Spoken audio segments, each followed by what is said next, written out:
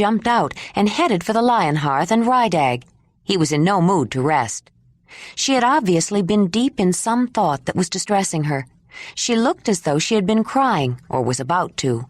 "You said," he began, trying to get her to talk and perhaps unburden herself. "Isa told you how to prepare the drink." "Yes." "And she told you how to prepare yourself. Do you have everything you need?" "It's necessary to purify myself. I don't have exactly the same things. It's a different season. But I can use other things to cleanse myself." "Your Mogur, your Kreb, he controlled the experience for you?" She hesitated. "Yes." "He must have been very powerful." "The cave bear was his totem. It chose him, gave him power." "In the ritual with the root, were others involved?" Ayla hung her head, then nodded. There was something she hadn't told him, Mamut thought, wondering if it was important. "Did they assist him in controlling it?" "No. Kreb's power was greater than all of them. I know. I felt it." "How did you feel it, Ayla? You never did tell me. I thought women of the clan were barred from participating in the deepest rituals." She looked down again. "They are," she mumbled. He lifted her chin. "Perhaps you should tell me about it, Ayla." She nodded. "Isa never did show me how to make it. She said it was too sacred to be wasted for practice, but she tried to tell me exactly how to do it. When we got to the clan gathering, the Mogurs didn't want me to make the drink for them. They said I was not clan." "Maybe they were right," Ayla added, putting her head down again. "But there was no one else." Was she pleading for understanding, Mamut wondered. "I think I made it too strong, or too much. They didn't finish it all. Later, after the Datura and the woman's dance, I found it. I was dizzy. All I could think of was that Isa said it was too sacred to be wasted. So I drank it. I don't remember what happened after that, and yet I'll never forget it. Somehow I found Kreb and the Mogurs, and he took me all the way back to the beginning of the memories. I remember breathing the warm water of the sea, burrowing in the loam. Clan and the others, we both come from the same beginnings. Did you know that?" "I'm not surprised," Mamut said, thinking how much he would have given for that experience. "But I was frightened, too, especially before Kreb found me and guided me. And since then, I'm not the same. Sometimes my dreams frighten me. I think he changed me." Mamut was nodding. "That could explain it," he said. "I wondered how you could do so much without training." "Kreb changed, too. For a long time, it wasn't the same between us. With me, he saw something he hadn't seen before. I heard him. I don't know how, but I heard him," Ayla said, as tears welled up. Mamut put his arms around her as she cried softly on his shoulder.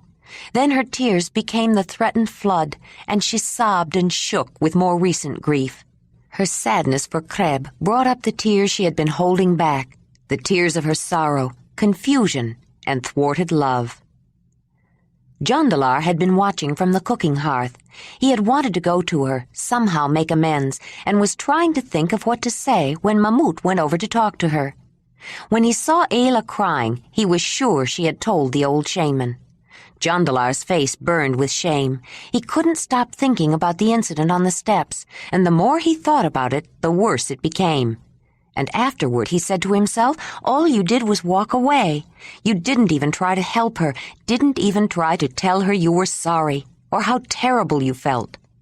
Jondalar hated himself and wanted to leave, to pack up everything and leave, and not face Ayla or Mamut or anyone again. But he had promised Mamut he would stay until after the spring festival. Mamut already must think I am contemptible, he thought. Would breaking a promise be that much worse? But it was more than his promise that held him. Mamut had said Ayla might be in danger, and no matter how much he hated himself, how much he wanted to run away, Jondalar could not leave Ayla to face that danger alone. "Do you feel better now?" Mamut said when she sat up and wiped her eyes. "Yes," she said. "And you were not harmed?" Ayla was surprised by his question. How did he know? "No, not at all. But he thinks so.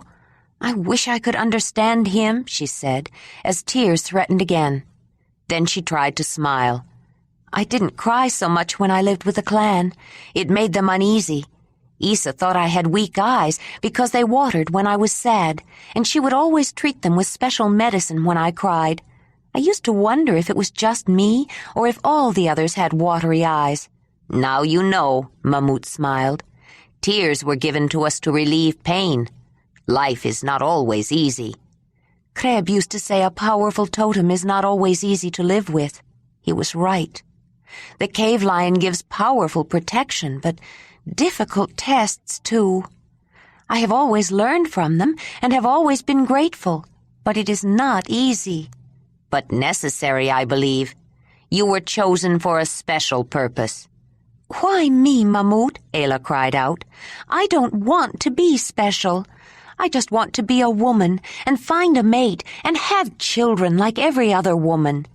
"You must be what you must be, Ayla. It is your fate, your destiny.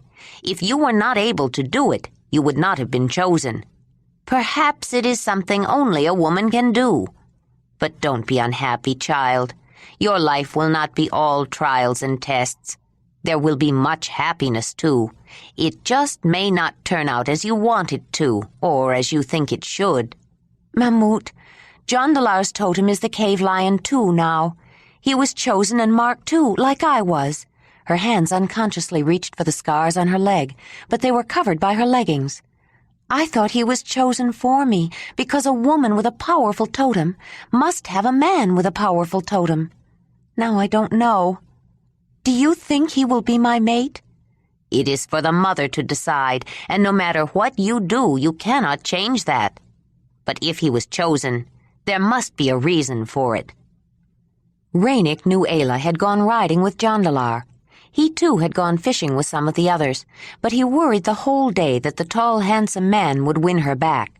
In Darnev's clothes, Jondalar was a striking figure, and the carver, with his well-developed aesthetic sensibility, was quite aware of the visitor's undeniably compelling quality, particularly for women. He was relieved to see they were still separated, and seemed to be as distant as ever. But when he asked her to come to his bed, she said she was tired. He smiled and told her to get some rest, glad to see that she was, at least, sleeping alone, if she wasn't going to sleep with him. Ayla was not so much tired as emotionally spent when she went to bed, and she lay awake for a long time thinking. She was glad Ranec hadn't been at the lodge when she and Jondalar returned, and grateful that he wasn't angry when she refused him. She still kept expecting anger and punishment for daring to be disobedient. But Ranec was not demanding, and his understanding almost changed her mind. She tried to sort out what had happened, and even more, her feelings about it. Why did Jondalar take her if he didn't want her? And why had he been so rough with her? He was almost like Braud. Then, why was she so ready for Jondalar? When Braud had forced her, it had been an ordeal. Was it love? Did she feel pleasures because she loved him? But Ranec made her feel pleasures, and she didn't love him. Or did she?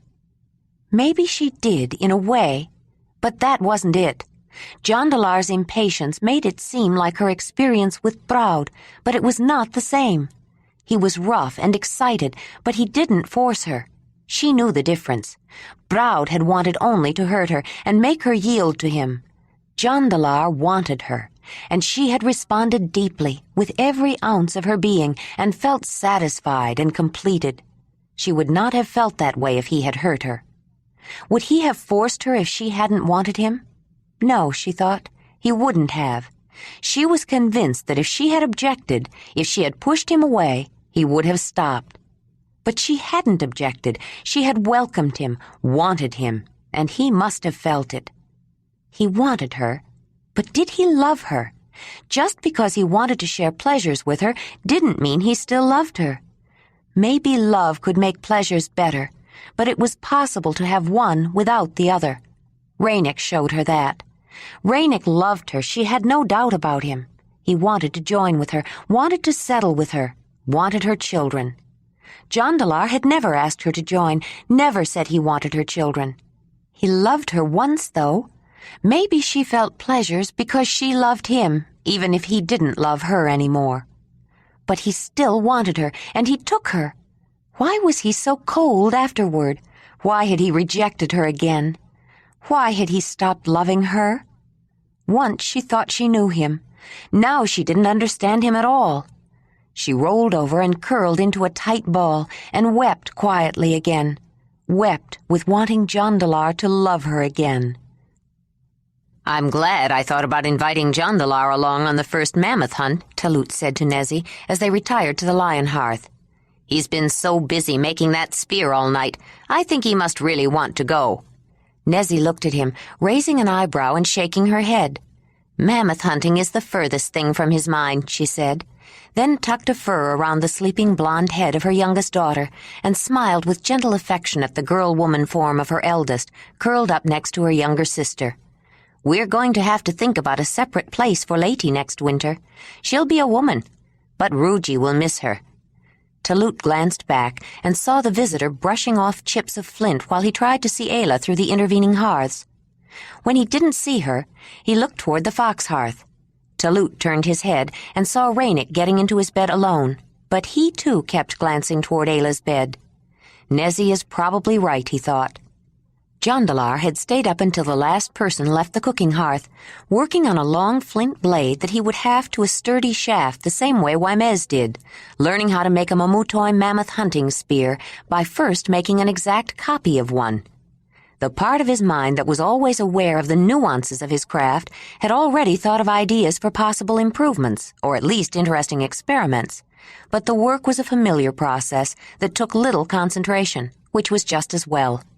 He couldn't think about anything but Ayla, and he was only using the work as a way to avoid company and conversation and be alone with his thoughts. He felt a great relief when he saw her going to bed alone earlier. He didn't think he could have borne it if she had gone to Ranec's bed. He carefully folded his new clothes, then got into new sleeping furs which were spread out on top of his old traveling roll. He folded his hands behind his head and stared up at the too familiar ceiling of the cooking hearth. He had lain awake studying it many nights. He still ached with remorse and shame, but not on this night with the burning ache of need, and as much as he hated himself for it, he remembered the pleasure of the afternoon. He thought about it, carefully recalling every moment, turning over every detail in his mind, slowly savoring now what he had not taken time to think about then. He was more relaxed than he had been since Ayla's adoption, and he slipped into a half-dozing, musing reverie. Had he imagined that she had been so willing? He must have. She could not have been that eager for him. Had she really responded with such feeling, reaching for him as though she had wanted him as much as he wanted her? He felt the pull in his loins as he thought of her again, of filling her, of her deep warmth embracing him fully. But the need was easier, more like a warm afterglow, not the driving, hurting pain that was a combination of repressed desire, powerful love, and burning jealousy. He thought about pleasuring her. He loved to pleasure her. And he started to get up to go to her again. It was only when he pushed back the cover and sat up, when he started to act on the urge brought on by his dreamy, intimate ruminations, that the consequences of the afternoon struck him. He couldn't go to her bed. Not ever. He could never touch her again. He had lost her.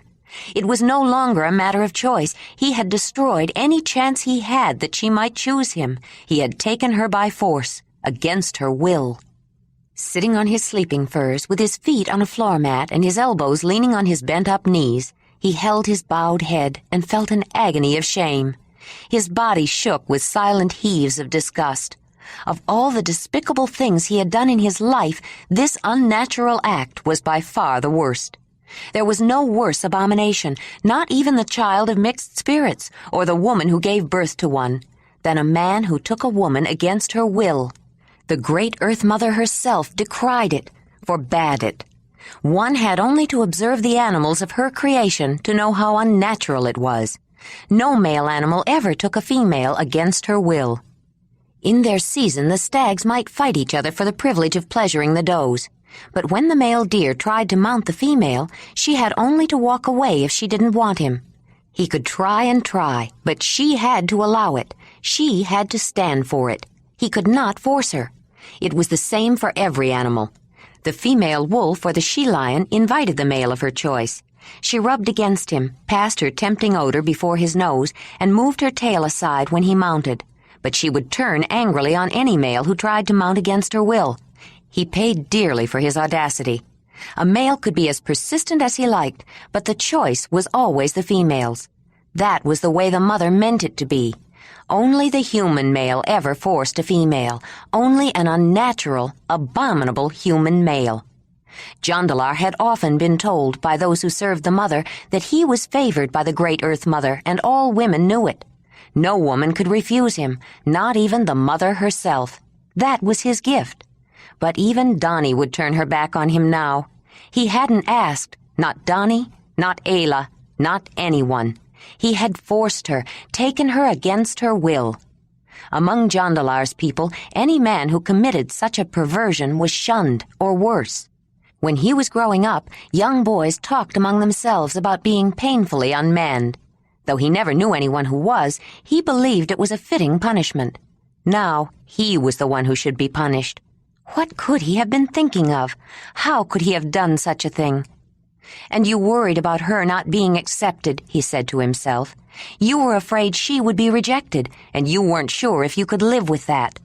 Who would be rejected now? What would they think of you if they knew, especially after what happened before?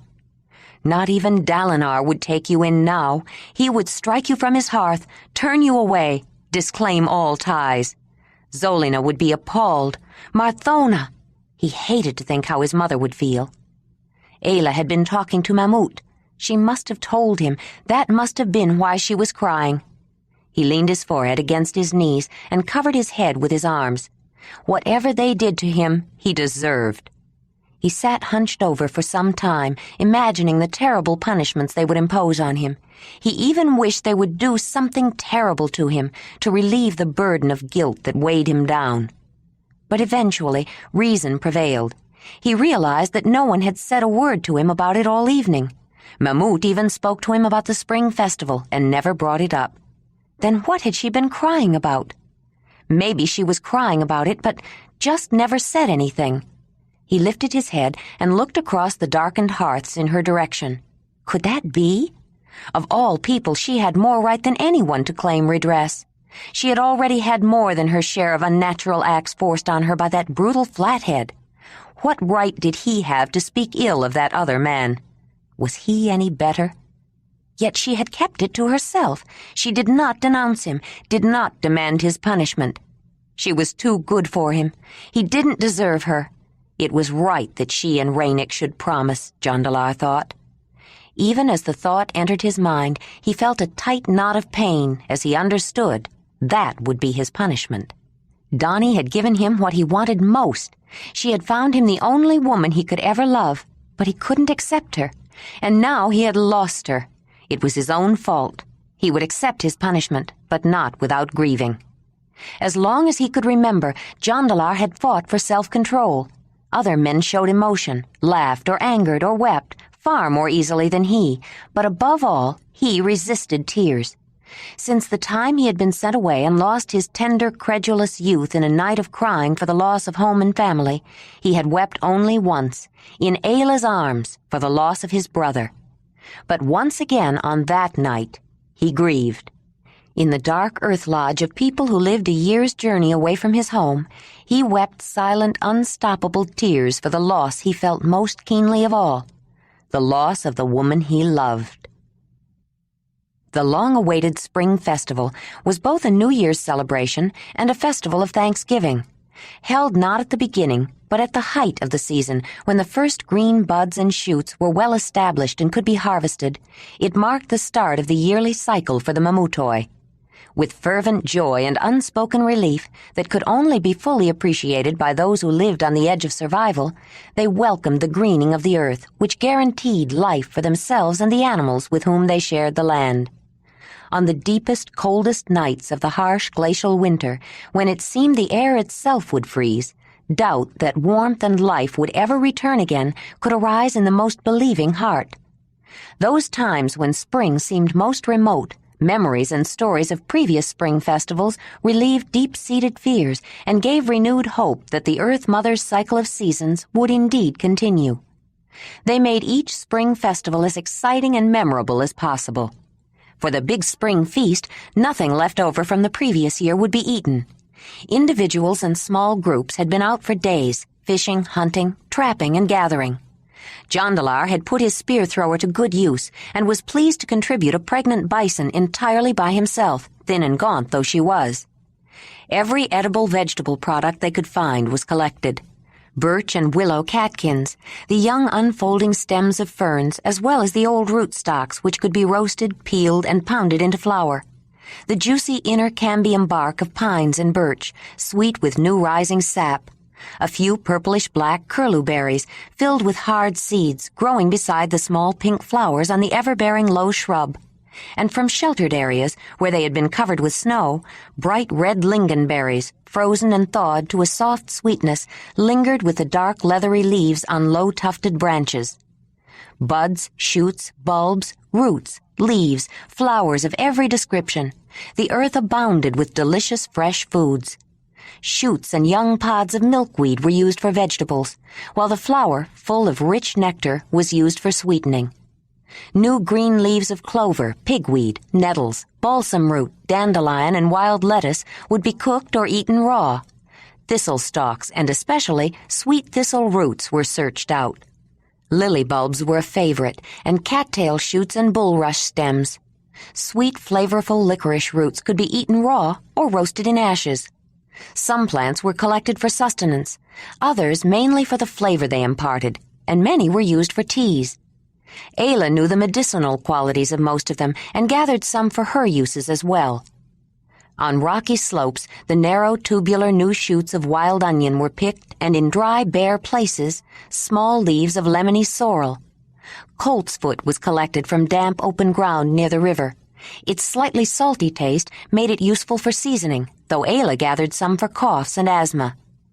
Garlicky-tasting ramson greens were picked for taste and flavor, as were tart juniper berries, peppery tiger lily bulbs, flavorful basil, sage, thyme, mint, linden, which grew as a prostrate shrub, and a variety of other herbs and greens. Some would be dried and stored, some used to season the recently caught fish and the various kinds of meats brought back for the feast. The fish were plentiful and favored at this time of year, since most of the animals were still lean from the ravages of winter. But fresh meat, including at least one symbolic spring-born young animal, this year a tender bison calf, was always included in the feast. To make a feast of only the fresh products of the earth showed that the Earth Mother was offering her full bounty again, that she would continue to provide for and nurture her children. With the foraging and collecting of foods for the feast, the anticipation of the spring festival had been building up for days. Even the horses could sense it. Ayla noticed they were nervous. In the morning she took them outside, some distance from the Earth Lodge, to curry and brush them. It was an activity that relaxed Whinney and Racer, and that relaxed her, and it gave her an excuse to get off by herself to think. She knew she should give Ranec an answer today. Tomorrow was the spring festival. Wolf was curled up nearby, watching her. He sniffed the air, lifted his head, and looked, and banged his tail against the ground, signaling the approach of someone friendly. Ayla turned and felt her face flush, and her heart pound. "I was hoping I'd find you alone, Ayla. I'd like to talk to you if you don't mind," Jondalar said, in a strangely subdued voice. "No, I don't mind," she said. He was shaved, his light hair pulled back neatly and tied at the nape of his neck, and he was wearing one of his new outfits from Thule. He looked so good to her. Handsome was the word Diji used. He almost took her breath away, and her voice caught in her throat. But it was more than his appearance that moved Ayla. Even when he was wearing Talut's hand-me-downs, he looked good to her. His presence filled the space around him and touched her as though he were a glowing ember that warmed her, even standing apart. It was a warmth that was not heat, but larger, more filling, and she wanted to touch that warmth, ached to feel it enfold her, and swayed toward him. But something in his eyes held her back, something ineffably sad that she had not seen there before. She stood quietly, waiting for him to speak. He closed his eyes for a moment, gathering his thoughts, not sure how to begin. "Do you remember when we were together in your valley? Before you could speak very well. You wanted to tell me something once that was important, but you didn't know the words for it. You began to speak to me in signs. I remember thinking your movements were beautiful, almost like a dance." She remembered only too well. She had been trying to tell him then what she wished she could tell him now, how she felt about him, how he filled her with a feeling that she still had no words for. Even to say she loved him was not enough. "I'm not sure there are words to say what I need to say. Sorry is just a sound that comes out of my mouth, but I don't know how else to say it. I'm sorry, Ayla, more than I can say.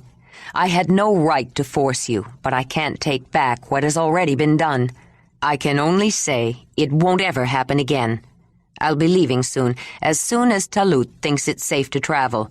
This is your home. People here care about you, love you. You are Ayla of the Mamutoi. I am Jondalar of the Zelendanyi. It's time for me to go home." Ayla couldn't speak. She looked down, trying to hide the tears she couldn't hold back, then turned around and began to rub down Whinney, unable to look at Jondalar. He was leaving. He was going home, and he hadn't asked her to go with him. He didn't want her. He didn't love her. She swallowed her sobs as she rubbed the brush over the horse. Not since she'd lived with a clan had she fought so hard to hold back tears, struggled not to show them.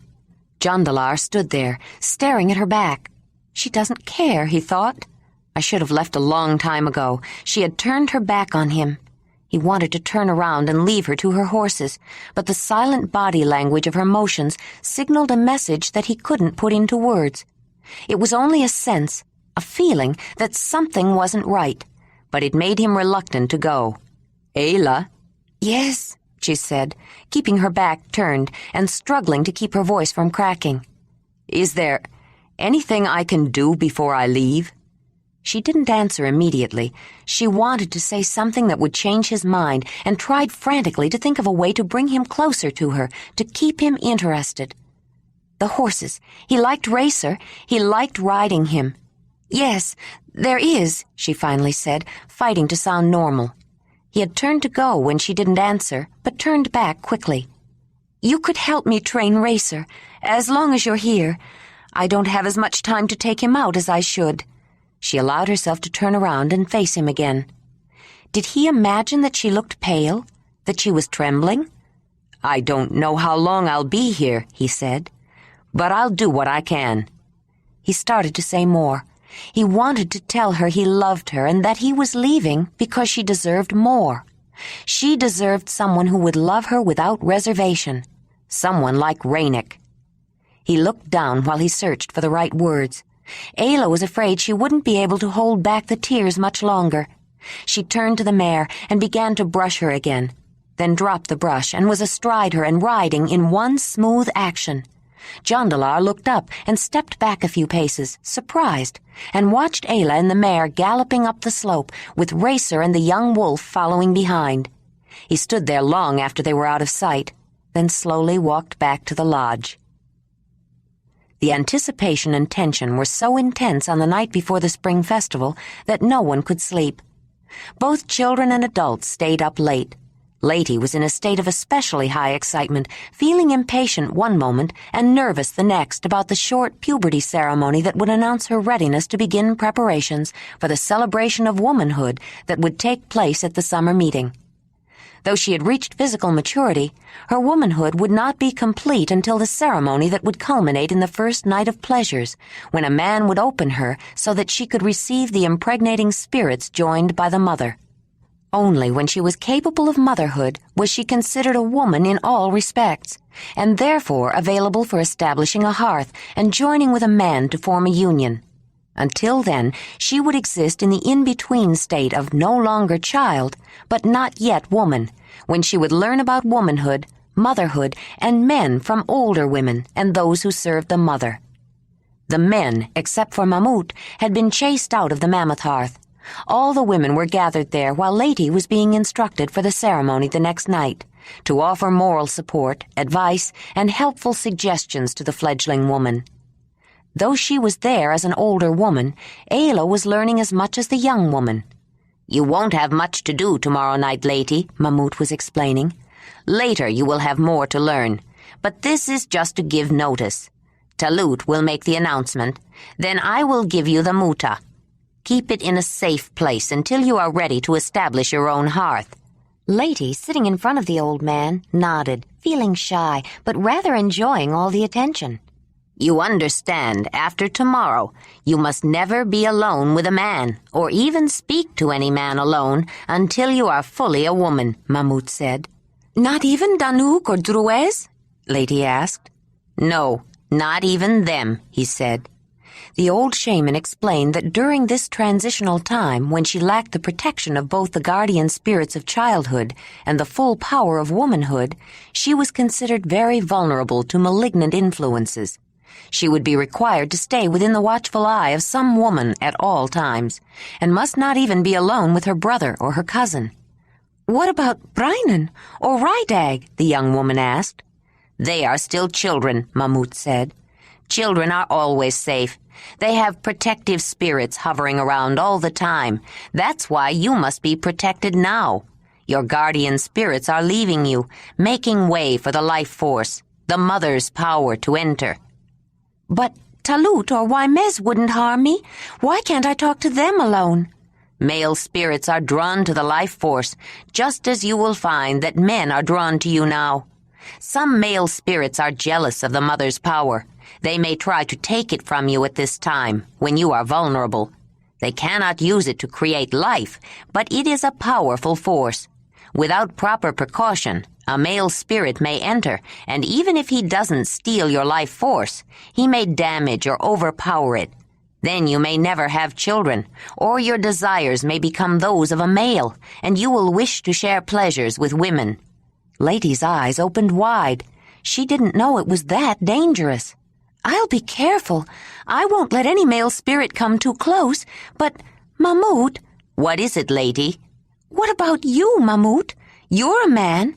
Several women giggled, and Lady blushed. Maybe it was a stupid question. "I would have asked the same question," Ayla remarked. Lady gave her a grateful look. "It is a good question," Mamut said. "I am a man, but I also serve her. It would probably be safe to talk to me any time. And, of course, for certain rituals when I am acting as one who serves, you will have to speak to me alone, lady. But I think it would still be a good idea not to come just to visit me or to speak to me, unless another woman is with you." Lady nodded, frowning seriously, beginning to feel the responsibility of establishing a new relationship with people she had known and loved all her life. "What happens when a male spirit steals the life force?" Ayla asked, very curious about these interesting beliefs of the Mamutoi that were somewhat similar, yet very different from the traditions of the clan. "Then you have a powerful shaman," Tuli said. "Or an evil one," Crozy added. "Is that true, Mamut?" Ayla asked. Lady looked surprised and puzzled, and even Diji, Troni, and Fraley turned to Mamut with interest.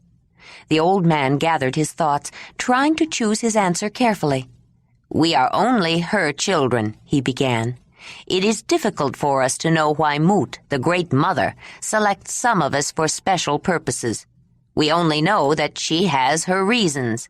Perhaps there are times when she has need for someone of exceptional power. Some people may be born with certain gifts.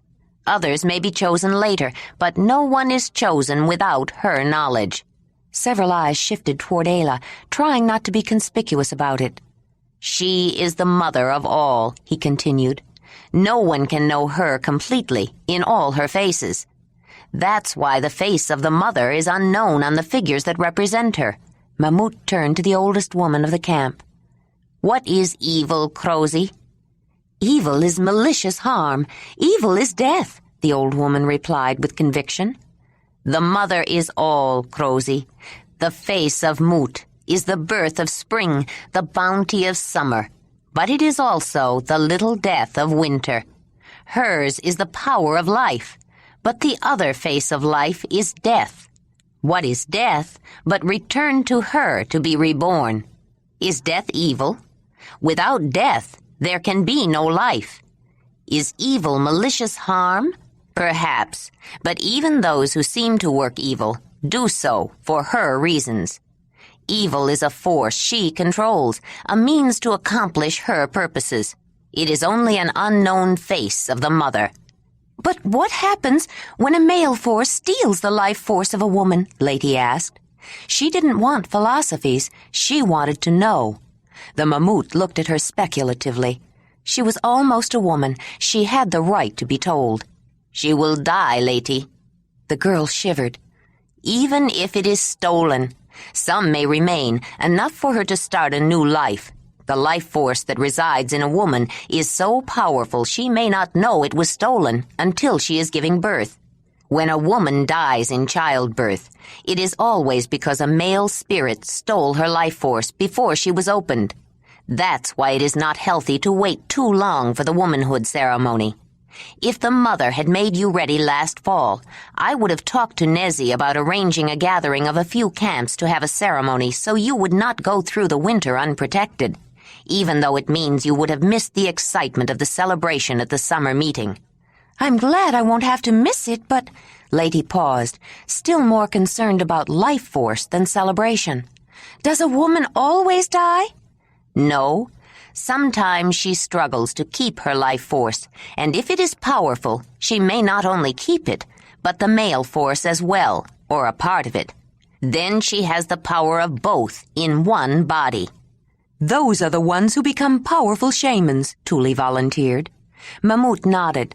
Often that is true. In order to learn how to use the power of both female and male, many people turn to the Mammoth Hearth for guidance, and many of those are called to serve her. They are often very good healers or travelers in the mother's underworld. What about the male spirit that does steal the life force? Fraley asked, putting her new baby over her shoulder and patting gently. She knew it was a question her mother wanted to ask. That's the one who is evil, Crosy said. No, Mamut said, shaking his head. That is not true. The male force is just attracted to a woman's life force. It cannot help itself, and men don't usually know that their male force has taken a young woman's life force until they discover they are not attracted to women, but prefer the company of other men. Young men are vulnerable then. They don't want to be different. They don't want anyone to know their male spirit may have harmed some woman. They often feel great shame, and rather than come to the Mammoth Hearth, they try to hide it. But there are evil ones among them with great power, Crosy said, power to destroy an entire camp. The force of male and female in one body is very powerful.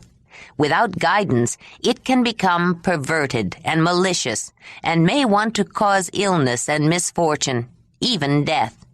Even without such power, a person wishing misfortune on another can cause it to happen. With it, the results are almost inevitable. But with proper guidance, a man with both forces can become just as powerful a shaman as a woman with both forces, and is often more careful to use it only for good. What if a person like that doesn't want to be a shaman? Ayla asked. She may have been born with her gifts, but she still had feelings of being pushed into something she wasn't sure she wanted. They don't have to, Mamut said, but it's easier for them to find companionship, others like themselves, from among those who serve the mother. Do you remember those Sungaya travelers we met many years ago, Mamut? Nezzy asked. I was young then, but wasn't there some confusion about one of their hearths? Yes, I remember now that you mention it. We were just returning from the summer meeting, several camps still traveling together when we met them. No one was quite sure what to expect. There had been some raiding, but finally we had a friendship fire with them. Some Mamutoi women got upset because one Sungaya man wanted to join them in their mother's place. It took a lot of explaining to make it understood that the hearth, which we thought consisted of one woman and her two co-mates, was really one man and his two co-mates, except that one of them was a woman and one of them was a man. The Sungaya referred to him as she. He was bearded, but dressed in women's clothes, and though he had no breasts, he was mother to one of the children. He certainly acted like the child's mother. I'm not sure if the child had been given to him by the woman of that hearth or by another woman, but I was told that he experienced all the symptoms of pregnancy and the pain of delivery. He must have wanted to be a woman very much, Nezzy commented. Maybe he didn't steal some woman's life force. Maybe he was born in the wrong body. That can happen, too. But did he have stomach aches every moontime? DG asked. There's the test of a woman. Everyone laughed. Do you have moontime stomach aches, DG? I can give you something to help if you want, Ayla said. I may ask next time. Once you have a child, it won't be so bad, DG, Trony said. And when you're carrying, you don't have to worry about absorbent packing and disposing of it properly, Fraley said. But you do look forward to having them, she added, smiling at the sleeping face of her small but healthy daughter and wiping away a dribble of milk from the corner of her mouth. She looked up at Ayla, suddenly curious. What did you use when you were younger? Soft leather straps. They work well, especially if you need to travel. But sometimes I folded them over, or stuffed them with mouflon wool or fur, or even bird down. Sometimes soft fluff from plants crushed together. Never with dried mammoth dung before, but it works too. Mamut had the ability to efface his presence and fade in the background when he chose, so that the women forgot he was there and spoke freely in a way they would never have done if another man had been there. Ayla was aware of him, however, and observed him quietly observing them. Finally, when the conversation slowed down, he spoke to Lady again. Sometime soon, you will want to find a place for your personal communion with Moot. Pay attention to your dreams. They will help you find the right place. Before you visit your personal shrine, you will have to fast and purify yourself. Always acknowledge the 4 directions and the underworld and sky, and make offerings and sacrifices to her, particularly if you want her help or a blessing from her. It's especially important when the time comes that you want to have a child, Lady, or when you learn you are going to have one. Then you must go to your personal shrine and burn a sacrifice to her, a gift that will go up to her in the smoke. How will I know what to give her? Lady asked. It could be something you find, or something you make. You will know if it feels right. You will always know. When you want a special man, you can ask her too, DG said, with a conspiratorial smile. I can't tell you how many times I asked for Ranec. Ayla glanced at DG and resolved to find out more about personal shrines. There is so much to learn, Lady said. Your mother can help you, and Tuli too, Mamut said. Nezzy has asked me, and I've agreed to be a watching woman this year, Lady, Tuli mentioned. Oh, Tuli, I'm so glad, Lady said. Then I won't feel so alone. Well, the head woman said, smiling at the girl's eager welcome, it's not every year that the lion camp has a new woman. Lady frowned with concentration, then asked in a soft voice, Tuli, what is it like? In the tent, I mean, that night. Tuli looked at Nezzy and smiled. Are you a little worried about it? Yes, a little. Don't worry. It will all be explained to you. You'll know what to expect. Is it anything like the way Druez and I played when we were children? He would bounce on me so hard, I think he was trying to be Talut.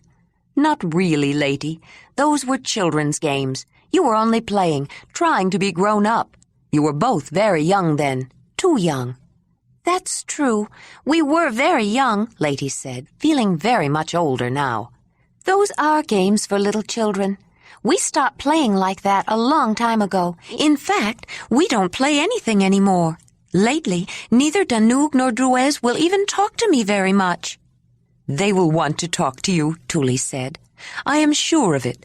But remember, you must not talk to them very much now, and not ever be alone with them.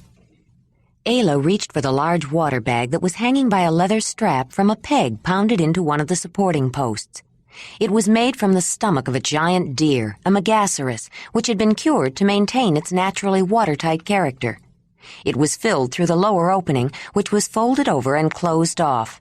A short piece of a foreleg bone with a natural hollow in the middle had been grooved all the way around near one end. To form a pouring spout, the skin of the opening of the deer's stomach was tied to the bone by wrapping a cord tightly around it at the groove. Ayla pulled out the stopper, a thin strip of leather that had been passed up through the hollow and knotted in one place several times, poured water into the watertight basket she used for making her special morning tea, and pushed the leather knot back into the pouring spout to close it off. The red-hot cooking stone sputtered as she dropped it into the water. She stirred it around a few times to draw off as much heat from the stone as possible, then fished it out with 2 flat sticks and put it back in the fire. With the damp sticks, she picked up another hot stone and dropped it into the water. When the water was simmering, she dropped in a measured amount of a mixture of dried leaves, roots, and particularly the fine vine-like stems of golden thread, and left it to steep.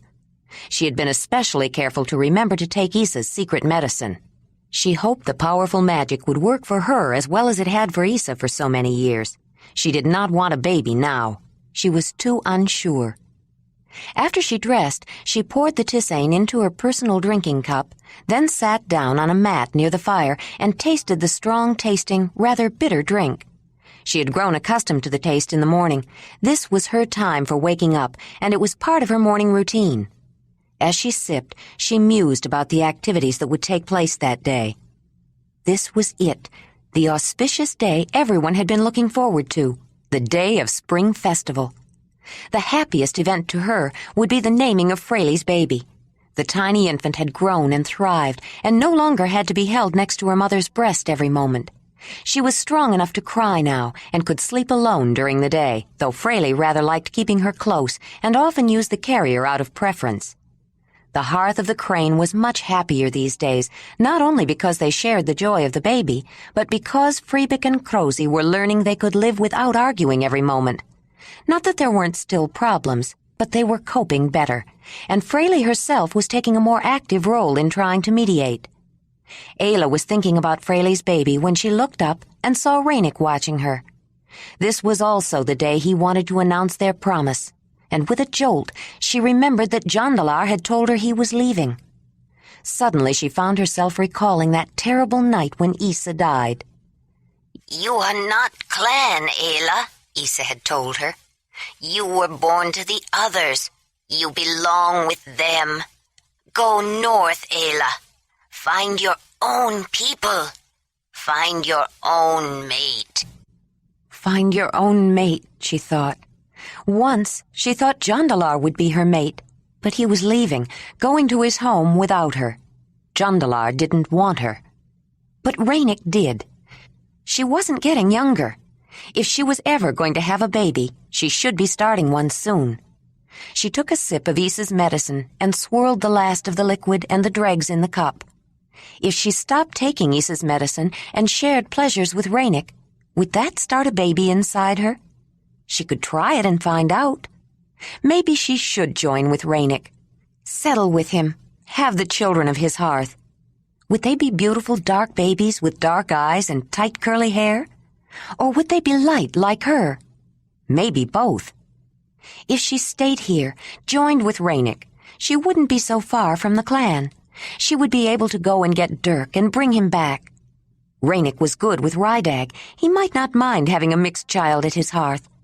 Maybe she could formally adopt Dirk, make him a Mamutoi. The thought that it might really be possible to get her son filled her with longing. Maybe it was just as well that Jondalar was leaving without her. If she left with him, she would never see her son again. But if he left without her, she would never see Jondalar again.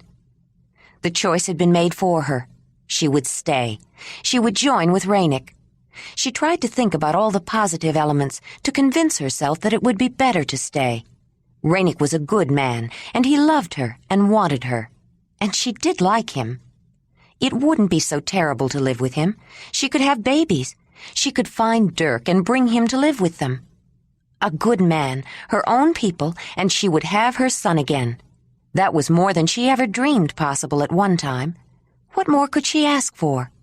Yes, what more, if Jondalar was leaving? I'll tell him, she thought. I'll tell Ranec he can announce our promise today. But as she got up and walked toward the hearth of the fox, her mind was filled with only one thought. Jondalar was leaving without her. She would never see Jondalar again. Even as the realization came to her, she felt the crushing weight and closed her eyes to fight back her grief. "Talut! Nezi!" Ranec ran out of the lodge looking for the headman and his adoptive mother. When he saw them, he was so excited he could hardly speak. "She agreed! Ayla agreed! The promise! We're going to do it! Ayla and me!" He didn't even see Jondalar, and if he had, it wouldn't have mattered. Ranec couldn't think of anything except that the woman he loved, the woman he wanted more than anyone in the world, had agreed to be his. But Nezi saw Jondalar, saw him blanch, saw him grab the curved mammoth tusk of the archway for support, and saw the pain on his face. Finally, he let go and walked down toward the river, and a fleeting worry crossed her thoughts. The river was swollen and full. It would be easy to swim out and get swept away.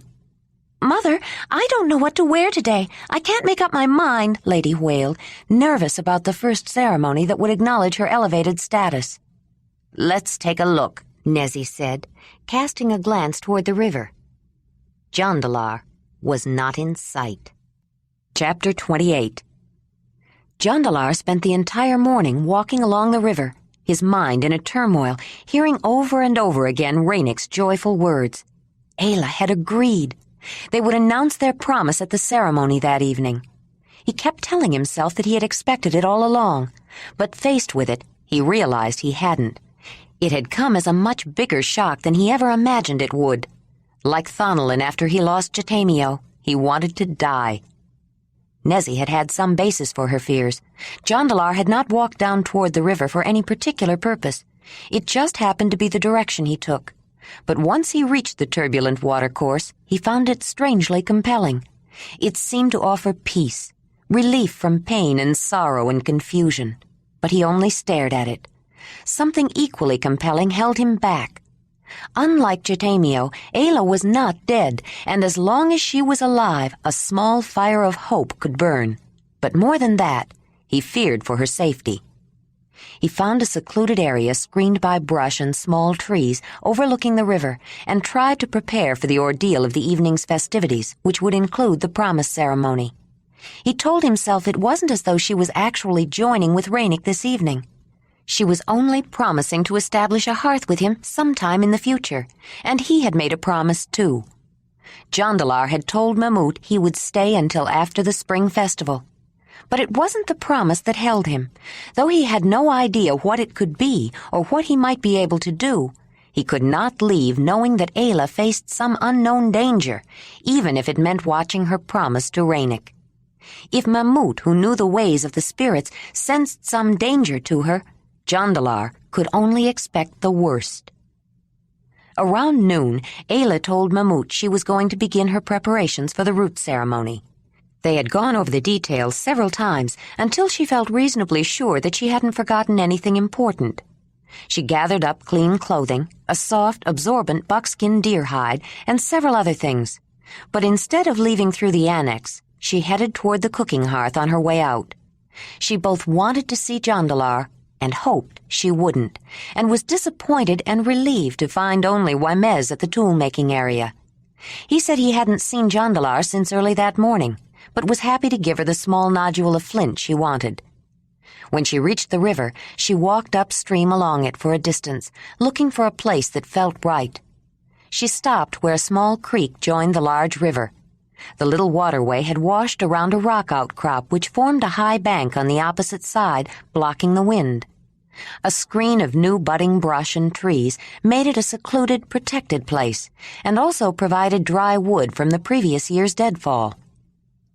Jondalar watched the river from his secluded vantage point, but he was so introspective he didn't really see the wild, muddy, rushing water. He hadn't even been aware of the changing shadows as the sun climbed higher in the sky, and was startled when he heard someone approaching. He was in no mood for conversation, for trying to be pleasant and friendly on this day of celebration for the Mamutoi, and quickly slipped behind some brush to wait, unnoticed, until the person passed by. When he saw Ayla coming, and then obviously deciding to stay, he was at a loss. He thought about slipping away quietly, but Ayla was too good a hunter. She would hear him, he was sure. Then he thought about just coming out of the bushes, making some excuse about relieving himself and going on his way. But he did neither. Trying to remain as unobtrusive as possible, he stayed hidden and watched. He couldn't help himself. He couldn't even make himself look away, even though he soon realized she was preparing herself for the coming ritual, thinking she was alone. At first, he was just overwhelmed by her presence. Then he became fascinated. It was as though he had to watch. Ayla quickly started a fire with a firestone and a piece of flint and put in cooking stones to heat. She wanted to make her purification ritual as close as possible to the way it was done in the clan, but some changes could not be helped. She had considered making fire in the clan way by twirling a dry stick between her palms against a flat piece of wood until it created a hot ember. But in the clan, women were not supposed to carry fire or to make it for ritual purposes in any case, and she decided if she was going to break with tradition enough to make her own fire, she might as well use her firestone. Women were, however, allowed to make knives and other stone tools, so long as the tools weren't used for hunting weapons or to make them. She had decided she needed a new amulet pouch. The decorated Mamutoi bag she now used would not be appropriate for a clan ritual. To make a proper clan amulet pouch, she felt she needed a clan knife, which was why she had asked Whinney for an unbroken nodule of flint.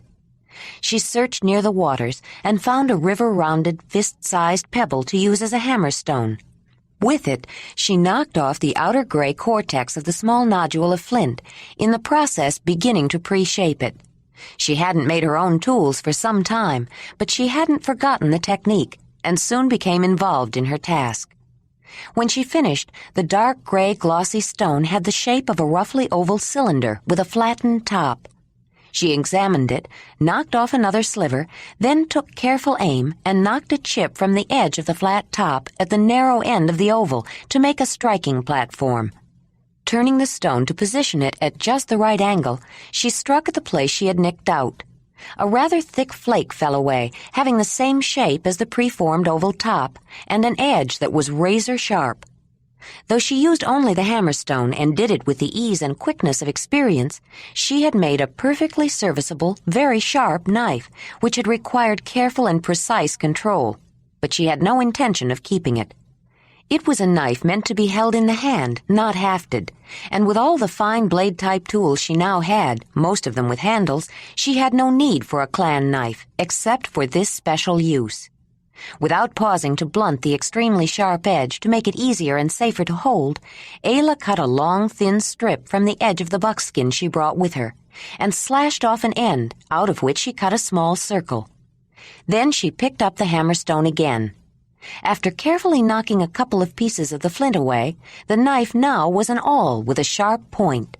She used it to poke holes all the way around the circle of leather, and then threaded the leather lace through them. She removed the decorated pouch from around her neck, undid the knot, and poured her sacred objects, the signs from her totem, into her hand. She studied them for a moment, then clutched them to her breast before putting them into the new, simpler, clan-style pouch and pulling the lace tight. She had made a decision to stay with the Mamutoi and join with Ranec, but somehow she didn't expect to find a sign from her cave lion confirming that it was the right decision. With the amulet finished, she went to the creek and dipped water into the cooking basket and added the hot stones from the fire. It was too early in the year to find lathering soap root, and the countryside was too open for horsetail fern, which grew in shady, damp places. She had to find alternatives to the traditional clan cleansing agents. After putting the sweet-smelling, lather-producing dried calanthus flowers into the hot water, she added fronds of wood fern and a few columbine flowers she had picked on her way, and then budding birch twigs for the smell of wintergreen, and put the container aside. It had taken long and hard thought to decide what to use to replace the flea and lice-killing insecticide made from the equacetic acid she would have extracted from an infusion from the fern. As it turned out, Nezzy inadvertently told her. She undressed quickly, then picked up 2 tightly woven containers of liquid and headed for the river. One contained the pleasantly aromatic mixture she had just made. The other held stale urine. Jondalar had asked her to show him clan techniques for napping flint once before, and he had been impressed, but he was fascinated to watch her working in her imagined privacy with such calm assurance and skill. She worked without bone hammers or punches, but she manufactured the tools she wanted quickly, making it seem effortless. But he wondered if he could do as well using only a hammerstone. He knew it took tremendous control, yet she had told him the clan toolmaker she had learned from was far better than she. His estimation of flathead tool-making skills suddenly increased. She made the leather pouch quickly, too. The simple pouch was little more than serviceable, but the construction was ingenious in its way. It wasn't until he watched her handle the objects in her pouch and noticed the way she held them that he became aware of a melancholy air about her, an aura of sadness and grief. She should be full of joy, yet she seemed unhappy. He must be imagining it. His breath caught in his throat when she began to undress, and the sight of her full, ripe beauty made him want her with a need that almost overpowered him. But the thought of his unspeakable actions the last time he wanted her kept him away. She had taken to wearing braids again during the winter in a style similar to Digi's, and as she unloosened her long hair, he remembered the first time he had seen her unclothed in the heat of the summer in her valley, golden and beautiful and wet after a swim. He told himself not to look, and he had an opportunity to slip away when she entered the river. But if his life had depended upon it, he could not have moved. Ayla started her cleansing process with stale urine. The ammoniacal fluid was harsh and smelled strong, but it dissolved oils and grease on her skin and in her hair, and it killed any lice or fleas she might have picked up. It even tended to lighten the hair. The waters of the river, still full of glacial melt, were icy cold, but the shock was invigorating, and the churning of the silty, gritty river, even at the calmer edge, scoured away dirt and oils, along with a sharp smell of ammonia. Her body was pink from the cleansing and the cold water, and she shivered when she got out. But the sweet-scented mixture was still warm and lathered into saponin-rich, slippery suds when she rubbed it all over her body and into her hair. This time, she headed for a pool near the mouth of the creek that held water less muddy than the river to rinse. When she emerged, she wrapped the soft buckskin around her to dry off while she worked out the tangles in her hair with her stiff brush and an ivory hairpin. It felt good to be fresh and clean. Though he ached to join her and hungered to pleasure her, Jondalar felt a certain satisfaction just filling his sight with her. It was more than seeing her lush body, rich with womanly curves, yet firm and shapely with the flat, hard muscles that implied strength. He enjoyed watching her, seeing her naturally graceful movements, seeing her work with the ease of experience and practiced skill. When making fire or the tool she wanted, she knew exactly how to proceed and wasted no motions. Jondalar had always admired her ability and expertise, her intelligence. It was part of her appeal to him. Among all the other emotions, he had missed being with her, and just watching her fulfilled a need to be near her. Ayla was nearly dressed when the yip-yip of the young wolf made her look up and smile. "Wolf, what are you doing here? Did you run away from Ranec?" she said, as the puppy jumped up on her in greeting, pleased and excited to have found her. Then he began sniffing around the area while she gathered up her things. "Well, now that you've found me, we can go back. Come on, Wolf, let's go. What are you after in those bushes?" "Jondalar!" Ayla was stunned beyond words when she discovered what the young wolf had been after, and Jondalar was too embarrassed to speak. Yet their eyes held and spoke more than words could say. But they would not believe what they saw. Finally, Jondalar attempted to explain. "I was, walking by and, He gave up, not even trying to finish his lame attempt at an excuse, turned and walked quickly away. Ayla followed him back toward the camp more slowly, trudging up the slope toward the earth lodge. Jondalar's behavior confused her. She wasn't sure how long he had been there, but she knew he had been watching her and wondered why he had been hiding from her. she didn't know what to think, but as she went into the lodge through the annex to the Mammoth Hearth to find Mamut so he could complete her preparations, she remembered the way Jondalar had looked at her. Jondalar did not return to the camp immediately. He wasn't sure he could face her or anyone just then. When he neared the path from the river up to the lodge, he turned around and walked back, and soon found himself at the same secluded spot. He walked to the remains of the little fire, kneeled down and felt the slight heat with his hand, and half closed his eyes, remembering the scene he had secretly watched. When he opened his eyes, he spied the flint core she had left behind and picked it up to examine it. Then he saw the chips and flakes she had struck off and fit some of them back on to study the process more closely. Near scraps of leather, he saw the awl. He picked it up and looked it over. It wasn't made in the style he was accustomed to.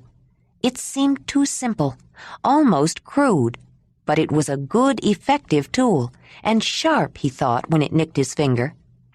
The tool she had made reminded him of Ayla, seemed in its way to represent the enigma of her, the apparent contradictions. Her innocent candor shrouded in mystery, her simplicity steeped in ancient knowledge, her honest naivete surrounded by the depth and wealth of her experience. He decided to keep it, to remind himself of her always, and wrapped the sharp tool in the leather scraps to take it with him. The feast was eaten in the warmth of the afternoon, inside at the cooking hearth, but with the archway drapes, even those of the new annex, thrown back and tied open to allow fresh air and easy access. Many of the festivities were conducted outside, particularly games and competitions. Wrestling seemed to be a favored spring sport, and singing and dancing. Gifts were exchanged to wish luck, happiness, and goodwill in emulation of the great Earth Mother, who was again bringing life and warmth to the land to show their appreciation of the gifts of the earth she bestowed on them.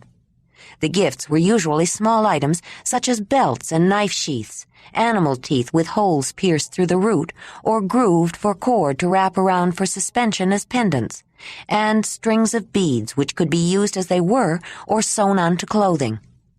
This year the new thread puller was a favorite gift to give and receive, along with needle cases, little tubes of ivory or hollow bones of birds in which to hold them.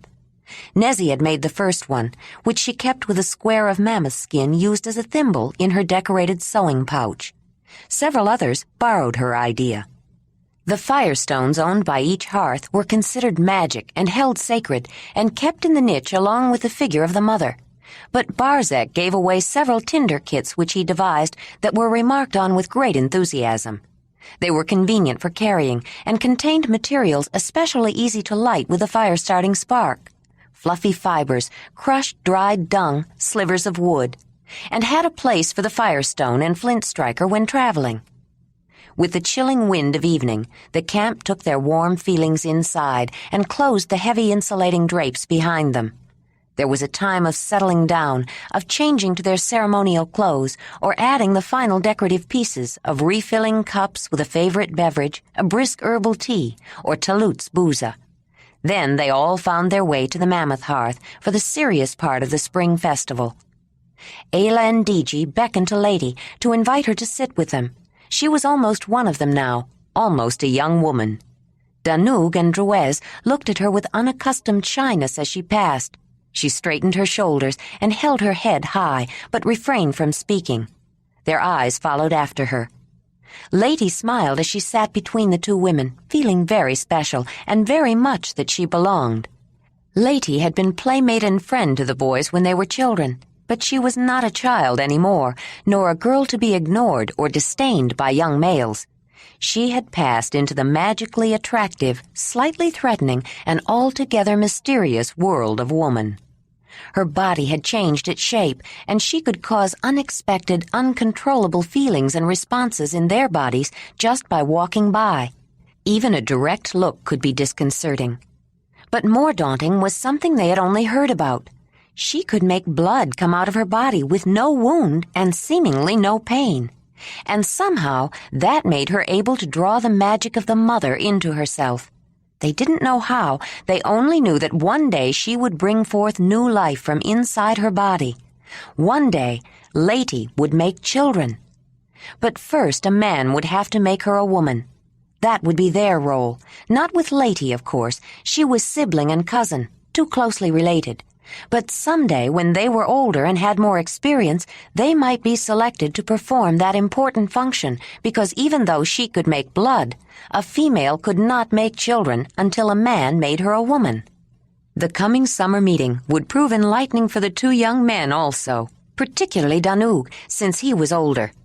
They were never pushed, but when they were ready, there would be women who had dedicated themselves to honor the mother for a season, who would make themselves available to young men, to give them experience, and to teach them the ways and the mysterious joys of women. Tuli walked to the center of the group, holding up and shaking the speaking staff, and waited for the people to quiet down. When she had everyone's attention, she gave the decorated ivory shaft to Talut, who was in full regalia, including his mammoth tusk headpiece. Mamut appeared, dressed in an ornately decorated white leather cape. He held a cunningly fashioned shaft of wood that seemed to be a single piece, except that one end was a dry, bare, dead branch, and the other end bursting with green buds and small new leaves. He gave it to Tuli. As head woman, the spring festival was hers to open. Spring was the woman's time of year, the time of birth and new life, the time of new beginnings.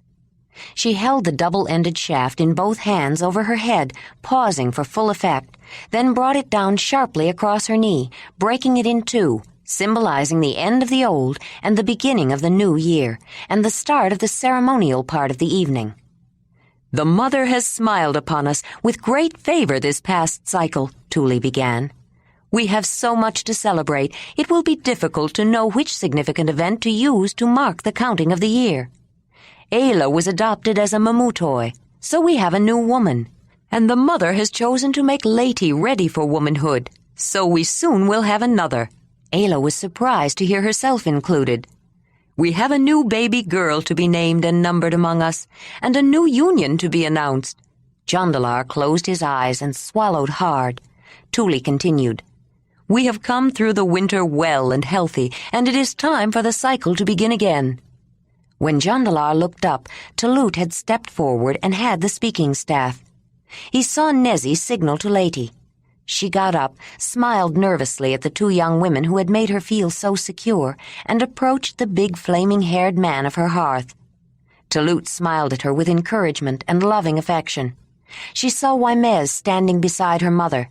His smile, though less infectious, was just as full of pride and love for his sister's daughter and his heir, who would soon be a woman. It was an important moment for them all. "I am very proud to give notice that Lady, the first daughter of the Lionhearth, has been made ready to become a woman," Talut said, "and to announce that she will be included in the celebration of womanhood at the meeting this summer." Mamut stepped toward her and handed her an object. "This is your muta, Lady," he said. "With this as a place for the mother to reside, you can establish a hearth of your own someday. Keep it in a safe place." Lady took the carved ivory object and went back to her place and was delighted to show her muta to those nearby. Ayla was interested. She knew it had been made by Ranec because she had one like it, and recalling the words that had been spoken, she began to realize why he had given it to her. She needed a muta to establish a hearth with him. "Ranec must be trying to work out something new," Diji commented, seeing the bird woman figure. "I haven't seen one like this before. It's very unusual. I'm not sure if I understand it. Mine looks more like a woman." "He gave me one like Lady's," Ayla said. "I thought of it as both a woman and a bird, depending upon how you look at it." Ayla took Lady's muta and showed it from different angles and perspectives. "He said he wanted it to represent the mother in her spiritual form." "Yes, I can see it now that you showed me," Diji said. She gave the little figure back to Lady, who cradled it carefully in her hands. "I like it. It's not like everyone else's, and it means something special," Lady said, glad that Ranec gave her a muta that was unique. Even though he had never lived at the Lionhearth, Ranec was her brother too, but he was so much older than Danug that he felt more like an uncle than a brother. She didn't always understand him, but she looked up to him and knew that he was esteemed by all the Mamutoi as a carver. She would have been happy with any muta made by him, but she was pleased that he had chosen to give her one like Ayla's. He would only give a carving that he considered his best to Ayla.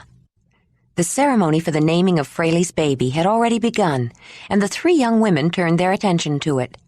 Ayla recognized the ivory plaque incised with cut marks that Talut was holding up, and felt a moment of concern, remembering her adoption. But the ceremony was obviously one that was quite common. Mamut must know what to do. As she watched Fraley present her infant to the shaman and the headman of the lion camp, Ayla suddenly remembered another naming ceremony. It had been spring then, she recalled, only she had been the mother, and she had presented her baby fearfully, expecting the worst. She heard Mamut say, "What name have you chosen for this child?" And she heard Fraley reply, "She is to be called Bekti." But in her mind, Ayla heard Kreb say, "Dirk. The boy's name is Dirk." Tears were in her eyes as she felt her gratitude and her relief when Brun accepted her son and Kreb named him. She looked up and noticed Rydag, who was sitting in the midst of several children with Wolf on his lap, watching her with the same large, brown, ancient eyes that reminded her so much of Dirk. She felt a sudden longing to see her son again, but then was struck with a realization. Dirk was mixed, like Rydag, but he had been born to the clan, named and accepted by the clan, raised by the clan. Her son was clan, and she was dead to the clan. She shuddered and tried to dispel the thoughts. The sound of an infant's shocked howl snapped Ayla's attention back to the ceremony. The baby's arm had been nicked with a sharp knife and a mark cut into the ivory plaque. Bekti had been named and numbered among the Mamutoi.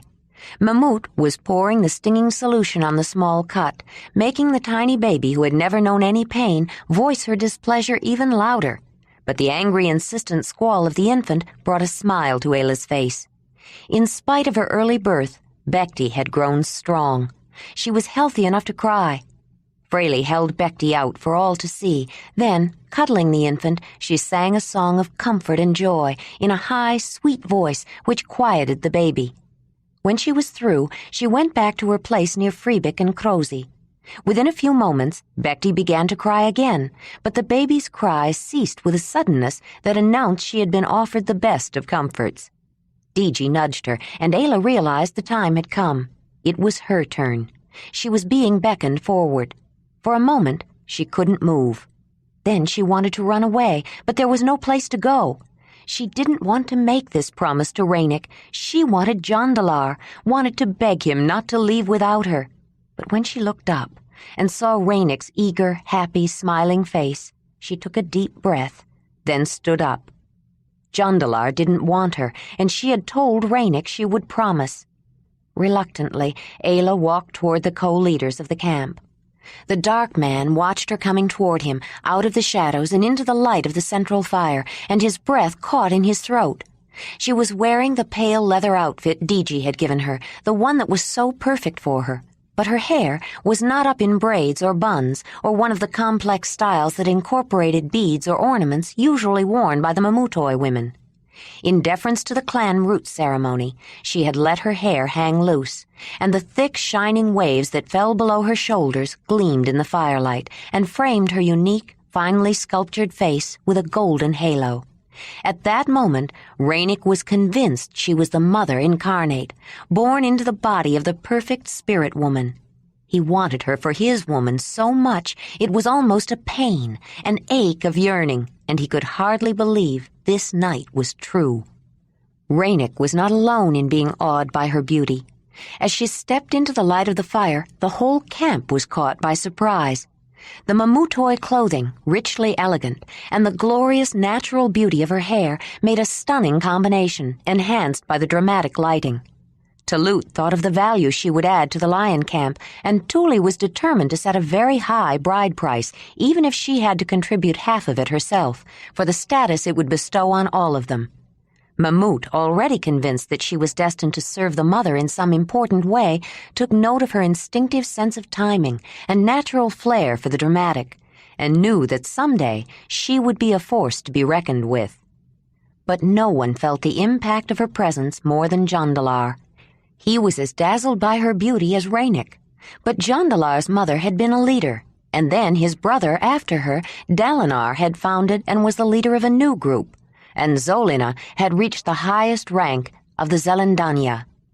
He had grown up among the natural leaders of his own people, and he sensed the qualities that were noticed by the lion camp's co-leaders and shaman. As though someone had kicked him in the stomach and knocked the wind out of him, he suddenly understood what he had lost. As soon as Ayla reached Ranec's side, Tuli began. "Ranec, son of the Mamutoi, son of the fox hearth of the lion camp, you have asked Ayla of the Mamutoi, daughter of the mammoth hearth of the lion camp and protected by the spirit of the cave lion, to join together to form a union and establish a hearth. Is this true, Ranec?" "Yes, it is true," he answered, then turned to Ayla with a smile of absolute joy. Talut then addressed Ayla. "Ayla of the Mamutoi, daughter of the mammoth hearth of the lion camp, and protected by the spirit of the cave lion, do you agree to this union with Ranec of the Mamutoi, son of the fox hearth of the lion camp?" Ayla closed her eyes and swallowed before she responded. "Yes," she finally said, in a barely audible voice. "I agree." Jondalar, sitting at the back near the wall of the lodge, closed his eyes and clenched his jaw until his temples throbbed. It was his own fault. If he hadn't forced her, maybe she wouldn't be turning now to Ranec. But she had already turned to him. She had been sharing his bed. From the first day she was adopted by the Mamutoi, she had shared his bed. No, he had to admit, that wasn't quite true. After that first night, she didn't share the carver's bed at all until after they had that stupid argument and he left the mammoth hearth. Why had they argued? He hadn't been angry with her. He was just worried about her. Then why had he left the mammoth hearth? Tuli turned to Wymez, who was standing next to Ranec beside Nezzy. Ayla hadn't even noticed him. "Do you accept this union between the son of the fox hearth and the daughter of the mammoth hearth?" "I accept this union and welcome it," Wymez replied. "And you, Nezzy," Tuli asked, "will you accept a union between your son Ranec and Ayla if a suitable bride price can be arranged?" "I accept the union," the woman replied. Talut spoke next to the old man beside Ayla. "Mamutoi spirit seeker, he who has relinquished name and hearth, he who was called, he who is dedicated to the mammoth hearth, he who speaks to the great mother of all, the one who serves Mut," the headman said, carefully reciting all the shaman's names and appellations. "Does the Mamut agree to a union between Ayla, daughter of the mammoth hearth, and Ranec, son of the fox hearth?" Mamut did not answer immediately. He looked at Ayla, who was standing with her head bowed. She waited, and when he didn't speak, she looked at him. He studied her expression, noted her posture, the aura about her. "The daughter of the mammoth hearth may join with the son of the fox hearth if she wishes," he finally said. "There is nothing to ban such a joining. She does not need my approval or acceptance, or anyone's. The choice is hers. The choice will always be hers, no matter where she is. If ever she needs permission, I give it to her. But she will always remain the daughter of the mammoth hearth." Tuli eyed the old man. She felt there was more to his words than there seemed. There was something ambiguous about his response, and she wondered what he meant. But she decided she could think about it later. "Ranec, son of the fox hearth, and Ayla, daughter of the mammoth hearth, have declared their intention to join together. They wish to form a union to mingle their spirits and to share one hearth. All those concerned have concurred," Tuli said, then turned to the carver. "Ranec, if you are joined, will you promise to give Ayla the protection of yourself and your male spirit? Will you care for her when she is blessed by the mother with new life? And will you accept her children as the children of your hearth?" "Yes, I promise. It is what I want more than anything," Ranec said. "Ayla, if you are joined, will you promise to care for Ranec and give him the protection of your mother's power? Will you welcome the mother's gift of life without reservation? And will you share your children with the man of your hearth? Thule said. Ayla opened her mouth to speak, but no sound came out at first. She coughed and cleared her throat, then finally replied, but her answer was almost inaudible. Yes, I promise. Do all hear and witness this promise, Thule said to the people who were gathered. We hear and witness, the group responded. Then Digi and Tornik began to beat a slow, rhythmic pace on their bone instruments, subtly changing the tone to accompany the voices which started chanting. You will be joined at the summer matrimonial so that all the Mamutoi may witness, Thule said. Circle the hearth 3 times to assure the promise. Ranec and Ayla, side by side, marched slowly around the hearth to the sound of the tonal music and chanting people. It was done. They were promised. Ranec was ecstatic. He felt as though his feet barely touched the ground as he walked. His happiness was so all-consuming it was impossible to believe that Ayla didn't share it. He had noticed a certain reluctance, but he made excuses, assumed it was shyness, or that she was tired or nervous. He loved her so much it was beyond him to consider that she didn't love him the same way. But Ayla felt heavy at heart as she circled the fire pit, though she tried not to show it. Jondalar slumped down, unable to support himself, as though his very bones had collapsed, feeling like an empty, discarded pouch. More than anything, he wanted to leave, to run from the sight of the beautiful woman he loved, walking beside the happily grinning, dark-skinned man. When they completed the 3rd circuit, there was a pause in the ceremonies for well-wishing and gift-giving to all of the celebrants. Gifts for Bekti included the space given to the crane hearth by the aurochs hearth, as well as an amber and seashell necklace and a small knife in a decorated sheath that were the beginning of the wealth she would accumulate in her lifetime. Lady was given personal gifts important for a woman, and a beautiful and richly decorated summer tunic from Nezi to be worn during the festivities at the summer meeting. She would receive many more gifts from relatives and close friends in other camps. Ayla and Ranec were given household items, a ladle carved from a horn, a 2-handled scraper that was used to soften the inner sides of furs with a slot for a replaceable blade, woven floor mats, cups, bowls, platters. Though Ayla felt they received many things, they were only a token. They would receive many more at the summer meeting. But they and the lion camp would also be expected to give gifts in return.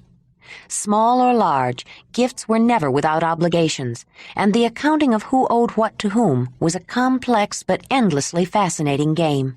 Oh, Ayla, I'm so glad we're going to be joined at the same time, Digi said. It will be so much fun planning it with you, but you'll be coming back here, and I'll be going off to build a new lodge. I'm going to miss you next year. It would be such great fun to know who the mother blesses first, you or me. Ayla, you must be so happy. I guess I am, Ayla said, and then smiled, though her heart wasn't in it. Digi wondered about her lack of enthusiasm. Somehow Ayla just didn't seem to be as excited about being promised as she had been. Ayla wondered too. She should be happy. She wanted to be happy, but all she felt was lost hope. During the general socializing, Ayla and Mamut slipped off to the aurochs hearth to make their final preparations. When they were ready, they returned along the passageway. But Mamut stopped in the shadows between the reindeer hearth and the mammoth hearth. People were in small groups, deeply involved in conversations, and the shaman waited until no one was looking in their direction. Then he motioned to Ayla, and they moved quickly into the ceremonial area, staying in the shadows until the last moment. Mamut, unnoticed at first, stood silently in front of the fireplace near the screen, his cape brought around in front of him with his arms across his chest, his eyes apparently closed. Ayla, sitting cross-legged on the ground at his feet with her head bowed, had a cape draped across her shoulders as well. When they were seen, it was with the eerie feeling that they had suddenly appeared in their midst. No one had seen them coming. They were just there. The people quickly found places to sit, filled with a sense of anticipation and excitement, prepared now for the mystery and magic of the Mammoth Hearth, and curious about this new ceremony that had been prepared. But first, Mamut wanted to establish the presence of the spirit world, to show the heightened reality of the altered sense in which he functioned to those who knew of it only by word of mouth, or perhaps results. The group quieted. In the silence, the sound of breathing grew loud, and the crackling of the fire. Moving air was an invisible presence whiffling in through the fireplace vents and moaning in a muted howl across partially opened smoke holes. So gradually that no one noticed when it began, the moaning wind became a humming monotone, then a rhythmic chant. As the assembled people joined in, enlarging the wavering tone with natural harmonies, the old shaman began a weaving, rocking, dancing movement. Then the tonal drum accented the rhythm, and the clack of a rattle that appeared to be several armbands held together and shaken. Suddenly, Mamut threw off his cape and stood in front of the assembly, stark naked. He had no pockets, no sleeves, no secret folds to hide anything. Imperceptibly, he seemed to grow before their eyes, his transparent, shimmering presence filling the space. Ayla blinked, knowing the old shaman had not changed. If she concentrated, she could see the familiar shape of the old man with sagging skin and long, thin, bony arms and legs. But it was difficult. He shrunk back to his normal size, but seemed to have swallowed or somehow incorporated the shimmering presence so that it outlined him with a glow that made him seem larger than life. He held out his open hands in front of him. They were empty. He clapped his hands once, then held both hands together. His eyes closed, and at first he stood still, but soon he was trembling as though straining against a great force. Slowly, with great effort, he pulled his hands apart. A black amorphous shape appeared between them, and more than one watcher shuddered. It had the ineffable feel, the smell of evil, of something loathsome, foul, and frightening.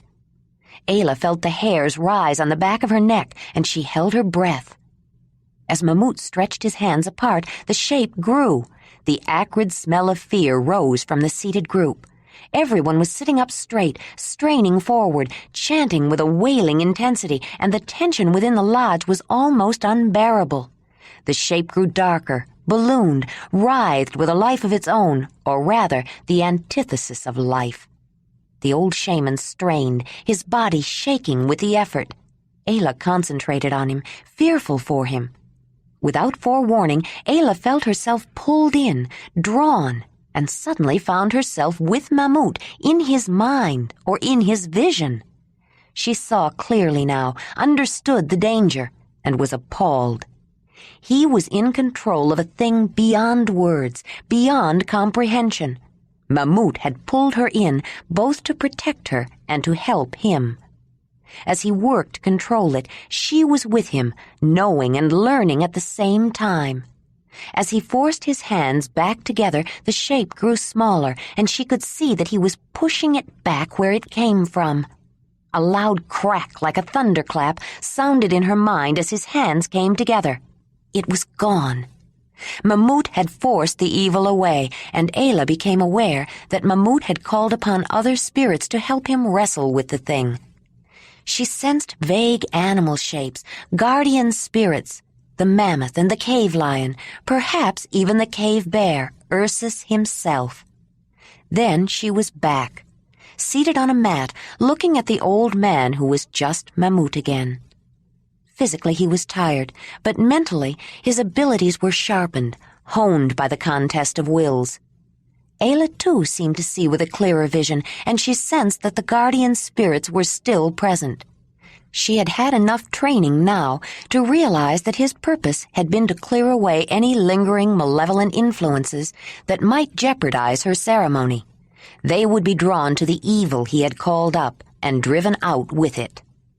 Mamut signaled for silence. Chanting and drumming both stopped. It was time for Ayla to begin the clan root ceremony, but the shaman wanted to stress the importance of the camp's assistance when the time came for them to chant again. Wherever the root ritual took them, the sound of the chanting could lead them back.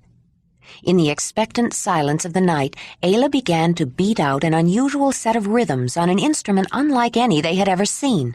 It was exactly what it seemed to be, a large wooden bowl carved out of one piece of wood, turned upside down. She had brought it back with her from the valley, and it was surprising as much for its size as for the fact that it was used as an instrument. Trees large enough to have made such a bowl did not grow on the open, dry, and windy steppes.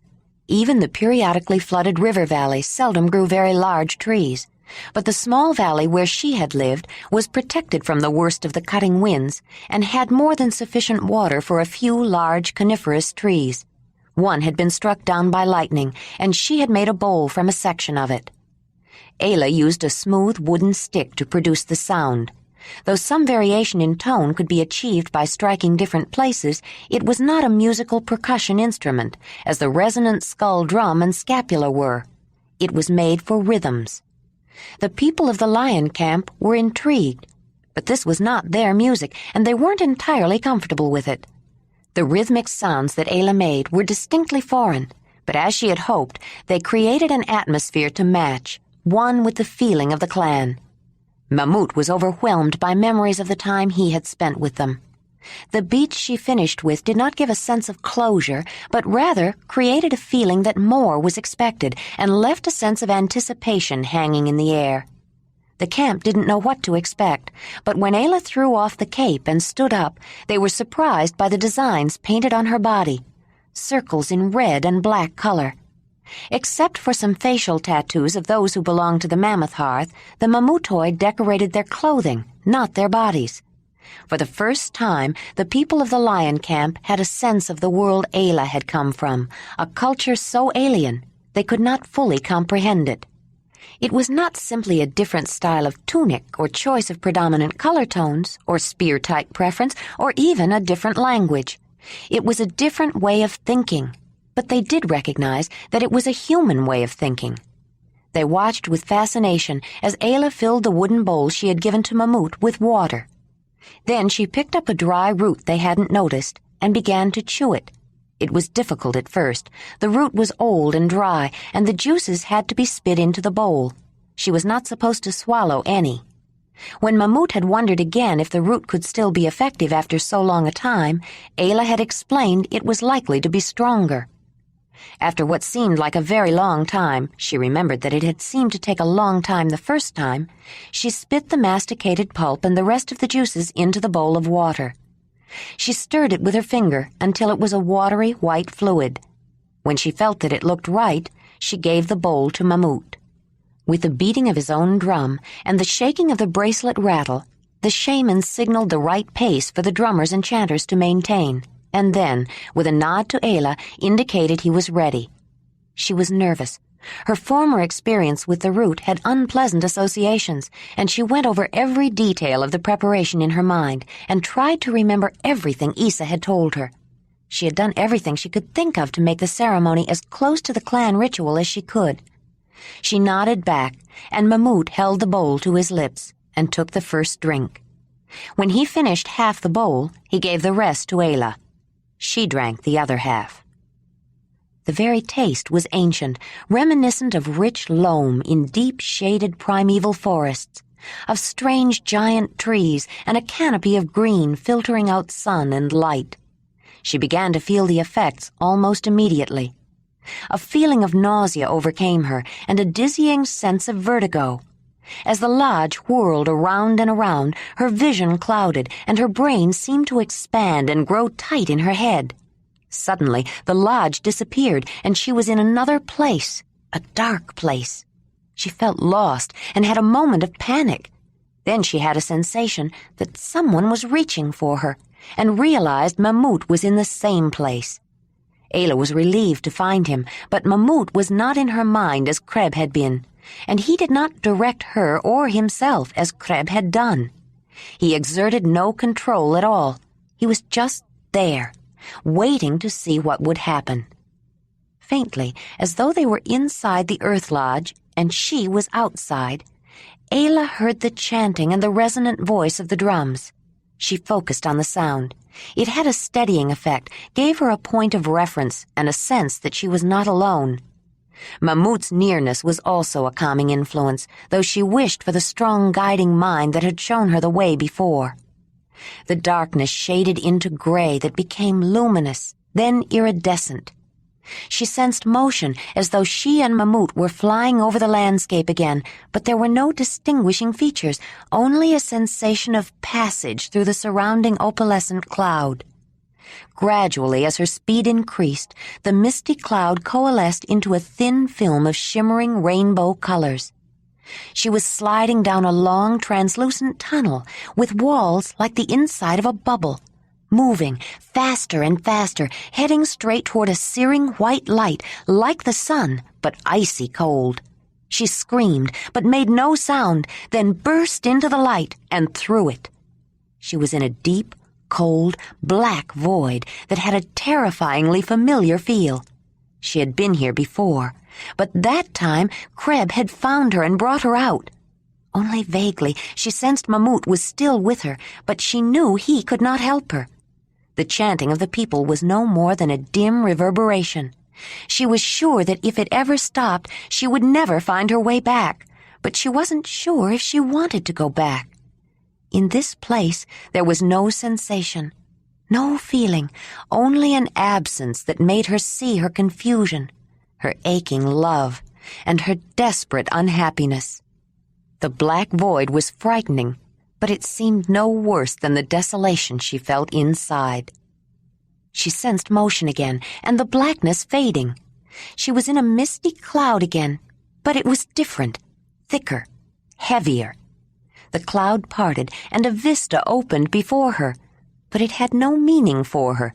It was not the gentle, random, natural landscape she knew. It was filled with unfamiliar shapes and forms, even, regular, with hard, flat surfaces and straight lines, and large masses of bright, garish, unnatural color. Some things moved rapidly, or perhaps it only seemed that way. She didn't know, but she didn't like this place and struggled to push it away from her, to get away from it. Jondalar had watched Ayla drink the mixture and frowned with concern when he saw her stagger and her face turn pale. She gagged a few times and then slumped to the ground. Mamut, too, had fallen, but it was not unusual for the shaman to drop to the ground when he went far into the other world in search of spirits, whether or not he ate or drank something to help him. Mamut and Ayla were laid out on their backs while the chanting and drumming continued. He saw Wolf try to reach her, but the young animal was held away. Jondalar understood how Wolf felt. He wanted to rush to Ayla and even glanced at Ranec to see what his reaction was, but the lion camp did not seem alarmed, and he hesitated to interfere in a sacred ritual. He joined in the chanting instead. Mamut had made a point of telling them how important it was. After a long time had passed and neither one of them had moved, he became more fearful for Ayla, and he thought he saw expressions of concern on the faces of some of the people. He stood up and tried to see her, but the fires had burned low and the lodge was darkened. He heard a whimper and looked down at Wolf. The young animal whimpered again and looked at him with pleading eyes.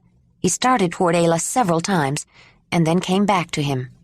He heard Whinney neighing from the annex. She sounded distressed, as though she sensed danger. The tall man went to see what the problem was. It was unlikely, but a predator could slip into the horse annex and perhaps endanger the horses while everyone was busy. Whinney nickered when she saw him. Jondalar could find nothing to account for the mare's behavior, but she was obviously spooked about something. Not even his pats and comforting words seemed to settle her down. She kept heading toward the entrance to the Mammoth Hearth, though she had never attempted to go inside before. Racer was uneasy too, sensitive, perhaps, to his dam's nervousness.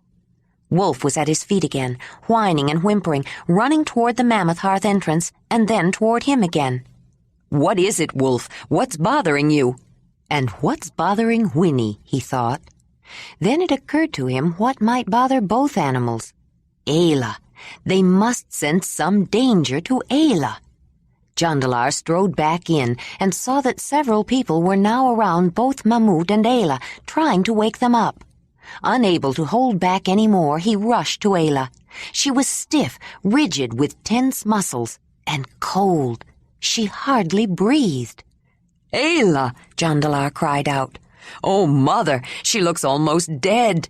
Ayla, oh, Donnie, don't let her die. Ayla, come back. Don't die, Ayla. Please don't die." He held her in his arms, calling out her name with great urgency over and over again, pleading with her not to die. Ayla felt herself slipping farther and farther away. She tried to hear the chanting and drumming, but they were like a dim memory. Then she thought she heard her name. She strained to listen. Yes, there it was again, her name, spoken urgently with great need. She felt Mamut move closer, and together they focused on the chanting. She heard a faint hum of voices and felt herself drawn toward the sound. Then, in the distance, she heard the deep, vibrant, staccato voice of the drums speak the word, "Home." More clearly now, she heard her name cried out with anguish and need and overpowering love. She felt a gentle probing reach for her and touch the combined essence of her and Mamut. Suddenly she was moving, being pulled and pushed along a single glowing strand. She had an impression of intense speed. The heavy cloud surrounded her and was gone. She passed through the void in the flick of an eye. The shimmering rainbow became a gray mist, and the next instant she was in the lodge. Below her, her own body, unnaturally still with a gray pallor, was sprawled out on the floor. She saw the back of a blond man who was huddling over her, holding her. Then she felt Mamut push her. Ayla's eyelids flickered. Then she opened her eyes and saw Jondalar's face looking down at her. The intense fear in his blue eyes changed to immense relief. She tried to speak, but her tongue felt thick, and she was cold, freezing cold. "They're back," she heard Nezzy say. "I don't know where they've been, but they're back. And they're cold. Bring furs and something hot to drink." Diji brought an armful of furs from her bed, and Jondalar got out of the way so she could tuck them around Ayla. Wolf came rushing over, jumping up and licking her face. Then Ranec brought a cup of hot tea. Talut was helping her to sit up. Ranec held the hot drink to her lips, and she smiled gratefully. Whinney neighed from the annex, and Ayla recognized the sound of distress and fear. The woman sat up, feeling concern, and nickered back to calm and reassure the mare. Then she asked for Mamut, and insisted on seeing him. She was helped up, a fur was draped over her shoulders, and she was led to the old shaman. He was bundled in furs and holding a cup of hot tea, too. He smiled at her, but there was a hint of worry in his eyes. Not wanting to unduly upset the camp, he had tried to make less of their perilous experiment, but he did not want Ayla to misunderstand how serious their danger had been. She, too, wanted to talk about it, but both of them avoided direct references to the experience. Nezzy quickly sensed their need to talk and unobtrusively cleared everyone away and left them alone. "Where were we, Mamut?" Ayla asked. "I don't know, Ayla. I have not been there before. It was another place, perhaps another time. Maybe it was not a real place," he said thoughtfully. "It must have been," she said. "Those things felt like real things, and some of it was familiar. That empty place, that darkness. I was there with Kreb." "I believe you when you say your Kreb was powerful. Perhaps even more than you realize if he could direct and control that place." "Yes, he was, Mamut, but—" A thought occurred to Ayla, but she wasn't sure she could express it. "Kreb controlled that place. He showed me his memories and our beginnings. But I don't think Kreb ever went where we went, Mamut. I don't think he could. Maybe that's what protected me. He had certain powers, and he could control them, but they were different. The place we went this time, that was a new place. He couldn't go to a new place. He could only go where he had been. But maybe he saw that I could. I wonder if that's what made him so sad." Mamut nodded. "Perhaps, but more important, that place was far more dangerous than I imagined it would be. I tried to make light of it for the sake of the camp. If we had been gone much longer, we would not have been able to return at all. And we did not come back by ourselves. We were helped by someone who had such a strong desire for us to return. It overcame all obstacles. When such single-minded strength of will is directed to achieve its purpose, no boundary can resist, except, perhaps, death itself." Ayla frowned, obviously troubled, and Mamut wondered if she knew who had brought them back, or understood why such a single-minded purpose could be required for her protection. She would in time, but it was not for him to tell her. She had to find out for herself. "I will never go to that place again," he continued. "I am too old. I do not want my spirit lost in that void. Someday, when you have developed your powers, you may want to go again. I would not advise it. But if you go, make sure you have powerful protection. Make sure someone waits for you who can call you back." When Ayla walked back toward her bed, she looked for Jondalar, but he had backed off when Ranec brought the tea, and now he was staying out of the way. Though he hadn't hesitated to go to her when he felt she was in danger, he was unsure now. She had just promised to the Mamutoi carver. What right did he have to be holding her in his arms? And everyone seemed to know what to do, bringing her hot drinks and furs. He had felt that, because he wanted her so much, he might have helped in some strange way. But when he thought about it, he began to doubt it. She was probably coming back then anyway, he told himself. It was coincidence. I just happened to be there. She won't even remember. Ranec went to Ayla when she was through talking to Mamut and begged her to come to his bed. Not to couple, just so he could hold her and keep her warm. But she insisted she would feel more comfortable in her own bed. He finally agreed, but lay awake in his furs for a long time, thinking. Though it had been apparent to everyone, he had been able to ignore Jondalar's continued interest in Ayla, in spite of his leaving the Mammoth hearth. After this night, however, Ranec could not deny the strong feelings that the tall man still had for her, not after watching him plead with the mother for her life. He had no doubt that Jondalar had been instrumental in bringing Ayla back, but he did not want to believe that she returned his feelings in kind. She had promised herself to him that night. Ayla was going to be his woman and share his hearth. He had feared for her too, and the thought of losing her, whether to some peril or to another man, only made him want her more. Jondalar saw Ranec go to her, and breathed easier when he saw the dark man return to his hearth alone. But then he rolled over and pulled the furs over his head. What difference did it make if she went with him this night or not? She would go to him eventually. She had promised herself to him. Chapter 29. Ayla usually counted her years at the end of winter, beginning her new year with the season of new life, and the spring of her 18th year had been glorious with a profusion of meadow flowers and the fresh green of new growth.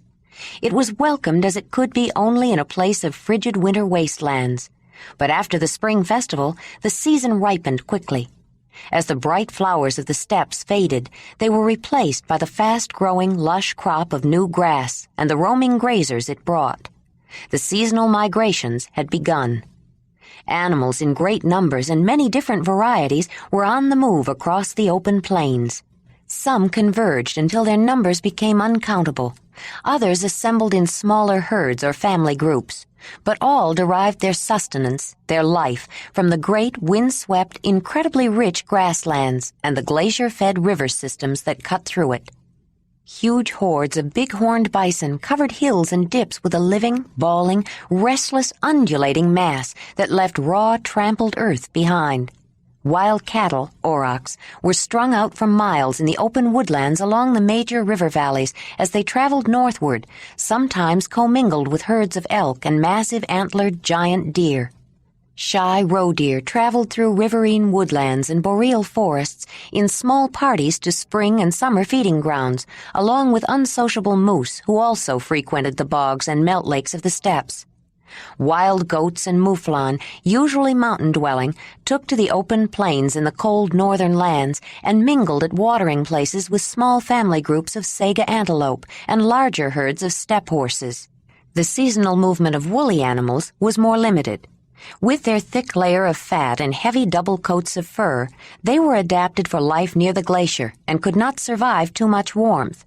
They lived year-round in the northern paraglacial regions of the steppes, where the cold was deeper but dry, and snow was slight, feeding in winter on the coarse, dry, standing hay.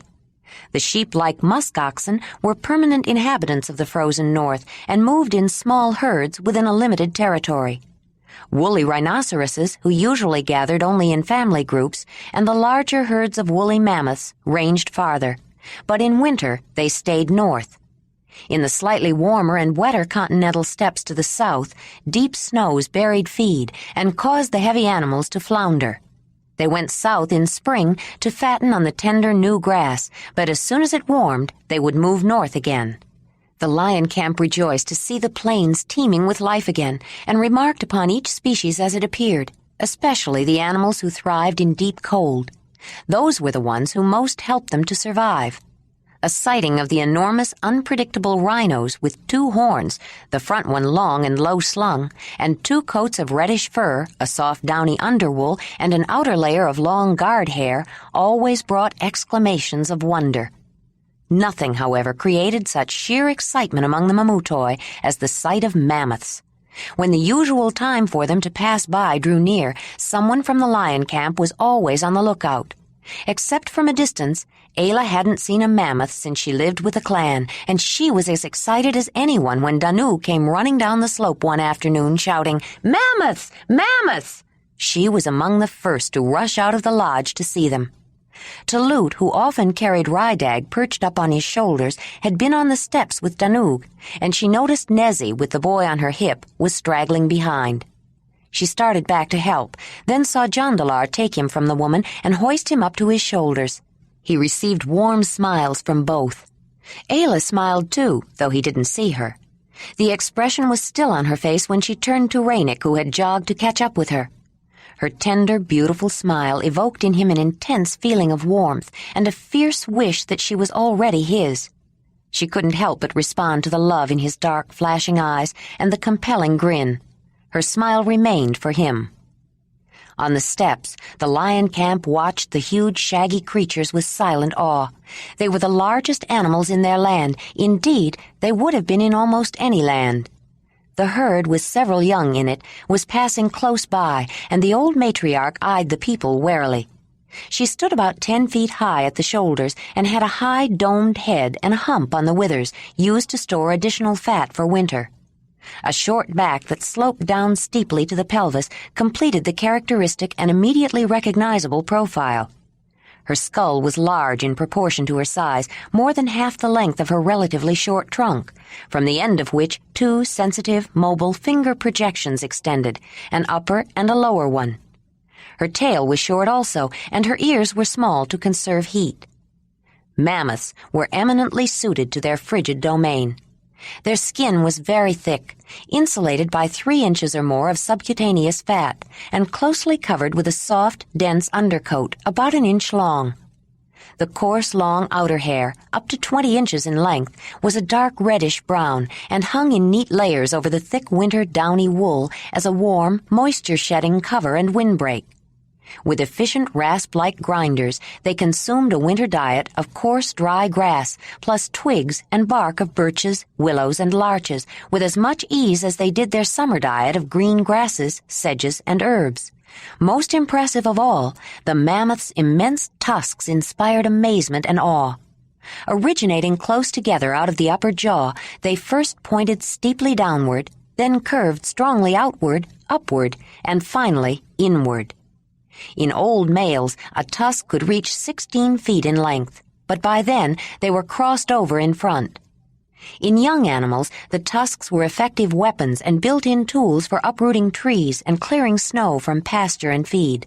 But when the 2 points curved up and overlapped, they got in the way and were more hindrance than help. The sight of the enormous animals brought a flood of memories to Ayla of the first time she had seen mammoths.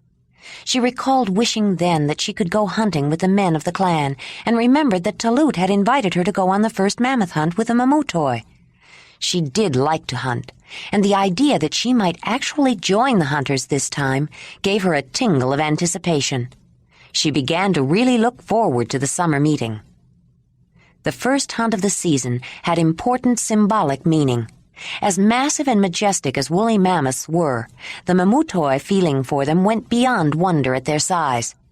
They depended upon the animal for much more than food, and in their need and desire to assure the continuance of the great beasts, they conceived a special relationship with them. They held them in reverence because they based their own identity on them. Mammoths had no real natural enemies. No carnivorous animal regularly depended on them for sustenance. The huge cave lions, twice the size of any large feline, which normally preyed on the large grazers, aurochs, bison, giant deer, elk, moose, or horse, and could kill a full-grown adult, occasionally brought down a young, sick, or very old mammoth. But no four-legged predator, singly or in groups, could kill an adult mammoth in its prime. Only the Mamutoi, the human children of the great Earth Mother, had been given the ability to hunt the largest of her creatures. They were the chosen ones. Among all her creations, they were preeminent. They were the Mammoth Hunters. After the mammoth herd passed, the people of the lion camp followed eagerly behind them. Not to hunt them, that would come later. They were after the soft, downy wool of their winter undercoats, which was being shed in large handfuls through the coarser outer guard hairs. The naturally colored dark red wool, which was gathered from the ground and spiny brush that caught and held it, was considered a special gift from the spirit mammoth. As chance provided, the white wool of mouflon, which was shed naturally by the wild sheep in spring, the unbelievably soft, earthy brown downy wool of muskox, and the lighter red rhinoceros underwool were also gathered with great enthusiasm. In their minds, they offered thanks and appreciation to the great Earth Mother who gave her children everything they needed from her abundance: vegetable products and animals, and materials like flint and clay. They only had to know where and when to look. Though fresh vegetables, carbohydrates, were enthusiastically added to their diet, for all the rich variety available to them, the Mamutoi hunted little in spring and early summer, unless stored supplies of meat were very low. The animals were too lean. The deep, hard winter sapped them of the required concentrated sources of energy in the form of fat. Their perambulations were driven by the need to replenish. A few male bison were picked off, if the fur at the nape of the neck was still black, indicating fat still present in some measure, and a few pregnant females of several species, for the tender fetus meat and skin which made soft baby clothes or undergarments. The major exception was reindeer. Vast herds of reindeer migrated north, the antlered females with the last year's young leading the way along remembered trails to their traditional calving grounds, followed by the males. As with other herding animals, their ranks were thinned by wolves that ranged along their flanks, searching out the weak and the old, and by several species of felines, large lynxes, long-bodied leopards, and an occasional massive cave lion. The large carnivores played host with their leavings to a great variety of secondary carnivores and scavengers, both four-legged and flying. Foxes, hyenas, brown bears, civets, small steppe cats, wolverines, weasels, ravens, kites, hawks, and many more. The two-legged hunters preyed on them all.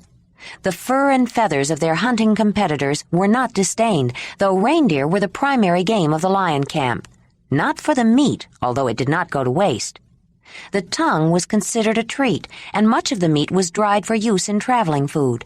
But it was the hides they wanted.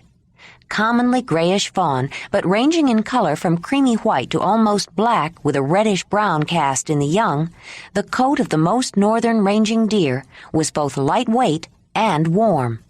Because their fur was naturally insulating, no finer cold-weather clothing could be found than that made from reindeer hide, and it was without equal for bedding and ground sheets. With surrounds and pit traps, the lion camp hunted them every year to replenish their own supplies and for gifts to take with them when they set out on their own summer migrations. As the lion camp prepared for the summer meeting, excitement ran high. At least once every day, someone told Ayla how much she would like meeting some relative or friend, or how much they would want to meet her. The only one who seemed to lack enthusiasm for the gathering of the camps was Ranec. Ayla had never seen the boy in such low spirits, and she worried about his health. She watched him carefully for several days, and one unusually warm afternoon when he was outside watching several people stretching reindeer hides, she sat down beside him. "I have made new medicine for you, Ranec, to take to the summer meeting," Ayla said. "It is fresher and may be stronger. You will have to tell me if you feel any differences, better or worse," she said, using both hand signs and words as she usually did with him. "How are you feeling now? Any changes lately?" Ranec liked it when Ayla talked to him. Though he was profoundly grateful for his new ability to communicate with his camp, their understanding and use of sign language was essentially simple and direct. He had understood their verbal language for years, but when they spoke to him, they tended to simplify it to match the signs they used. Her signs were closer in nuance and feeling to verbal speech, and they enhanced her words. "No, feel same," the boy signed. "Not tired?" "No. Yes, always little tired," he smiled. "Not as much." Ayla nodded, studying him carefully, checking for any visible symptoms, trying to assure herself that there was no change in his condition, at least none for the worse. She did not see any signs of physical deterioration, but he seemed dejected. "Ranec, is something bothering you? Are you unhappy?" He shrugged and looked away. Then he looked back at her. "Not want to go," he signed. "Where don't you want to go? I don't understand." "Not want to go meeting," he said, looking away again. Ayla frowned, but didn't press. Ranec didn't seem to want to talk about it, and soon went inside the lodge. She followed him in through the front foyer, trying not to seem conspicuous, and from the cooking hearth watched him lie down on his bed. She was worried about him. He seldom went to bed voluntarily during the day. She saw Nezzy come in and stopped to tie the front drape back. Ayla hurried toward her to help. "Nezzy, do you know what's wrong with Ranec? He seems so unhappy," Ayla said. "I know. He gets that way this time of year. It's the summer meeting. He doesn't like it." "That's what he said. Why?" Nezzy paused and looked full at Ayla. "You really don't know, do you?" The young woman shook her head. Nezzy shrugged. "Don't worry about it, Ayla. There's nothing you can do." Ayla walked through the lodge along the passageway and glanced at the boy. His eyes were closed, but she knew he wasn't sleeping. She shook her head, wishing she could help. She guessed it was something about his difference, but he had been to meetings before. She hurried through the empty fox hearth and into the mammoth hearth. Suddenly, Wolf came bounding in through the front entrance and was at her heels, playfully jumping up. She commanded him down with a signal. He obeyed, but looked so hurt she relented and threw him the well-chewed-up piece of soft leather that had once been one of her favorite stocking shoes. She had finally given it to him when it seemed to be the only way to break him of chewing up everyone else's shoes and boots. He quickly tired of his old toy, and getting down on his forelegs, wagged his tail and yipped at her. Ayla couldn't help smiling and decided it was just too nice a day to stay inside. On the spur of the moment, she picked up her sling and a pouch of round stones she had gathered and signaled Wolf to follow her. Seeing Whinney in the annex, she decided to include the mare as well. Ayla went out through the arched entrance of the annex, followed by the hay-colored horse and the young gray wolf, whose fur and markings were typical of his species, unlike his black mother. She noticed Racer partway down the slope toward the river. Jondalar was with him. His shirt was off in the warm sun, and he was leading the young stallion by a rope. As promised, he had been training Racer, spending most of his time at it, in fact, and both he and the horse seemed to enjoy it. He saw her and motioned for her to wait as he started toward her. It was unusual for him to approach her or indicate that he wanted to speak to her. Jondalar had changed since the incident on the steps. He no longer avoided her exactly, but he seldom made an effort to talk to her, and when he did, he was like a stranger, reserved and polite. She had hoped the young stallion would bring him closer to her, but if anything, he seemed more distant. She waited, watching the tall, muscular, handsome man approach her, and unbidden, the thought of her warm response to his need on the steps came to her mind. In an instant, she felt herself want him. It was a reaction of her body, beyond her control. But as Jondalar neared, she noticed the color rise to his face, and his rich blue eyes fill with that special look.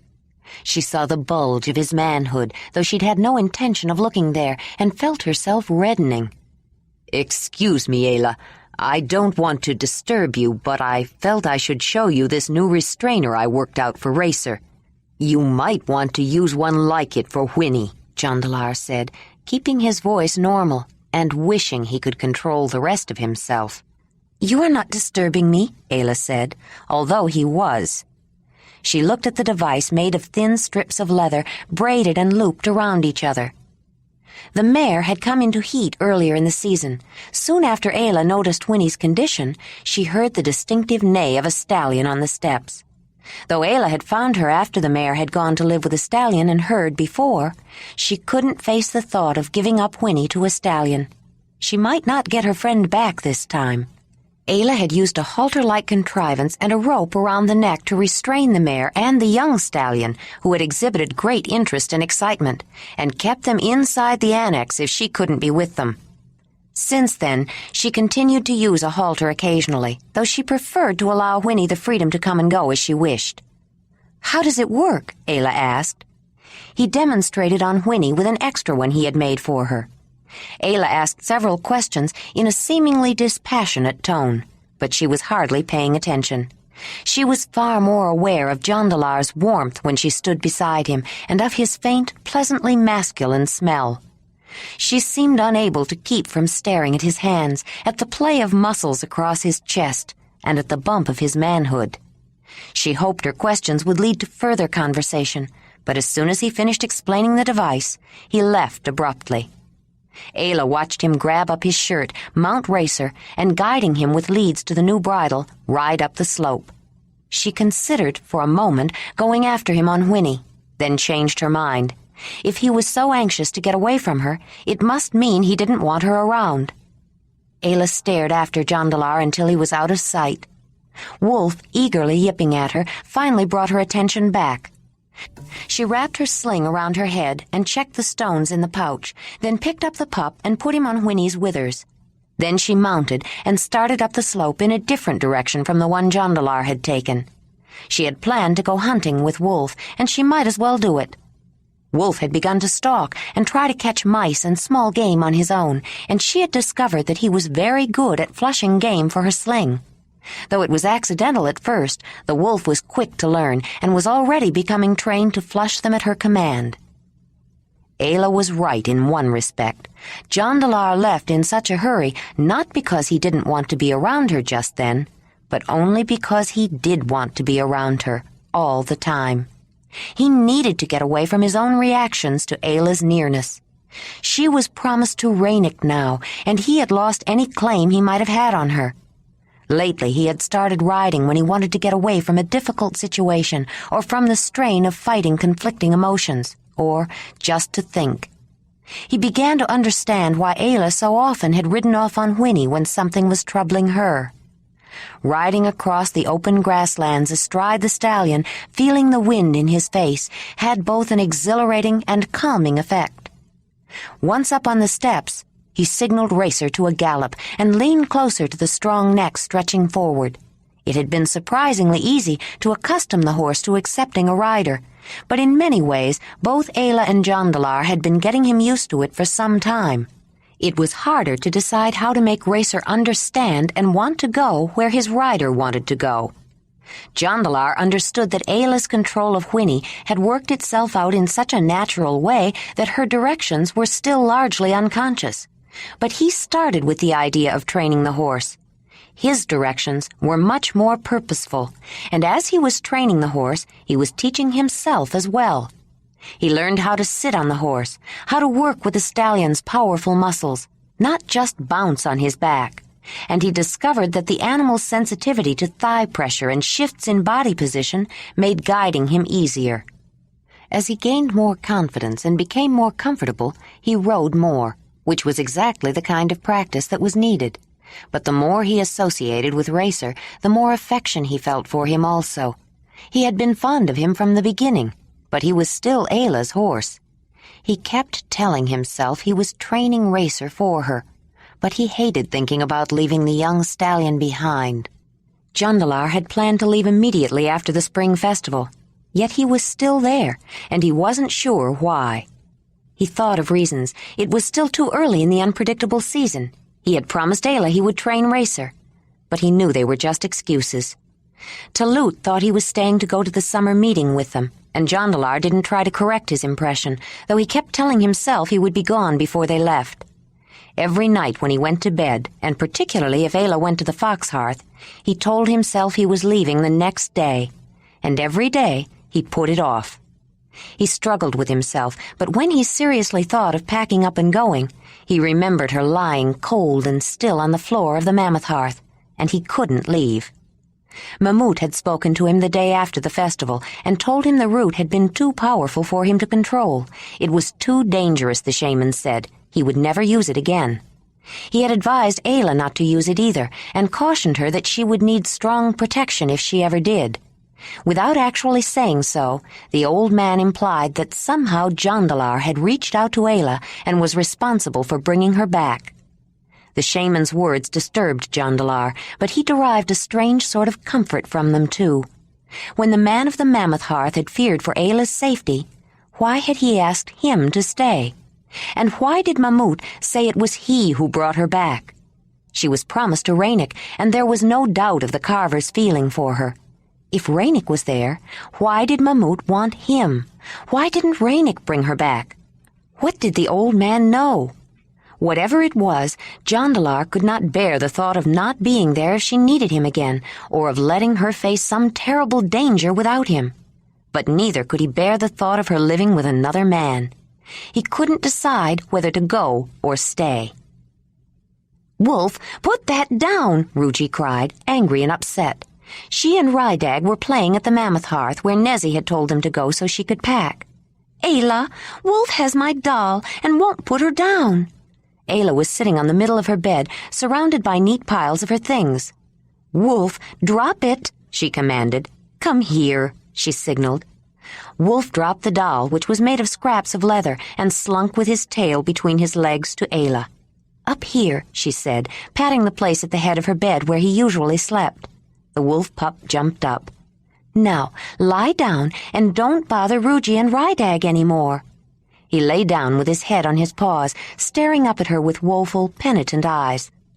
Ayla went back to sorting through her things, but soon stopped and watched the two children playing together on the floor of the mammoth hearth, not meaning to stare, but intrigued.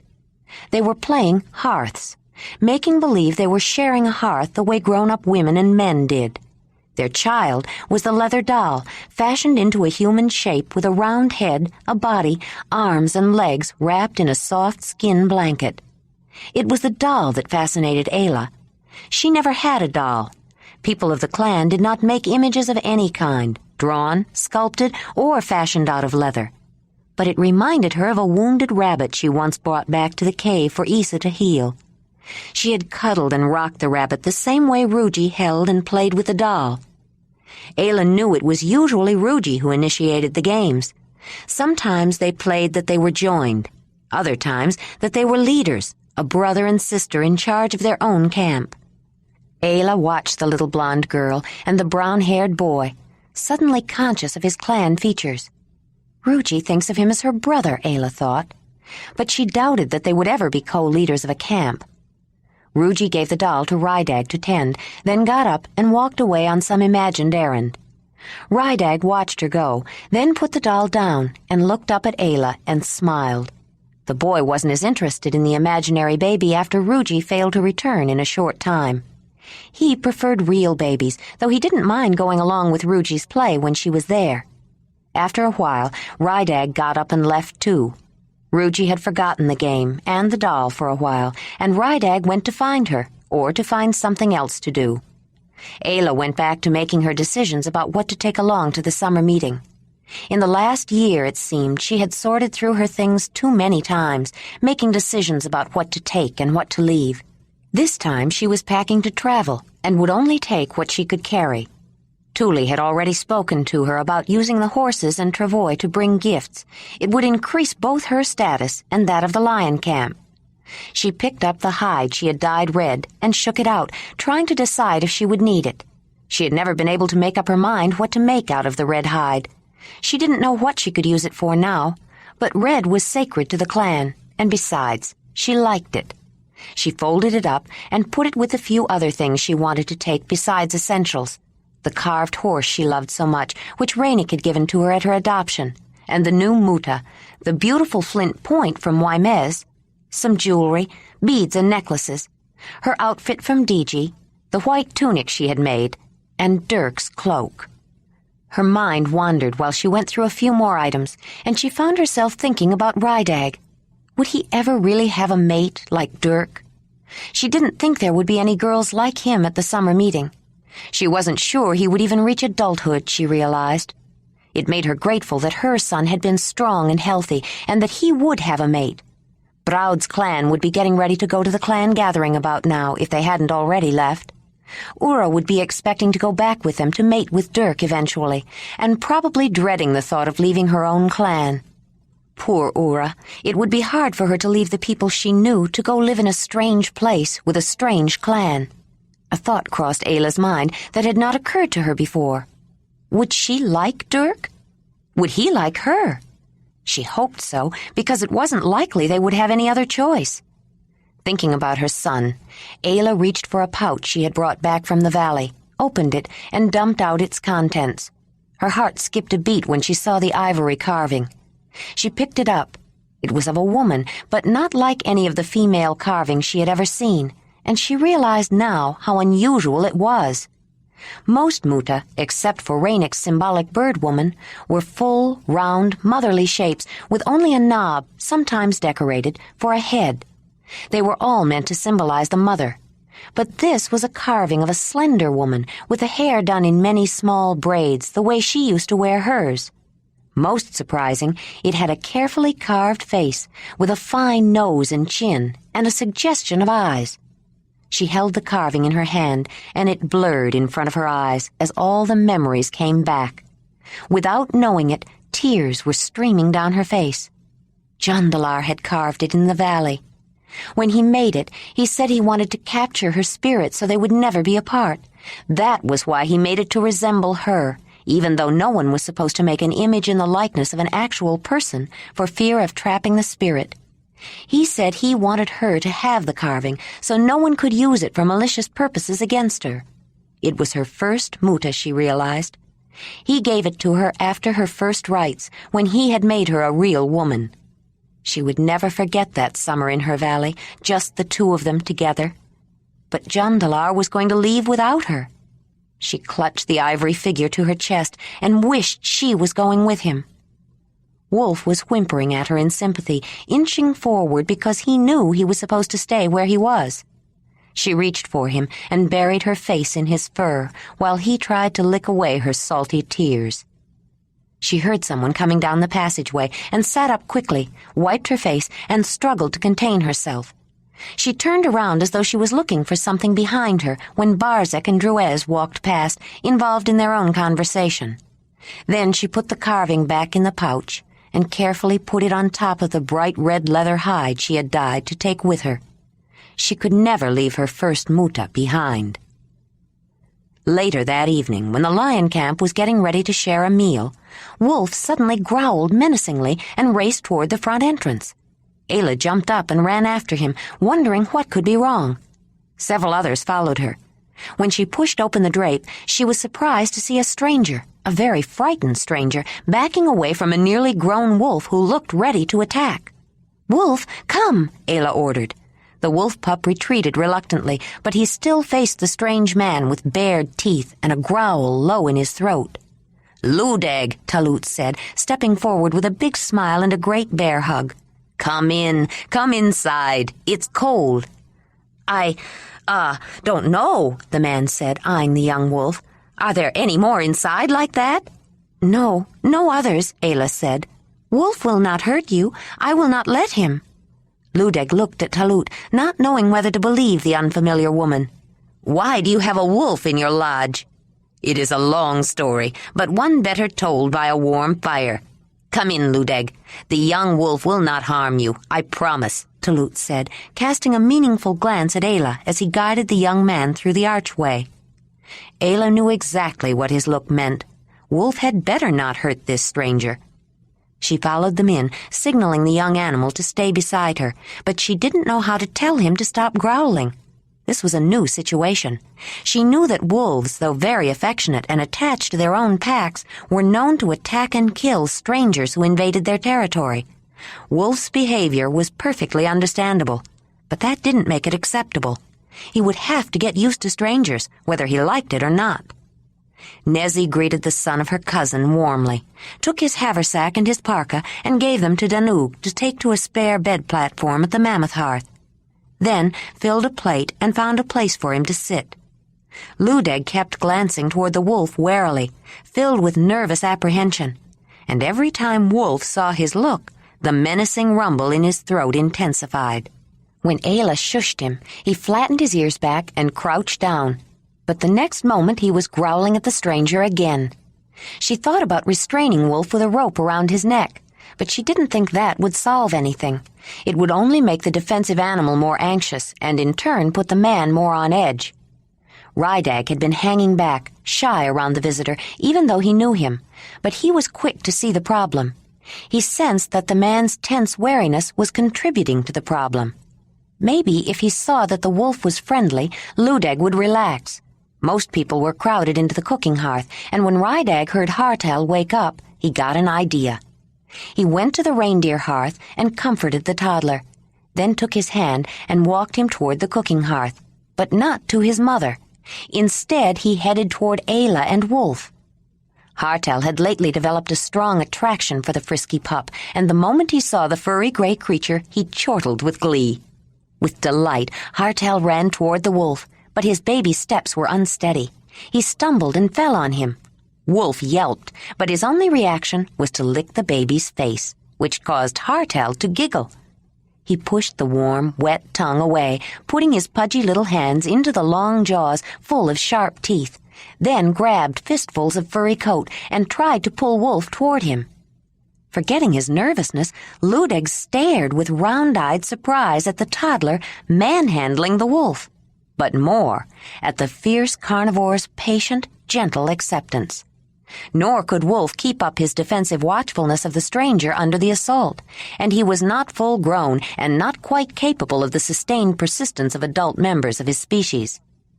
Ayla smiled at Rydag, knowing immediately that he had brought Hartel for exactly the purpose that had been achieved. When Trony came and got her son, Ayla picked up Wolf, deciding the time was right to introduce him to the stranger. "I think Wolf will get used to you faster if you let him learn your scent," she said to the young man. Ayla spoke the language perfectly, but Ludeg noticed a difference in the way she said some of her words. He looked at her carefully for the first time, wondering who she was. He knew she had not been with the lion camp when they left last year. In fact, he didn't recall ever seeing her before, and he was certain he would have remembered such a beautiful woman. Where had she come from? He looked up and noticed a tall, blonde stranger watching him. "What do I need to do?" he asked. "I think if you just let him smell your hand, it would help. He likes to be petted, too, but I would not try to rush it.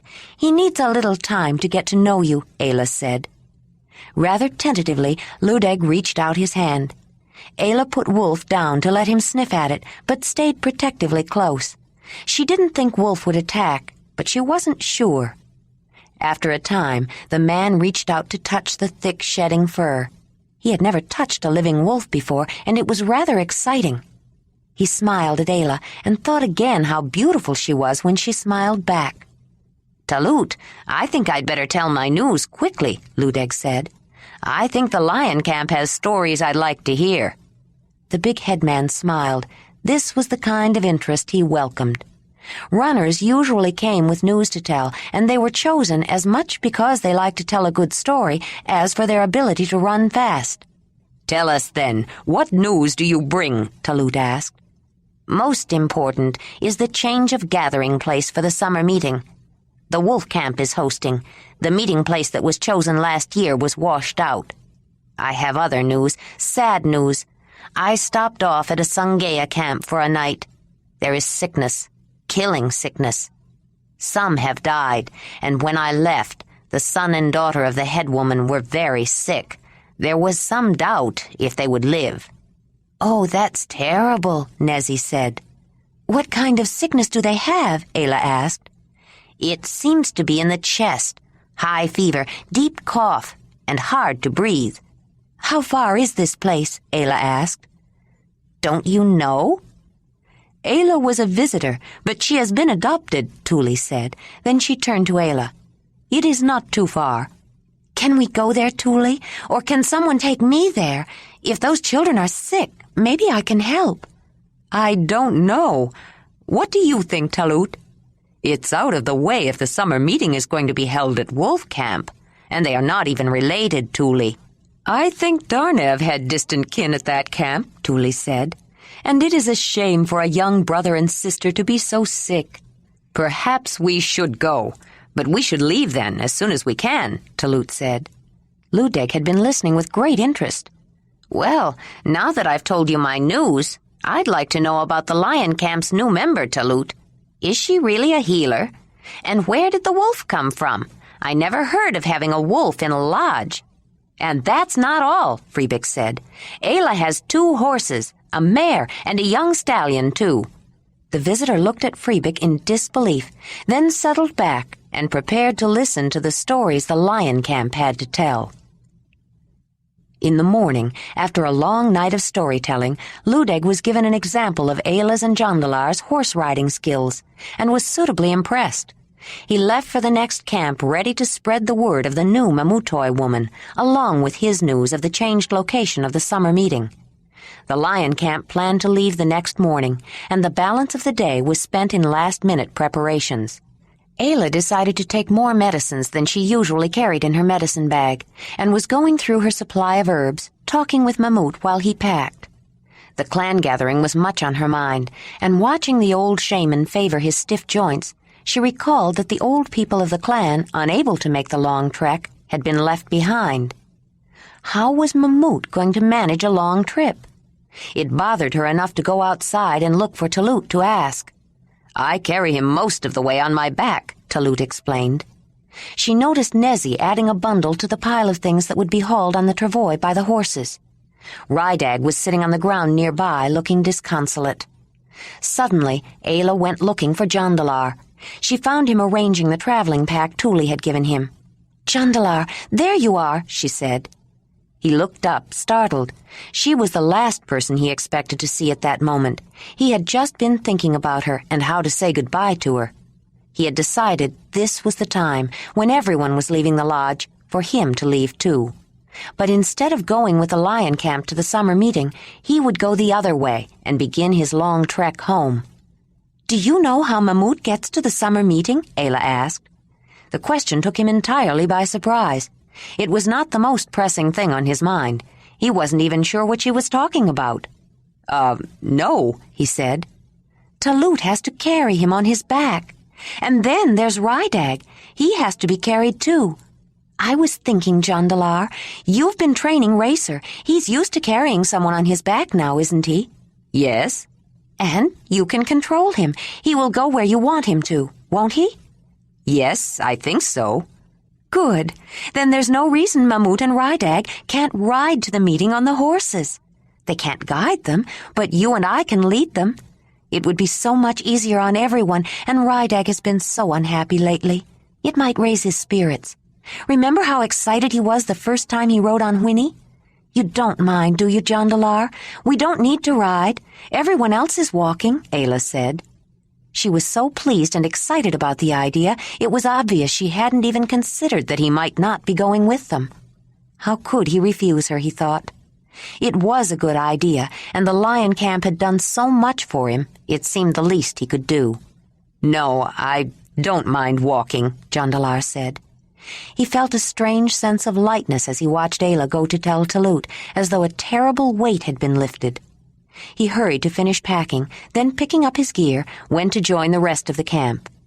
Ayla was supervising the loading of the 2 travois. They were nearly ready to go. Nezzy saw him coming and smiled at him. "I'm glad you decided to come with us and help Ayla with the horses. Mamut is going to be much more comfortable, I think. And look at Rydag. I haven't seen him this excited about going to a summer meeting ever." Why did he have the feeling, Jondalar wondered, that Nezzy knew he had been thinking of going home?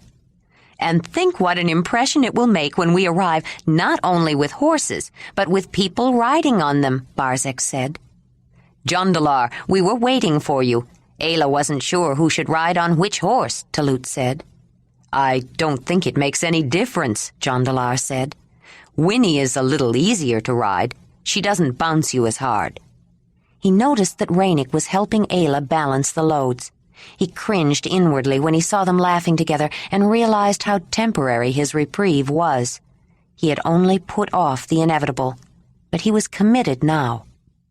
After Mamut made mysterious gestures and spoke esoteric words, he stuck a muta in the ground at the front entrance to guard the lodge, and then, with help from Ayla and Talut, mounted Whinney.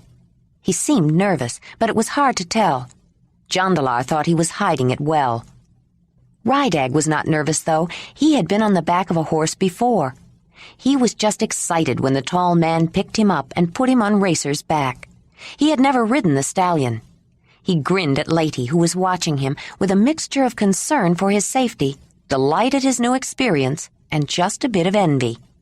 She had observed Jondalar training the horse as much as she could from a distance, since it was hard to convince another woman to go with her just to stand around and watch. There were drawbacks to adulthood.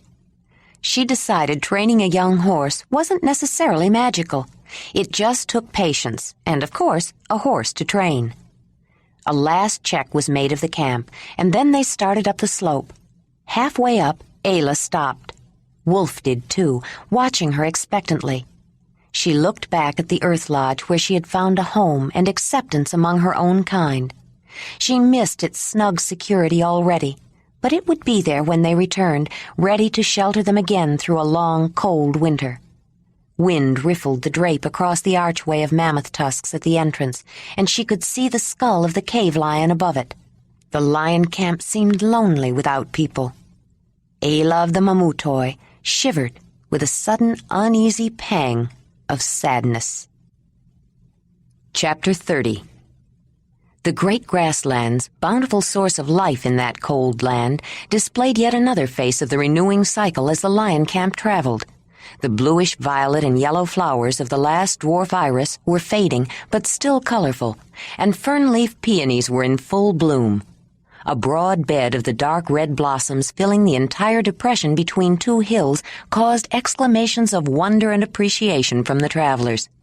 But it was the young bluegrass and ripening fescue and feather grasses that predominated, turning the steppes into waves of softly billowing silver accented by shadows of blue sage.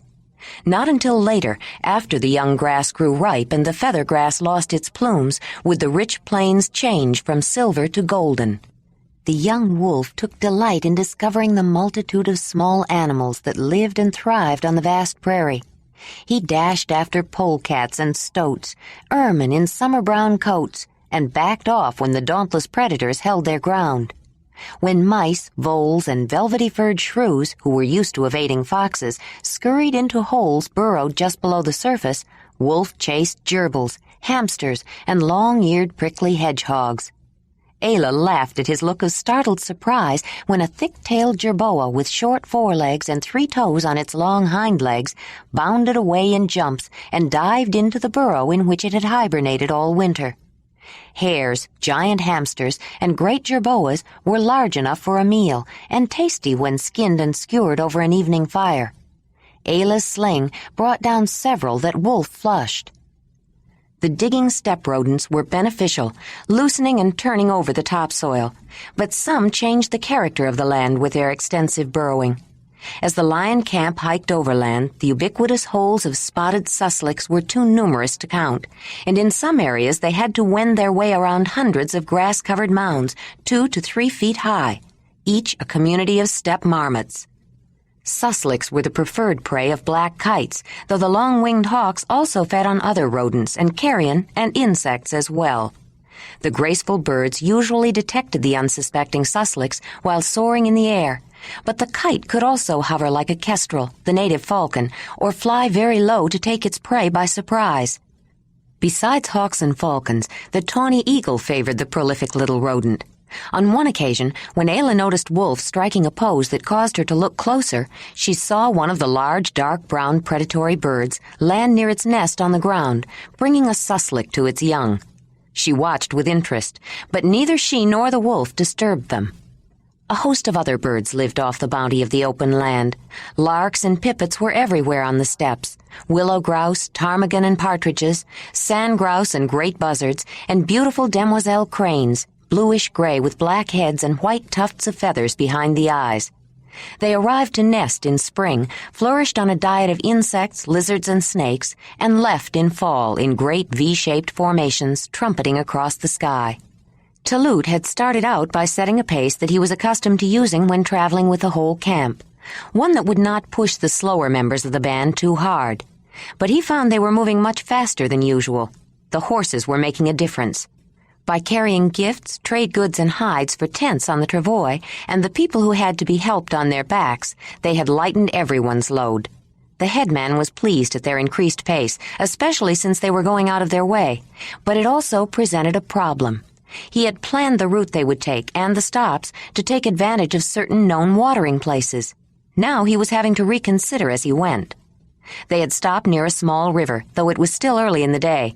The steppes sometimes gave way to woods near water, and they set up camp in a large field partially surrounded by trees.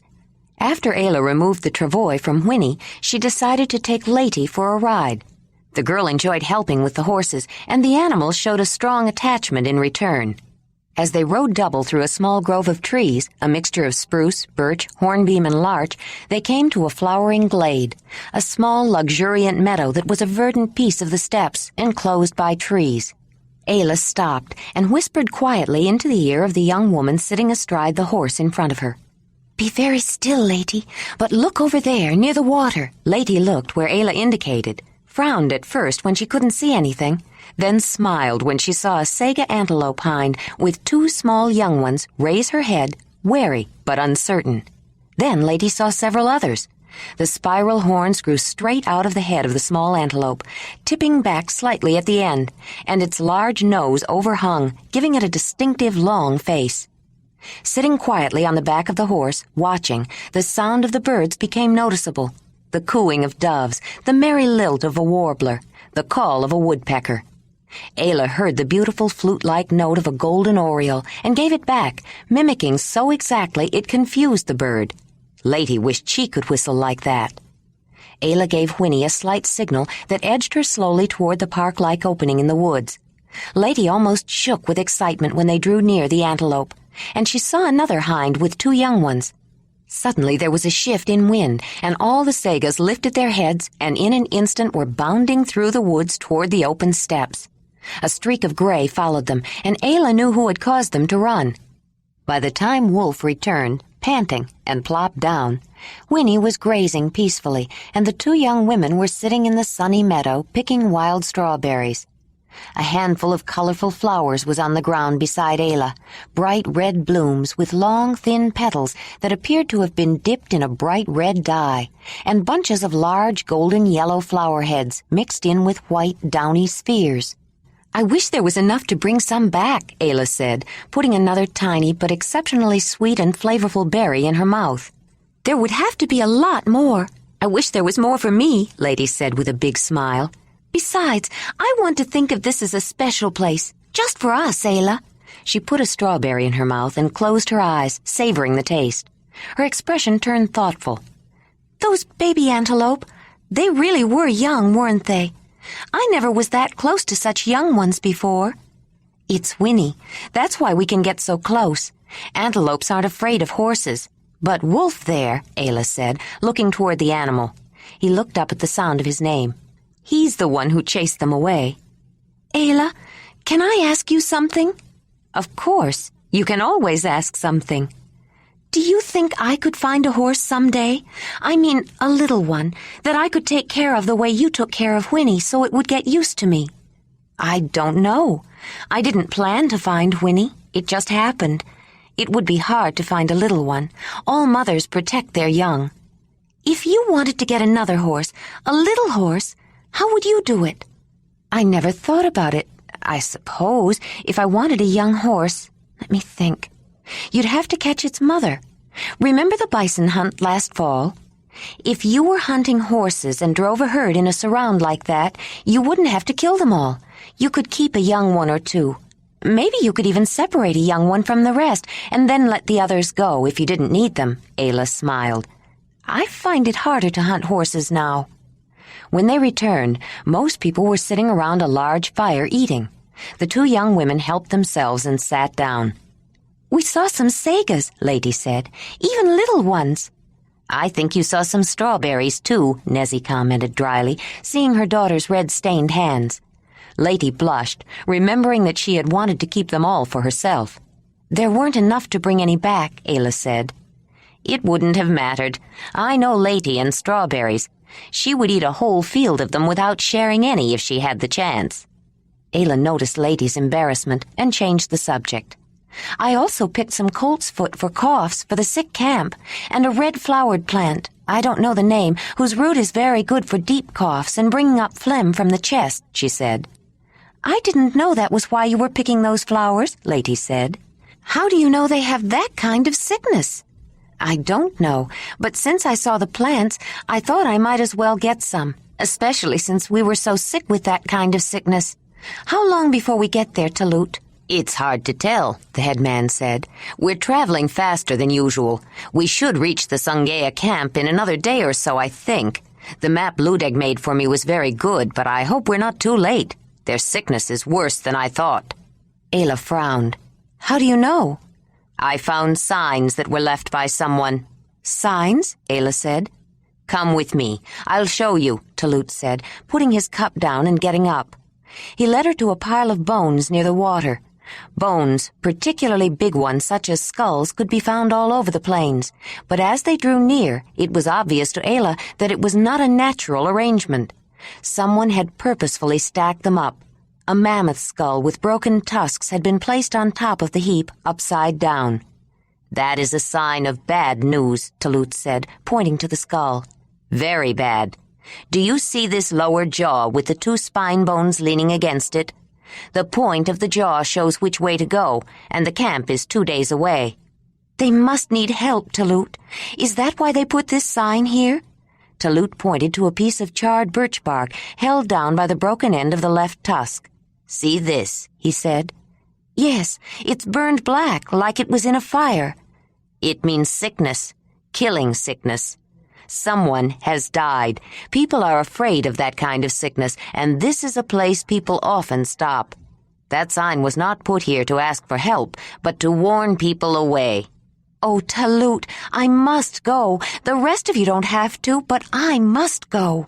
I can leave now, on Whinney. And what will you tell them when you get there? Talut said. No, Ayla, they won't let you help. No one knows you. They are not even Mamutoi. They are Sungea. We've talked about it. We knew you would want to go. We started out this way, and we will go with you. I think because of the horses, we can make it in 1 day instead of 2. The sun was skimming the edge of the earth when the band of travelers from the lion camp approached a large settlement situated on a broad natural terrace, some 30 feet above a wide, swift river. They stopped when they were noticed by some people who stared in amazement before running toward one of the shelters. A man and a woman emerged. Their faces were reddened with a salve of ochre, and their hair was covered with ashes. It's too late, Talut thought, as he and Tuli approached the Sungea camp, followed by Nezzy and Ayla, who was leading Whinney, with Mamut on her back. It was obvious they had interrupted something important. When the visitors were about 10 feet away, the man with the red-colored face raised his arm and held up his hand, palm facing front. It was an obvious signal to stop. He spoke to Talut in a language that was different, yet there was something familiar about it to Ayla. She felt she should be able to understand it. A similarity to Mamutoi, perhaps. Talut answered in his own language. Then the man spoke again. "Why has the lion camp of the Mamutoi come here at this time?" he said, speaking now in Mamutoi. "There is sickness and great sadness at this camp. Did you not see the signs?" "Yes, we saw the signs," Talut said.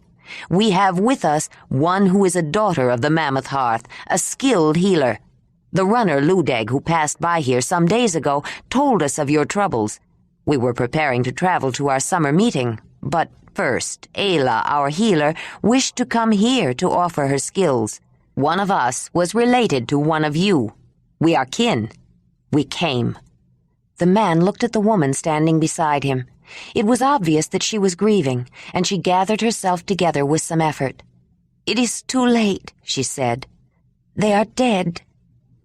Her voice trailed off in a wail, and she cried out in anguish. "They are dead! My children! My babies! My life! They are dead!" Two people stepped up on either side of the woman and led her away. "My sister has suffered a great sorrow," the man said. "She has lost both a daughter and a son. The girl was nearly a woman, the boy a few years younger. We all grieve."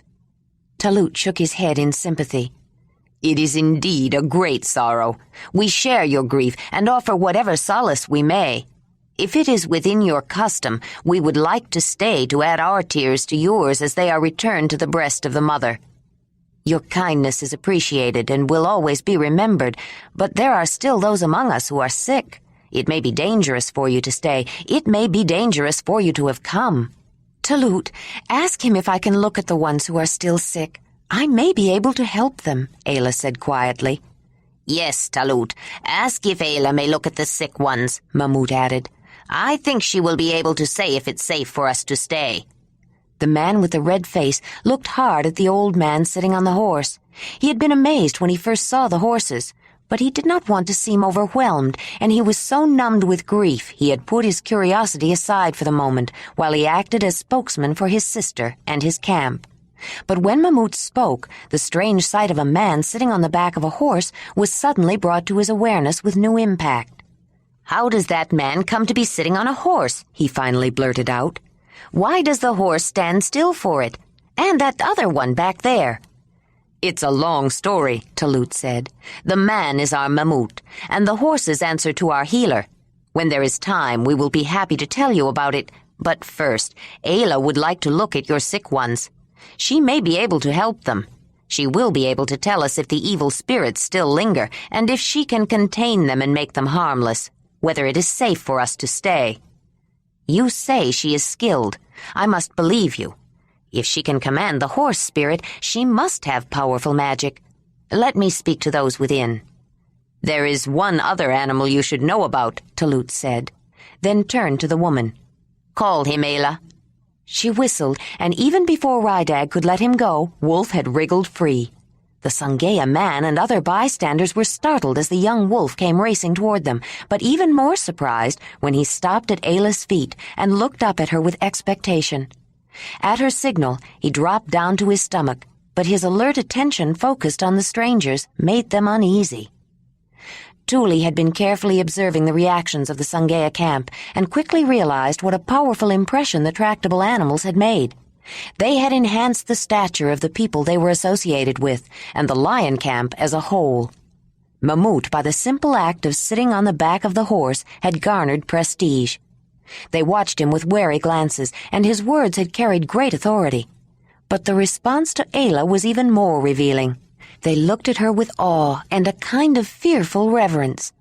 The head woman realized that she had grown accustomed to the horses, but she recalled her own apprehension the first time she had seen Ayla with her horses, and it wasn't hard to put herself in their place.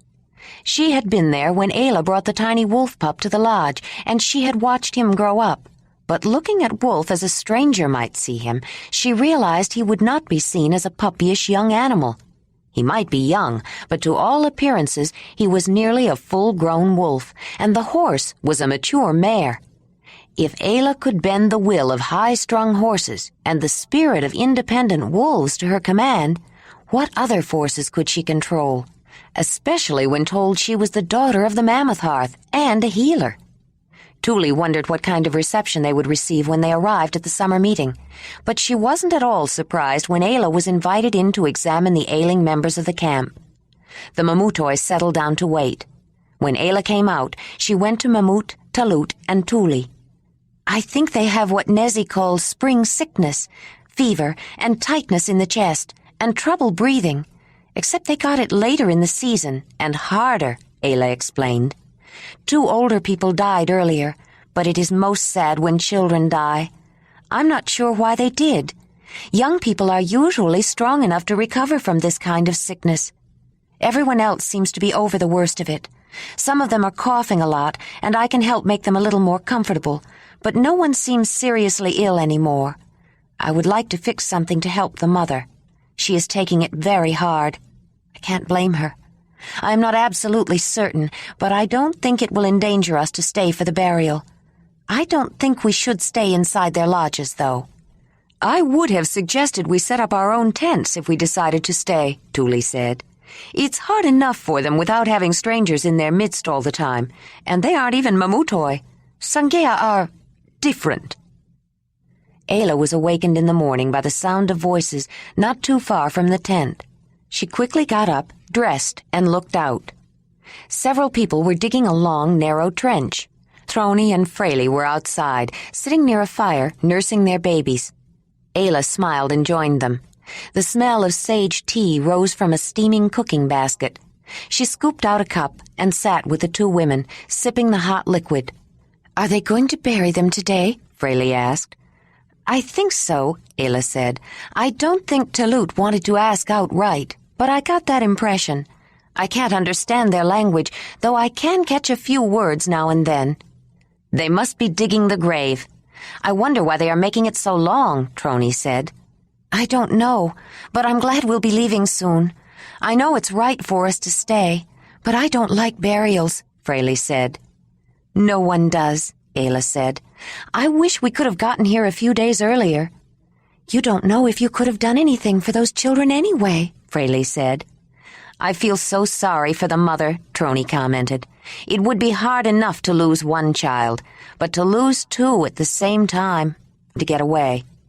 "Yes, it is hard to lose a child," Ayla said. Her voice was so grim it made Fraley look and wonder. Ayla put her cup down and got up. "I saw some wormwood growing nearby. The root makes a very strong medicine. I don't often use it, but I want to make something to calm and relax the mother, and it needs to be strong."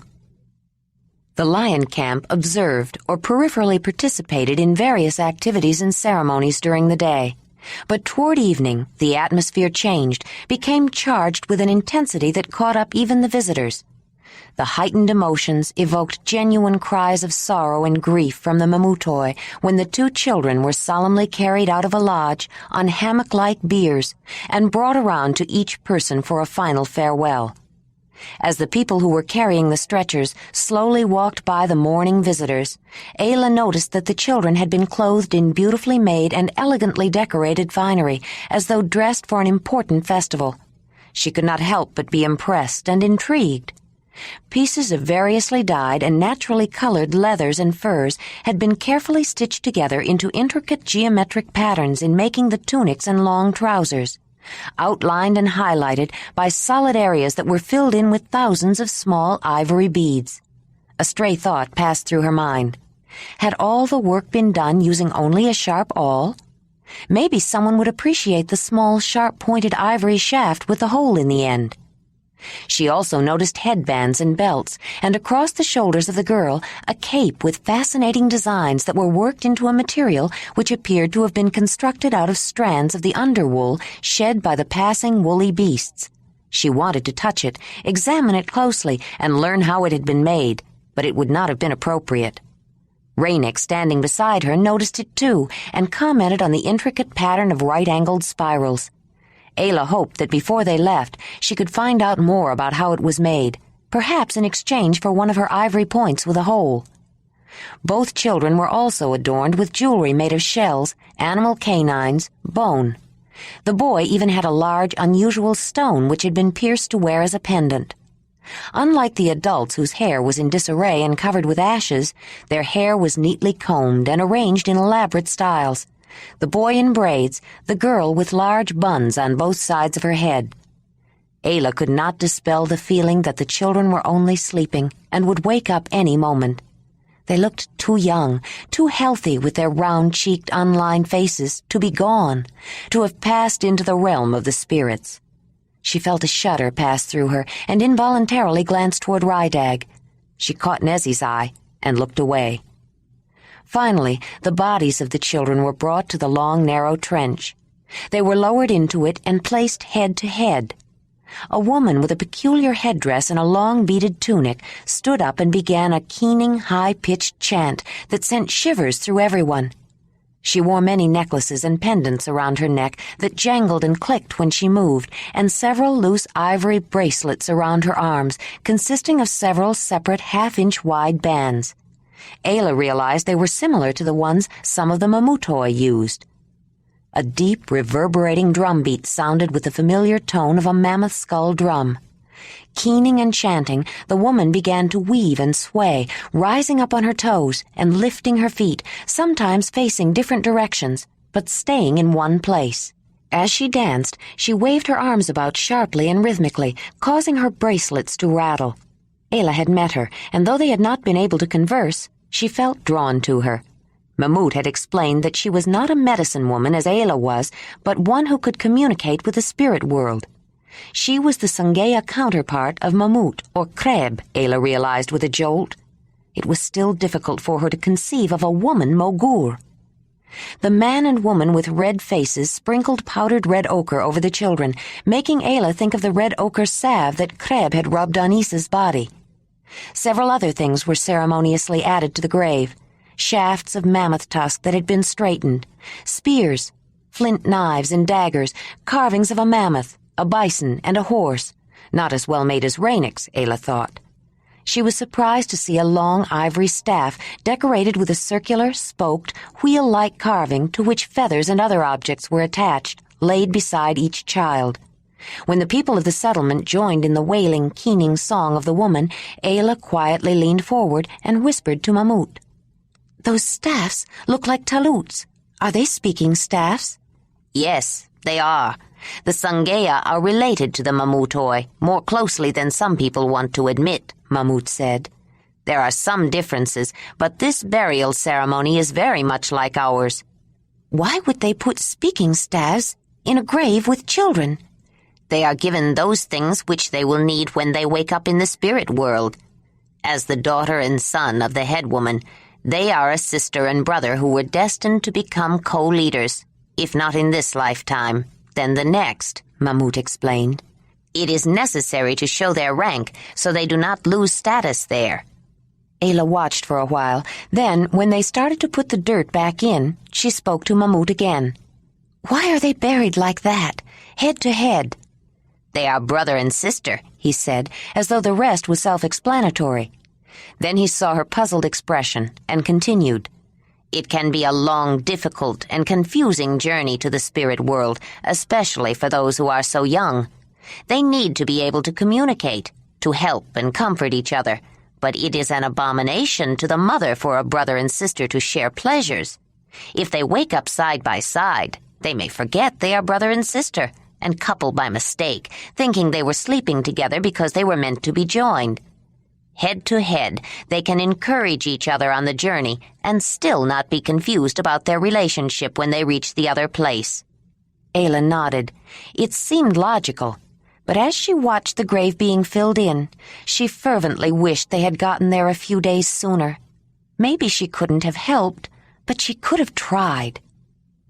Talut stopped at the edge of a small waterway, looked upstream and then downstream, then consulted the marked piece of ivory he held in his hand. He checked the position of the sun, studied some cloud formations in the north, and sniffed the wind. Finally, he examined the area nearby. "We camp here for the night," he said, shrugging off his haversack and pack frame. He walked toward his sister as she was deciding where the primary tent would be placed, so the adjoining ones that utilized part of the same structural supports would have plenty of level ground. "Tuli, what would you say to stopping to do a little trading? I was looking at these maps Ludeg made. It didn't occur to me at first, but seeing where we are, look, he said, showing her 2 different pieces of ivory with marks scratched on them. Here's the map showing the way to Wolf Camp, the new location of the summer meeting. And here's the quick one he made showing the way to the Sungaya camp.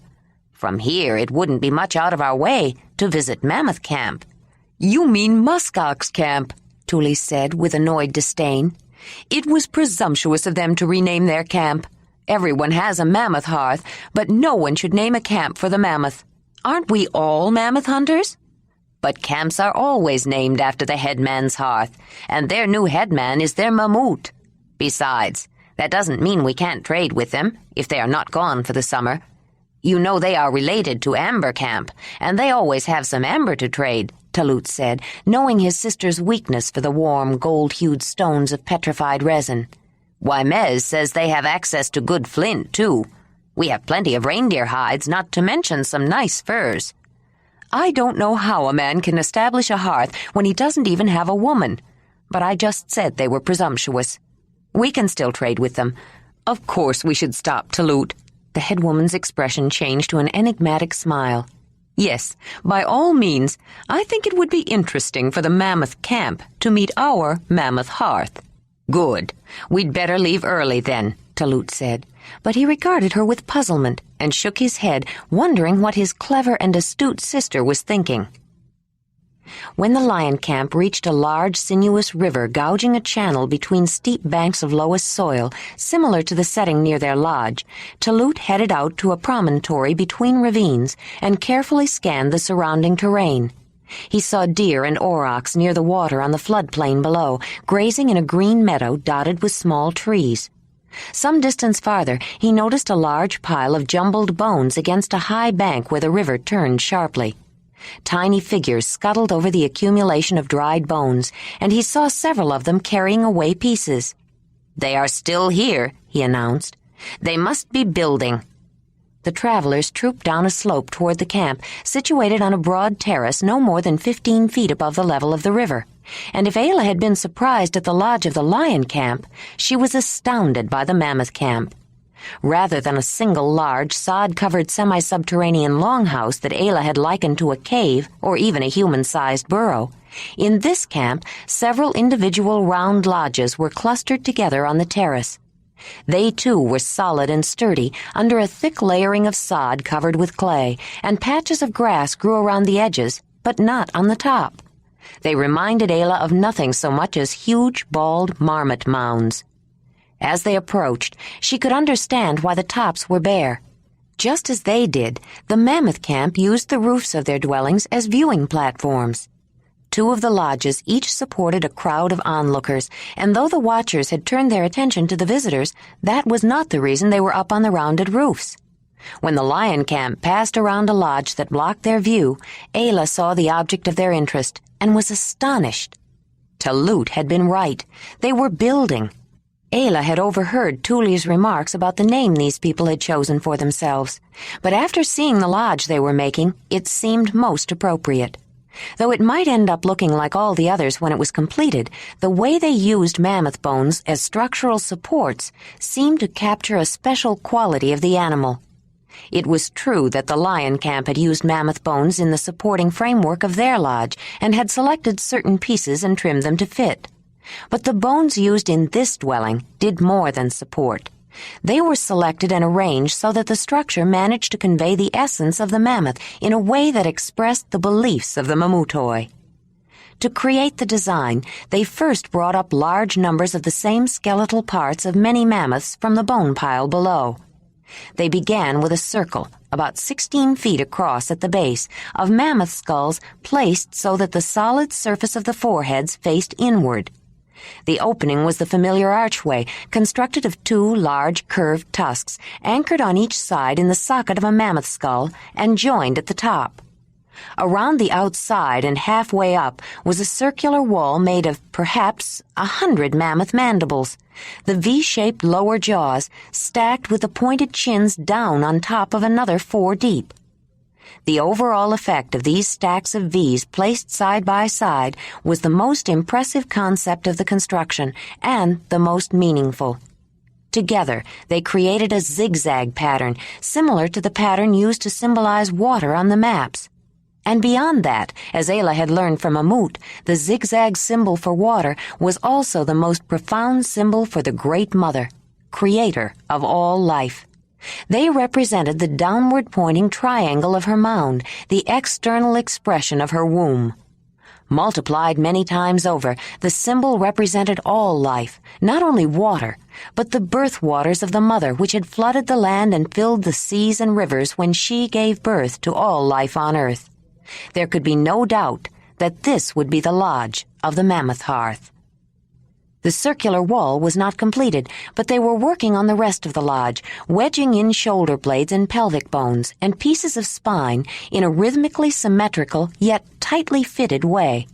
An open framework of wood inside provided additional support for the structure, and it appeared that the roof would be constructed of mammoth tusks. "This is the work of a true artist," Ranec said, stepping closer and openly admiring their handiwork. Ayla knew he would approve. She noticed Jondalar standing a little distance away, holding Racer's lead rope. She realized that he was no less impressed or appreciative of the inspired mind that had conceived of the idea. In fact, the entire lion camp was at a loss for words.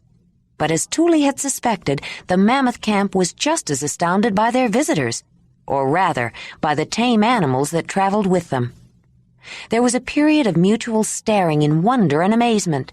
And then a woman and man, both somewhat younger than the leaders of the lion camp, came forward to greet Thule and Talut. The man had been hauling heavy mammoth bones up the slope.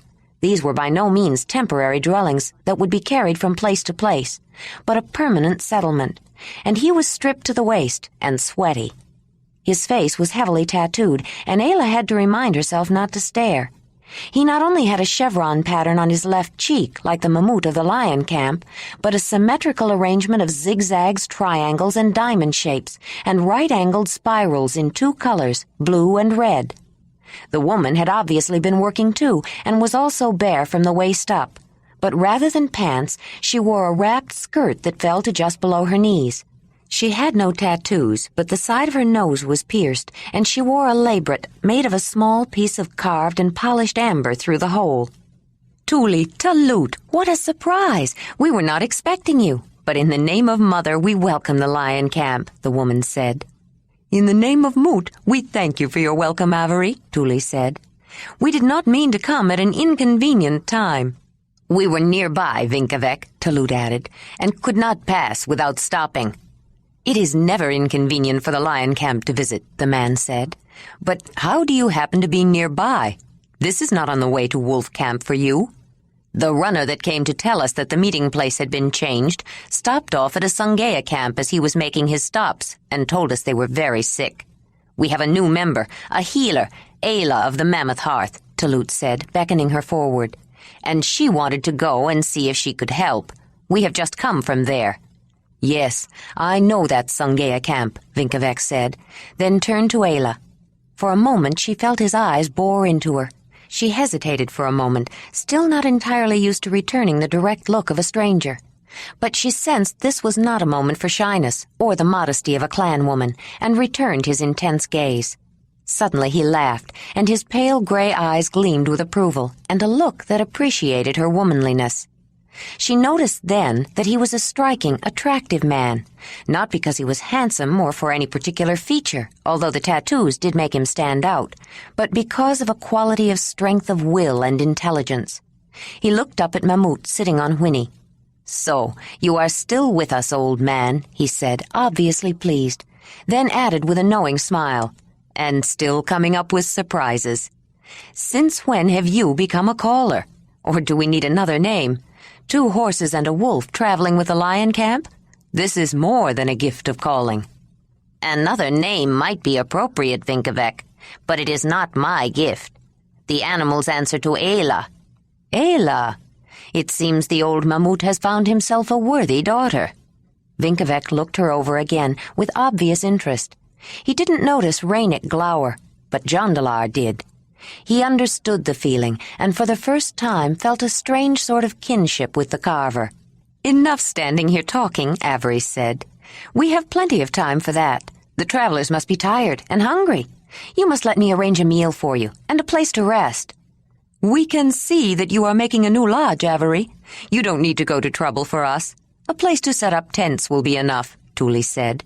"Later we would be pleased to share a meal with you and perhaps show you some fine reindeer skins and furs we happen to have with us." "I have a better idea," Talut boomed, shrugging off his pack frame where he stood. "Why don't we help you? You may have to tell me where to put it, but I have back enough to carry a mammoth bone or two." "Yes, I'd like to help," Jondalar volunteered, leading Racer forward and helping Rydag off. "That's an unusual lodge. I have never seen anything quite like it." "By all means, we welcome your help.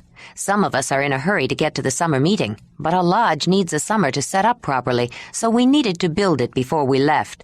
"The lion camp is most generous," Vinkovec said, wondering how many pieces of amber their generosity was going to cost when the trading started. Then he decided it would be worth it to get his lodge finished and quiet some of the complainers. Vinkovec hadn't noticed the tall blond man in the crowd of people at first, but he looked twice, then glanced back at Ayla, who was unharnessing Whinney from the travois. He was a stranger as Ayla was, and he seemed as comfortable with the horses as she did. But then the little flathead seemed familiar with the wolf, and he was no stranger anymore. It must have something to do with the woman. The Mammoth headman of the Mammoth camp turned his attention back to Ayla. He noticed the brown-skinned carver was hovering around her. Ranec always did have an eye for the beautiful and the exceptional, he thought. In fact, he was acting possessive. But then, who was the stranger? Wasn't he associated with the woman? Vinkovec glanced at Jondalar and noted that he was watching Ayla and Ranec. Something was going on here, Vinkovec decided, then smiled. Whatever the relationships, if they were both so interested, it was likely the woman was not formally joined yet. He looked her over once again. She was a striking woman and a daughter of the Mammoth Hearth, a healer, or so they claimed, and she certainly had some unique talent with animals. A woman of high status, no doubt. But where had she come from, and why was it always the lion camp that turned up with someone unusual? The two headwomen were standing inside an almost complete but empty New Earth lodge. Although the outside was covered, the zigzag pattern of the walls was subtly apparent on the inside. "Are you sure you won't travel with us, Ivory?" Thule said. A new string of large amber beads graced her neck. "We'd be happy to wait a few more days until you are ready." "No, you go ahead. I know everyone is anxious to get to the meeting, and you have already done too much. The lodge is nearly finished, and without you, we would never have been so far along." "It was our pleasure to work with you. I must admit, the new lodge is quite impressive. It is an honor to the mother. Your brother is truly remarkable. One can almost feel the mother's presence inside." She was sincere, and Ivory knew it. "Thank you, Thule, and we will not forget your help. That's why we don't want to keep you any longer. You are already late because you stayed to help us. All the best places will be taken." "It won't take us long to get there now. Our load is considerably lighter. Mammoth Camp strikes a hard bargain." Ivory's eyes glanced at the big headwoman's new necklace. "Not nearly as hard a bargain as Lion Camp," she said. Thule agreed. She believed the Lion Camp had gotten the better of the bargaining, but it was unseemly to admit it. She changed the subject. "Well, we'll look forward to seeing you there. If we can, we'll try to mark a place for you." "We would appreciate that, but I suspect we'll be the last ones. We will have to take what we can get." "We will look for you, though," Ivory said as they walked out. "We'll leave in the morning, then," Thule said.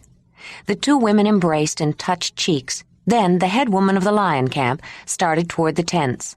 "Oh, Thule, in case I don't see Ayla to tell her before you go, please thank her again for the firestone," Ivory said, then added in an apparently offhand way, "Have you set a bride price for her yet?" "We have been thinking about it, but she has so much to offer it's difficult," Thule said, then turned to go. After a few steps, she turned back and smiled. "She and Diji have become so close, Ayla is almost like a daughter to me." Thule could hardly suppress a smile as she walked away. She thought she had noticed Vinkovec paying particular attention to Ayla, and she knew Ivory's comment was no casual remark. He had put his sister up to it. It would not be a bad match, Thule thought, and having ties with the Mammoth camp could prove beneficial. Of course, Ranec has first claim. They are, after all, promised. But if someone like Vinkevek made an offer, it wouldn't hurt to consider it. At the very least, it would raise her value. Yes, Talut had a good idea when he suggested they stop and do some trading. Avery watched her go. So Tuli is going to negotiate the bride price herself. I thought as much. Perhaps we should stop off at Amber Camp on the way. I know where Mother keeps the raw stone, and if Vinkevek is going to try for Ayla, he's going to need everything he can get. I never saw a woman drive a harder bargain than Tuli, Avery thought, with begrudging admiration. She hadn't particularly cared for the big head woman of the lion camp before, but these past few days when they had a chance to get better acquainted, she had come to respect her and even like her. Tuli had worked hard with them and was generous with her praise when it was deserved, and if she was a formidable trader, well, that was the head woman's role. In fact, if she were young and ready to make a joining, Avery thought, she wouldn't mind having someone like Tuli negotiating her bride price. From the Mammoth camp, the lion camp traveled in a generally northerly direction, for the most part following the river. Near the great waterways that coursed down the continent, the northern landscape changed continually and displayed a rich diversity of plant life. Their trek took them from tundra fells and lowest plains to reedy forest lakes, from lush bogs to windy knolls and grassy meadows bright with summer blooms. Though the northern plants were stunted, the flowers were often larger and more brilliant than southern varieties. Ayla could identify most of them, though she didn't always know what to call them. When they passed them, or if she was out riding or walking alone, she often picked some to bring to Mamut or Nezi or Diji, or someone to tell her the names. The closer they came to the place of the summer meeting, the more Ayla found reasons to make side trips. Summer had always been the time when she wanted solitude. It had been her pattern for as long as she could remember. In the winter, she accepted the confinement imposed by severe weather, whether it was to the cave of Brun's clan, or the one in her valley, or the Mamutoi Earth Lodge. But in summer, though she did not like to be alone at night, she had often enjoyed getting off by herself during the day. It was her time to think her own thoughts and follow her own impulses, free from the restriction of being watched too much, either because of suspicion or love. When they stopped for the evening, it was easy enough to say she wanted to identify plants or to hunt, and she did both, using the spear thrower as well as her sling to bring back fresh meat. But she really wanted to get away alone. She needed time to think. She was dreading their arrival and couldn't quite understand why. She had met enough people now and had been easily enough accepted, so she knew that wasn't the problem. But the closer they got, the more excited Ranec became, and the more morose Jondalar seemed, and the more she wished she could avoid this gathering of the camps. On their last night of traveling, Ayla returned from a long walk with a handful of flowers. She noticed that a patch of ground near the fire had been smoothed out, and that Jondalar was making marks in it with the drawing knife. Tornik had a broken piece of ivory in his hand and a sharp knife out, and was studying marks. "Here she is," Jondalar said. "Ayla can tell you better than I can.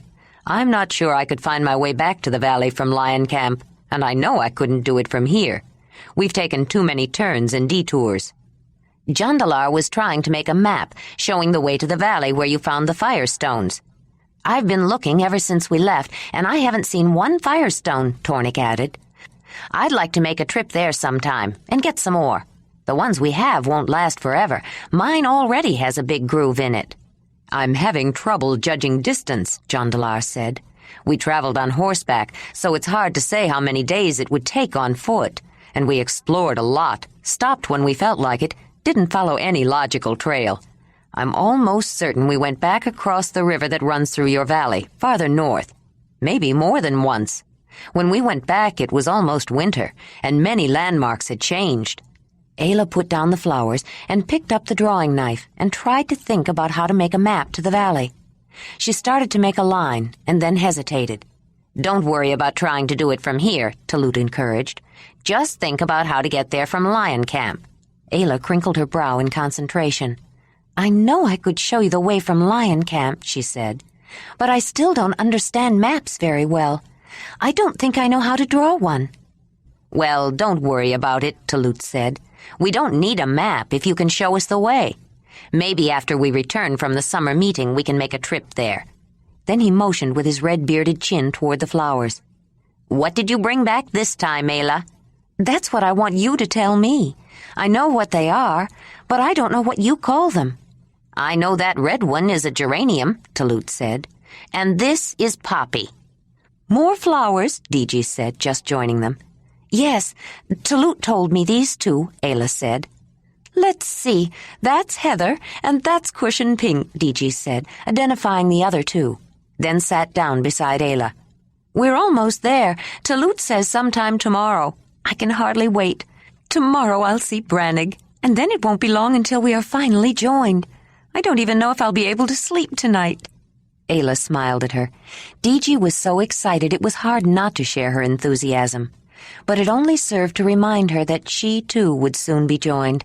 Jondalar's talk about the valley and going back there had renewed her ache of longing for him. She had been watching him, trying not to make it obvious, and she had a distinct feeling that he had been observing her.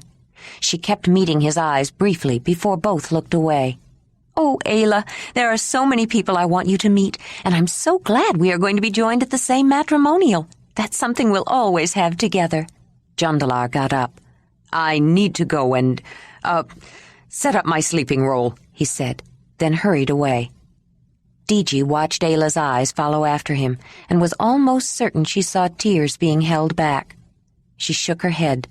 Ayla just didn't seem like a woman who was about to join and establish a new hearth with a man she loved. There was no joy, no excitement. Something was missing. Something called Jondalar. Chapter 31. In the morning, the lion camp continued upstream, staying on the plateau of the plains, but catching glimpses of the swift waterway below on their left, cloudy with glacial runoff and churning with silt. When they reached a fork, a place where two major rivers joined, they took the left branch. After fording two large tributaries, putting most of their possessions in a bowl boat they had brought along for that purpose, they descended to the floodplain and traveled through the woods and grassy meadows of the river valley. Talut kept watching the system of hollows and ravines on the high right bank across the river, comparing the actual landscape to the ivory scratched with symbols, whose meaning was still unclear to Ayla. Ahead, near a sharp bend, was the highest point of the opposite shoreline, rising some 200 feet above the water. On their side, a broad grassy field and patches of woods extended inland for some miles. As they drew closer, Ayla noticed a bone cairn with a wolf skull on top. A peculiar arrangement of rocks extended across the river in the direction Talut was heading. The river there was wide and shallow and would have been fordable in any case, but someone had made the crossing even easier. Piles of rock and gravel and some bone had been placed and spread out in the manner of stepping stones to make a pathway for people to cross the river while diverting the flow of water to the spaces in between. Jondalar paused to look more closely. "What a clever idea," he remarked. "You could cross the river here without even getting your feet wet." "The best places to put lodges are on that side. Those deep hollows give good protection from the wind. But the best hunting is on this side," Barzik explained. "This walkway washes out with the floods, but Wolf Camp builds a new one every year. They seem to have gone to extra trouble this year, probably to make it easier for visitors." Talut started across.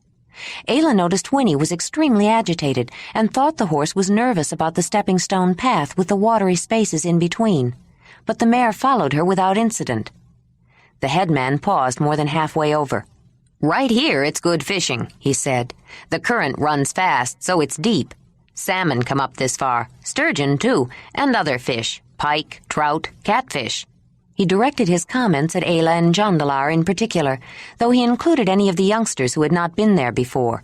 It had been some years since Lion Camp had visited Wolf Camp as a group. On the other side, as Talut led them toward a wide ravine, perhaps a half-mile across at the top, Ayla heard a strange sound, like a loud hum or a muted roar. They gradually climbed uphill. 60 feet or so above the level of the river and 150 yards back, they came to the bottom of the large ravine. Ayla looked ahead and gasped. Protected by steep walls, a half-dozen separate round lodges in a row were comfortably settled within the nearly mile-long hollow. But it wasn't the round earth lodges that made Ayla gasp.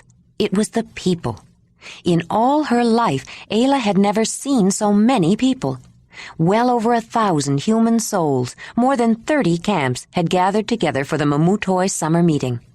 The length and breadth of the entire area was filled with tents. There were at least 4 or 5 times as many people as had come together for the clan gathering, and everyone was staring at her. Or rather, at her horses and wolf. The young canine cowered against her leg, just as thunderstruck as she. She sensed panic in Whinney and was sure Racer felt the same. Fear for them helped her overcome her own feelings of sheer terror at the sight of so many human beings. She looked up and saw Jondalar hanging on the lead rope, struggling to keep Racer from rearing, while the frightened boy hung on tight. "Nezzy, get Rydag," she called out. The woman had already seen the problem and hardly needed Ayla's words to impel her to move. Ayla helped Mamut down and put her arm around the mare's neck, leading her toward the young stallion to help calm him. The wolf followed after her. "I'm sorry, Ayla. I should have thought about how the horses would react to so many people," Jondalar said. "You knew there would be this many?" "I didn't know, but I guessed there might be about as many as would come to a Zelendanyi summer meeting." "I think we should try to set up cattail camps someplace out of the way," Thule said, speaking up to get everyone's attention. "Maybe here, near the edge of the encampment. We'll be farther away from everything." She was looking around as she spoke. "But Wolf Camp has a creek running through their hollow this year, and it turns this way." Thule had been anticipating the reaction of the people, and she hadn't been disappointed. They had been seen crossing the river, and everyone there had crowded close to watch the arrival of the lion camp. But she had not anticipated that the animals might be overwhelmed by their initial introduction to a herd of humanity. "How about over there, near the wall?" Barzak suggested. "It's not too level, but we can even it out." "It looks fine to me. Are there any objections?" Talut said, looking pointedly at Ayla. She and Jondalar just led the animals that way, wanting to get them settled. The lion camp began clearing out rocks and brush and leveling a place to set up their large, double-skinned communal tent. Living in a tent was made much more comfortable by using 2 layers of hides. The insulating layer of air between helped to keep the warmth in, and moisture condensing in the cool of the evening ran down the inner side of the outer hides to the ground. The inner hides, which were tucked under the interior ground cloths, kept drafts out as well. Though not nearly as permanent as the earth lodge at Lion Camp, it was a more substantial structure than the single-walled overnight shelter that was only a part of the full summer tent, which they used when traveling. They referred to their summer home as Cattail Camp, to differentiate the summer location, wherever it happened to be, from the winter site when they spoke of it, though they still thought of themselves as belonging to a group called Lion Camp. The tent was divided into 4 interdependent conical sections, each with a separate fireplace, supported by sturdy, flexible young trees, although mammoth rib bones or other long bones could have and had been used. The central section, which was largest, would house the lion hearth, the fox hearth, and the mammoth hearth. While the tent lodge was not as roomy as the earth lodge, it would be used primarily for sleeping, and it was seldom that everyone would be in the tent sleeping at the same time. Other activities, private, social, and public, would take place outdoors, so setting up also meant defining territory beyond the walls of the tent. The placement of Cattail Hearth, the main exterior cooking hearth, was a matter of some importance. While they worked to set up their tent and stake out their territory, the rest of the people at the meeting began to recover from their initial stunned silence and began to talk excitedly among themselves. Ayla finally discovered the source of the peculiar muted roar. She recalled when she first arrived at Lion Camp how noisy she thought it was when everyone spoke at once. This was that noise, many times over. It was the combined voices of the entire throng. No wonder Whinney and Racer were so skittish, Ayla thought. The constant hum of humanity made her skittish, too. She wasn't used to it. The clan gathering had not been as big, but even if it had, it would never have been as noisy.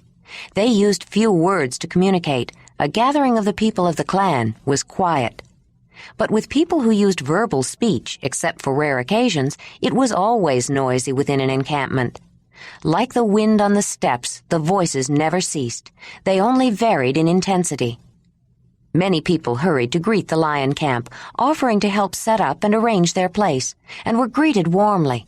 But Talut and Tuli passed several meaningful glances between themselves. They didn't remember having so many friends who were so willing to help before. With the help of Leti, Jondalar, and Ranec, and for a while Talut, Ayla set up a place for the horses. The two young men worked together easily, but spoke little. She turned down offers of help from the curious, explaining that the horses were shy and strangers would make them nervous. But that only made it obvious that she was the one in control of the animals and engendered more curiosity. Word of her spread quickly. At the farthest edge of the encampment, slightly around a curve of the wall of the ravine that opened onto the river valley, they constructed an awning-like lean-to, utilizing the hide tent she and Jondalar had used when they traveled together, supported by small trees and sturdy branches. It was somewhat hidden from the sight of the people camped in the hollow, but the view of the river and the beautiful wooded meadows across was expansive. They were moving in and setting up places to sleep in the somewhat more crowded quarters when a delegation from Wolf Camp, along with several others, came to welcome them officially. They were in the host camp's territory, and though it was expected, it was more than courtesy to extend to all visitors the use of the Wolf Camp's hereditary fishing weirs, berry, nut, seed, and root beds, and hunting grounds. Even though the summer meeting would not last the entire season, hosting such a large group would take its toll, and it was necessary to find out if some particular area should be avoided so as not to overtax the resources in the region. Talut had been quite surprised when told of the change in the location of the summer meeting. The Mamutoi didn't, as a rule, meet at a home camp. Usually they chose some location that was out on the steppes or in some large river valley that could accommodate such concentrations of people more easily. "In the name of the Great Mother of all, the lion camp is welcome," a thin, gray-haired woman said. Tuli was shocked to see her. She had been a woman of uncommon grace and robust health who had shouldered the responsibility of her co-leadership with ease, but she seemed to have aged 10 years in the last season. "Marley, we appreciate your hospitality. In the name of Moot, we thank you." "I see you have done it again," a man said, grasping both of Talut's hands in greeting. Velez was younger than his sister, but for the first time, Tuli noticed that he also showed signs of age. It made her suddenly aware of her own mortality. She had always thought Marley and Velez were close to her in age. "But I think this is your biggest surprise," Velez continued. "When Torin came running in, shouting something about horses walking across the river with you, everyone had to go and look. And then someone spied the wolf." "We won't ask you to tell us about them now," Marley said, "though I must admit I am curious. You'll just have to repeat it again too many times. We might as well wait until this evening, so you can tell everyone at once." "Marley is right, of course," Velez said, though he had been ready to hear the story right then. He also noticed that his sister seemed especially tired. He feared this would be her last summer meeting. That was why he had agreed to host it when the place that had originally been selected was washed out by a change in the course of the river. They would be handing over their co-leadership this season. "Please make use of whatever you need. Are you settled in comfortably? I'm sorry you have to be so far away, but you are late. I wasn't even sure that you were coming," Marley said. "We took a roundabout way," Talut agreed, "but this is the best place. It's better for the animals. They aren't used to so many people." "I'd like to know how they got used to one," a voice called out. Tuli's eyes lit up as a tall young man approached, but Diji got to him first. "Tarneg! Tarneg!" she cried out as she rushed to embrace him. The rest of the Aurochs hearth was not far behind her. He hugged his mother, and then Barzak, and all had tears in their eyes. Then Druez, Brynan, and Tusi clamored for his attention. He put his arms around the shoulders of both boys, hugged them, and told them how much they had grown, then picked up Tusi. After a mutual hug and a tickle which produced delighted giggles, Tarneg put her down. "Tarneg," Talut boomed. "Talut, you old bear," Tarneg returned in a voice as powerful as the two men hugged. There was a strong family resemblance. He was nearly as much a bear as his uncle, but Tarneg had his mother's darker coloring. He bent down to rub Nezzy's cheek with his. Then, with a mischievous grin, he put his arms around the rotund woman and picked her up. "Tarneg, what are you doing? Put me down," she scolded. He set her lightly down on her feet, then winked at her. Now I know I'm as good a man as you, Talut, Ranec said, and laughed out loud. Do you know how long I've wanted to do that, just to prove I could? It is not necessary to, Nezzy began. Talut threw back his head and roared with laughter. It takes more than that, young man. When you can match me in the furs, you'll be as good a man as I am. Nezzy gave up trying to scold her dignity back and just looked at her great bear of a man, shaking her head with exasperated fondness. What is it about summer meeting that makes old men want to prove they are young again, she said.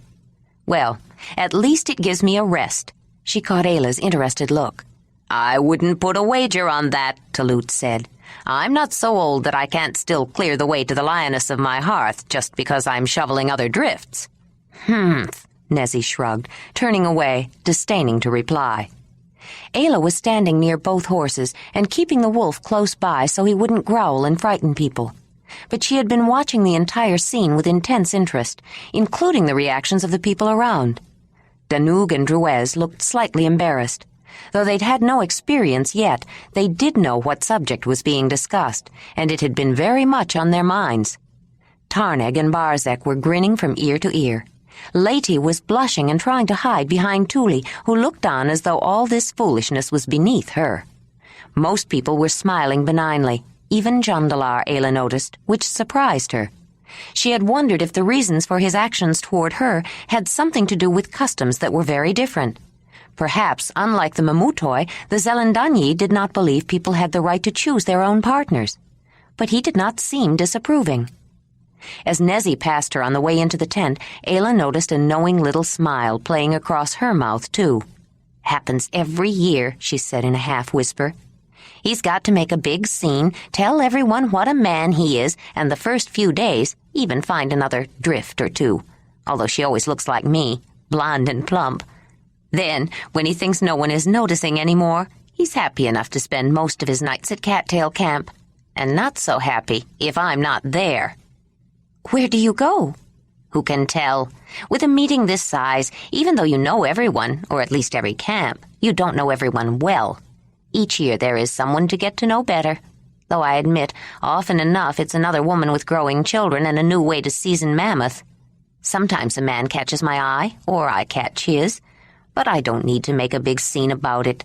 It's all right for Talut to brag, but if the truth were known, I don't think he would like it if I bragged.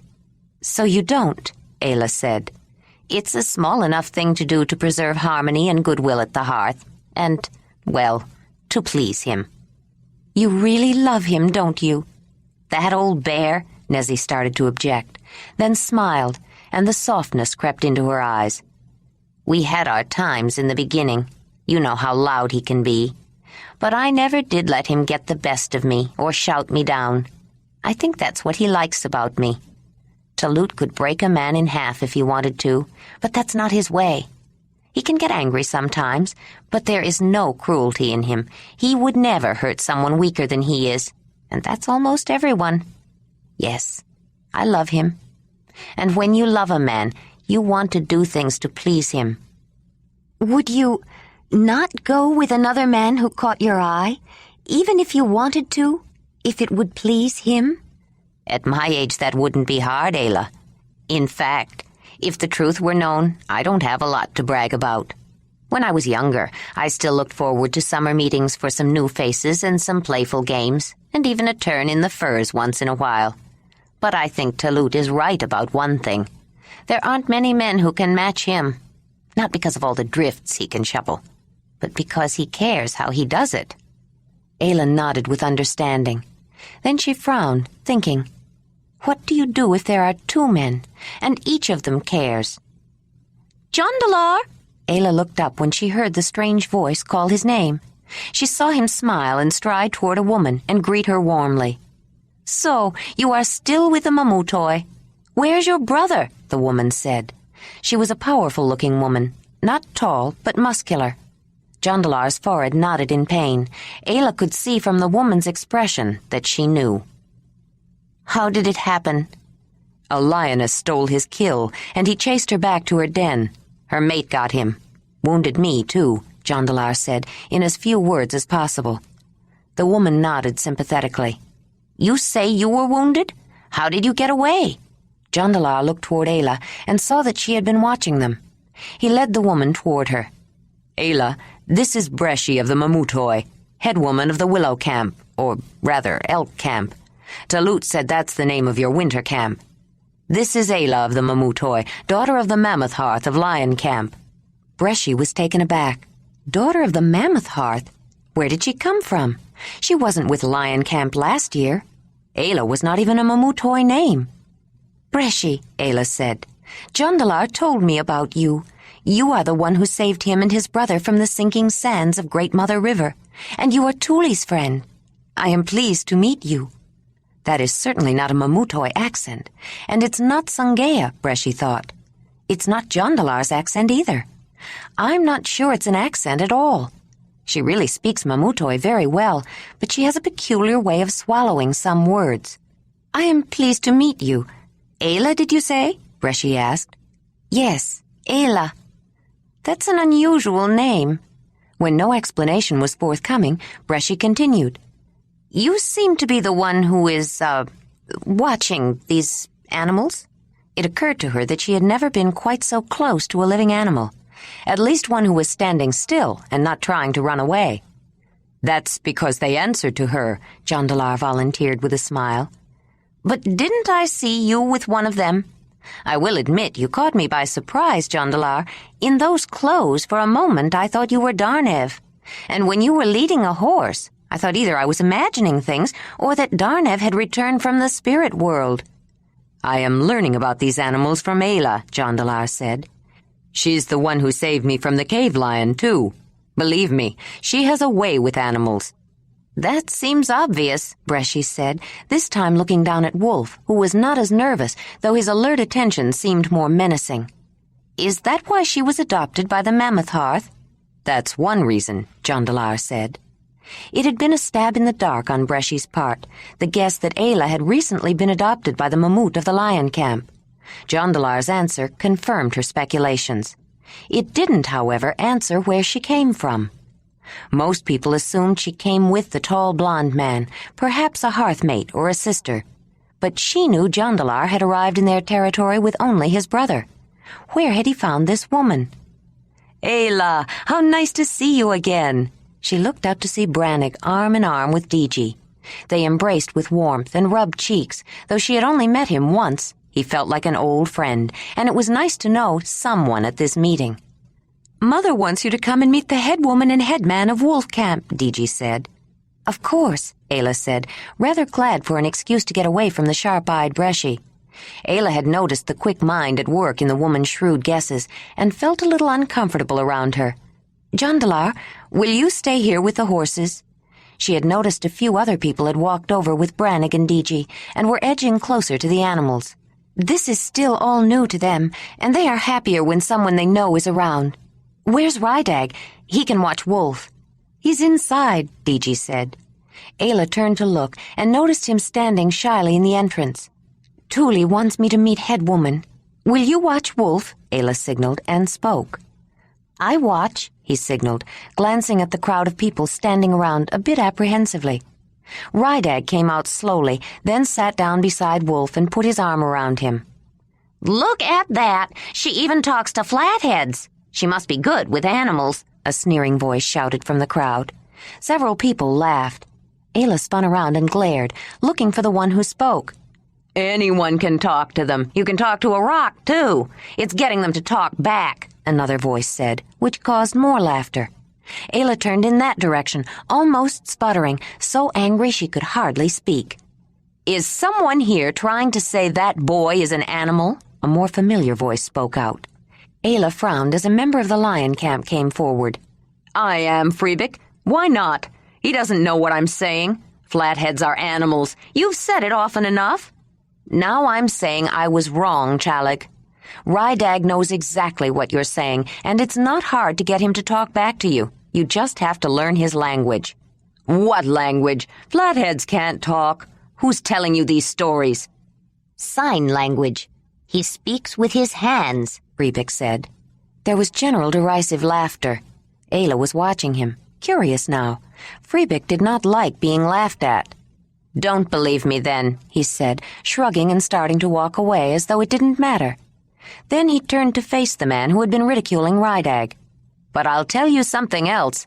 He can talk to that wolf, too, and if he tells that wolf to get you, I wouldn't wager on your chances." Unknown to Chalik, Freebick had been signaling to the boy. The hand motions meant nothing to the stranger. Rydag, in turn, had questioned Ayla. The whole lion camp was watching, taking delight in knowing what was coming by means of this secret language, which they could speak in front of all these people without their knowing it. Without turning around, Freebick continued, "Why don't you show him, Rydag?" Suddenly, Wolf was no longer sitting peacefully with the arm of a child around him. In one smooth leap, Wolf was at the man, hackles raised, teeth bared, and a growl that raised the hair on the back of every onlooker's neck. The man's eyes opened round as he jumped back in sheer terror. Most of the people near him jumped back as well, but Chalik kept on going. At Rydag's signal, Wolf calmly walked back to his place beside the boy, looking rather pleased with himself, turned around a few times, then settled down with his head on his paws, and watched Ayla. It was taking a chance, Ayla conceded to herself. However, the signal that was given was not exactly one to attack. It was a game the children played with Wolf, a pouncing mock-attack game that young wolves often played with each other, except Wolf had been taught to curb his bite. Ayla had been using a similar signal on their hunting forays when she wanted him to flush game for her. Though sometimes he ended up pouncing and killing the animals for himself, it was nothing like a signal to actually hurt someone, and Wolf hadn't touched the man. He had only leaped toward him. But the danger was that he might have. Ayla knew how protective wolves were about their own territory or their own pack. They would kill to defend it.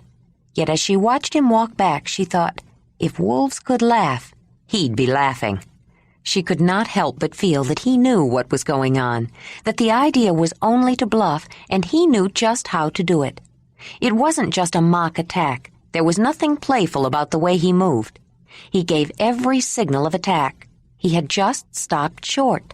The sudden exposure to masses of people had been difficult for the young wolf, but he had acquitted himself well. And seeing the look on that man's face made it worth taking the chance. Rydag was not an animal. Ranec looked a little shocked, but DG was grinning as they joined Tuli and Talut and another couple. Ayla was formally introduced to the co-leaders of the host camp and immediately knew what everyone else knew. Marley was very ill.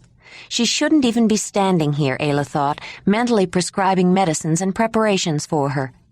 As she noticed her color, the look of her eye, the texture of her skin and hair, Ayla wondered if anything could help her.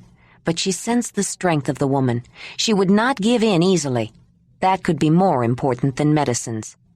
"That was quite a demonstration, Ayla," Marley said, noticing the interesting peculiarity of her speech. "Was it the boy or you controlling the wolf?" "I don't know," she said, smiling.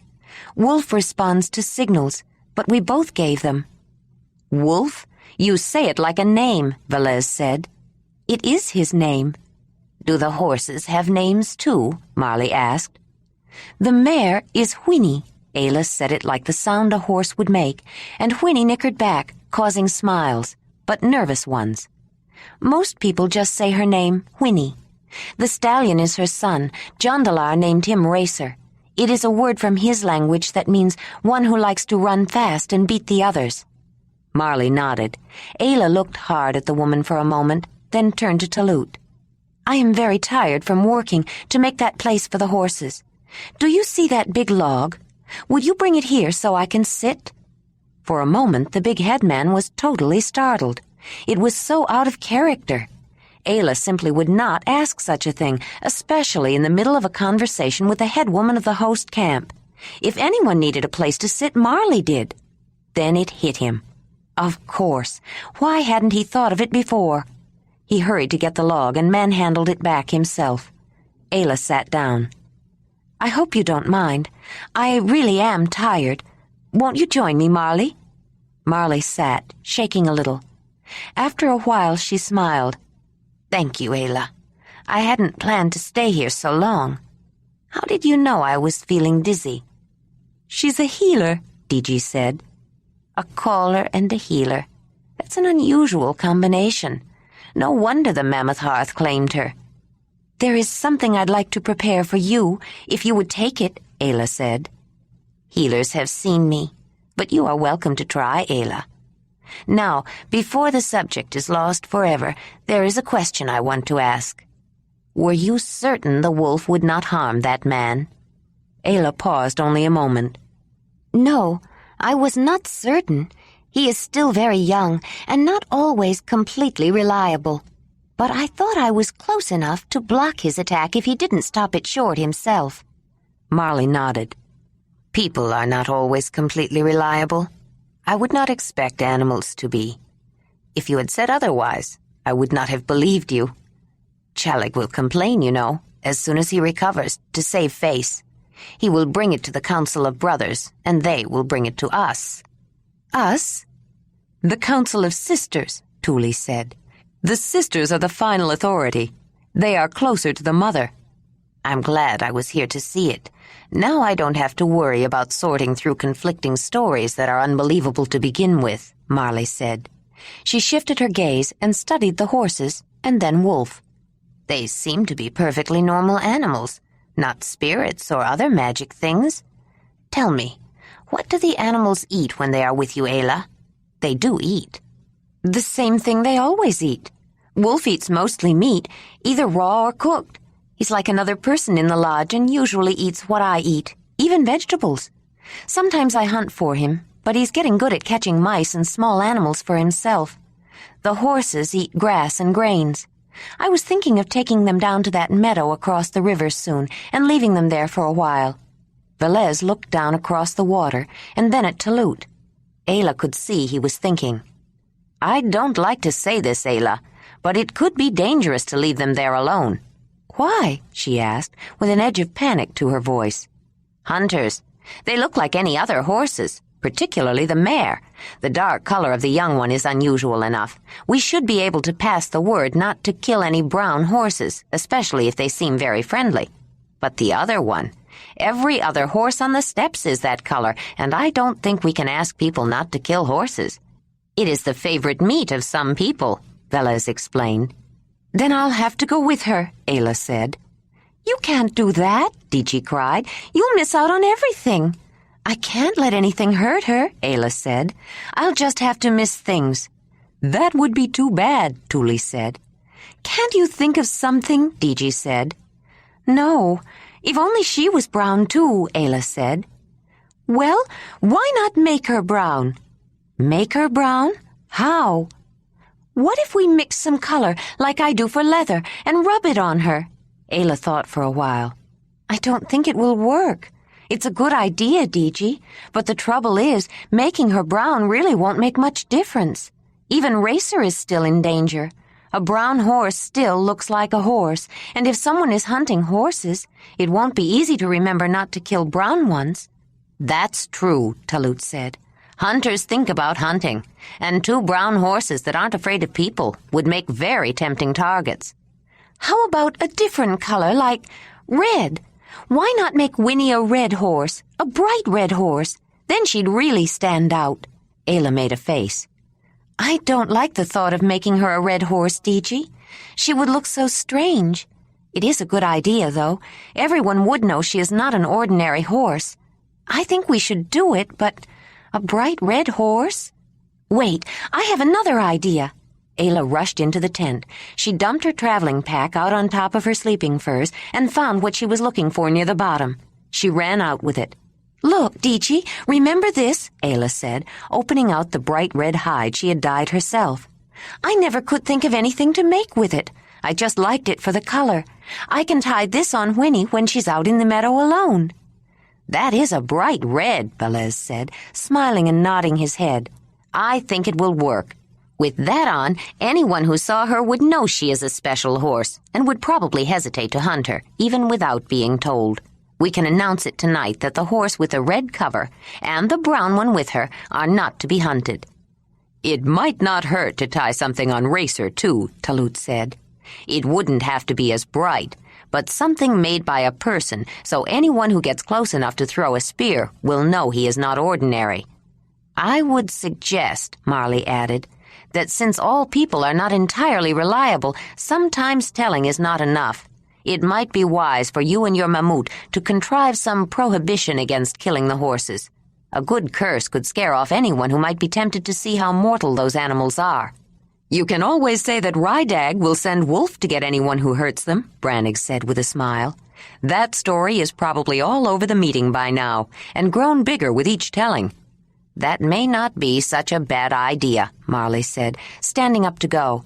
At least it could be spread around as a rumor. They watched the co-leaders of the wolf camp go. Then, shaking her head sadly, Thule went to finish getting settled in. Talut decided to go find out who was organizing competitions to set up a spear thrower competition, and stopped to talk to Bresci and Jondalar. The three left together. Digi and Ranec walked with Ayla toward the horses. I know just the person to tell to start the rumor going, Ranec said. With the stories going around already, even if they aren't entirely believed, I think they will avoid the horses. I don't think anyone will want to take a chance that Rydag might send the wolf after him. I've been meaning to ask, how did Rydag know to signal the wolf? Digi looked at the man to whom she was promised with surprise. I guess you don't know, do you? I don't know why I should think that just because I know something, you know it too. Freebic wasn't just making something up to defend Lion Camp. He was telling the truth. Rydag understands everything that everyone says. He always has. We just didn't know it until Ayla taught us all his sign language so we could understand him. When Freebic was pretending to walk away, he told Rydag, and Rydag asked Ayla. We all knew what they were saying, so we knew what was going to happen. Is that true? Ranec asked. You were talking to each other and no one knew it? He laughed. Well, if I'm going to be in on the Lion Camp surprises, maybe I should learn this secret language too. Ayla, Crosy called, coming out of the tent. They stopped and let her catch up. Thule just told me what you decided to do to mark the horses, she said, coming toward them. Smart idea, and red will stand out on a light-colored horse. But you don't have two bright red hides. When I was unpacking, I found something I'd like you to have.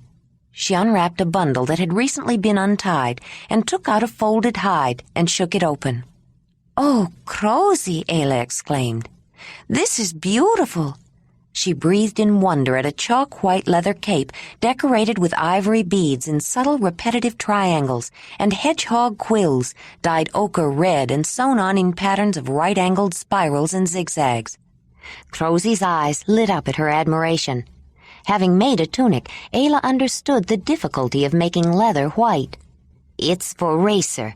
I think white against his dark brown coat will stand out. Crosy, it's too beautiful for that. It will get dirty and dusty, and especially if he tries to roll with it on, it will lose the decorations. I can't let Racer wear this out in the field, Ayla said. Crosy looked at her sternly. If someone is out hunting horses and sees a brown horse with a white decorated cover on his back, do you think that hunter is likely to aim a spear at him? No, but you have put too much work into that to let it get ruined. The work was put in many years ago, Crosy said. Then with a softening expression and a misting of her eyes, she added, It was made for my son, Fraley's brother. I have never been able to give it to anyone else. I could not bear to see someone else wear it, and I could not throw it away. I've just dragged it around from place to place, a useless piece of hide, the work wasted. If this hide will help protect that animal, it will no longer be useless. The work will have some value. I want you to have it, for what you have given me. Ayla took the proffered package, but looked puzzled. What have I given you, Crosy? It's not important, she said abruptly. Just take it. Freebic, hurrying into the tent, looked up and saw them, and smiled, full of self-satisfaction, before going in. They smiled back. I was very surprised when Freebic came forward to defend Rydag, Ranec commented. I would have thought he would be the last one. He's changed a lot, Digi said. He still likes to argue, but he's not so hard to get along with. He's willing to listen sometimes. Well, he never was afraid to step up and say what he thought, Ranec said. Maybe that's what it was, Crosy said. I never did understand what Fraley saw in him. I tried my best to talk her out of joining with him. He didn't have a thing to offer. His mother had no status. He had no particular talents. I thought she was throwing herself away. Maybe just having the nerve to ask says something for him, and he really did want her. I suppose I should have trusted her judgment all along. After all, she is my daughter. Just because someone comes from poor beginnings doesn't mean he may not want to better himself. Ranec looked at Diji, and then Ayla, over Crozy's head. In his opinion, she had changed even more than Freebick. Chapter 32. Ayla was alone in the tent. She glanced over the area that would be her place for the duration of their stay, trying to find one more article to fold, one more object to arrange, one more reason to delay leaving the confines of Cattail Camp. As soon as she was ready, Mamut had told her, he wanted to take her to meet the people with whom she was associated with in a unique way, the Mamutoi, those who belonged to the Mammoth Hearth. She looked upon the meeting as an ordeal, certain they would want to question her, evaluate her, and judge whether she had a right to be included within their ranks. In her heart, she didn't believe she did. She didn't feel possessed of unique talents and special gifts. She was a healer because she had learned the skills and knowledge of a medicine woman from Isa. There was no great magic in having the animals either. The mare answered to her because when she was alone and lonely in her valley, she had taken in a motherless foal for company, and Racer was born there. She saved Wolf because she owed it to his mother, and she knew by then that animals raised around people would be friendly. It wasn't a big mystery. Rydag had stayed inside the tent with her for a while after she examined him, asked him some specific questions about how he felt, and made a mental note to adjust his medicine. Then he went out and sat with Wolf to watch the people. Nezzy had agreed with her that he seemed in a much better mood. The woman was full of self-righteous delight and praise for Freebick, who had heard and overheard so many words of praise he was almost embarrassed. Ayla had never seen him smile so much, and knew that part of his happiness was the sense of acceptance and belonging. She understood the feeling. Ayla looked around one last time, picked up a rawhide container, and attached it to her belt, then sighed and walked outside. Everyone seemed to be gone except Mamut, who was talking to Rydag. Wolf saw her and raised his head as she approached, which caused Rydag and Mamut to look also. "Is everyone gone? Maybe I should stay here and watch Rydag until someone comes back," she said, quick to volunteer. "Wolf watch me," Rydag signed with a grin. "No one stay long when see Wolf. I tell Nezzy go. You go, Ayla." "He's right. Wolf seems content to stay here with Rydag, and I can't think of a better guardian," Mamut said. "What if he gets sick?" Ayla said. "I get sick? I tell Wolf, get Ayla." Rydag made the signal they had worked out before in practice and play. Wolf jumped up, put his paws on Ayla's chest, and reached up to lick her jaw, eager to get her attention. She smiled, roughed up his neck, then signaled him down. "I want stay here, Ayla. I like watching.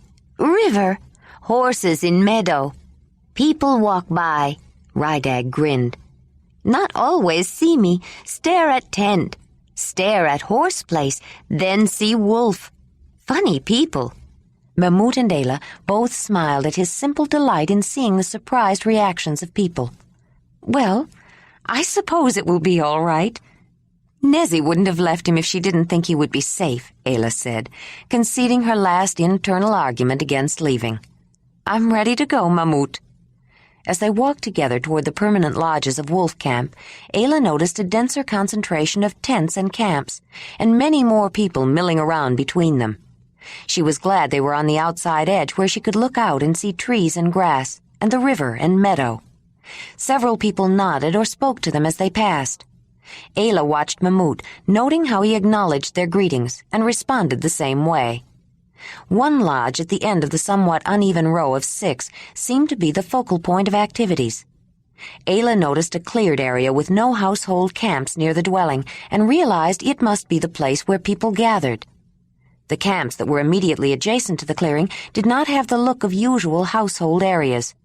One of them had a fence made of openly spaced mammoth bones, branches, and dried brush marking the territorial boundaries. As they passed it, Ayla heard her name called. She stopped, surprised at who had called her from the other side of the fence. "Lady," she said, then recalled what Diji had told her.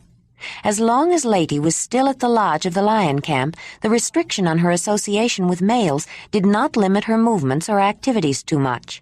However, once they reached the meeting place, it was necessary that she be kept in seclusion.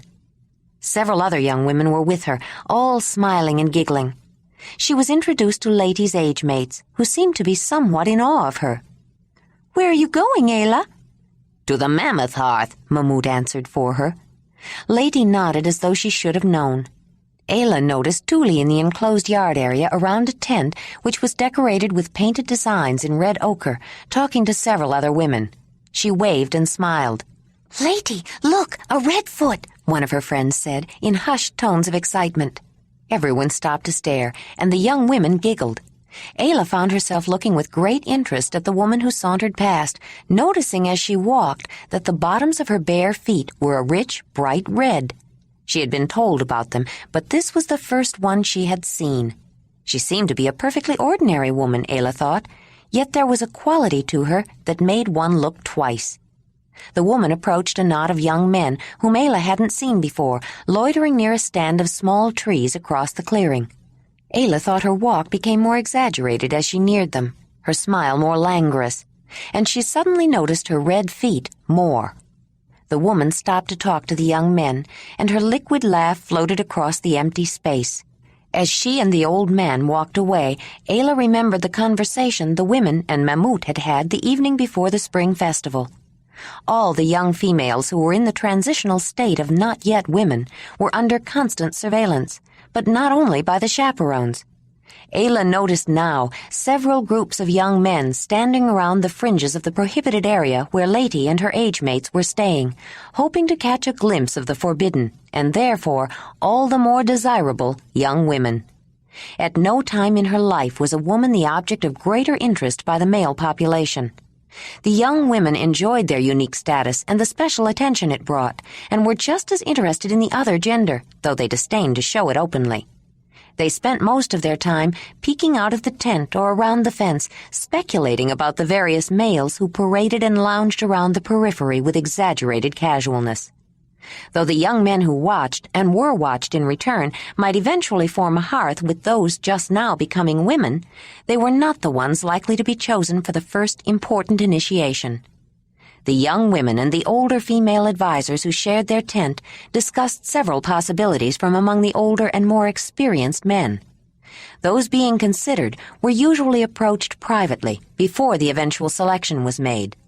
The day before the ceremony, the young women who were staying together in one tent, occasionally there were too many for one tent and 2 camps of young women would be established, would go out as a group.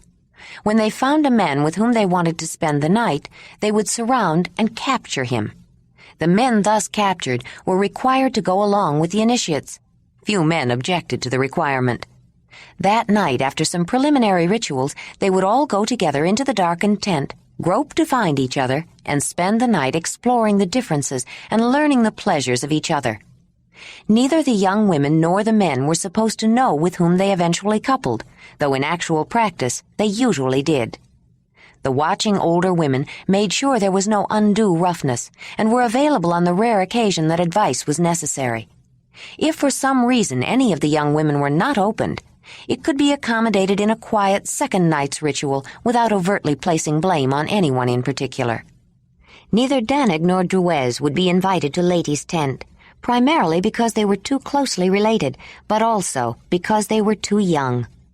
Other women who had celebrated their first rites in previous years, particularly those who had no children yet, could choose to stand in for the Great Mother and teach her way to young men.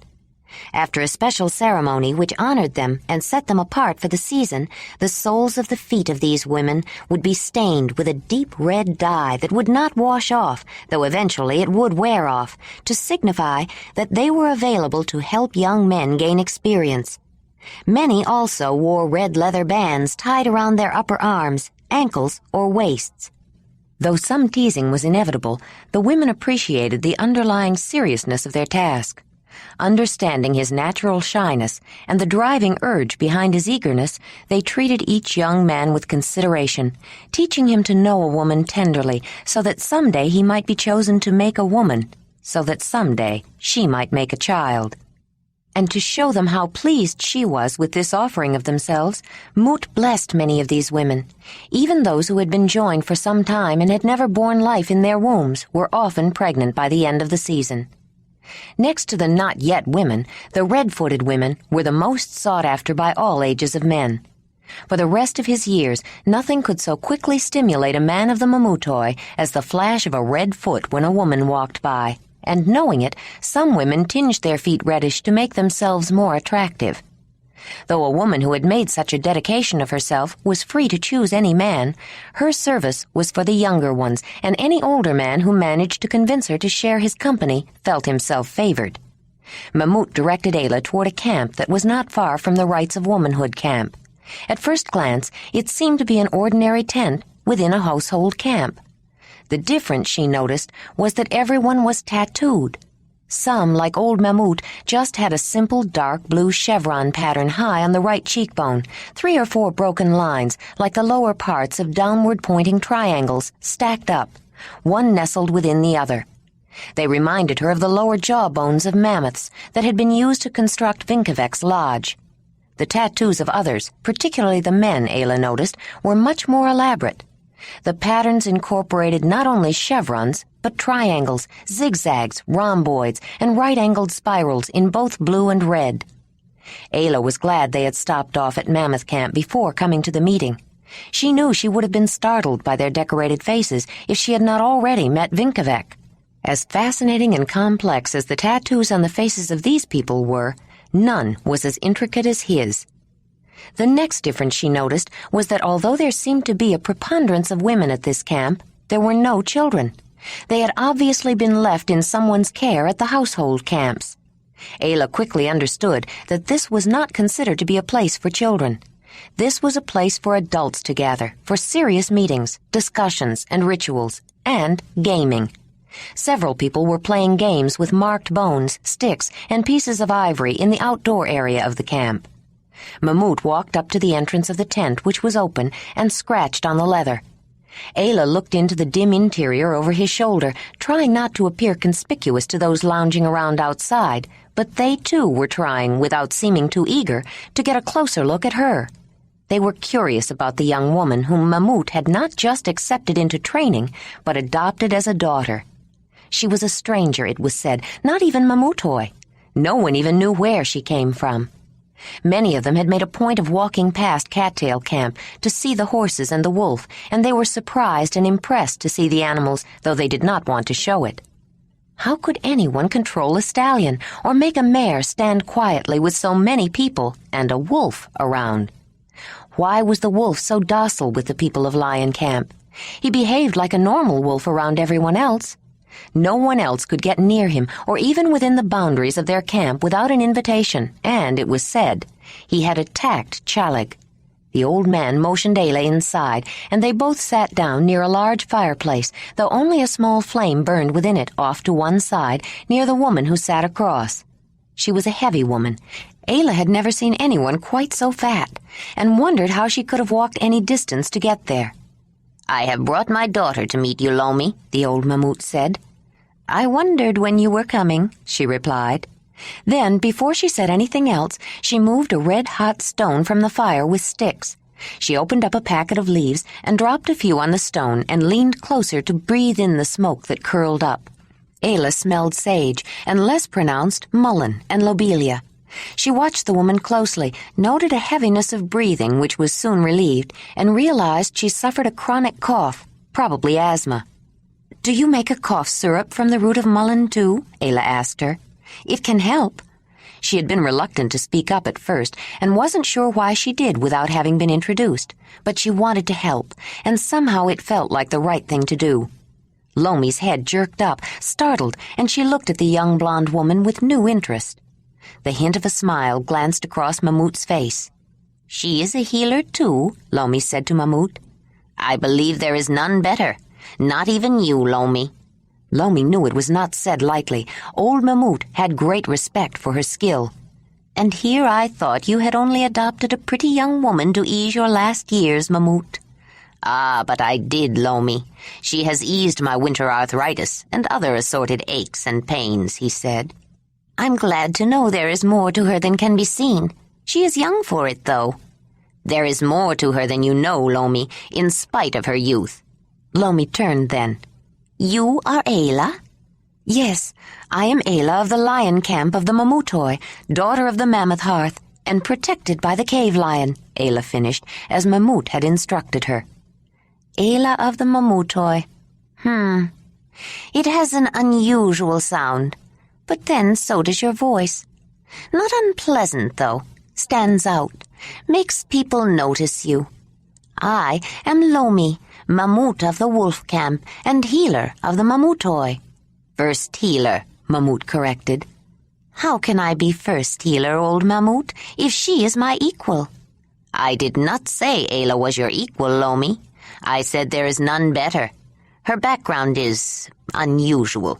She was trained by someone with a great depth of knowledge in certain healing ways. Could you have identified the subtle smell of mullein masked by the heavy aroma of sage so quickly if you hadn't known it was there? And then known what you were treating yourself for?" Lomi started to speak, then hesitated and did not respond. Mammut continued. "I think she would have known just by looking at you.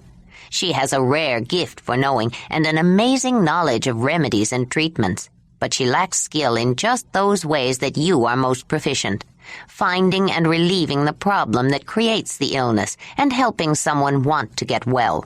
She could learn much from you, and I hope you will consent to train her. But I think there is much you could learn from her as well." Lomi turned to Ayla. "And is that what you want?" "It is what I want. If you know so much already, what do you think you can learn from me? I am a medicine woman. It is who I am, my life. I could not be otherwise. I was trained by one who was first.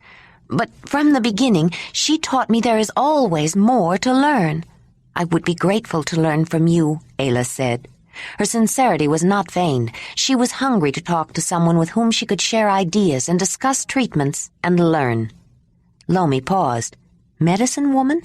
Where had she heard that name for healer before? She put the thought aside for a moment. It would come to her. "Ayla has a gift for you," Mammut said. "Call in anyone you want, but then, if you will, close the flap."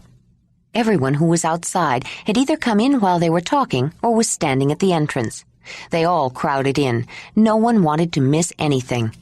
When everyone was settled and the entrance flap closed and tied, Mammut picked up a handful of dirt from a drawing circle and put out the small flame. But the bright daylight could not be kept out entirely. It beamed in through the smoke hole and dimly through the hide walls. It would not be quite as dramatic a demonstration in the dimly lit tent as it had been within the dark earth lodge, but every one of the Mamuti would recognize its possibilities. Ayla untied the small carrying container from her waistband, one she and Mammut had asked Barzek to make, and withdrew tinder, firestone, and flint. After everything was ready, Ayla paused, and for the first time in many moon cycles sent a silent thought to her totem. It wasn't a specific request, but she thought about a big, impressive, fast-lighting spark, so the effect would be what Mammut wanted. Then she picked up the flint and struck it sharply against the iron pyrite. It flashed brightly even in the tent, then went out.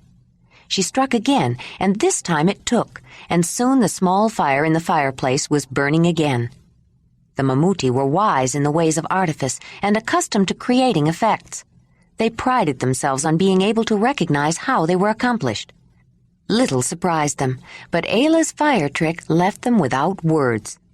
"The magic is in the firestone itself," Old Mammut said, as Ayla put the materials back in the rawhide container and gave it to Lomi. Then the tone and quality of his voice changed. "But the way to draw the fire out of it was shown to Ayla. I did not need to adopt her, Lomi. She was born to the Mammoth Hearth, chosen by the mother. She can only follow her destiny. But now I know that I was chosen to be part of it and why I was given so many years." His words sent a thrill of shivers and raised hairs through everyone in the tent of the Mammoth Hearth. He had touched upon the real mystery, the deeper calling that each one of them felt in some measure beyond the superficial trappings and casual cynicism. Old Mamut was a phenomenon. His very existence was magical. No one had ever lived so long. His name was even lost in the passage of years. They were each a Mamut, shaman of their camps, but he was simply Mamut. His name and calling had become one. No one there doubted that there was some purpose for his many years. If he said Ayla was the reason, then she was touched by the deep and unexplainable mysteries of life and the world around them, which each of them felt called upon to struggle with. Ayla was preoccupied when she and Mamut left the tent. She, too, had felt tension, a stirring of gooseflesh when old Mamut spoke of her destiny. But she didn't want to be the object of such intense interest by powers beyond her control. It was frightening, all this talk of destiny. She wasn't any different from anyone else, and she didn't want to be. She didn't like it when her speech was commented upon either. At Lion Camp, no one noticed any more. She had forgotten that there were some words she just couldn't get right, no matter how hard she tried. "Ayla, there you are. I was looking for you." She looked up at the sparkling dark eyes and wide flashing smile of the dark-skinned man to whom she was promised. She smiled back. He was just the one she needed to take her mind off her troubling thoughts. She turned to Mamut to see if he still wanted her. He smiled and told her to go and have a look around the encampment with Ranec. "I want you to meet some carvers. Some of them are doing fine work," Ranec said, leading her with an arm around her waist. "We always have a camp near the Mammoth Hearth. Not just carvers, other artists, too." He was excited, and Ayla sensed the same exhilaration she felt when she realized Lomi was a healer. Even though there might be some competition in relation to ability and the status each was accorded, no one understood the nuances of a craft or skill like another person who practiced it.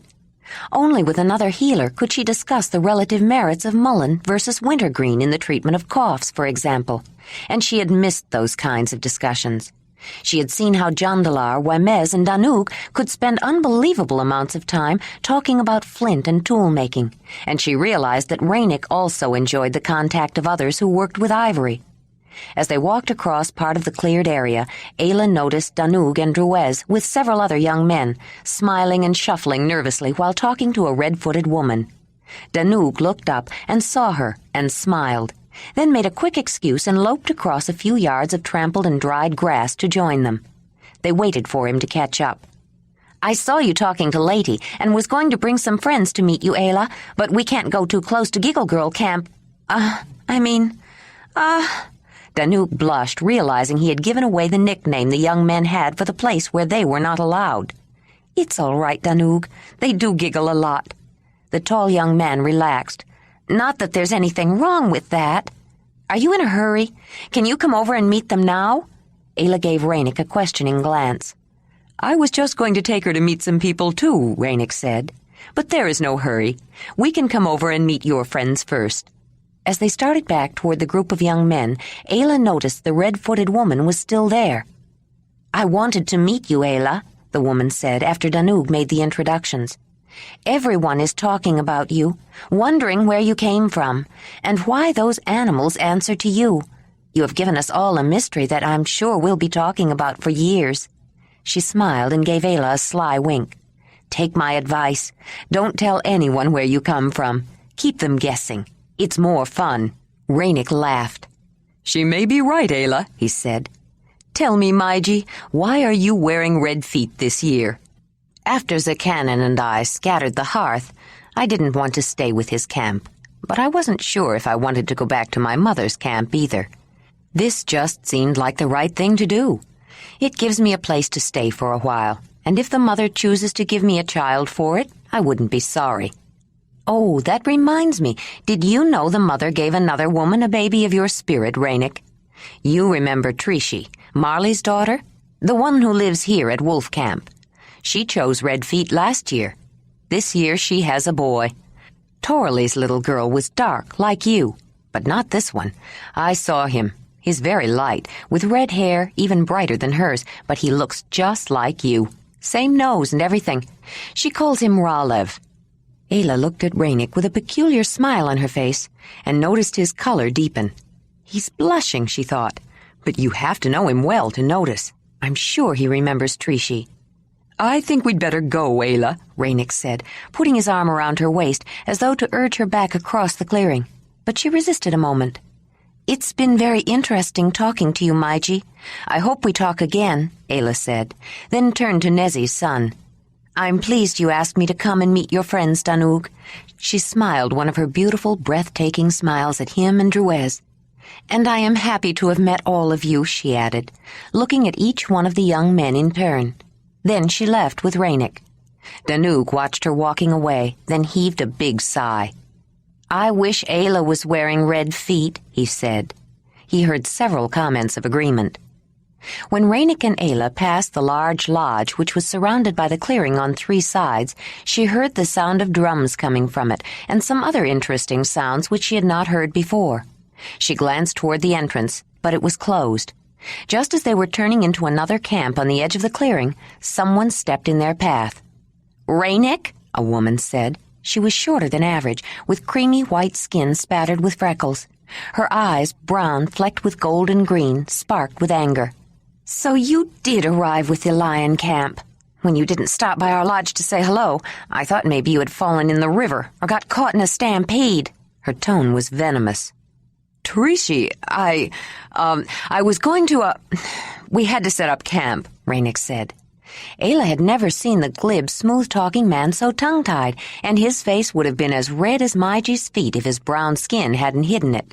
"Aren't you going to introduce me to your friend, Ranec?" Trishi said sarcastically. It was obvious she was upset. "Yes," Ranec said. "I'd like you to meet her. Ayla, this is Trishi, a friend of mine." "I had something to show you, Ranec," Trishi said, rudely ignoring the introduction. "But I don't suppose it matters now. Hinted promises don't mean much. I suppose this is the woman you will be joined with in the matrimonial this season." There was hurt as well as anger in her voice. Ayla guessed what the problem was and sympathized, but was not quite sure how to handle this difficult situation. Then she stepped forward and held out both her hands. "Trishi, I am Ayla of the Mamutoi, daughter of the Mammoth Hearth of the lion camp, protected by the cave lion." The formality of the greeting reminded Trishi that she was the daughter of a head woman, and Wolf Camp was hosting the summer meeting. She did have a responsibility. "In the name of Mut, the Great Mother, Wolf Camp welcomes you, Ayla of the Mamutoi," she said. "I was told your mother is Marley." "Yes, I am Marley's daughter. I met her earlier. She is a remarkable woman. I am pleased to meet you." Ayla heard Ranec breathe a sigh of relief. She glanced at him, and over his shoulder noticed Diji heading toward the lodge from which she had heard the drumming. On impulse, she decided Ranec should work out his relationship with Trishi alone. "Ranec, I see Diji over there, and there are some things I want to talk to her about. I will come and meet the carvers later," Ayla said, and quickly left. Ranec was stunned by her hurried departure and suddenly realized he was going to have to face Trishi and make some explanations, whether he wanted to or not. He looked at the pretty young woman standing there waiting, angry and vulnerable. Her red hair, a particularly vibrant shade like none he had ever seen, along with her red feet, had made her doubly appealing last season. And she was an artist, too. He was impressed with the quality of her work. Her baskets were exquisite, and the exceptional mat on his floor came from her hands. But she took her offering to the mother so seriously she would not even consider an experienced man at first. Her resistance only inflamed his desire for her. He hadn't actually promised, though. True, he had seriously considered it, and would have if she hadn't been dedicated. She was the one who had refused a formal promise, fearing it would anger Mut and cause her to withdraw her blessing. Well, Ranec thought, the mother could not have been too angry if she had drawn from his essence to make Trishi's baby. He guessed that was what she wanted to show him, that she already had a child to bring to his hearth, and one of his spirit besides. It would have made her irresistible under other circumstances, but he loved Ayla. If he'd had enough to offer, he might have considered asking for them both, but since a choice had to be made, there was no question. Just the thought of living without Ayla put a knot of panic in the pit of his stomach. He wanted her more than any woman he'd ever wanted in his life. Ayla called out to Diji, and when she caught up with her, they walked together. "I see you've met Trishi," Diji said. "Yes, but she seemed to need to talk to Ranec, so I was glad I saw you. It gave me the chance to get away and let them be alone," Ayla said. "I don't doubt she wanted to talk to him. It was all over the camp last season that they were planning to promise. She has a child, you know. A son." "No, I didn't. I've hardly had the chance to say more than hello to people, and no one told me. That's going to make her worth more and raise her bride price. Who told you?" "Maiji did, one of the Redfoots. She says the boy is of Ranec's spirit." "That spirit moves around. There are a couple of young ones with his essence. You can't always tell for sure with the other men whose spirit it is, but you can with him. His coloring comes through," Diji said.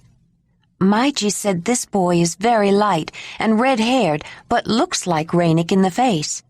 "That would be interesting. I think I may have to go see Trishi later," Diji said with a smile. "The daughter of one head woman ought to pay a visit to the daughter of another head woman, especially of the host camp. Do you want to come with me when I go?" "I'm not sure." "Yes, I think I would," Ayla said. They had reached the curved arch entrance of the lodge from which the unusual sounds were coming. "I was going to stop here at the music lodge. I think you might enjoy it," Diji said, then scratched on the leather door covering. While they waited for someone to untie it from inside, Ayla glanced around.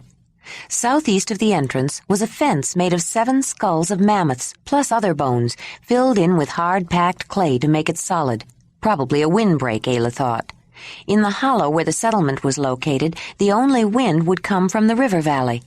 On the northeast, she counted 4 huge outdoor hearths and 2 distinct work areas. One appeared to be for making tools and implements out of ivory and bone. The others must have been primarily concerned with working the flint which was found nearby. Ayla saw Jondalar and Wymez and several other men and women who were also flint workers, she guessed. She should have known that would be where to find him. The drape was pulled back, and Diji beckoned Ayla to follow her in, but someone at the entrance stopped her. "Diji, you know we don't let visitors in here," she said. "We're practicing." "But Kylie, she is a daughter of the Mammoth Hearth," Diji said, surprised. "I don't see any tattoo. How can she be Mamut without a tattoo?" "This is Ayla, daughter of old Mamut. He adopted her to the Mammoth Hearth." "Oh, just a moment. Let me ask." Diji was impatient while they waited again, but Ayla looked more closely at the lodge and got the impression that it had slumped or fallen in somewhat. "Why didn't you tell me she's the one with the animals?" Kylie said when she came back. "Come in." "You should know I wouldn't bring anyone here who wasn't acceptable," Diji said. It was not dark in the lodge. The smoke hole was somewhat bigger than usual and allowed light inside. But it did take a while for eyes to adjust after the bright sunshine outside. At first, Ayla thought the person Diji was talking to was a child. But when she saw her, Ayla realized she was probably somewhat older, not younger than her tall, stocky friend. The misimpression was caused by the difference in size between the 2 women. Kylie was small, with a slender build, almost dainty, and next to Diji it was easy to mistake her for a child. But her lithe, supple movements bespoke the confidence and experience of maturity. Though the shelter had seemed large from the outside, there was less room inside than Ayla had imagined. The ceiling was lower than usual, and half the usable space in the room was taken up by 4 mammoth skulls, which were partially buried in the floor with the tusk sockets upright. The trunks of small trees had been placed in the sockets and were used as supports to brace the ceiling, which had slumped or fallen in. It struck Ayla as she looked around that this lodge was far from new. The wood and thatching had the grayness of age. There were none of the usual household goods or large cooking hearths to be seen, only one small fireplace. The floor had been swept clean, leaving only dark traces of the former major hearths. Ropes had been strung between the supporting uprights, and drapes, which could be used to divide the space, hung from them, bunched up at one end. Thrown over the ropes or hanging from pegs on the posts was the most unusual array of objects Ayla had ever seen. Colorful outfits, fantastic and ornate headgear, strings of ivory beads and seashells, pendants of bone and amber, and some things she couldn't begin to understand. There were several people in the lodge. Some were sitting around a small fireplace, sipping from cups. A couple more were in the light streaming in through the smoke hole, sewing garments. To the left of the entrance, several people were sitting or kneeling on mats on the floor near large mammoth bones decorated with red lines and zigzags. Ayla identified a leg bone, a shoulder blade, 2 lower jaw bones, a pelvis bone, and a skull. They were greeted warmly, but Ayla felt they were interrupting something. Everyone seemed to be looking at them, as though waiting to find out why they had come.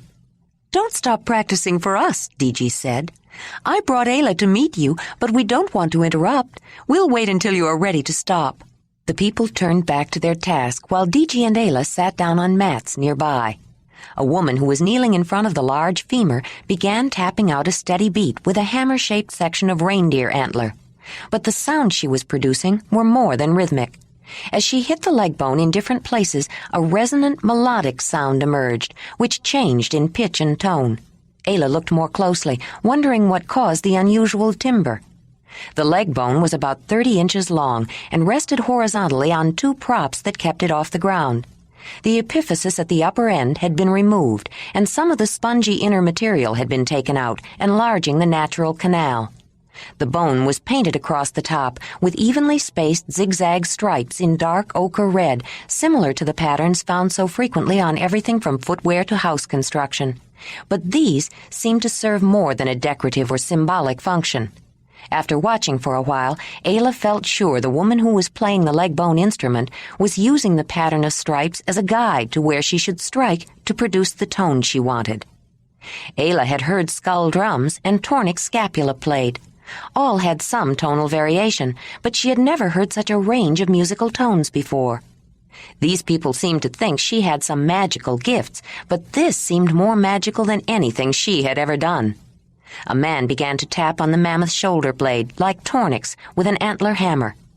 The timbre and tone had a different resonance, a sharper quality, yet the sound complemented and added interest to the music that the woman played on the leg bone. The large triangular-shaped scapula was about 25 inches long, with a narrow neck at the top, broadening out to about 20 inches along the bottom edge. He held the instrument by the neck, upright, in a vertical position, with the wide bottom resting on the ground. It was also painted with parallel zigzag stripes in bright red. Each stripe, about the width of a small finger, was divided by spaces of equal width, and each one had a perfectly straight and even edge. In the center of the broad lower area most frequently struck, the red pattern of stripes was worn away, and the bone was shiny from long, repeated use. When the rest of the mammoth bone instruments joined in, Ayla held her breath. At first she could only listen, overwhelmed by the complex sound of the music. But after a while, she concentrated on each one individually. An older man played the larger of the lower jaw bones, but rather than an antler hammer, he used an end piece of mammoth tusk, about 12 inches long, grooved around to make a knob at the thicker end. The mandible itself was painted like the other instruments, but only on the right half. It was turned and rested steady, supported by the left undecorated side, which kept the right playing half off the ground for a clear, undampened sound. While playing it, he tapped along the parallel zigzag red bands that were painted within the hollow, as well as along the outer edge of the cheek, and he rubbed the piece of ivory over the ridged surface of the tooth to create a rasping accent. A woman played the other jawbone, which was from a younger animal. It was 20 inches long and 15 inches across at its widest part, and was also painted with red zigzag stripes on the right side. A deep hole, about 2 inches wide by 5 inches long, where a tooth had been removed, altered the resonance and emphasized the higher-pitched tone. The woman who played the pelvic bone instrument also held it upright, resting one edge on the ground. She tapped with an antler hammer, mostly in the center of the bone where a small natural inward curvature was found. The sounds were intensified and the changes in tone distinct at that place, and the red stripes painted there were almost entirely worn away. Ayla was familiar with the strong, resonant lower tones of the mammoth skull drum played by a young man. It was like the drums played by DG and Mamut with such skill. The drum was also painted where it was struck, on the forehead and roof of the skull. But in this case, it did not have zigzag lines, but a distinctly different pattern of branched lines and disconnected marks and dots. After the people stopped playing on a satisfactorily conclusive note, they became involved in a discussion. Digi joined in, but Ayla just listened, trying to understand the unfamiliar terms, but not wanting to intrude. "The piece needs balance as well as harmony," the woman who played the leg bone instrument was saying. "I think we could introduce a wind reed before Kylie dances." "I'm sure you could convince Barzek to sing that part, Thari," Digi said. "It would be better to work him in later. Kylie and Barzek both would be too much. One would detract from the other. No, I think a 5-tone crane wind reed would be best. Let's try it, Manon," she said to a man with a neatly trimmed beard who had joined them from the other group. Thari started playing again, and this time the sounds were becoming familiar to the newcomer. Ayla felt pleased to be allowed to watch and wanted nothing more than to sit quietly and enjoy this new experience. With the introduction of the haunting tones of the wind reed, a flute-like instrument made from the hollow leg bone of a crane, Ayla was suddenly reminded of the eerie spiritual voice of Ursus, the great cave bear, from the clan gathering. Only one Mogur could make that sound. It was a secret passed down through his line, but he had held something to his mouth. It must have been the same kind of thing, she thought. Nothing, however, moved Ayla so much as when Kylie started dancing. Ayla noticed first that she wore loose bracelets on each arm, similar to the Sungaya dancers. Each bracelet was made of a set of 5 thin strips of mammoth ivory, perhaps a half-inch wide, incised with diagonal cut marks radiating out from a central diamond shape in a way that created an overall zigzag pattern when all 5 were held together. A small hole had been bored through at each end to tie them together, and they rattled together when she moved in a certain way. Kylie stayed in one place more or less, sometimes slowly assuming impossible positions, which she held, and other times making acrobatic movements, which caused the loose bracelet she wore on each arm to rattle as emphasis. The motions of the supple, strong woman were so graceful and smooth, she made it look easy, but Ayla knew she could never have made them. She was enthralled with the performance and found herself making spontaneous comments after she was through, the way the Mamutoi so often did. "How do you do that? It was wonderful. Everything. The sounds, the movements. I have never seen anything like it," Ayla said. The smiles of appreciation showed her comments were well received. Digi sensed that the musicians felt satisfied and their need for intense concentration had passed. They were more relaxed now, ready for a rest, and ready to satisfy their curiosity about the mysterious woman who had apparently come out of nowhere and was now a Mamutoi. The coals in the fireplace were stirred, wood added, and cooking rocks, and water for tea poured into a wooden cooking bowl. "Certainly you've seen something like it, Ayla," Kylie said. "No, not at all," Ayla protested. "What about the rhythms you were showing me?" Digi said. "That's not the same at all. Those are just simple clan rhythms." "Clan rhythms?" Thari asked. "What are clan rhythms?" "The clan are the people I grew up with," Ayla started to explain. "They are deceptively simple," Digi interrupted, "but they evoked strong feelings." "Can you show us?" the young man who played the skull drum asked. Digi looked at Ayla. "Shall we, Ayla?" she asked, then went on to explain to the others. "We've been playing around with them a little." "I guess we could," Ayla said. "Let's do it," Digi said. "We need something to make a deep, steady beat, muffled, no resonance, like something striking the ground. If Ayla can use your drum, Marut." "I think wrapping a piece of leather around this striker might work," Thari said, volunteering her leg bone instrument. The musicians were intrigued. The promise of something new was always interesting. Digi kneeled on the mat in Thari's place, and Ayla sat cross-legged close to the drum and tapped it to get the feel. Then Digi hit the leg bone instrument in a few places until Ayla indicated the sound was right. When they were ready, Digi began beating a slow, steady pace, changing the tempo slightly until she saw Ayla nod, but not changing the tone at all. Ayla closed her eyes, and when she felt herself moving to Digi's steady beat, she joined in. The timbre of the skull drum was too resonant to replicate exactly the sounds Ayla remembered. It was difficult to create the sense of a sharp crack of thunder, for example. The sharp staccato beats came out more like a sustained rumbling. But she had been practicing with a drum like it. Soon she was weaving an unusual contrapuntal rhythm around the strong, steady beat, a seemingly random pattern of staccato sounds that varied in tempo. The two sets of rhythms were so distinct they bore no relationship to each other, yet a stressed beat of Ayla's rhythms coincided with every fifth beat of Diji's steady sound, almost as if by accident.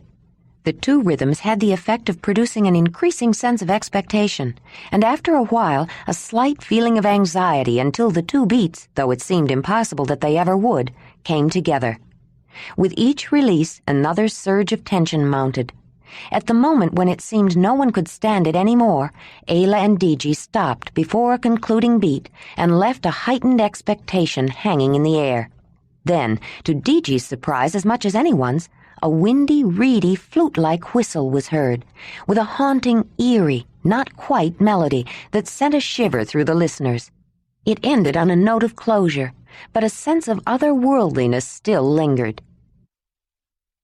No one said a word for some moments.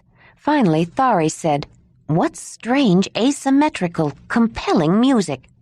Then several people wanted Ayla to show them the rhythms, eager to try them out.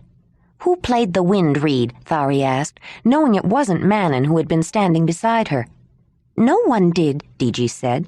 "It wasn't an instrument. Ayla was whistling." "Whistling? How does anyone whistle like that?" "Ayla can imitate any whistling sound," Diji said. "You ought to hear her bird calls. Even they think she's a bird. She can get them to come and eat out of her hand. It's part of her way with animals." "Would you show us a bird whistle, Ayla?" Thari said, in a tone that sounded unbelieving. She didn't think it was really the place, but went through a quick repertoire of bird whistles, which brought the astonished looks Diji had expected. Ayla was grateful when Kylie offered to show her around. She was shown some of the costumes and other paraphernalia and discovered that some of the headpieces were actually face masks. Most things were garishly colored, but worn at night by firelight, the colors of the costumes would stand out, yet appear normal. Someone was grinding red ochre from a small pouch and mixing it into fat. With a chill, she again remembered Kreb rubbing a paste of red ochre on Issa's body before her burial, but she was told it would be used to decorate and add color to the faces and bodies of the players and dancers. She noticed ground charcoal and white chalk, too. Ayla watched a man sewing beads on a tunic, using an awl, and it occurred to her how much easier it would be with a thread puller. But she decided to have Diji bring one over. She was getting too much attention as it was, and it made her uncomfortable. They looked at strings of beads and other jewelry, and Kylie held up 2 conical spiral seashells to her ears. "Too bad your ears are not pierced," she said. "These would look nice on you." "They are nice," Ayla said. She noticed the holes in Kylie's ears then, and in her nose as well. She liked Kylie and admired her and felt a rapport that could lead to friendship. "Why don't you take them anyway? You can talk to Diji or Tuli and have them do it. And you really should have a tattoo, Ayla. Then you can go wherever you want and won't have to keep explaining that you belong to the Mammoth Hearth." "But I'm really not Mammut," Ayla said. "I think you are, Ayla. I'm not sure what the rites are, but I know Lomi would not hesitate if you told her you were ready to dedicate yourself to the Mother." "I'm not sure if I am ready." "Maybe not, but you will be. I feel it in you." When she and Diji left, Ayla realized she had been given something very special, a private look behind the scenes that few people were allowed to see. It was a place of mystery, even uncloaked and explained. But how much more magical and supernatural it must seem, she thought, when seen from outside. Ayla glanced toward the flint-working area as they were leaving, but Jondalar was not there. She followed as Diji walked through the encampment, heading toward the back of the hollow, looking for friends and relations, and finding out where all the various camps were located. They passed an area where 3 camps, tucked in among brush, faced a clearing. There was a noticeable feeling about the area that was different, but Ayla couldn't put her finger on it at first. Then she began to notice specific details. The tents were ragged and not well hung, and holes were poorly patched, if at all. A strong, unpleasant smell and the buzz of flies called her attention to a rotting piece of meat left on the ground between 2 tents. And then she noticed more garbage strewn haphazardly around. She knew that children often got dirty, but the ones that were staring at them looked like they hadn't been clean for some time. Their clothes were grimy, their hair unkempt, their faces dirty. There was an unsavory squalor about the place. Ayla noticed Chaleg lounging in front of one tent. Her appearance there took him by surprise, and his first expression was one of malicious hatred. It shocked her. Only Browd had ever looked at her that way. Then Chaleg covered it, but the insincere, malevolent smile was almost worse than the blatant hatred. "Let's leave this area," Diji said with a sniff of disdain. "It's always a good idea to know where they are, so you know what to avoid." Suddenly there was a loud eruption of screaming and shouting as two children, a boy in his early teens and a girl about 11 years, came running out of one of the tents. "You give that back to me, do you hear? You give that back to me," the girl screamed as she chased after the boy. "You've got to catch me first, little sister," the boy taunted, holding something in her face and shaking it. You, give that back," the girl screamed again and ran after him with a new burst of speed. The boy's smile made it clear that he was taking great delight in the girl's anger and frustration, but when he turned back to look at her, he failed to notice an exposed root.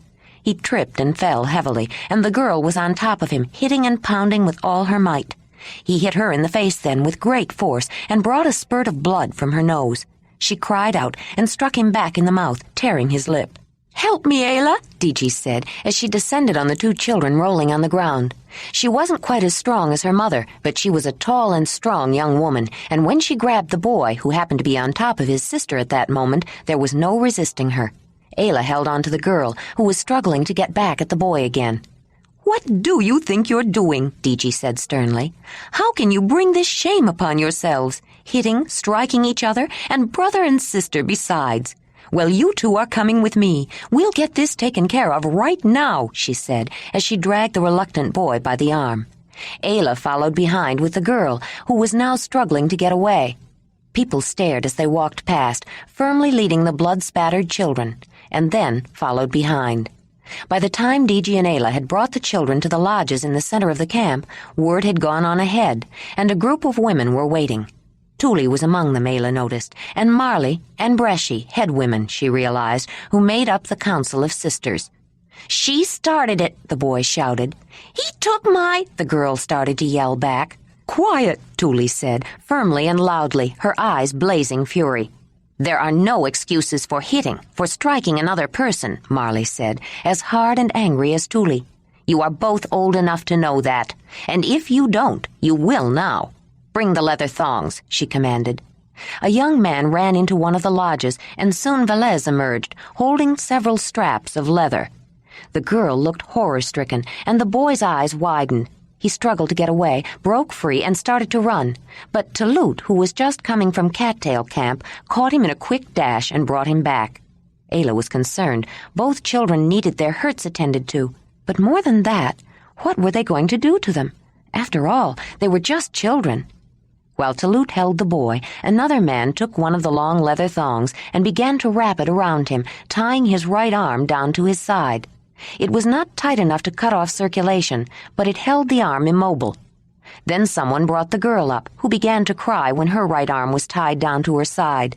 But he took my—" "It doesn't matter what he took," Tuli said. "There are other ways of getting it back," Bresci said. "You could have come to the Council of Sisters. That's why we have councils." "What do you think would happen if everyone was allowed to strike each other just because someone disagreed or teased or took something?" another woman said. "You both must learn," Marley said, as the boy's left ankle was tied to the girl's right ankle. "There is no bond as strong as the bond between brother and sister. It is the bond of birth. So that you will remember, you will be bound to each other for 2 days, and the hands that hit each other held down so they cannot rise in anger. You must help each other now. One cannot go where the other cannot go. One cannot sleep unless the other lies down. One cannot eat or drink or wash or do any personal act without the other. You will learn to depend on each other as you must do all your lives. And all who see you will know the abomination you have committed upon each other," Talut announced loudly, so that all heard. "Diji," Ayla said in a quiet voice. They do need help. The girl's nose is still bleeding, and the boy's mouth is swollen. Diji went to Tuli and whispered in her ear. The woman nodded, then stepped forward. Before you return to your camp, go with Ayla to the Mammoth Hearth, where she will look to the hurts you inflicted upon each other. The first lesson in cooperation they had to learn was how to match their steps so they could walk with their ankles tied together. Diji went with Ayla and the youngsters to the Mammoth Hearth, and after they were cleaned up and treated, both young women watched them hobble away together. They were really fighting, Ayla said, as they walked back to Cattail Camp. But the boy did take something from the girl. It doesn't matter, Diji said. Hitting is not the way to get it back. They must learn fighting is unacceptable. It's obvious they didn't learn that at their own camp, so they must learn it here.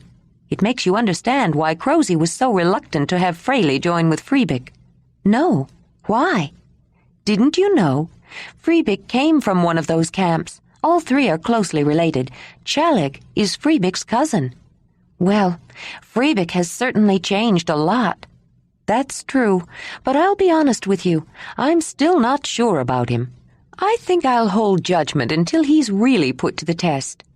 Ayla couldn't keep her mind off the children, or the thought that there was something for her to learn from this experience. Judgment had been swift and absolutely without recourse.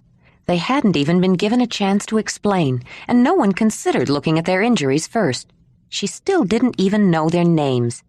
But they weren't seriously hurt, and there was no doubt they had been fighting. While the punishment was swift, and they were not likely to forget it, it was not painful, though they might feel the hurt of humiliation and ridicule for many years. Diji, Ayla said, about those children. Their left arms are free. What will keep them from untying those bonds? Everyone will know it. As humiliating as it may be to have to walk around the encampment tied together with their arms held down, it would be far worse if they took the bindings off. It would be said that they were controlled by the evil spirits of anger, that they couldn't even control themselves enough to learn the value of each other's help. They'd be shunned, and shamed even worse. I don't think they will ever forget this, Ayla said. And neither will a lot of other youngsters. Even the arguing will be less for a while, though it doesn't hurt them to yell at each other a little, Diji said. Ayla was eager to get back to the familiarity of Cattail Camp. She had met so many people and seen so many things, her mind was in a whirl. It would take a while to absorb it all, but she couldn't help but look when they passed by the flint working area again. This time, she saw Jondalar, but she also saw someone else whom she had not expected to see. Maiji was there, looking adoringly up into his startling blue eyes, and Ayla thought the way she was standing was particularly exaggerated. Jondalar was smiling at Maiji, an easy, comfortable smile that she hadn't seen for a long time, and he had that look in his eyes that she hadn't seen for a long time either.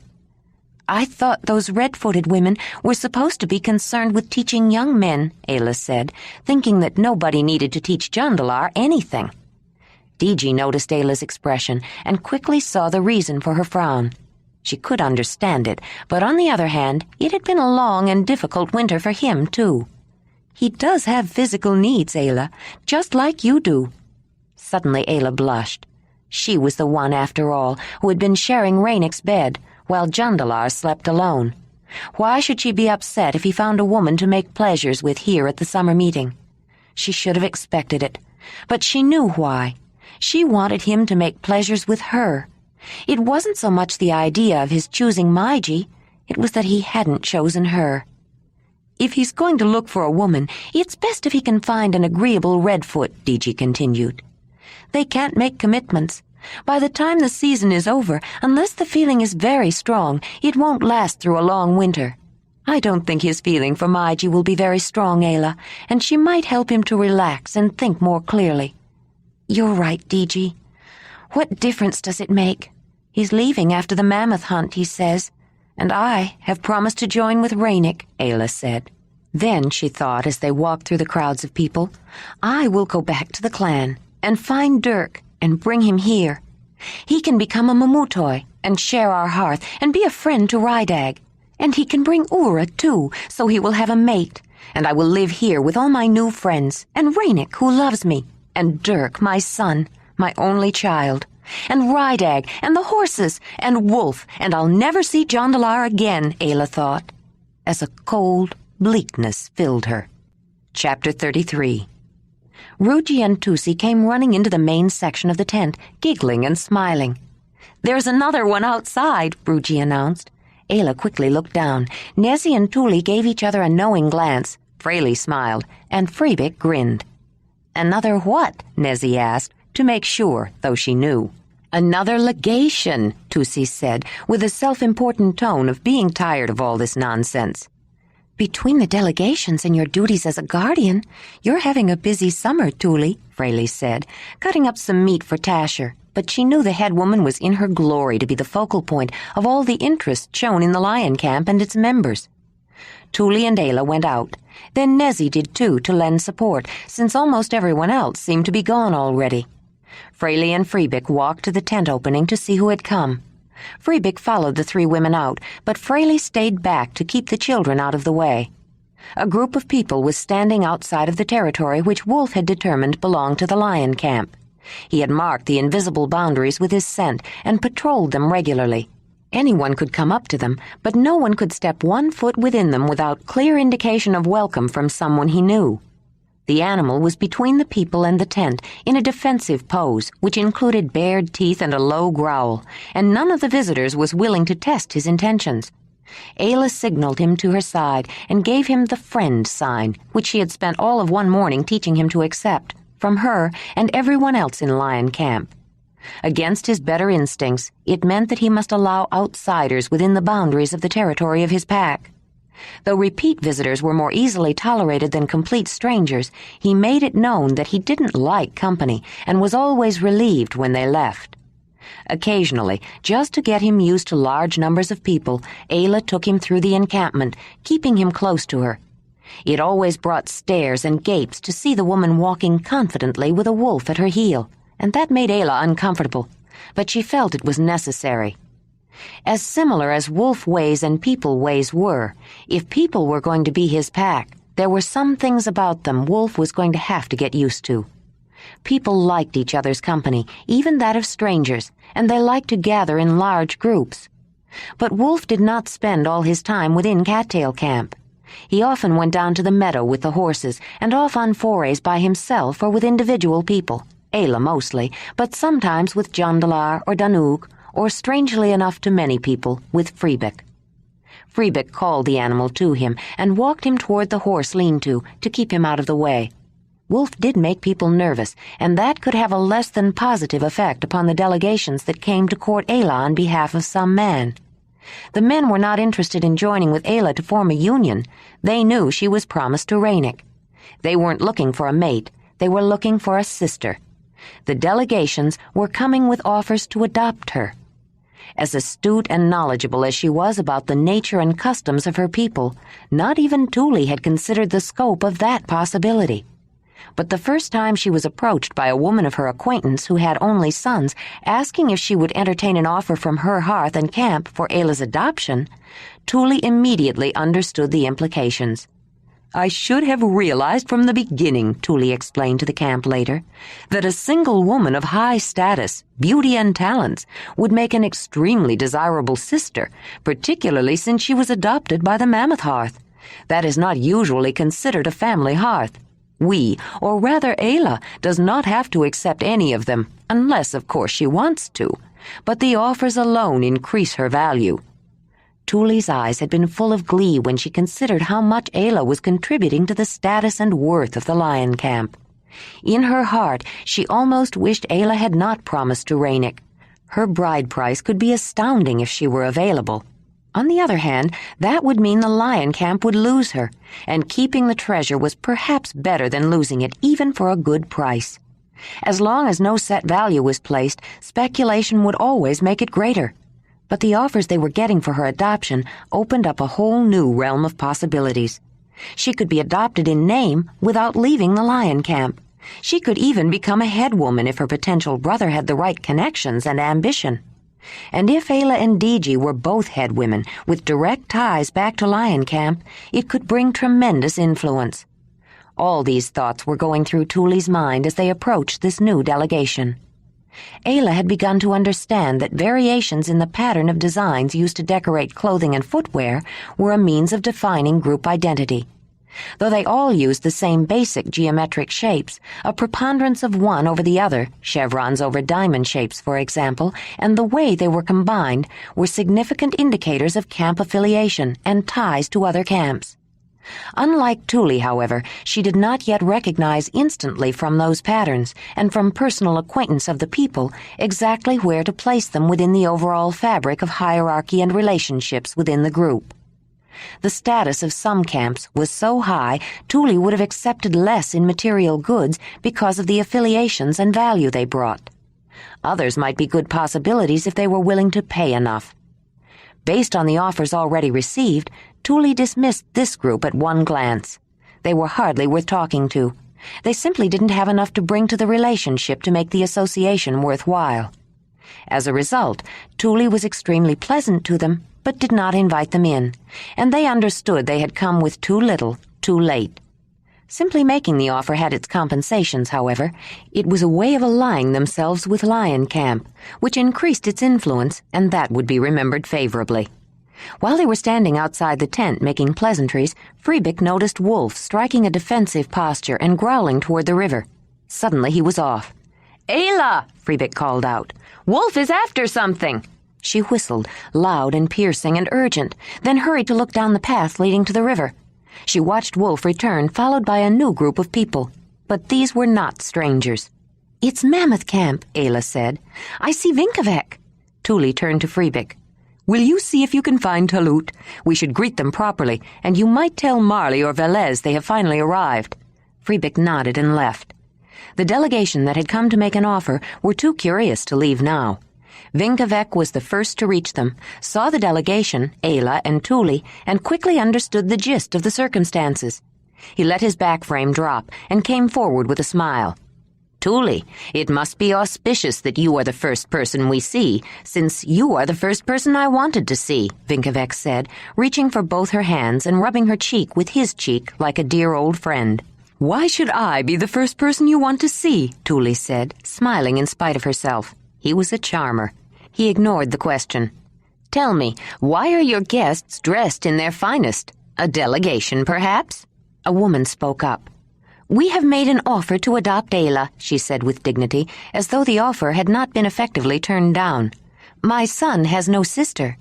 Even Ayla could almost see Vinkavek's mind working, but it took only a moment for him to understand the entire situation, and a moment more to make a decision and act on it. "Well, I am going to make an offer too, more formally later. But to give you something to think about, Thule, I want to propose a joining." He turned to Ayla and took both of her hands. "I want to join with you, Ayla. I want you to come and make my mammoth hearth something more than a name. Only you can give me that, Ayla. It is your hearth to bring.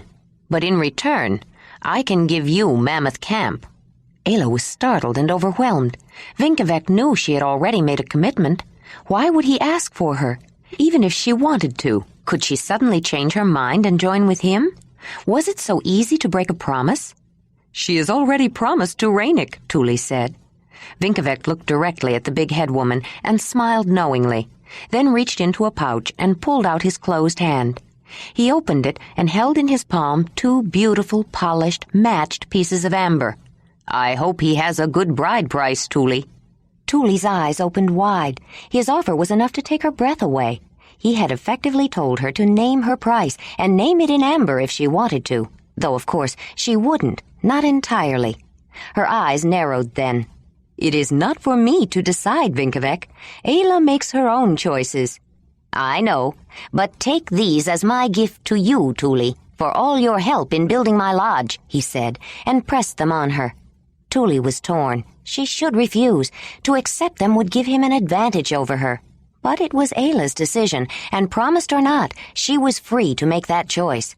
Why should she object? As she closed her hand over the amber, she saw Vinkavek's expression of triumph, and Thule felt as though she had been bought for 2 pieces of amber. He knew she would consider no other offer. If he could convince Ayla, she was his. But Vinkavek doesn't know Ayla, Thule thought. No one does. She might call herself Mamutoi, But she was a stranger still, and who could tell what would move her? She watched as the young man with a startling tattooed face turned his full attention on the young woman, and she saw Ayla's reaction. Without question, there was interest. "Tuli, how nice to see you again." Avery was approaching, holding out her hands. "We're so late. All the best places are taken. Do you know a good place to set up camp? Where are you set up?" "Right here," Nezzy said, coming up to greet the Mammoth camp's headwoman next. She had been very interested in the exchange between Tuli and Vinkevek, and had noted his expression, too. It was not going to make Ranec happy to know Vinkevek was going to make an offer for Ayla. But Nezzy wasn't at all sure that the Mamut headman of the Mammoth camp was going to find Ayla all that easy to convince, no matter what he offered. "You're here? So far away from everything?" Avery said. "With the animals, it's the best place for us. They get nervous around crowds," Tuli said, as though it had been chosen on purpose. "Vinkevek, if Lion Camp is here, why don't we camp nearby?" Avery said. "It is not a bad place. There are advantages, more room to spread out," Nezzy said.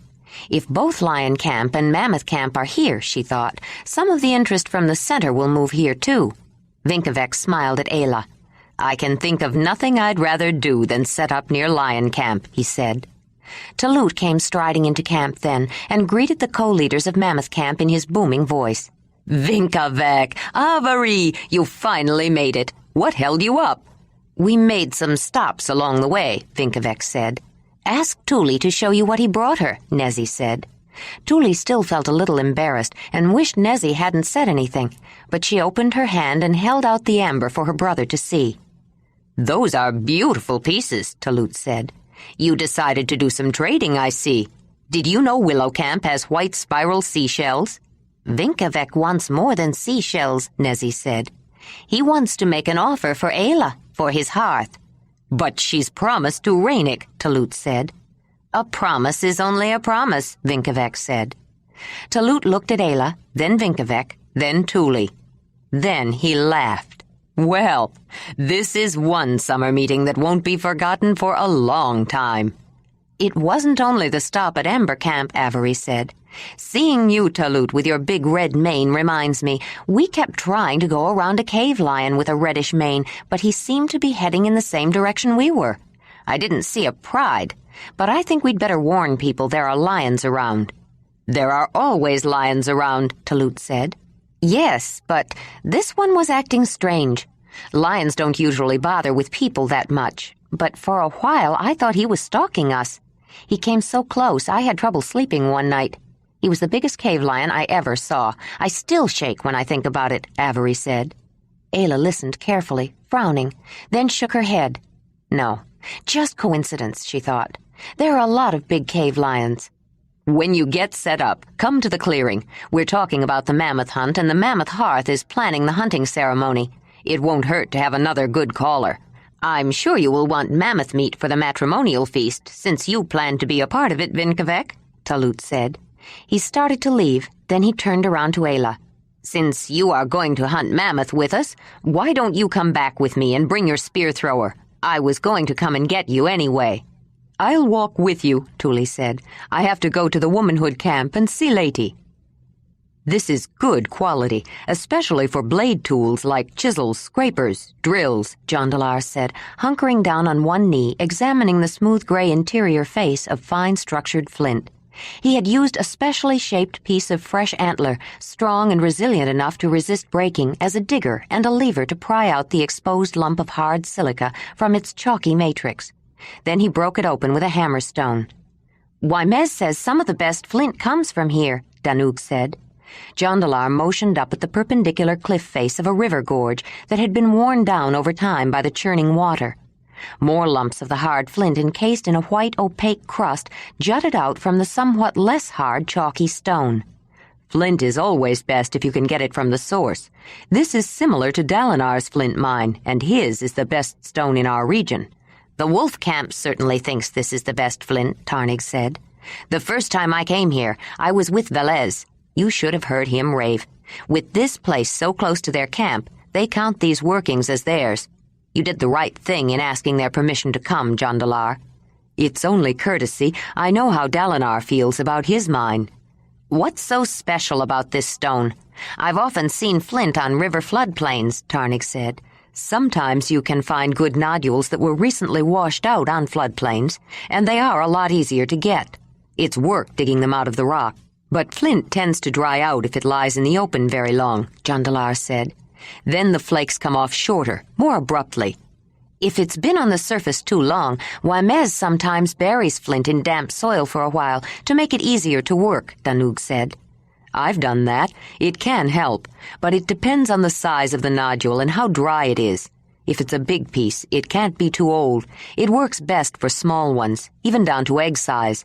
But those are hardly worthwhile to work unless they are really fine quality. We do something similar with mammoth tusk, Ranec said. As a first step, we wrap the tusk in damp skins and bury it with hot ashes. The ivory changes, becomes denser, but easier to work and easier to bend. It's the best way to straighten a whole tusk. I wondered how you did that, Jondalar said. Then he paused, obviously thinking. My brother would have wanted to learn about it. He was a spear maker. He could make a good straight shaft, but he understood the properties of wood, how to bend and shape it. I think he would have understood your process, too. Perhaps knowledge of your methods is one reason why Mez was so quick to grasp the idea of heating flint to make it more workable. He is one of the best workers of flint I've ever known. You're a good flint man, too, Jondalar, Ranec said. Even Mez speaks highly of you, and he doesn't praise easily. You know, I've been thinking, I'm going to need a good flint worker for Auroch's camp. I know you've been saying you're going back to your home, but it sounds like a long trip. Would you consider staying if you had a place to stay? What I mean is, how would you like to join my camp? Jondalar's forehead furrowed as he tried to think of a way to refuse Ranec's offer without offending. I'm not sure. I'd have to think about it. I know Deji likes you. I'm sure she'd agree, and you wouldn't have any trouble finding someone to make a hearth with, Ranec encouraged. I've been noticing the women around you, even the Redfoots. First it was Maiji, now all the rest of them find reasons to visit the flint workers area. It must be because you are new around here. Women are always curious about men they don't know. He smiled. I've heard more than one man wishing he was a tall, blonde stranger. They'd all like to get a Redfoot interested again, but it's Danug's turn this time. Ranec smirked knowingly at his young cousin. Jondalar and Danug both looked uncomfortable. Jondalar stood up and looked away to shift attention elsewhere, and in an incidental way he noticed that around these two men he was not exceptionally tall. The three of them were near the same size, and Danug still had some growing in him. He was going to be a second Talut. But there were all sizes of men at the meeting, just as there were at Zelendanyi summer meetings. Well, I wish you would think about Auroch's camp, Jondalar. Now that Deji and Ranec are finally going to be joined, we'll be building this fall, though I haven't decided yet whether to make a single lodge like Lion Camp or the smaller, individual ones for each family. I tend to be old-fashioned. I like the big ones best. But a lot of younger people want a place with just their own relations, and I admit, when people start arguing, it could be nice to have your own place to go. I appreciate the offer, Ranec, Jondalar said. I mean that. But I don't want to give you a false impression. I am going home. I have to go back. I could give you a lot of reasons that I need to bring back word of my brother's death, for example. But the truth is, I don't know why I have to go. I just do. Is it because of Ayla? Danug asked with a worried frown. That's part of it. I admit I don't look forward to seeing her sharing a hearth with Ranec, but I was trying to convince her to come back with me when we met you. Now it looks like I'll be going back alone anyway. I'm not looking forward to that either, but that doesn't change anything. I still have to go. I'm not sure I understand, but I wish you good fortune, and may the mother smile on your journey. When do you think you'll leave? Ranec said. Soon after the mammoth hunt. Speaking of the mammoth hunt, we should be getting back. They are planning it this afternoon, Ranec said. They started walking along the river that was a tributary to the major waterway near the settlement and began clambering over rocks at a place where the walls narrowed in. Working their way out of the gorge around a precipitous ledge, they came upon a group of young men shouting words of insult or encouragement to two of them who were fighting. Druez was among the spectators. What's going on here? Ranec said, wading into their midst and pulling the fighters apart. One was bleeding from the mouth, the other had an eye that was swelling shut. "They're just having a competition," someone said. "Yes, they're, practicing for the wrestling games." "This is no competition," Tarnig said. "This is a fight." "No, honest, we weren't fighting," the boy with the puffy eyes said. "Just playing around a little." "You call black eyes and broken teeth playing around? If you were just practicing, you wouldn't have to come here to this out-of-the-way place where no one would see you. No, this was planned. I think you'd better tell me what's going on." No one volunteered in answer, but there was a lot of shuffling of feet. "What about the rest of you?" Tarnig said, eyeing the other youths. "What are all of you doing here? Including you, Druez. What do you think Mother and Barzek are going to do when they find out you were here encouraging a fight? I think you'd better tell me what's going on here." Still no one would say. "I think we'd better take you back and let the councils decide what to do with you. The sisters will find some way to let you work off your urge to fight and make a good example of you besides. Maybe they'll even ban all of you from mammoth hunts." "Don't tell on them, Tarnig," Druez pleaded. "Dalen was only trying to stop them." "Stop them? Maybe you should tell me what this fight is about," Tarnig said. "I think I know," Danug said. Everyone turned to look at the tall young man. "It's because of the raid." "What raid?" Tarnig said. This was sounding serious. "Some people were talking about making a raid on a Sungea camp," Danug explained. "You know raiding has been banned. The councils have been trying to negotiate a friendship fire and establish trading with the Sungea. I hate to think of the trouble a raid would cause," Tarnig said. "Whose idea was this raid?" "I don't know," Danug said. "One day everyone was talking about it. Someone discovered a Sungea camp a few days away. The plan was to say they were going hunting and instead go and wreck their camp, steal their food, and chase them away. I told them I wasn't interested, and I thought they were stupid to do it. They would just make trouble for themselves and everyone else. Besides, we stopped at a Sungea camp on our way here. A brother and sister had just died. Maybe it isn't the same camp, but they probably all are feeling bad about it. I didn't think it was right to raid them."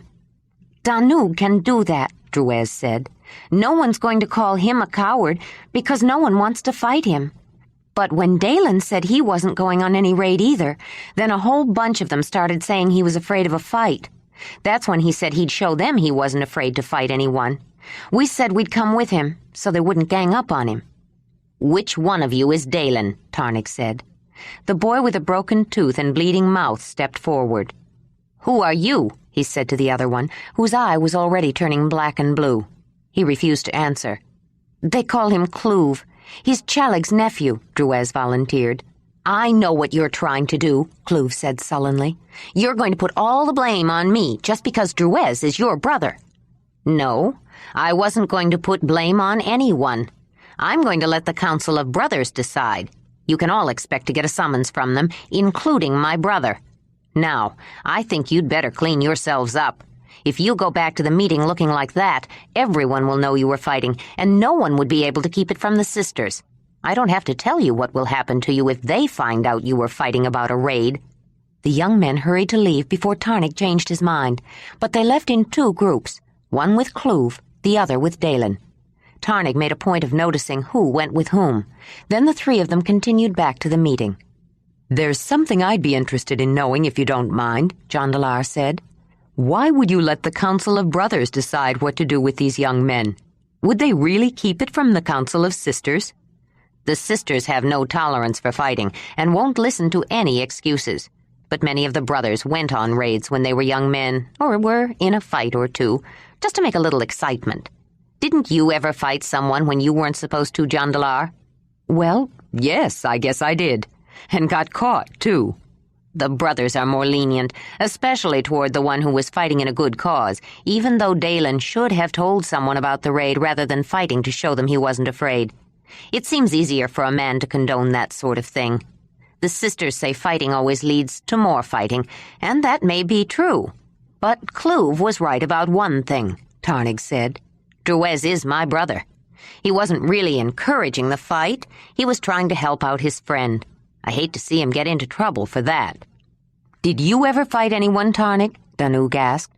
The future headman looked at his younger cousin for a moment, then nodded.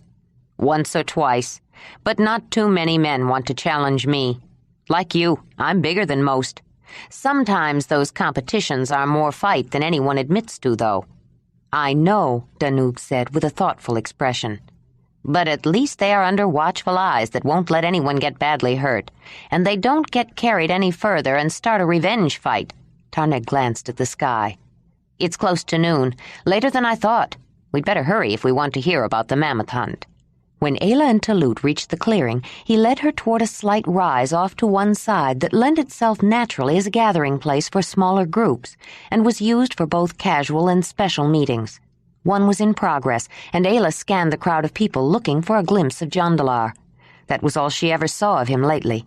From the moment they arrived, he seemed to lose himself in the throng, leaving Cattail Camp early in the morning and coming back late, if at all.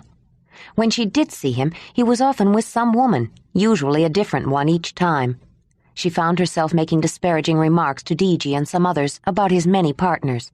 She was not the only one. She'd heard Talut remark that he wondered if Jondalar was trying to make up for the whole winter in one short season. His exploits were talked about by many around the camps, often with humor and a backhanded sort of admiration, both for his apparent stamina and his obvious appeal. It wasn't the first time that his attractiveness to women was the subject of talk, but it was the first time he didn't really care. Ayla laughed at the comments too, but in the darkness of night she held back tears and wondered what was wrong with her. Why didn't he ever choose her? Yet there was a strange comfort in seeing him with many different women. At least she knew he hadn't found any particular one to replace her.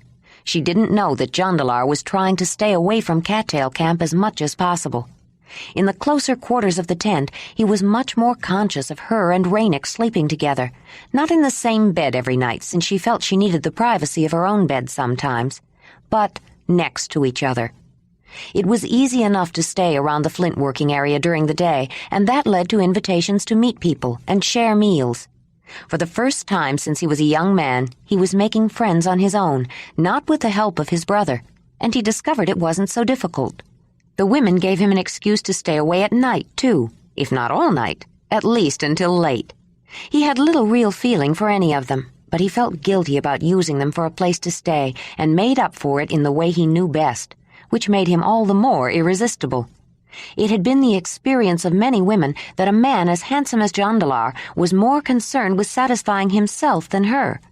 But he was skilled enough to make any woman feel well cared for. It was a release for him. He wasn't having to fight his own powerful urges as well as trying to cope with his confused feelings, and he enjoyed the women, but in the same way he had always enjoyed women, on a superficial level. He hungered for the deeper feelings he'd always searched for, and that no woman aroused in him, except Ayla. Ayla saw him coming back from the wolf camp's flint mine, along with Ranec and Danug, and as she often did when she saw him, she felt her heart pound and her throat ache. She noticed Tuli approach the three men, and then saw her walking away with Jondalar, while Ranec and Danug continued toward them. Talut waved the two over. "I want to ask you about the customs of your people, Jondalar," Tuli said when they had found a private place to talk. "I know you honor the mother, and that speaks well for you and your Zelandani. But do you also have a ceremonial initiation into womanhood with understanding and gentleness? First rites? Yes, of course. How could anyone not care about how a young woman is opened the first time? Our rituals are not quite the same as yours, but I think the purpose is the same," Jondalar said. "Good. I have been talking with some women. They speak highly of you. You've been recommended several times, and that's important. But more important is that Lady has asked for you. Would you be willing to be a part of her initiation?" Jondalar realized he should have known what was coming. It wasn't as though he hadn't been asked before, but for some reason he thought she just wanted to know about the customs of his people. In the past, he had always been more than willing to participate, and he was tempted. But this time he hesitated. He had also felt a terrible guilt afterward for using the deeply sacred ceremony to satisfy his own needs for the deeper feelings it evoked. He wasn't sure he could handle those mixed feelings right now, particularly with someone he liked as much as Lady. "Tuli, I have participated in similar rituals, and I understand the honor you and Lady have offered me, but I think I must refuse. I realize we have no real relationship, but I have lived with Lion Camp all winter, and in that time I have come to regard Lady as a sister," Jondalar said. "A special younger sister." Thule nodded. "That's too bad, Jondalar. In many ways, you would be the perfect one. You come from so far away, there is no possible relationship between you, but I can understand how she could come to feel like a sister. You haven't exactly shared the same hearth, but Nezzy has treated you with the affection of a son, and Lady is a person with much promise. There is no worse abomination in the eyes of the mother than for a man to initiate a woman born of his own mother. If you feel like a brother, I'm afraid it would taint the ceremony. I'm glad you told me this." They walked back together toward the people sitting and standing on the slope, and where it leveled out into the clearing. Jondalar noticed that Talut was talking, and even more interesting, Ayla was standing beside him with her spear thrower. "You've seen how far Ayla can throw a spear with this spear-throwing weapon," Talut was saying. "But I'd like to have them both show it to you under better circumstances, where you can really see what it can do. I know most of us like to use a larger spear, with the shaped points Wymez developed for hunting mammoths. But this throwing weapon has some real advantages. Some of us at Lion Camp have experimented with it. This will throw a good-sized spear, but it takes practice, just like throwing a spear by hand does. Most grow up throwing spears in games and hunting. They are used to throwing, but if they could see how well it works, I'm sure many people would give it a try. Ayla says she plans to use it on the mammoth hunt, and I'm sure Jondalar will too, so some people will see what it can do. We've talked about a contest, but it hasn't quite worked out yet. When we return from the hunt, I think we should plan to have a big contest with all kinds of competitions." There were general expressions of agreement to his suggestion. Then Bresci said, "I think a big contest is a good idea, Talut. I wouldn't mind seeing 2 or 3 days of it. We've been working on a throwing stick. Some of us have gotten several birds from a flock with one throw. In the meantime, I think we should let the Mamutoi work out the best day to leave and do some calling for mammoths. And if we have nothing more to talk about, I have to get back to my camp." The meeting started to break up. Then there was a sudden flurry of interest as Vinkevek strode into the clearing, followed by his camp, the delegation that had been talking about adopting Ayla, and the last of Lion Camp, Nezzy and Rydag. The people from the delegation began to spread the news that the Mammut headman of the Mammoth Camp was willing to pay any bride price Thule wanted for Ayla, in spite of the fact that she was already promised. "You know, he claims the right to name his camp after the Mammoth Hearth just because he's Mammut," Jondalar heard a woman saying to another woman nearby. "But he can't claim any hearth until he's joined. The woman brings the hearth. He just wants her because she's a daughter of the Mammoth Hearth to make his so-called Mammoth Camp acceptable." Jondalar happened to be standing near Ranec when he overheard someone tell him. He was surprised to feel a sense of compassion when he saw the dark man's expression. It occurred to him that if anyone knew how Ranec was feeling at that moment, he did.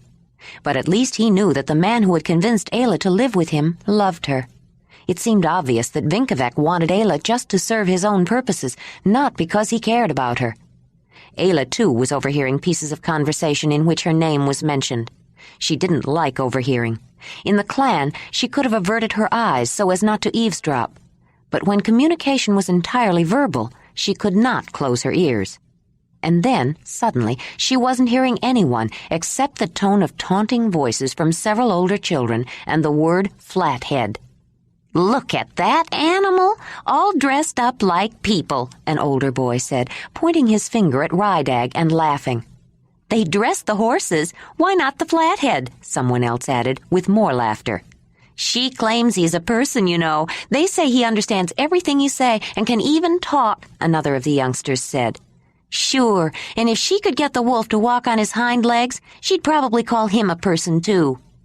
"Maybe you'd better be careful what you say. Chalix says the flathead can make the wolf go after you. He says the flathead made the wolf attack him, and he's taking it to the Council of Brothers." "Well, doesn't that prove he's an animal? If he can make another animal attack? My mother says she doesn't think it's right for them to bring animals to a summer meeting." My uncle said he doesn't mind the horses so much, or even the wolf, so long as they keep them away, but he thinks they ought to be banned from bringing that flathead to meetings and ceremonies that are meant for people. Hey, Flathead, go on, get out of here. Go back to your pack with the other animals, where you belong. At first, Ayla was too stunned to react to the openly derogatory comments. Then she saw Rydag close his eyes and look down and start to head back toward Cattail Camp. With blazing anger, she stormed up to the youngsters. "What is wrong with you? How can you call Rydag an animal? Are you blind?" Ayla said, with barely restrained fury. Several people stopped to see what was going on. "Can't you see he understands every word you say? How can you be so cruel? Do you feel no shame?" "Why should my son feel shame?" a woman said, coming to her youngster's defense. "That Flathead is an animal and shouldn't be allowed at ceremonies that are sacred to the mother." Several more people were crowding around now, including most of the lion camp. "Ayla, don't pay attention to them," Nezzy said, trying to cool her rage. "Animal? How dare you say he's an animal? Rydag is just as much a person as you are," Ayla cried, turning on the woman. "I don't have to be insulted like that," the woman said. "I'm no flathead woman. No, you aren't. She would be more human than you are. She would have more compassion, more understanding. How do you know so much? No one knows better than I. They took me in, raised me when I lost my people and had no one else. I would have died if it hadn't been for the compassion of a woman of the clan," Ayla said. "I was proud to be a woman of the clan and a mother." "No, Ayla, don't," she heard Jondalar saying, but she was past all caring. "They are human, and so is Rydag. I know, because I have a son like him." "Oh, no," Jondalar cringed as he pushed his way forward to stand beside her. "Did she say she had a son like him?" a man said. "A son of mixed spirits?" "I'm afraid you've done it now, Ayla," Jondalar said quietly. "She mothered an abomination? You'd better get away from her." A man came forward to the woman who had been arguing with Ayla. "If she draws that kind of spirit to her, it might get inside some other women, too." "That's right. You better get away from her, too," another man said to the obviously pregnant woman standing beside him as he led her away. Other people were drawing back, their expressions full of repugnance and fear. "Clan," one of the musicians said. "Those rhythms she played, didn't she say they were clan rhythms? Is that who she meant? Flatheads?" As Ayla looked around, she felt a moment of panic and an urge to run from all these people who were looking at her with such disgust. Then she closed her eyes and took a deep breath, lifted her chin, and stood her ground defiantly. What right did they have to say her son was less than human? From the corner of her eye, she saw Jondalar standing beside and just behind her, and was more grateful than she could say. Then, on her other side, another man stepped forward. She turned and smiled at Mamut, and Ranec as well. Then Nezzy was standing with her, and Talut, and then, of all people, Freebic. Almost as one, the rest of the lion camp stood beside her. "You are wrong," Mamut said to the throng, in the voice that seemed too powerful to come from one so old. "Flatheads are not animals. They are people, and children of the mother as much as you are. I, too, lived with them for a time, and hunted with them. Their medicine woman healed my arm, and I learned my way to the mother through them. The mother does not mix spirits. There are no horse wolves or lion deer. The people of the clan are different, but the difference is insignificant. No children like Rydag or Ayla's son could be born if they were not human too. They are not abominations. They are simply children." "I don't care what you say, old Mamut," the pregnant woman said. "I don't want a flathead child or a mixed one. If she already had one, that spirit may linger around her." "Woman, Ayla is no threat to you," the old shaman replied. "The spirit that was chosen for your child is already there. It cannot be changed now. It was not Ayla's doing that gave her baby the spirit of a flathead man. She did not draw that spirit to her. It was the mother's choice. You must remember, a man's spirit never lingers far from the man himself. Ayla grew up with the clan. She became a woman while she lived with them. When Moot decided to give her a child, she could only choose from the men who were nearby, and they were all men of the clan. Of course, the spirit of one of them was chosen to enter her. But you don't see any men of the clan around here now, do you? Old Mammut, what if there were some flathead men nearby? A woman shouted from out of the crowd. I believe they would have to be very close, even share the same hearth before that spirit would be chosen. The people of the clan are human, but there are some differences. While life is better than no life to the mother, which is why Ayla was given a child when she wanted one, it is not easy to blend the two. With so many Mamutoi men around, one of them would be chosen first. "That's what you say, old man," another voice called out. "I'm not so sure it's true. I'm keeping my woman away from her." No wonder she's so good with animals. She grew up with them. Ayla turned and saw that it was Chaleg who was talking. "Does that mean their magic is stronger than ours?" Freebick replied. There was some uneasy shuffling in the crowd. "I've heard her say it's not magic. She says anyone can do it." Freebick recognized the voice of the Mammut of Chaleg's camp. "Then why hasn't anyone done it before?" Freebick said. "You are Mammut. If anyone can do it, let me see you go out and ride back on a horse. Why don't you bring a wolf under your control? I've seen Ayla whistle birds down out of the sky." "Why are you standing up for her, Freebick, against your own family, your own camp?" Chaleg asked. "What camp is my camp? The one that turned me out, or the one that took me in? My hearth is the hearth of the crane. My camp is Lion Camp. Ayla lived near us all winter. Ayla was there when Bekti was born, and she is not mixed. The daughter of my hearth would not even be here now if it hadn't been for Ayla." Jondalar listened to Freebick with a lump in his throat. In spite of what he said, it took real courage to face down his own cousin, his own relatives, the camp of his birth. Jondalar could hardly believe this was the same man who had been such a big troublemaker. He had been so quick to condemn Freebick in the beginning, yet who was the one who had felt embarrassed for Ayla?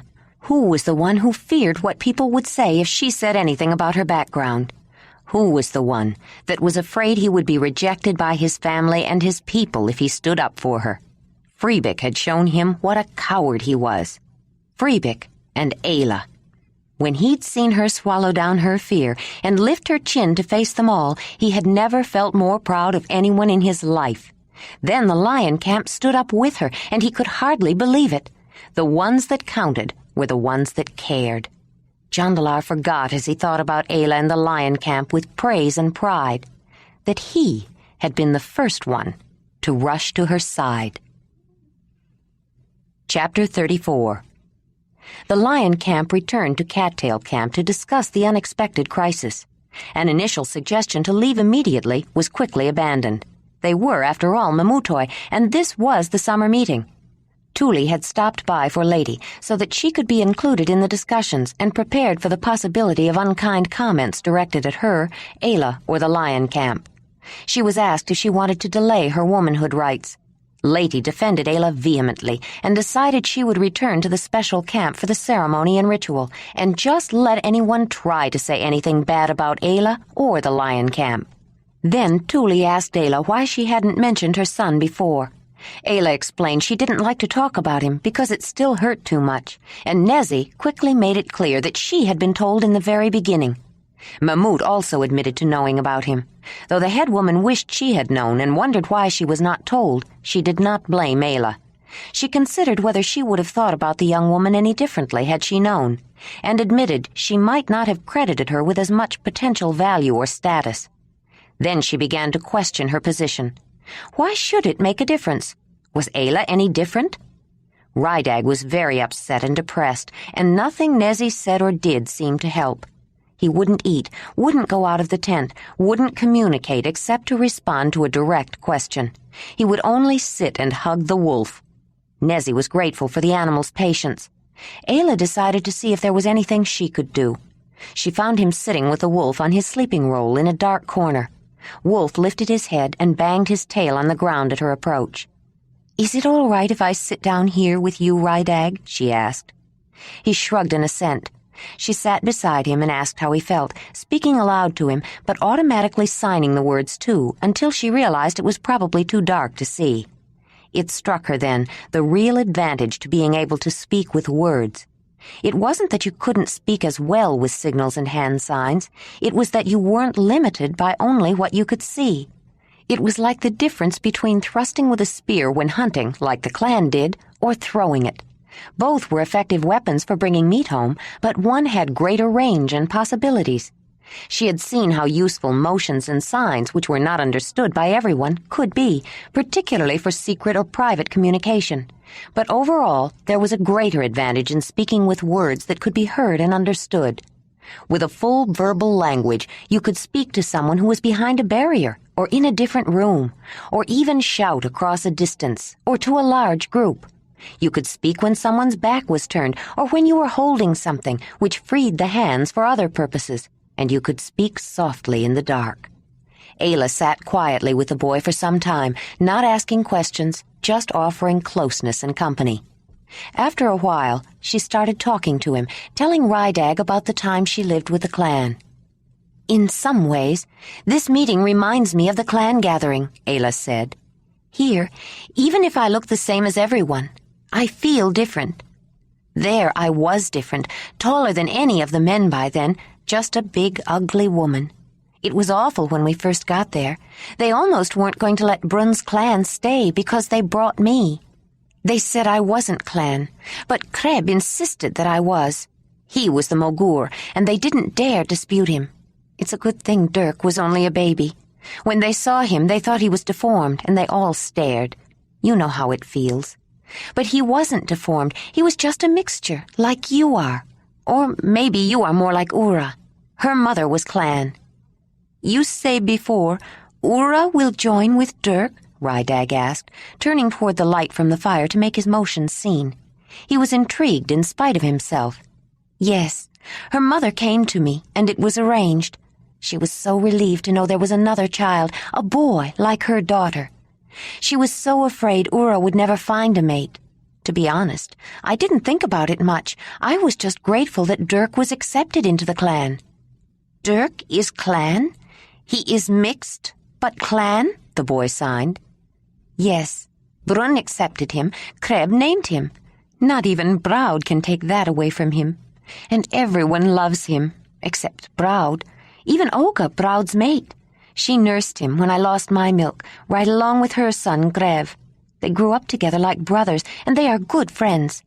Old Grad made Dirk a little spear, just his size." Ayla smiled at the memory. "Uba loves him best, though. Uba is my sister, like you and Ruji. She is Dirk's mother now. I gave him to Uba when Braud made me leave. He may look a little different, but yes, Dirk is clan. I hate it here," Rydag motioned with vehement anger. "I wish I am Dirk and live with clan." Rydag's comment startled Ayla. Even after they talked more and she finally convinced him to eat something and then tucked him into his bed, it stayed on her mind. Ranec watched Ayla all evening. He noticed how she would stop in the middle of some activity, like lifting a bite of food to her mouth, for example, while her eyes glazed over with a faraway look, or a frown of concentration creased her forehead. He knew her thoughts were weighing heavily on her mind, and he wanted so much to comfort her, share them with her. Everyone stayed at Cattail Camp that night, and the tent was crowded. Ranec waited until Ayla finally started to slide into her fur bedroll. Then he quickly went to his. "Will you share my furs tonight, Ayla?" Ranec watched her close her eyes and frown. "I don't mean for pleasures," he added quickly, "unless you want to. I know this has been a hard day for you." "I think it's been harder for Lion Camp," Ayla said.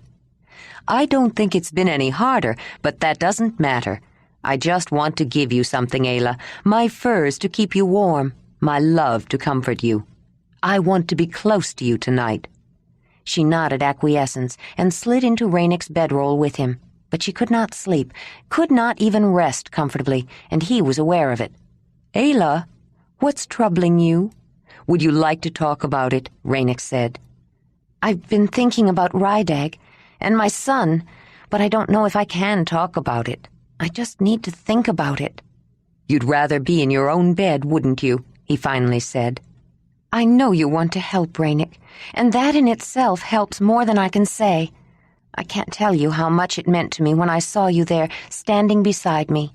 I am so grateful to the lion camp, too.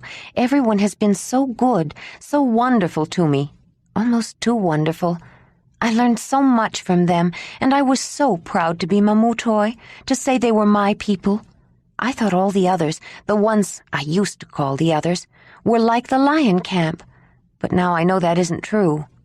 Like the clan, most people are good people, but not everyone, and even good people are not good about everything. I had some ideas, and I was making some plans, but I need to think now. And you can think better in your own bed, not cramped in here with me. Go ahead, Ayla. You'll still be next to me, Ranec said. Ranec wasn't the only one who had been watching Ayla, and when Jondalar saw her get out of Ranec's bedroll and into her own, he had a strange set of mixed feelings. He was relieved that he wouldn't have to grit his teeth against the sounds of them sharing pleasures, but he felt a pang of regret for Ranec. If he had been in the dark carver's place, he would have wanted to hold Ayla and comfort her, try to take on some of her pain. It would have hurt him if she had left his bed to sleep alone. After Ranec fell asleep and a deep stillness settled on the camp, Ayla quietly got up, slipped on a light parka against the nighttime chill, and went outside into the dark starlit night. In a moment, Wolf was beside her.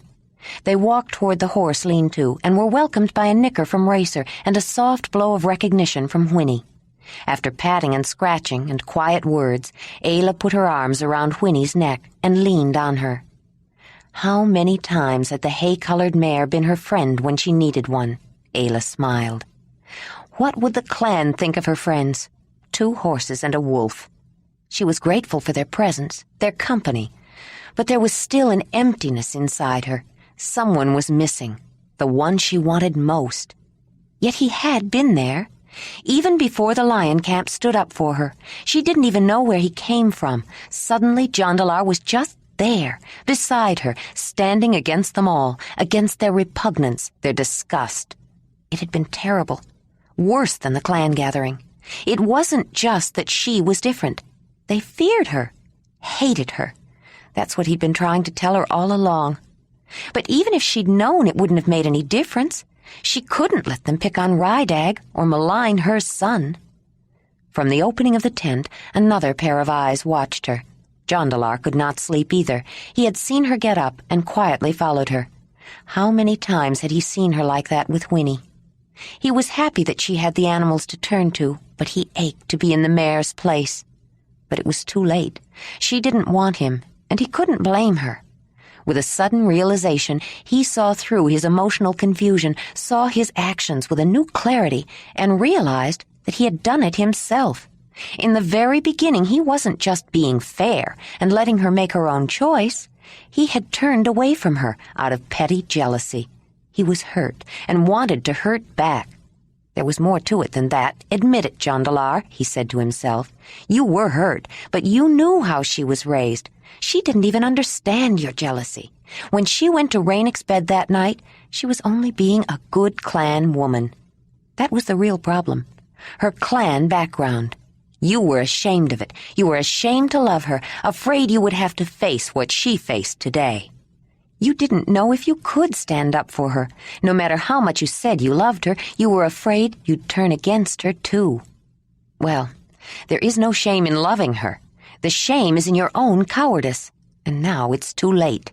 She didn't need you. She stood up for herself, and then the whole lion camp stood up for her. She doesn't need you at all, and you don't deserve her. Finally, the chill drove Ayla back in. She glanced toward Jondalar's sleeping place when she entered the tent. He was rolled over on his side, facing the other way. She slipped into her bed and felt a heavy, sleeping hand reach for her. Ranec did love her, she knew that, and she loved him too in her own way. She lay still and listened to Ranec's steady breathing. After a while he rolled the other way, and the hand was gone. Ayla tried to sleep, but she couldn't stop thinking. She had wanted to go for Dirk and bring him back to Lion Camp to live with her. Now she questioned if that would be best for him. Would he be happier here with her than he would be living with the clan? Could he be happy living with people who would hate him? Who would call him a flathead and worse, a half-animal abomination? With the clan, he was known and loved. He was one of them. Maybe Braud hated him, but even at the clan gathering he would have friends. He was accepted. He would be allowed to join in the competitions and the ceremonies. Did Dirk have the clan memories, she wondered? If she couldn't take him away, could she go back to the clan and live? Now that she had found people like herself, could she ever accept clan ways again? They would never allow her to keep her animals. Would she be willing to give up Whinney and Racer and Wolf and be only Dirk's mother? Does Dirk need a mother? He was a baby when I left, but he's not a baby anymore. By now, Brun is teaching him to hunt. He has probably made his first small kills and brought them back to show Uba. Ayla smiled to herself at the picture that evoked. Uba would praise him so highly and tell him what a brave, strong hunter he is. Dirk has a mother, she realized. Uba is his mother. Uba has raised him, taken care of him, nursed his little cuts and scrapes. How can I take him away from her? Who would take care of her when she gets old? Even when he was a baby, the other women in the clan were more mother to him than I was after I lost my milk. How can I go back and get him anyway? I am cursed. To the clan, I am dead. If Dirk saw me, I would only frighten him and everyone else. If there was no death curse on me, would he be happy to see me? Would he even remember me? He was hardly more than a baby when I left. By now, he is at the clan gathering and has met Ura. He's young yet, but he must be thinking about the time when they will mate. He is planning to make a hearth, just as I am, she thought. Even if I could convince him I wasn't a spirit, Dirk would have to bring Ura with him, and Ura would be miserable here. It will be difficult enough for her to leave her own clan and live with Dirk and his clan, but to move into a world in which nothing was familiar would be so much worse, especially a world where she would be hated and misunderstood. What if I went back to the valley and then brought Dirk and Ura to live there? But Dirk needs people, and so do I. I don't want to live alone. Why should Dirk want to live alone in a valley with me? I've been thinking of myself, not Dirk. It would not be better for him to come here. It would not make him happy. It would only make me happy. But I am not Dirk's mother anymore. Uba is his mother. I am nothing to him but a memory of a mother who died. And maybe it's better that way. The clan is his world, and like it or not, this is my world. I cannot go back to the clan. Dirk cannot come here. There is no place in this world where my son and I can live together and be happy. Ayla woke early the next morning. Even after she did finally go to sleep, she did not sleep well. She woke often from dreams of shaking earth and crumbling caves and felt uneasy and depressed. She helped Nezzy heat water for soup and grind grains for a morning meal, and was glad for the opportunity to talk with her. I feel terrible about all the trouble I've caused, Nezzy. The whole lion camp is being shunned because of me, Ayla said. Don't even say that. It's not your fault, Ayla. We had a choice, and we made it. You were only defending Rydag, and he is a member of Lion Camp too, at least to us. All this trouble has made me realize something, Ayla continued. Ever since I left the clan, I've always thought about going back to get my son someday. Now I know I never can. I can't bring him here, and I can't go back there.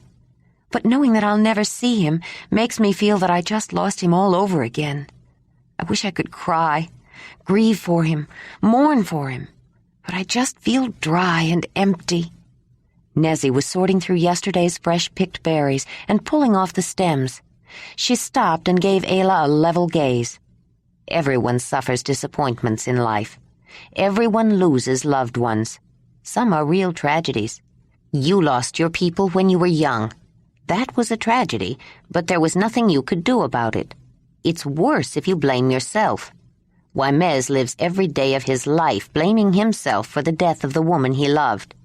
I think Jondalar blames himself for his brother's death. You've lost a son. It is hard for a mother to lose a child, but you do have something. You know he is probably still alive. Rydag lost his mother. Someday, I will lose him." After breakfast, Ayla went out. Most people were staying around Cattail Camp. She looked toward the center of the meeting, then at Larch Camp, the newly set-up summer home of the Mammoth Camp. She was surprised to see Avery looking across at her. She wondered how they felt today about setting up the camp so close to Lion Camp. Avery went to the tent her brother had designated as the Mammoth Hearth, scratched on the leather, then, without waiting for a response, went in. Vinkevek had spread his fur bedroll out so that it took up almost half the floor space. In the middle was a backrest, an ornately decorated hide stretched across a mammoth bone frame that had been lashed together with rawhide. He was sitting up on his furs, lounging against the backrest. "The feelings are mixed," she said without preamble. "I can imagine," Vinkevek replied. "Lion Camp worked hard with us putting up the lodge. By the time they left, everyone was feeling more than friendly toward them, and Ayla with her horses and wolf was fascinating and a little awe-inspiring. But now, if old stories and customs are to be believed, Lion Camp is sheltering an abomination, a woman of unbridled evil who draws animal flathead spirits to her like a fire draws moths at night and spreads them around to the other women. What do you think, Avery?" "I don't know, Vinkevek. I like Ayla, and she doesn't seem like an evil person to me. The boy doesn't seem like an animal either. He's just weak and can't talk, but I do believe he understands. Maybe he is human, and maybe the other flatheads are too. Maybe the old Mammut is right. The mother just chose a spirit from the only men near Ayla when she gave her a baby. I didn't know she lived with a pack of flatheads once, though, or that the old man did." "That old man has lived so many years he's forgotten more things than a double handful of younger men have ever learned, and he's often right. I have a feeling about this, Avery. I don't think it will have lasting bad effects. There is something about Ayla that makes me think the mother watches out for her. I think she may come out of this more powerful than she was before. Let's find out how Mammoth Camp feels about siding with Lion Camp." "Where's Thule?" Fraley asked, looking around the tent. "She went with Lady back to the womanhood camp," Nezzy said. "Why?" "Do you remember that camp that came offering to adopt Ayla just before Mammoth Camp arrived?" Ayla looked at Fraley questioningly. "Yes," Nezzy said. "The one Thule didn't think had enough to offer." "They are outside asking for Thule again." "I'll go see what they want," Nezzy said. Ayla waited inside, not really wanting to face them if she didn't have to. After a few moments, Nezzy returned. "They still want to adopt you, Ayla," she said. "The head woman of that camp has 4 sons. They want you for a sister. She says if you have already had 1 son, it proves you are capable of having children. They have increased their offer. Maybe you should go out and welcome them, in the name of the mother." Thule and Lady walked with purposeful strides through the encampment, side by side, looking straight ahead, ignoring the curious stares of the people they passed. "Thule! Lady! Wait a moment!" Bresci called out, hurrying to catch up with them. "We were just getting ready to send a runner to you, Thule. We'd like to invite you to share a meal with us at Willow Camp this evening." "Thank you, Bresci. I appreciate your invitation. Of course we'll come. I should have known we could count on you." "We've been friends a long time, Thule. Sometimes old tales are believed just because they're old. Fraley's baby looks fine to me." "And she was born early, too. Bekti wouldn't even be alive if it wasn't for Ayla," Lady said, quick to defend her friend. "I did wonder where she came from, though. Everyone thought she came with Jondalar. They are both tall and blonde. But I knew better. I remember when we pulled him and his brother out of the muck near Barren Sea. She wasn't with them then, and I knew that wasn't a Mamutoi accent, or a Sangea accent either. But I still don't know how she controls those horses and that wolf." Thule was feeling much better as they continued toward the center of the hollow and the earth lodges of Wolf Camp. "How many does that make?" Tarnik asked Barzek as another delegation was leaving. "Almost half the camps have made some gesture of reconciliation," Barzek said. "I can think of 1 or 2 more who might still decide to join with us." "But that still leaves about half the camps," Talut said. and some of them are arguing pretty hard against us. Some are even saying we should leave. Yes, but look who they are. And Chalig is the only one I've heard who is saying we should leave, Ranec said. But they're Mamutoi too, and even seeds blown by ill winds can take root, Nezi said. I don't like this split, Talut said. There are too many good people on both sides. I wish I could think of some way to make it right again. Ayla feels terrible too. She says that she's causing problems for Lion Camp. Did you see the look on her face when those youngsters that were fighting started calling her Animal Woman? Do you mean the ones that we caught by the Rit? Danug started to ask, but Ranec quickly interrupted.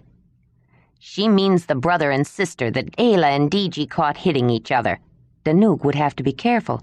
He had almost slipped and mentioned something about the boys that were fighting, Ranec thought. I've never seen Rydag so upset, Nezi continued. Every year the meetings have been harder on him. He doesn't like the way people treat him, but this year is worse. Maybe because it's so much better for him at Lion Camp now. I'm afraid all this is not good for him, but I don't know what to do. Even Ayla's worried, and that worries me more. Where is Ayla now? Danug asked. Out with the horses, Nezi said. I think she should take it as a compliment when they call her Animal Woman. You must admit, she is good with animals, Barzek said. Some people even think she can speak with their spirits from the other world. Some of the others say it just proves that she lived with animals, Ranec reminded him, and accuse her of drawing different kinds of spirits that are not so welcome. Ayla still says anyone can make animals friendly, Talut said. She tries to make less of it, Barzek said. That may be why some of the others don't put as much importance on it. People are more used to someone like Vinkevek, someone who lets you know how great he thinks he is. Nezi looked at Thule's man and wondered why he didn't seem to care much for Vinkevek. The Mammoth Camp had been one of the first to take their side. You may be right, Barzek, Ranec said. It's strange how quickly you can get used to having animals around when they behave so well. They don't seem unnatural. They're just like any other animal, except you can get close to them and touch them. But when you think about it, it is beyond reason. Why should that wolf obey a signal from a weak child that he could easily tear apart? Why should those horses let someone sit on their backs and ride them? And what would make a person even think to try it? I wouldn't be surprised if Lady tries it someday, Talut said. If anyone will, she will, Danuk said. Did you see her when she was here? First place she went was the horse lean-to. She missed them more than anyone. I think she's in love with those horses. Jondalar had been listening without making any comment. The situation Ayla had caused for herself by admitting her background was painful and debasing, but in many ways it hadn't been as bad as he had imagined it would be. He was surprised that she hadn't been more thoroughly denounced. He had expected her to be vilified, driven out, completely ostracized. Was the taboo worse among his people, or did he just think it was? When the Lion Camp stood up for her, he thought they must be a rare exception, who might be more forgiving because of Rydag. Then, when Vinkevek and Ivory of Mammoth Camp came to offer support, Jondalar began to reconsider. And when more and more of the camps voluntarily came to offer support to the Lion Camp, he was forced to inspect his own beliefs. Jondalar was a physical man. He understood concepts such as love, compassion, anger, with an empathy that was based on his own feelings, even though he could not express them well. He could discuss intangible philosophies and matters of the spirit with intelligence. But they were not his passion, and he accepted his society's positions without deep misgivings. But Ayla had faced the crowd with such dignity and quiet strength, respect for her sword. It gave him a rare insight. He began to understand that just because some people thought certain behavior was wrong, that didn't make it so. A person could resist popular belief and stand up for personal principles, and though there might be consequences, not everything would necessarily be lost. In fact, something important might be gained, if only within oneself. Ayla was not expelled from the people who had so recently adopted her. Half of them were willing to accept her and believed her to be a woman of rare talent and courage. The other half were of a different mind, but not all for the same reasons. Some saw it as an opportunity to gain influence and status by opposing the powerful lion camp at a time when their position was threatened. Others were genuinely incensed that a woman who was so depraved could be allowed to live among them. In their opinion, she personified evil, even more so because she did not appear to be evil. She looked like any other woman, more attractive than most, but she had duped them by a trick of controlling animals that she must have learned when she lived with the bestial flathead abominations, who had even fooled some people into thinking they were human. Many feared her. By her own admission, she had spawned one of those misbegotten half-animals and now threatened every other woman at the summer meeting. No matter what old Mamut said, everyone knew certain male spirits were consistently drawn to the same woman. The lion camp had allowed Nezzy to keep that animal child, and now look what they had. More animals, and an abomination of a woman who had probably been drawn to him. The entire lion camp ought to be banned. The Mamutoi were a close-knit people. Almost everyone could count at least one relative or friend in every camp. But now the fabric of their lives threatened to be torn apart, and many people, including Talut, were very distressed. The councils convened, but ended up wrangling over the dispute. This was an unprecedented situation, and they didn't have the means or the strategies to resolve it.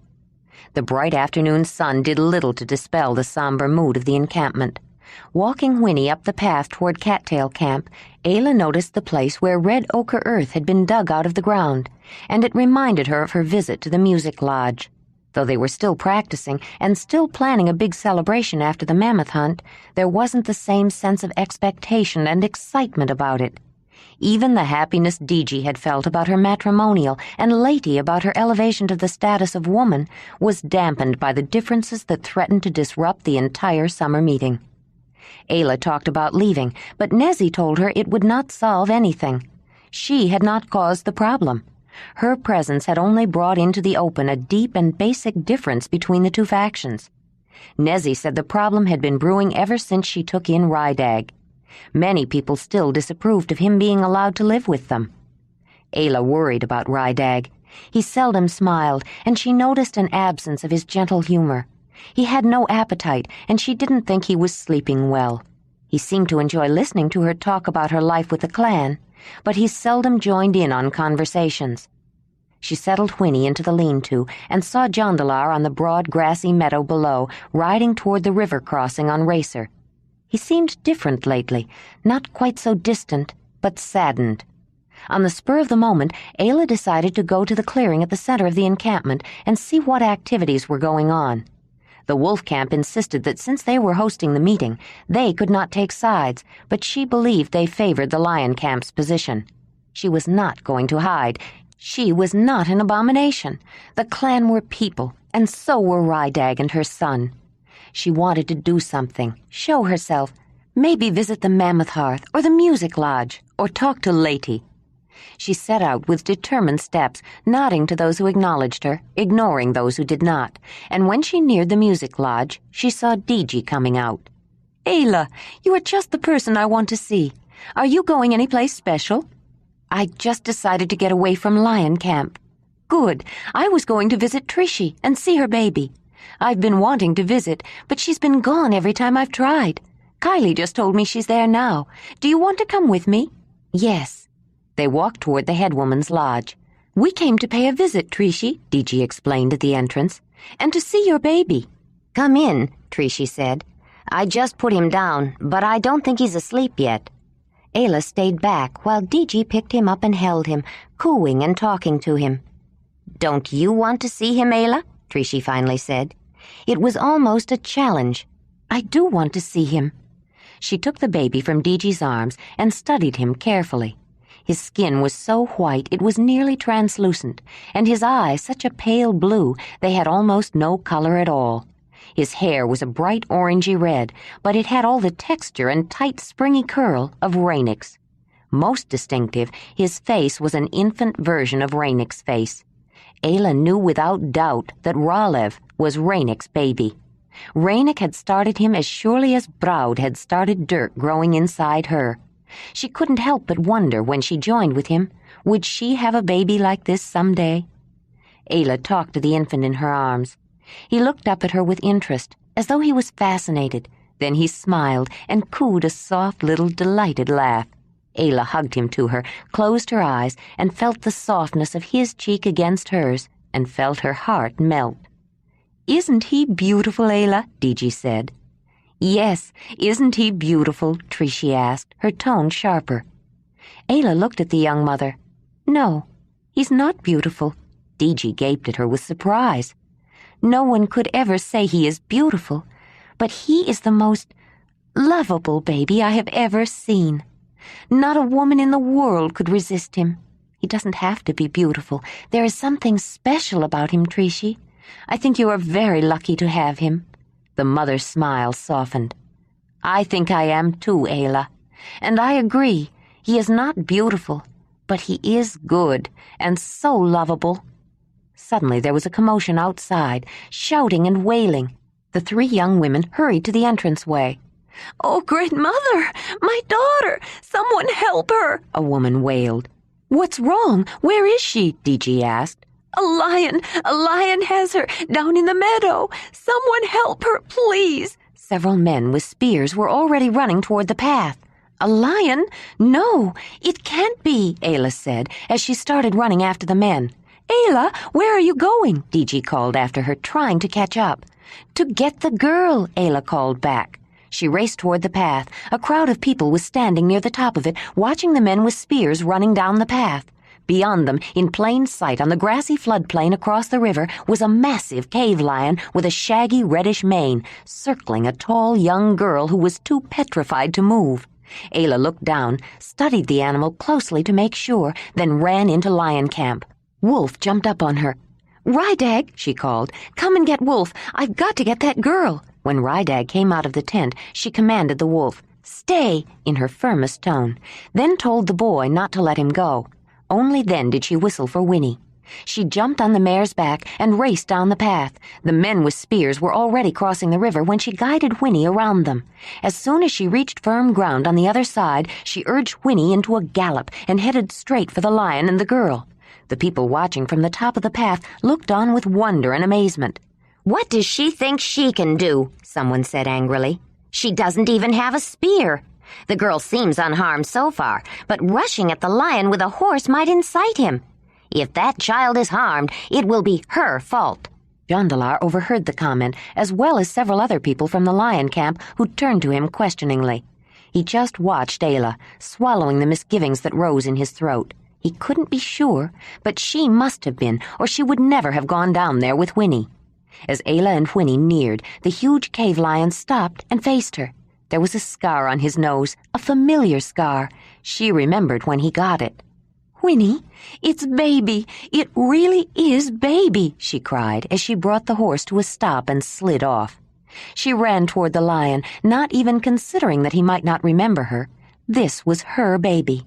She was his mother. She had raised him from a small cub, taken care of him, hunted with him. It was just that fearlessness that he remembered. He started toward her as the girl watched with fear. The next thing Ayla knew, the lion had tripped her to knock her down, and she had her arms around his big, shaggy neck, hugging him full length while he wrapped his forelegs around her in the closest thing to an embrace he could accomplish. "Oh, baby, you came back.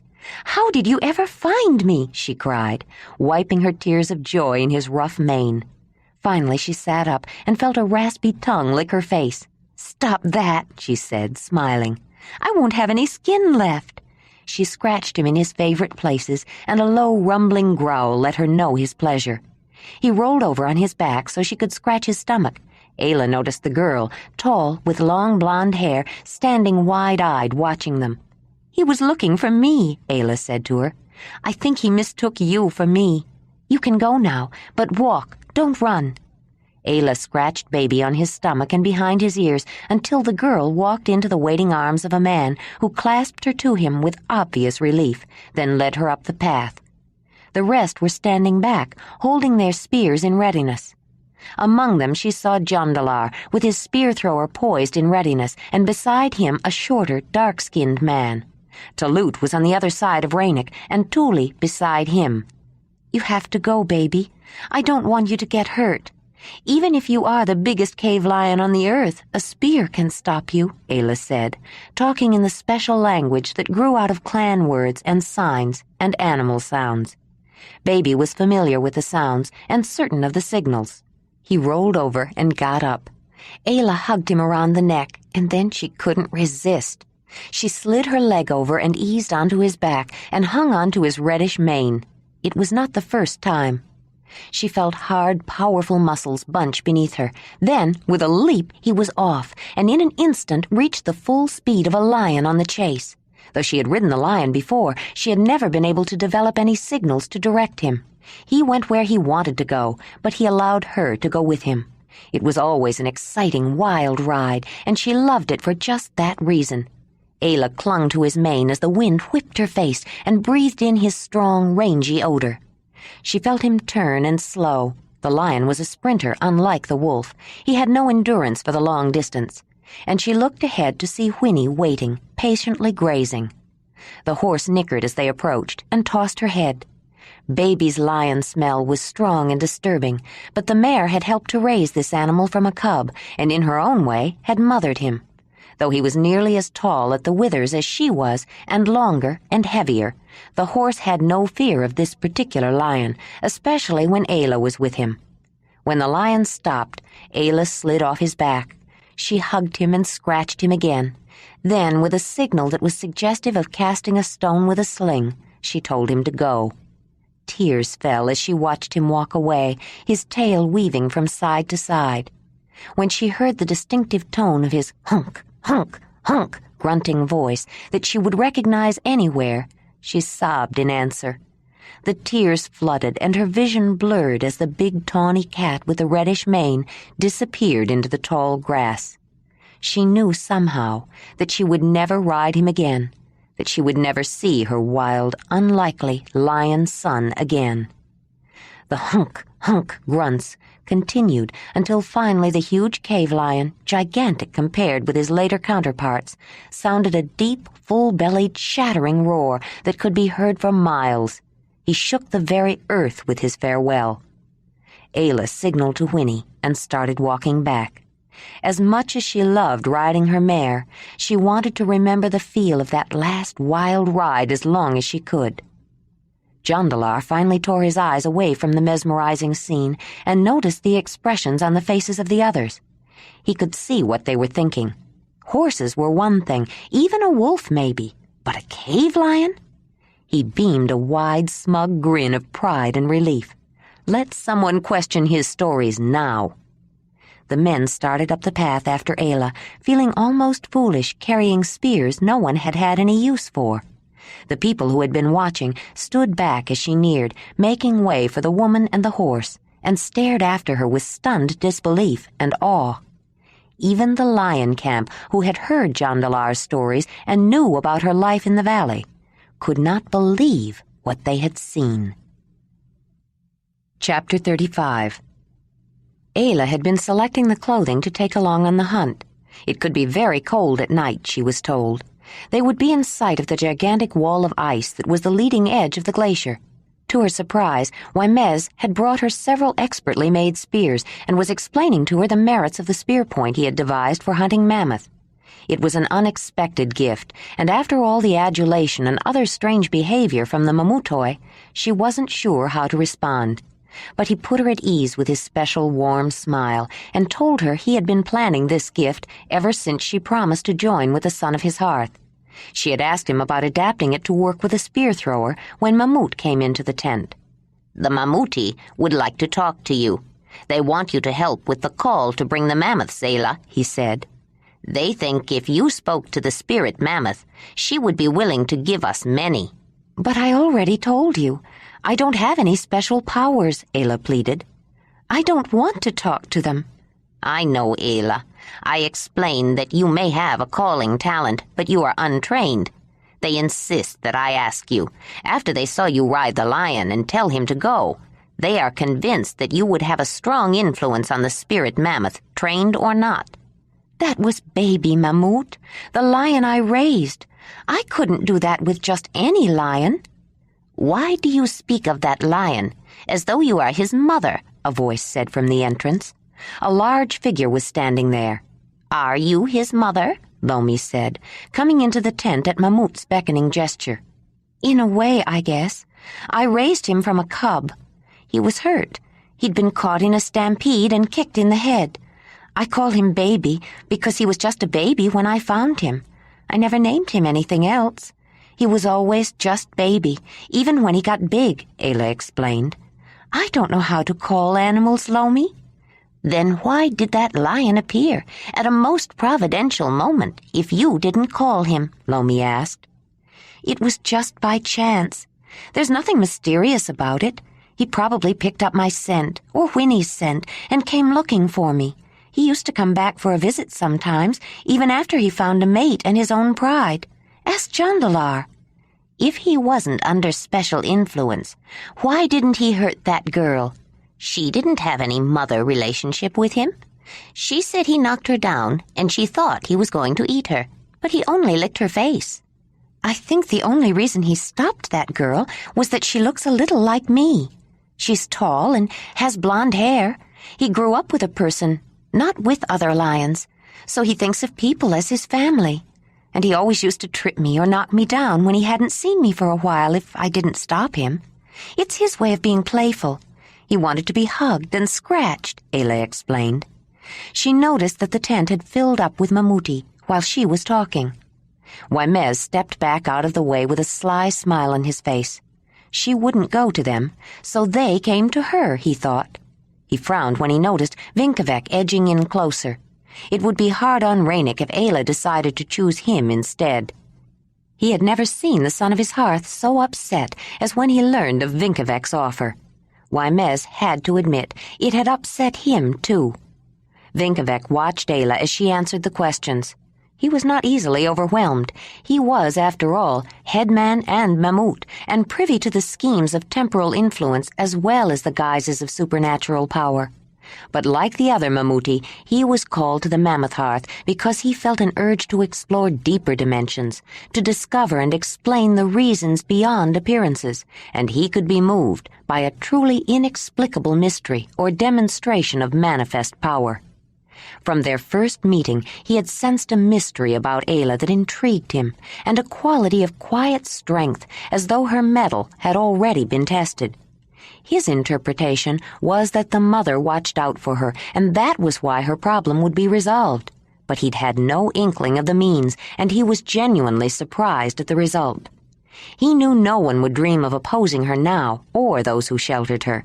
Nor would anyone object to her background, or the son she once bore. Her power was too great. Whether she would use it for beneficial or malicious purposes was incidental.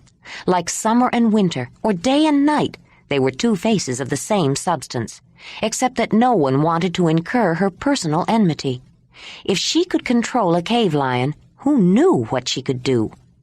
Vinkavek, along with old Mamut and the other Mamutoi, had been raised in the same environment, reared in the same culture, and the patterns of belief that evolved to accommodate their existence were ingrained, were a part of their mental and moral fiber. Their lives were largely conceived to be preordained, since they had little control over them. Illness struck without reason, and though it could be treated, some might die while others survived. Accidents were equally unpredictable, and if they happened when one was alone, were often fatal. Harsh climates and rapidly shifting weather patterns brought on by the proximity of massive land glaciers could cause drought or floods that had an immediate effect on the natural environment upon which they were dependent. A summer too cold or with too much rain could stunt plant growth, decrease animal populations, and change their migration patterns, and could result in hardship for the mammoth hunting people. The structure of their metaphysical universe paralleled their physical world and was useful in providing answers to unresolvable questions that could cause great anxiety without some acceptable and, based on their precepts, reasonable explanation. But any structure, no matter how useful, is also limiting. The animals of their world roamed freely. The plants grew at random, and the people were intimately familiar with these patterns. They knew where certain plants grew and understood the behavior of animals, but it never occurred to them that the patterns could be changed. that animals and plants and people were born with an innate capacity for change and adaptation, that indeed, without it, they would not survive. Ayla's control over the animals she had raised was not perceived as natural. No one had ever tried to tame or domesticate an animal before. The Mamutoi, anticipating the need for explanations to relieve the anxieties caused by this startling innovation, had mentally searched the theoretical construct of their metaphysical world for answers that would satisfy. It was not a simple act of taming animals that she had done. Instead, Ayla had demonstrated a supernatural power far beyond anyone's imagination. Her control over animals, it seemed obvious, could only be explained by her access to the original spirit form, and therefore to the mother herself. Vinkevek, like old Mamut and the rest of the Mamutoi, was now convinced that Ayla was not just Mamut, one who served the mother. She had to be something more. Perhaps she embodied some supernatural presence. She might even be Mut herself incarnate. It was all the more believable because she did not flaunt it. But whatever her power, he was sure some important destiny awaited her.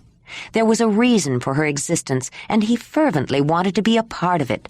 She was the chosen of the great Earth Mother. All your explanations have merit, Lomi said persuasively after she heard all of Ayla's objections. But would you be willing to participate in the calling ceremony, even if you don't think you have any talent for it? Many people here are convinced that you would bring good luck to the mammoth hunt if you join in the call. And offering good luck won't hurt you. It would make the Mamutoi very happy. Ayla saw no way that she could refuse, but she was not comfortable with the adulation she had been getting. She almost hated to walk through the encampment now, and was looking forward to the mammoth hunt the next day with great excitement and relief at the chance to get away for a while. Ayla woke up and looked out the open triangular end of the lean-to traveling tent. Daylight was beginning to illuminate the eastern edge of the sky. She got up quietly, trying not to wake Ranec or anyone else, and slipped outside. The damp chill of early morning hung in the air, but no swarms of flying insects yet, for which she was grateful. Last night the air had been thick with them. She walked to the edge of a black pool of stagnant water covered with slime and pollen, breeding grounds for the swarms of midges, gnats, black flies, and mostly mosquitoes that had risen to meet them like a high-pitched humming swirl of dark smoke. The insects had worked themselves under clothing, leaving a trail of red swollen bites, and swarmed around the eyes and choked the mouths of hunters and horses. The 50 men and women selected for the first mammoth hunt of the season had reached the disagreeable but inevitable bogs. The permanently frozen ground beneath the surface layer, softened now by spring and summer melt, allowed no drainage to percolate through. Where the accumulation of melt was greater than could be dissipated by evaporation, the result was standing water. On any extended trek in the warmer season, it was likely that tracts of accumulated ground moisture would be found, ranging from large shallow melt lakes to still ponds that reflected the moving sky to swampy mires. It had been too late in the afternoon to decide whether to attempt to cross the bog or to find a way around it. Camp was quickly set up and fires lit to deter the flying hordes. The first night on the trek, those who had not seen Ayla's firestone used before made the usual exclamations of surprise and awe, but by now it was taken for granted that she would light the fire. The tents they used were simple shelters made of several hides that had been sewn together to make one large covering. Its shape depended upon structural materials that were found or brought with them.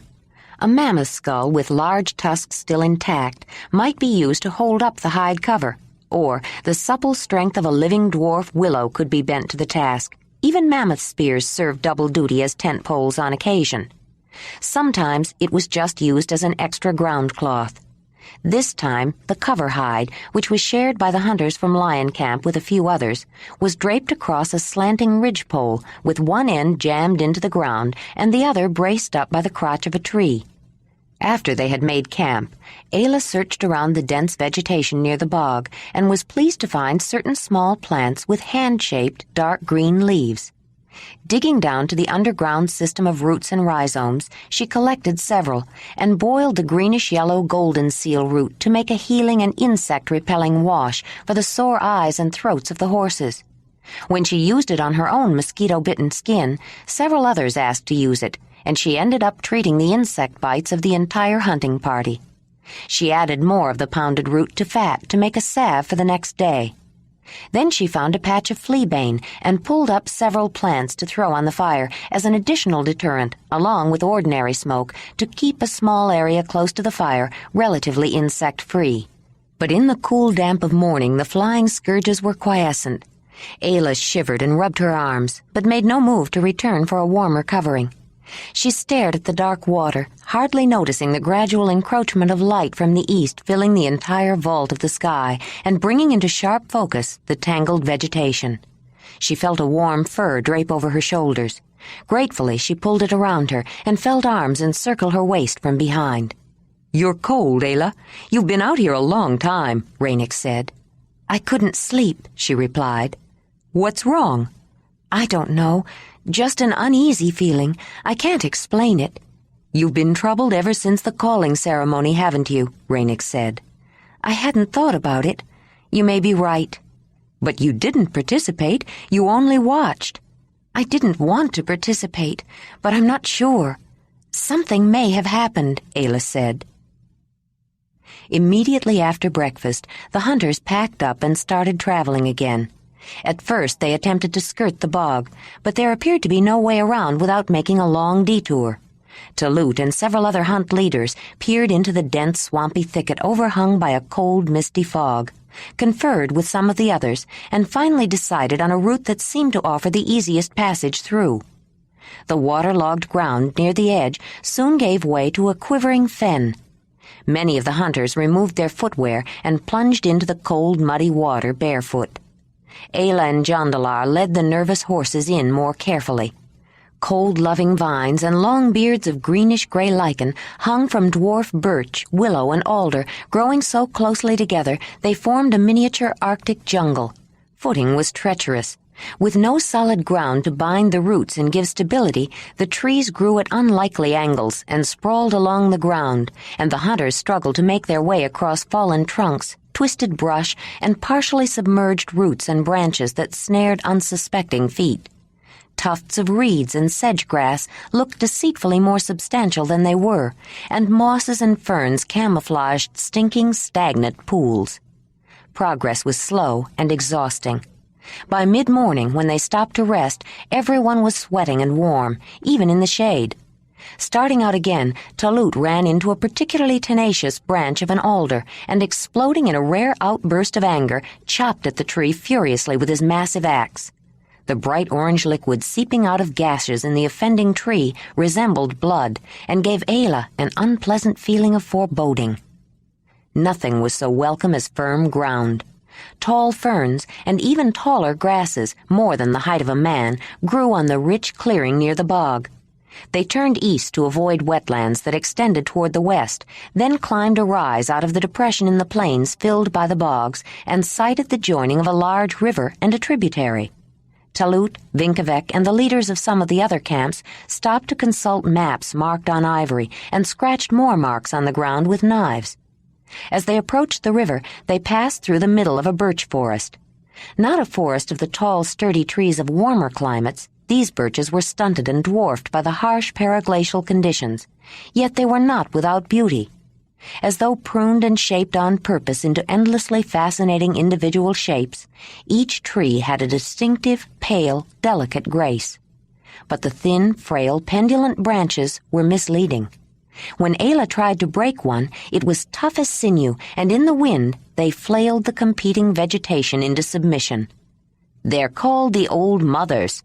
Ayla spun around and saw Vinkevek. An appropriate name, I think. They remind one never to misjudge the strength of an old woman. "This is a sacred grove, and they are guardians of Samuti," he said, pointing toward the ground.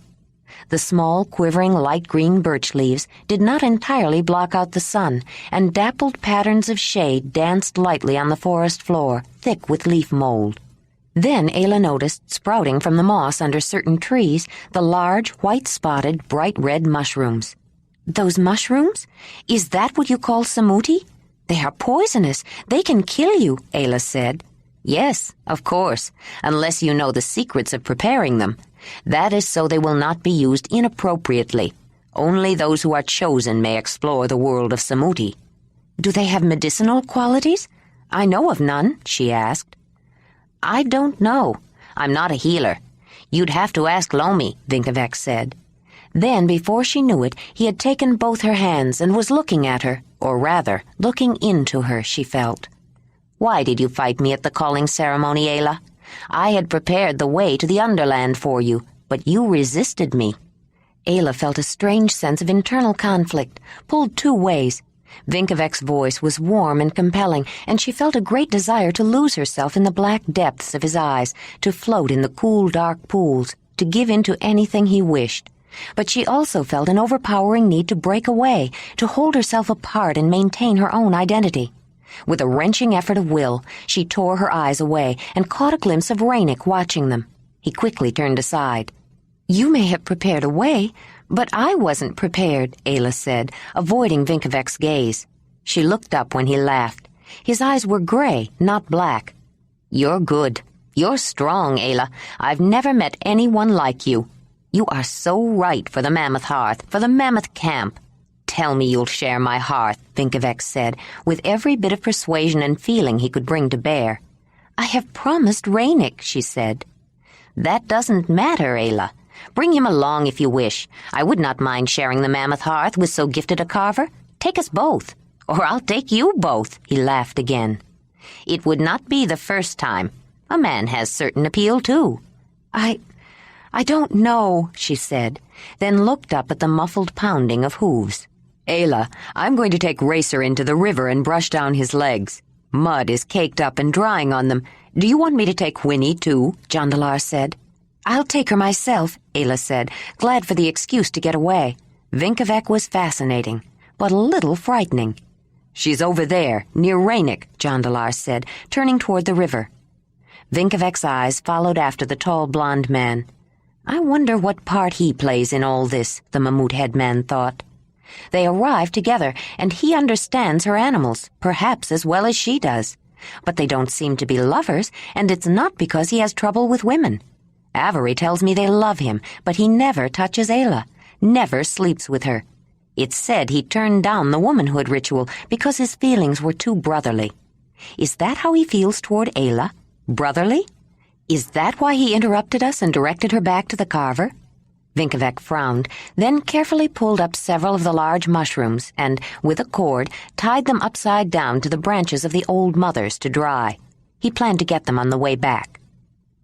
After they crossed the tributary, they reached a drier area with open, treeless bogs farther apart. The honking, clacking, and squealing of waterfowl warned them of the large melt lake ahead. They set up camp not far from it, and several people headed for the water to bring back supper. No fish were to be found in the temporary bodies of water unless they happened to become part of a year-round river or stream. But amid the roots of tall phragmite reeds, bulrushes, sedges, and cattails swam the tadpoles of edible frogs and fire-bellied toads. By some mysterious seasonal signal, a vast array of birds, mostly waterfowl, came north to join the ptarmigan, the golden eagle, and the snowy owl. The spring thaw that brought renewed plant growth and the great reedy marshes invited the uncountable numbers of migrating fowl to stop, build nests, and proliferate. Many birds fed on the immature amphibians, and some on the adults, as well as newts and snakes, seeds and bulbs, on the inevitable insects, even on small mammals. "Wolf would love this place," Ayla said to Bresci as she watched a couple of circling birds, with sling in hand, hoping they would come in closer to the edge so she wouldn't have to wade out too far to retrieve them. "He's getting very good at going in after them for me." Bresci had promised to show Ayla her throwing stick and wanted to see the young woman's much-touted expertise with the sling. Both had been mutually impressed. Bresci's weapon was an elongated, roughly diamond-shaped, crosswise section of leg bone, with the knobby epiphysis at the end removed and the edge sharpened. Its flight was circular, and thrown into a flock, several birds could be killed at one time. Ayla thought the throwing stick was much better for hunting birds than her sling, but the sling had more general application. She could also hunt animals with it. "You brought the horses. Why did you leave the wolf behind?" Bresci asked. "Wolf is still so young, I wasn't sure how he'd behave on a mammoth hunt, and I didn't want to take the chance that anything would go wrong on this one. The horses, though, can help bring meat back. Besides, I think Rydag would have been lonely without Wolf," Ayla said. "I miss them both." Bresci was tempted to ask Ayla if she really did have a son like Rydag, then changed her mind. The subject was just too sensitive. As they continued to head north over the next few days, a distinctive change came over the landscape. The bogs disappeared, and once they left the noisy birds behind, the sound of wind filled the treeless open plains with an eerie, wailing silence and a sense of desolation. The skies became overcast with a dull gray, featureless cloud cover that obscured the sun and hid the stars at night, but it seldom rained. Instead, the air felt drier and colder, with a sharp wind that seemed to sap even the moisture from exhaled breath. But an occasional break in the clouds at evening vanquished the dull monotony of the heavens with a sunset so glowing and so brilliant as it reflected off the moisture-laden upper skies, it left the travelers without words to describe it, daunted by its sheer beauty. It was a land of far horizons.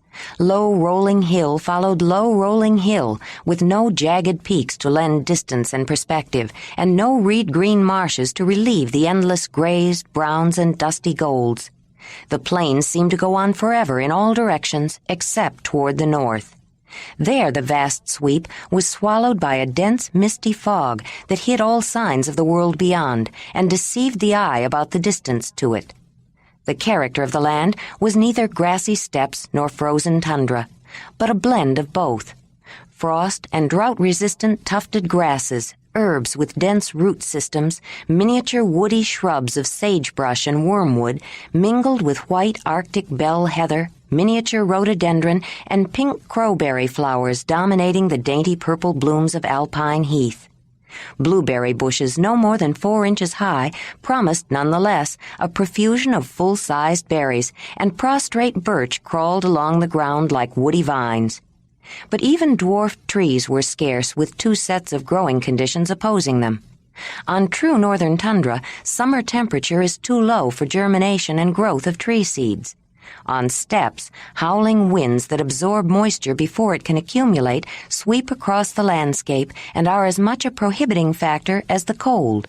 The combination left the land both frozen and dry. Landscape even more bleak greeted the band of hunters as they pushed toward the thick white fog ahead.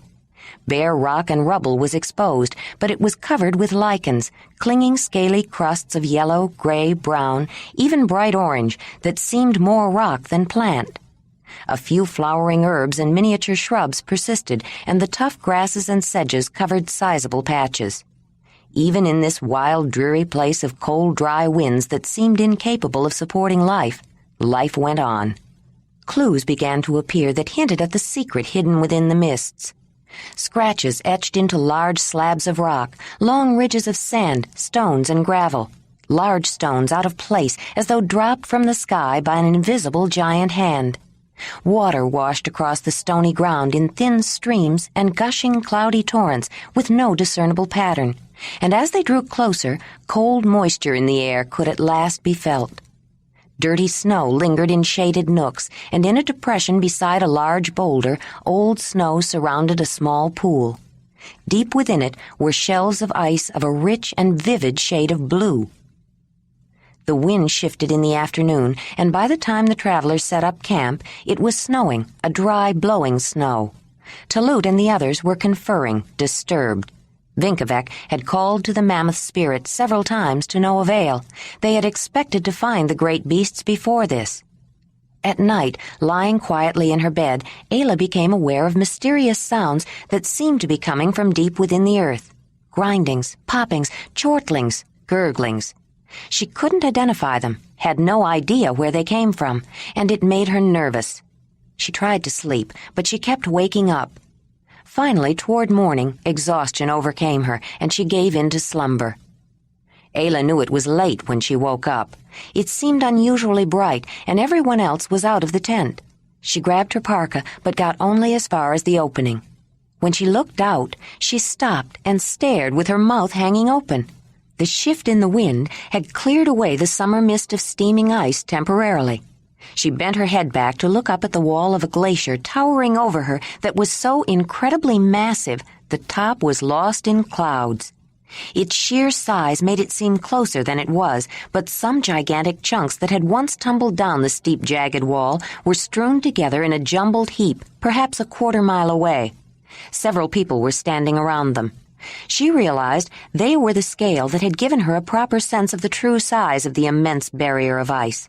The glacier was an incredible spectacle, and incredibly beautiful. In the sunlight, Ayla suddenly noticed the sun was out. It sparkled with millions of shattered crystals of ice that glinted with tints of prismatic hues, but the deep underlying color had tones of the same startling blue that she had seen in the pool. There were no words adequate to describe it. Overwhelming had no meaning beside its magnificence, its grandeur, its power. Ayla finished dressing hurriedly, feeling she had missed out on something. She poured herself a cup of what seemed to be leftover tea with a slight film of ice already forming on top, and discovered it was meat broth instead. She paused only a moment before deciding it was fine and drank it down. Then she scooped out a ladleful of congealed cooked grains, wrapped them in a thick slice of cold roast meat, and headed toward the rest of the hunters at a fast pace. "I wondered if you were ever going to wake up," Talut said when he saw her coming. "Why didn't you wake me?" Ayla asked, then took her last bite. "It's not wise to wake someone who is sleeping so soundly, unless it's an emergency," Talut answered. "The spirit needs time for its night travels, so it can come back refreshed," Vinkovec added, coming around to greet her. He made a motion to take both her hands, but she evaded them, quickly brushed his cheek with hers, and was off to examine the ice. The huge chunks had obviously fallen with some force. They were deeply embedded, and the ground was churned up around them. That they had also been there for several years was soon apparent as well. An accumulation of wind-blown grit picked up from the rock that was ground to flour at the margins of the ice coated the top surfaces with a thick layer of dark gray dirt, striated in some places with intervening white layers of compact snow. The surfaces themselves were pitted and rough from melting and refreezing unevenly over the years, and a few small, tenacious plants had actually taken root on the ice. "Come up here, Ayla," Ranec called. She looked up and saw him standing on top of a high block tilted slightly askew. She was surprised to see Jondalar beside him.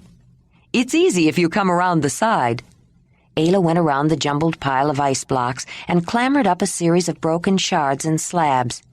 The gritty rock dust ground into the ice made the usually slick surface rough and footing reasonably secure. With a little care, it was easy to climb and move around. When she reached the highest place, Ayla stood up, then closed her eyes. The buffeting wind pushed against her as though testing her resolve to withstand its force, and the voice of the great wall rumbled, moaned, and cracked nearby. She turned her head toward the intense light above, seen even through closed eyelids, and sensed with the skin of her face the cosmic struggle between the heat from the heavenly fireball and the cold of the massive ice wall. The air itself tingled with indecision. Then she opened her eyes. Ice commanded the view, filled her vision. The enormous, majestic, formidable expanse of ice that reached the sky marched across the entire breadth of the land as far as she could see. Mountains were insignificant beside it. The sight filled her with a humbling exultation, an awe-inspiring excitement. Her smile brought acknowledging smiles from Jondalar and Ranec. "I've seen it before," Ranec said, "but I could see it as many times as there are stars in the sky and never get tired of it." Both Ayla and Jondalar nodded in agreement. "It can be dangerous, though," Jondalar added. "How did this ice get here?" Ayla asked. "The ice moves," Ranec said. "Sometimes it grows, sometimes it shrinks back. This split off when the wall was here. This pile was much bigger then. It has been shrinking, like the wall." Ranec studied the glacier. "I think it was farther away last time. The ice may be growing again." Ayla swept her gaze across the landscape then, noticing how much farther she could see from her higher vantage point. "Oh, look!" she cried, pointing toward the southeast. "Mammoths! I see a herd of mammoths!" "Where?" Ranec said, suddenly excited. The excitement spread through the hunters like fire. Talut, who had started around the side at the sound of the word mammoths, was already halfway up the ice pile. He reached the top in a few strides, put his hand across his forehead as a sunshade, and looked where Ayla had pointed. "She's right. There they are. Mammoths," he boomed, unable to restrain his emotion or the volume of his voice. Several others were climbing up the ice, each looking for a place to view the great tusked creatures. Ayla stepped down out of the way so Bresci could stand in her place. There was a certain relief in sighting the mammoths as well as excitement. At least they were finally showing themselves. Whatever it was that the spirit mammoth had been waiting for, she had finally allowed her creatures of this world to present themselves to those who were chosen by Mut to hunt mammoths. One of the women of Bresci's camp mentioned to one of the men that she had seen Ayla standing on the very top of the ice pile with her eyes closed, turning her head as though seeking something, or perhaps calling it, and when she opened her eyes, there were the mammoths. The man nodded in understanding. Ayla was staring down at the shape of the pile of ice below, about ready to descend. Talut appeared beside her, smiling as big a grin as she had ever seen. "Ayla, you have made this headman a very happy man," the red-bearded giant said. "I didn't do anything," Ayla said. "I just happened to see them." "That's enough. Whoever happened to see them first would have made me a very happy man. But I'm glad it was you," Talut said. Ayla smiled at him. She really did love the big headman. She thought of him as an uncle, or a brother, or a friend, and she felt he cared about her the same way. "What were you looking at down there, Ayla?" Talut said, starting to follow her down. "Nothing in particular. I was just noticing that you can see the shape of this pile from here. See how it comes in on the side where we climbed up and then curves back around?" Talut gave it a cursory look, then found himself looking closer. "Ayla, you've done it again." "Done what?" "You have made this headman a very happy man." His smile was contagious. She smiled back. "What makes you happy this time, Talut?" she said. "You made me notice the shape of this ice pile. It's like a blind canyon. Not quite complete, but we can fix that. Now I know how we're going to hunt those mammoths." No time was lost. The mammoths could decide to move away, or the weather could change again. The hunters had to take advantage of the opportunity immediately. The hunt leaders conferred, then quickly sent out several scouts to investigate the lay of the land and the size of the herd. While they were gone, a wall of rock and ice was built to block the open space in one side of the cold canyon, making the tumbled pile of ice into an enclosure with only one opening. When the scouts returned, the hunters gathered to devise a plan to drive the huge woolly animals into the trap. Talut told how Ayla and Whinney had helped to drive bison into a trap. Many people were quite interested, but they all reached the conclusion that with the huge behemoths, a single rider on horseback would not be able to start a concerted drive, though she might be of some help. To get them started toward the trap, some other means would have to be found. Fire was the answer. Late summer lightning storms had set enough dry fields on fire that even massive mammoths, who feared little, had a healthy respect for it. At this season of the year, however, it might be difficult to get a grass fire going. The fire would have to be in the form of torches held in the hands of the drivers. "What shall we use for torches?" someone asked. "Dry grass and mammoth dung bound together and dipped in fat," Bresci said. "So they'll catch fast and burn hot." "And we can use Ayla's firestone to start them quickly," Talut added. There were nods of agreement. "We're going to need fire in more than one place," Bresci said, "and in the right sequence. Ayla has given each of the hearths of Lion Camp a firestone. We have several with us. I have one, and so does Ranec. Jondalar has one too," Talut said, aware of the added prestige his announcement gave them. Too bad Tuli isn't here, he thought. She would have appreciated the moment. Ayla's firestones were priceless, particularly since they were apparently not too abundant. "Once we get the mammoths moving, how do we make sure they head for the trap?" the woman from Bresci's camp asked. This is open country." The plan they worked out was simple and direct. They constructed 2 rows of cairns out of broken chunks of ice and rock, fanning out from the opening of the ice canyon. Talut, with his massive axe, made short work of breaking the large glacier shards into pieces small enough to carry. Several torches were deposited behind each cairn in readiness.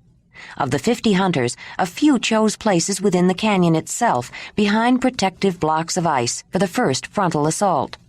Others ranged out behind the stone cairns. The rest, primarily the fastest, strongest runners, for all their great bulk, mammoths were capable of great bursts of speed for short distances, would split into 2 groups to circle around both sides of the herd. Bresci began explaining some traits and vulnerabilities of mammoths and how to hunt them to the younger hunters who had not hunted the great shaggy beasts before. Ayla listened carefully and walked into the ice canyon with them. The head woman of Elk Camp would lead the frontal assault from inside and wanted to inspect the trap and select her place. As soon as they were within the icy walls, Ayla noticed the drop in temperature. With the fire they had made to melt the fat for the torches and the exertion of cutting grass and carrying hunks of ice, she hadn't noticed the cold. Yet they were so near the great glacier that water left out overnight usually had a film of ice in the morning, even in summer, and parkas were necessary during the day. Inside the frozen enclosure, the cold was intense. But as Ayla looked around the spacious chamber in the midst of the jagged tumble of ice, she felt she had entered another place, a white and blue world of stark and chilling beauty. Like the rocky canyons near her valley, large blocks, newly sheared from the walls, lay scattered and broken on the ground. Above them, sharp-edged pinnacles and soaring spires of sparkling white shaded in the cracks and corners to a deep, rich, vivid blue. She was reminded suddenly of Jondalar's eyes. The softer, rounded edges of older blocks and slabs scattered in fallen heaps, worn down with time and covered with a fine, wind-blown grit, invited climbing and exploring. Ayla did, just out of curiosity, while the others were looking for hunting places. She would not be waiting here for the mammoths. She and Whinney would help chase the woolly tuskers, as would Jondalar and Racer. The speed of the horses could be helpful, and she and Jondalar would each provide a firestone for one of the groups of drivers. Ayla noticed more people gathering around the entrance and hurried out. Whinney was following Jondalar and Racer from the campsite. Ayla whistled, and the mare cantered ahead of them. The 2 groups of drivers started toward the mammoth herd, swinging wide to circle around behind without causing too much disturbance. Ranec and Talut were each behind one of the rows of cairns that converged toward the ice canyon, ready to supply quick fire when it was needed. Ayla waved at Talut and smiled at Ranec as she passed them, waiting near a pile of ice and stone. Vinkovec was on the same side as Ranec, she noticed. She returned his smile, too. Ayla walked ahead of Whinney, her spears and spear thrower secured in the holders of the pack baskets, along with the group's torches. Several other hunters were nearby, but no one spoke much. Everyone was concentrating on the mammoths, fervently hoping that the hunt would be successful. Ayla glanced back at Whinney, then at the herd ahead.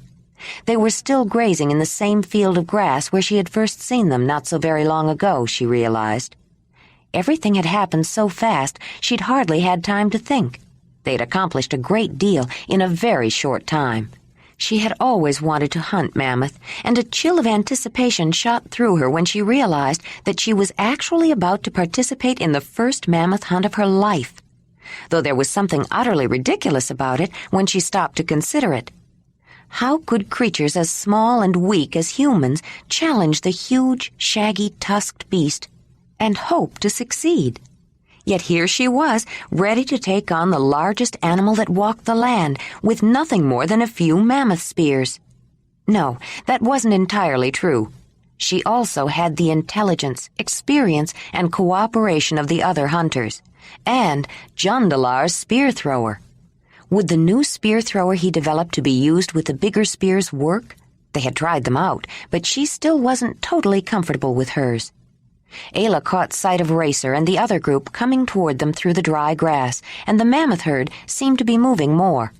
Were they becoming nervous about the people trying to edge around them? The pace of her group was quickening. Others were worried, too. A signal was passed to get the torches. Ayla quickly pulled them out of Whinney's pack baskets and handed them out. They waited anxiously, watching the other group get its torches. Then the hunt leader signaled. Ayla slipped off her mittens and squatted down over a small pile of fireweed lint and crushed dung. The others hovered close, waiting. She struck her fire-starting flint against the yellowish-gray chunk of iron pyrite. The spark died. She struck again. It seemed to take. She struck again, adding more sparks to the smoldering tinder, and tried to blow it into flame. Then a sudden gust of wind came to her aid, and the fire suddenly enveloped the tinder and crushed dung. She added a few lumps of tallow to help it burn hotter and sat back while the first of the hunters held their torches to the flames. They lit each other's torches, then began to fan out. There was no absolute signal to begin the drive.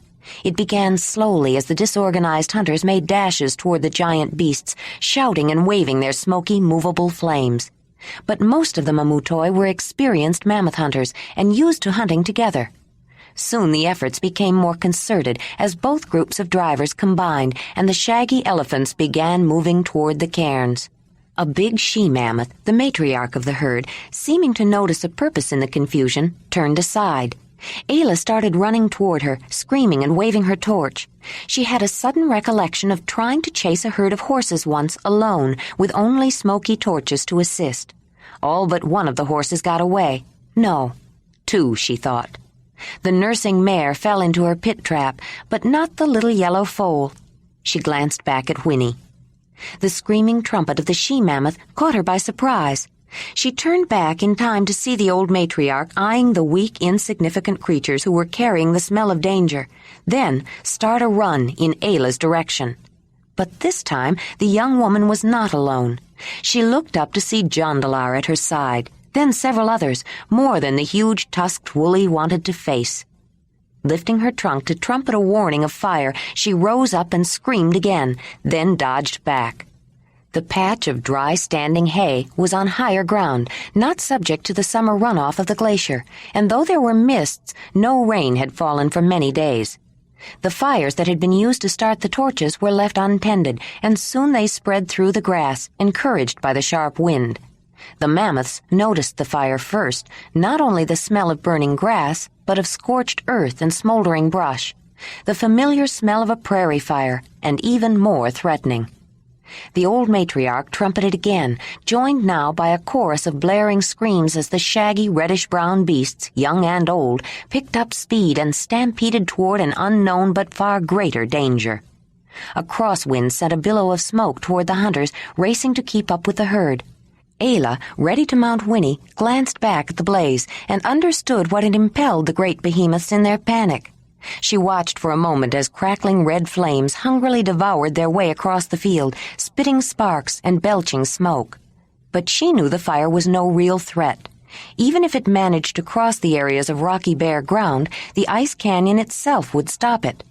She noticed Jondalar was already on Racer, following close behind the retreating mammoths, and hurried after him.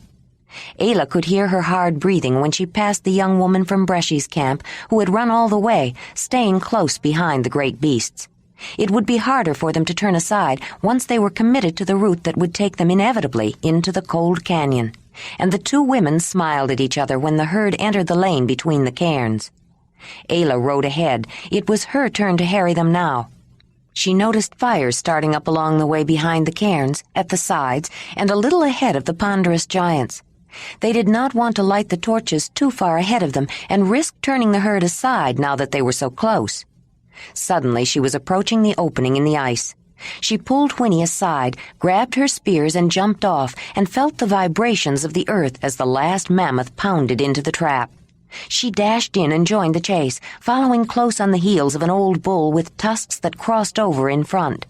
More burnable materials, which had been piled into mounds at the opening, were lit in an attempt to keep the frightened animals inside. Jogging around a fire, Ayla again entered the cold enclosure. No longer was it a place of stark, serene beauty. Instead, blaring screams of mammoths echoed off hard, icy walls, grating on the ears and racking on the nerves. Ayla was filled with almost unbearable tension, part fear, part excitement. She swallowed her fear and fitted her first spear into the groove in the middle of the spear thrower. The she-mammoth had moved toward the far end, looking for a way to lead the herd out, but Bresci was waiting there, up high on a block of ice. The old matriarch raised her trunk and trumpeted her frustration, and the head woman of Elk Camp hurled a spear down her open throat. The scream was cut short in a gurgle of liquid that spouted from her mouth and sprayed the cold white ice with warm red blood. The young man from Bresci's camp threw a second spear. The long, sharp flint point pierced the tough hide and lodged deep in the abdomen. Another spear followed, and also found the soft underbelly, tearing a long gash from the weight of the shaft. The mammoth uttered a hoarse rattle of pain as blood and shiny gray-white ropes of intestines gushed from the wound. Her hind legs became tangled in her own viscera. Yet another spear was cast at the doomed beast, but hit a rib bone and bounced off. The one that followed found a space between two ribs for the long, flat, thin blade to pierce. The old she-mammoth sunk to her knees, tried once to rise up, then fell over on her side. Her trunk rose once more in an effort to cry a warning, then slowly, almost gracefully, dropped to the ground. Bresci touched a spear to the head of the valiant old cow, praised her brave struggle, and thanked the Great Mother for the sacrifice which allowed Earth's children to survive. Bresci was not the only one who stood over a brave mammoth and thanked the mother. Teams of hunters had informally grouped together for a multiple attack on each animal. Spears that were thrown allowed them to stay out of range of the tusks and trunks and heavy feet of the mammoths they singled out. But they also had to watch out for the animals that were the prey of other hunters in the close quarters. Blood pouring out of the wounded and dying beasts softened the ice of the partially frozen ground, then froze in bright red slicks, making footing hazardous. The icy canyon was a melee of hunters' shouts and mammoth screams, and the glimmering walls amplified and reverberated every sound. After watching a few moments, Ayla went after a young bull whose heavy tusks were long and curved, but still useful as weapons. She settled the heavy spear on the new thrower, trying to get the right feel. She recalled Bresci saying that the stomach was one of the more vulnerable places on a mammoth, and Ayla had been quite impressed by the disemboweling of the herd matriarch. She took aim and, with a hard throw, cast the lethal weapon across the icy canyon. It flew fast and true and struck the abdominal cavity. But with the power of the weapon and the strength of her throw, and without others ready to assist, she should have aimed for a more vital spot. A spear in the stomach was not immediately fatal. He was bleeding profusely, mortally wounded, but the pain enraged him, giving him the strength to turn on his attacker. The bull mammoth blared a challenge, lowered his head, and thundered toward the young woman. The long-distance cast of the spear-thrower gave Ayla her only advantage. She dropped her spears and raced toward a block of ice, but her foot slipped as she tried to climb up. She scrambled behind it just as the huge mammoth slammed into it with all his force. His massive tusks cracked the gigantic block of frozen water in two and jammed it back, knocking the wind out of Ayla. Then, screaming his frustration and his dying, he jabbed and tore at the slab of ice, trying to get at the creature behind it. Suddenly, two spears flew in quick succession and found the maddened bull. One landed in his neck, the other cracked a rib with such tremendous force it reached his heart. The mammoth crumpled in a heap beside the broken ice. His blood spilled from his wounds into deep red pools that steamed, then chilled, then hardened on the cold glacial ice. Still shaking, Ayla crawled out from behind the block. "Are you all right?" Talut said, reaching her in time to help her stand up. "Yes, I think so," she said, somewhat breathless. Talut reached for the spear that was sticking out of the mammoth's chest, gave a mighty heave, and yanked it out. A new spate of blood poured forth as Jondalar reached them. "Ayla, I was certain he had you," Jondalar said. The look on his face was more than worried. "You should have waited until I came, or someone came to help you. Are you sure you're all right?" "Yes, I am, but I'm very glad you two were around," she said, then smiled. "Hunting mammoth can be exciting." Talut studied her carefully for a moment. She'd had a close call. That mammoth almost had her, but she did not seem unusually upset. A little breathless and excited, but that was normal. He grinned and nodded, then examined the point and shaft of his spear. "Ha! It's still good," he said. "I can get another one with this sticker." He waded back into the fray. Ayla's eyes followed the big headman, but Jondalar was looking at her. His heart was still pounding with fear for her. He'd almost lost her. That mammoth nearly killed her. Her hood was thrown back, and her hair was in disarray. Her eyes were sparkling with excitement. Her face was flushed, and she was breathing hard. She was beautiful in her excitement, and the effect was immediate and overwhelming. His beautiful woman, he thought. His wonderful, exciting Ayla. The only woman he'd ever truly loved. What would he have done if he'd lost her? He felt the blood rush to his loins. His fear at the thought of losing her and his love awakened his need and filled him with a strong desire to hold her. He wanted her. He wanted her more than he'd ever wanted her in his life. He could have taken her that instant, right there on the cold, bloody floor of the ice canyon. She glanced up at him and saw his look, felt the irresistible charisma of eyes as vividly blue as a deep glacial pool, but warm. He wanted her. She knew he wanted her, and she wanted him with a fire that seared her and would not be quenched. She loved him more than she dreamed it was possible to love anyone. She stretched up to him, reaching for him, hungering for his kiss, for his touch, for his love. "Talut just told me about it," Ranec said, running toward them, panic in his voice. "Is that the bull?" He looked stunned. "Are you sure you're not hurt, Ayla?" Ayla stared at Ranec for a moment, uncomprehending, and saw a veil drop over Jondalar's eyes as he stepped back. Then the sense of Ranec's question reached her. "No, I'm not hurt, Ranec. I'm fine," Ayla said, but she wasn't sure if it was true.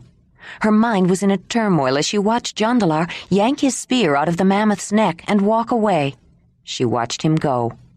"She's not my Ayla anymore, and it's my own fault," he thought. Suddenly he remembered the incident on the steps the first time he rode Racer and was filled with remorse and shame. He knew what a terrible crime that was, and yet he could have done it again. Ranec was a better man for her. He had turned his back on her and then defiled her. He didn't deserve her. He had hoped he was beginning to accept the inevitable, hoped that someday, after he returned to his home, he might forget Ayla. He was even able to enjoy a level of friendship with Ranec. But now he knew that the pain of losing her would never go away. He would never get over Ayla.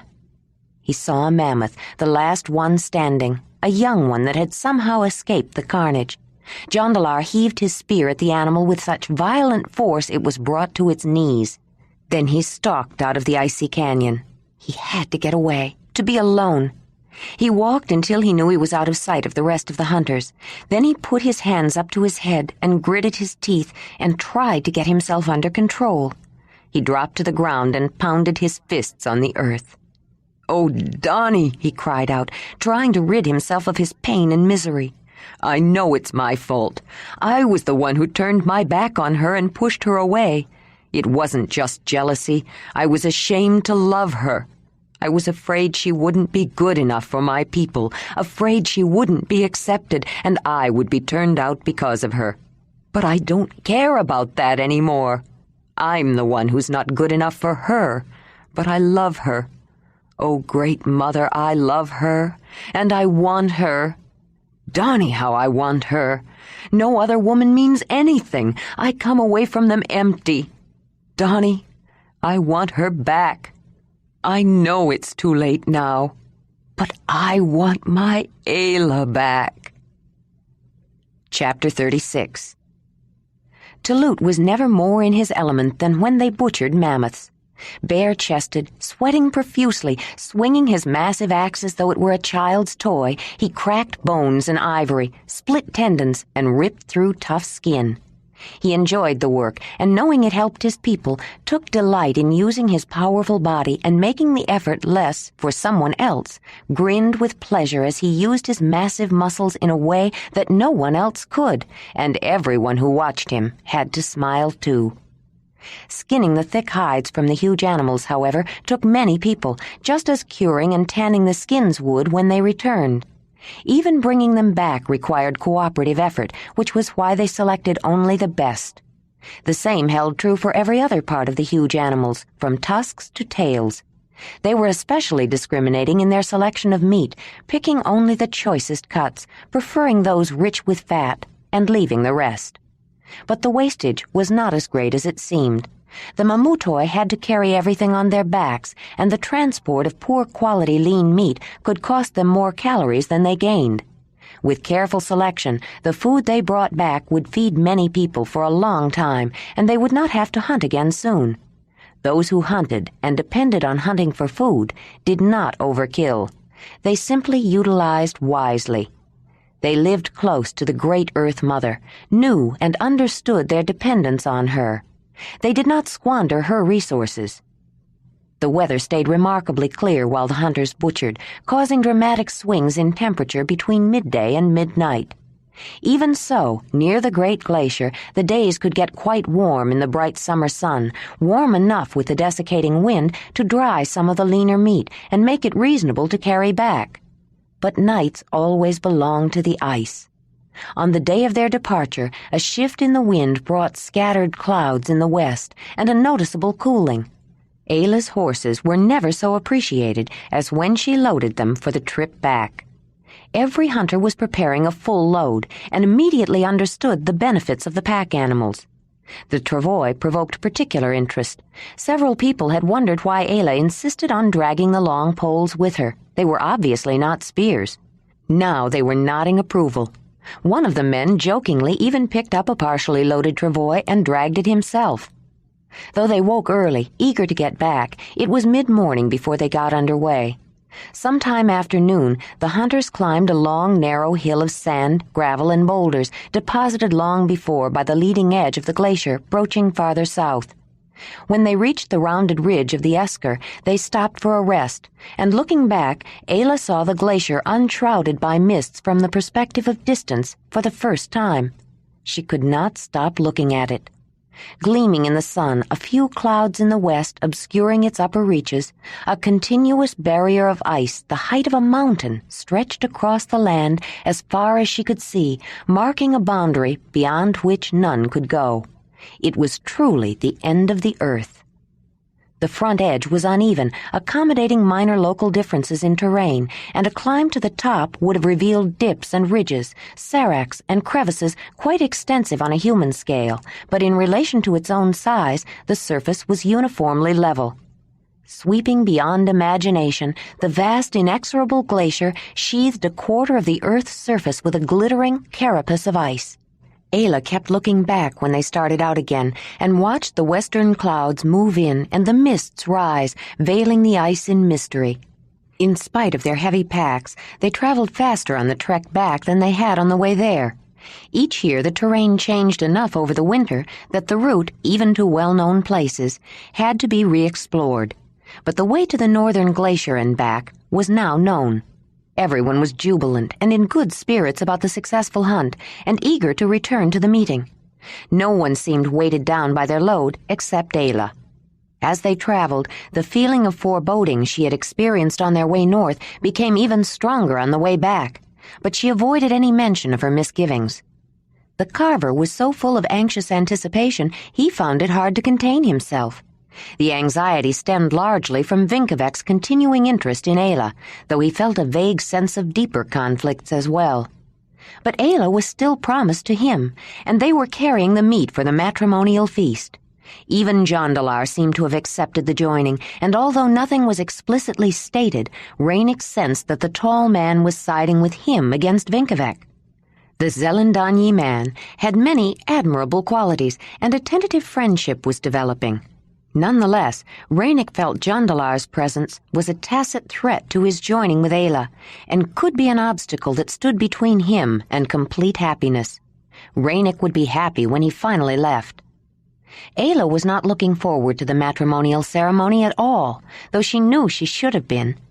She knew how much Ranec loved her, and she believed she could be happy with him. The idea of having a baby like Trishi's filled her with delight. In her own mind, Ayla knew beyond doubt that Ralev was Ranec's child. It was not the result of any mixing of spirits. She was sure that he had started the child with his own essence when he shared pleasures with Trishi. Ayla liked the red-haired woman and felt sorry for her. She decided she would not mind sharing Ranec and the hearth with her and Ralev if Trishi wanted to. It was only in the darkest depths of night that Ayla admitted to herself that she might be just as happy not living at Ranec's hearth at all. She had generally avoided sleeping with him during the trip out, except for a few occasions when he seemed to be in special need of her, not physically, but because he wanted reassurance and closeness. On the way back, she had not been able to share pleasures with Ranec. Instead, in her bed at night, she could think only of Jondalar. The same questions went through her mind over and over again, but she could come to no conclusion. When she thought of the day of the hunt, of her close call with the bull mammoth, and of the look of aching need in Jondalar's eyes, she wondered if it was possible that he still loved her. Then why had he been so distant all winter? Why had he stopped finding pleasure in her? Why had he left the mammoth hearth? She remembered that day on the steps, the first time he rode Racer. When she thought of his desire, his need, and her willing and eager acceptance, she could not sleep for wanting him. But the memory was clouded by his rejection and her feelings of pain and confusion. After one particularly long day and a late meal, Ayla was among the first to leave the fire and head for the tent. She had turned down Ranec's hopeful, implied request to share his furs with a smile and a comment about being tired after the day's trek, and then, seeing his disappointment, felt bad. But she was tired and very uncertain about her feelings. She caught sight of Jondalar near the horses before she entered the tent. He was turned away from her, and she watched him, unintentionally fascinated by the shape of his body, the way he moved, the way he stood. She knew him so well, she thought she could recognize him by the shadow he cast. Then she noticed her body had responded to him unintentionally, too. She was breathing faster, and her face was flushed, and she felt so drawn to him she started in his direction. But it's no use, she thought. If I went over to talk to him, he would just back away, make some excuses, and then go find someone else to talk to. Ayla went into the tent, still full of the feelings he had caused in her, and crawled into her furs. She had been tired, but now she couldn't sleep, and tossed and turned, trying to deny her yearning for him. What was wrong with her? He didn't seem to want her. Why should she want him? But then why did he look at her that way sometimes? Why did he want her so much that time on the steps? It was as though he was so drawn to her he couldn't help it. A thought struck her then, and she frowned. Maybe he was drawn to her the way she was drawn to him, but maybe he didn't want to be. Had that been the problem all along? She felt herself redden again, but this time with chagrin. Thinking about it that way, it suddenly seemed to make sense, all his avoiding her and running away from her. Was it because he didn't want to want her? When she thought of all the times she had tried to approach him, tried to talk to him, tried to understand him, when all he wanted was to avoid her, she felt humiliated. He doesn't want me, she thought. Not like Ranec does. Jondalar said he loved me and talked about taking me with him when we were in the valley. But he never asked me to join with him. He never said he wanted to share a hearth or that he wanted my children. Ayla felt hot tears at the corners of her eyes. Why should I care about him when he doesn't really care about me? She sniffed and wiped her eyes with the backs of her hands. All this time when I've been thinking about him and wanting him, he just wanted to forget me.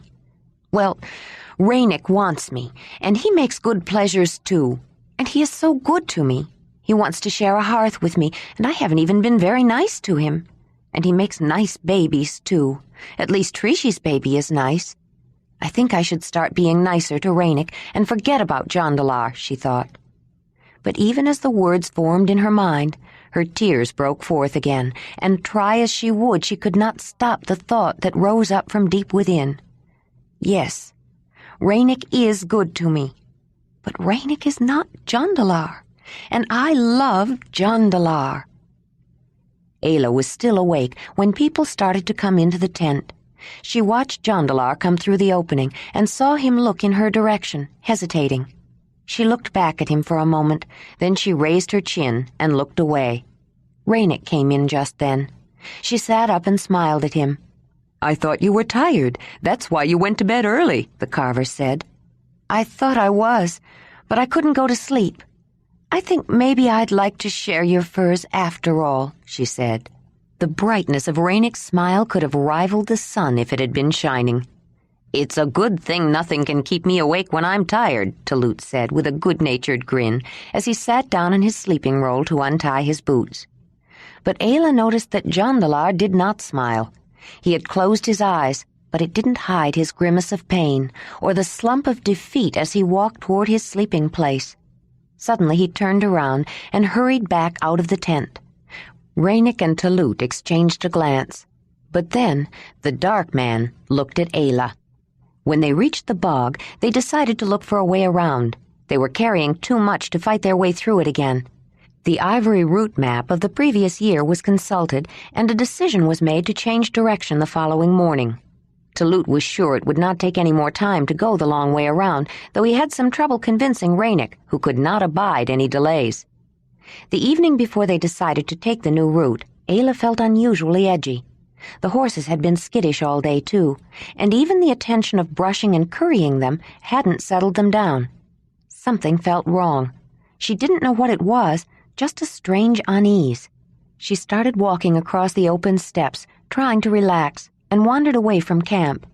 She spied a covey of ptarmigan and looked for her sling, but she had forgotten it. Suddenly, for no apparent reason, they took flight in a panic. Then a golden eagle appeared above the horizon. With deceptively slow wing motions, it rode the currents of air and seemed in no great hurry. Yet more quickly than she realized, the eagle was gaining on the low-flying grouse. Suddenly, in a flurry of speed, the eagle snatched its victim in strong talons and squeezed the ptarmigan to death. Ayla shuddered and hurried back to camp. She stayed up late, talking to people, trying to distract herself. But when she went to bed, sleep came slowly and then was filled with unsettling dreams. She woke often, and sometime around daybreak found herself awake again and unable to go back to sleep. Slipping out of her bedroll, she went out of the tent and started up the fire to boil water. She sipped her morning tea as the sky grew lighter, staring absently at a thin stalk with a dried flower umbel growing near the fireplace. A half-eaten haunch of cold roast mammoth had been raised up high on top of a tripod of mammoth spears directly over the fire to protect it from marauding animals. Recognition of the wild carrot plant dawned on her, and noticing a fractured branch with a pointed end in the woodpile, she used it as a digging stick to uncover the root a few inches below the surface. Then she noticed several more dried flower umbels, and while she was digging them, she saw some thistle stalks, crisp and juicy after the spines were scraped off. Not far from the thistles, she found a big puffball mushroom, still white and fresh, and daylilies with crisp new buds. By the time people were stirring, Ayla had a large basket pot of soup, thickened with cracked grains, simmering. "This is wonderful," Talut said, scooping up a second serving with an ivory ladle. "What made you decide to cook such a delicious breakfast this morning?" "I couldn't sleep, and then I noticed all the vegetables growing nearby. It took my mind off things," she said. "I slept like a bear in winter," Talut said, then studied her closely, wishing Nezzy was there. "Is something troubling you, Ayla?" She shook her head. "No. Well, yes, but I don't know what it is." "Are you sick?" "No, it's not that. I just feel strange. The horses notice something, too. Racer is hard to manage, and Whinney is nervous." Suddenly, Ayla dropped her cup, and clutching her arms as though to protect herself, stared in horror at the southeastern sky. "Talut, look!" A column of dark gray was rising upward in the distance, and a massive, billowing dark cloud was filling up the sky. "What is it?" "I don't know," the big head man said, looking as frightened as she felt. "I'll get Vinkavek." "I'm not sure either." They turned toward the voice of the tattooed shaman. "It's coming from the mountains in the southeast." Vinkavek was struggling to keep his composure. He was not supposed to show his fears, but it was not easy. "It must be a sign from the mother." Ayla was sure some terrible catastrophe was happening for the earth to spew forth like that with such force. The dark gray column must have been unbelievably huge to look so large from so far away, and the cloud, roiling and surging angrily, was growing larger. High winds were beginning to push it westward. "It's the milk of Donnie's breast," Jondalar said, more matter-of-factly than he felt, using a word from his own language. Everyone was out of the tents now, staring at the terrifying eruption and the huge bloated cloud of seething volcanic ash. "What is that word you said?" Talut said. "It's a mountain, a special kind of mountain that spouts. I saw one when I was very young," Jondalar said. "We call them the breasts of the mother. Old Zelandani told us the legend about them. The one I saw was far away on the high Midlands. Later, a man who was traveling and was closer to it told us what he saw. It was a very exciting story, but he was scared. There were some small earthquakes, then the top of the mountain blew right off.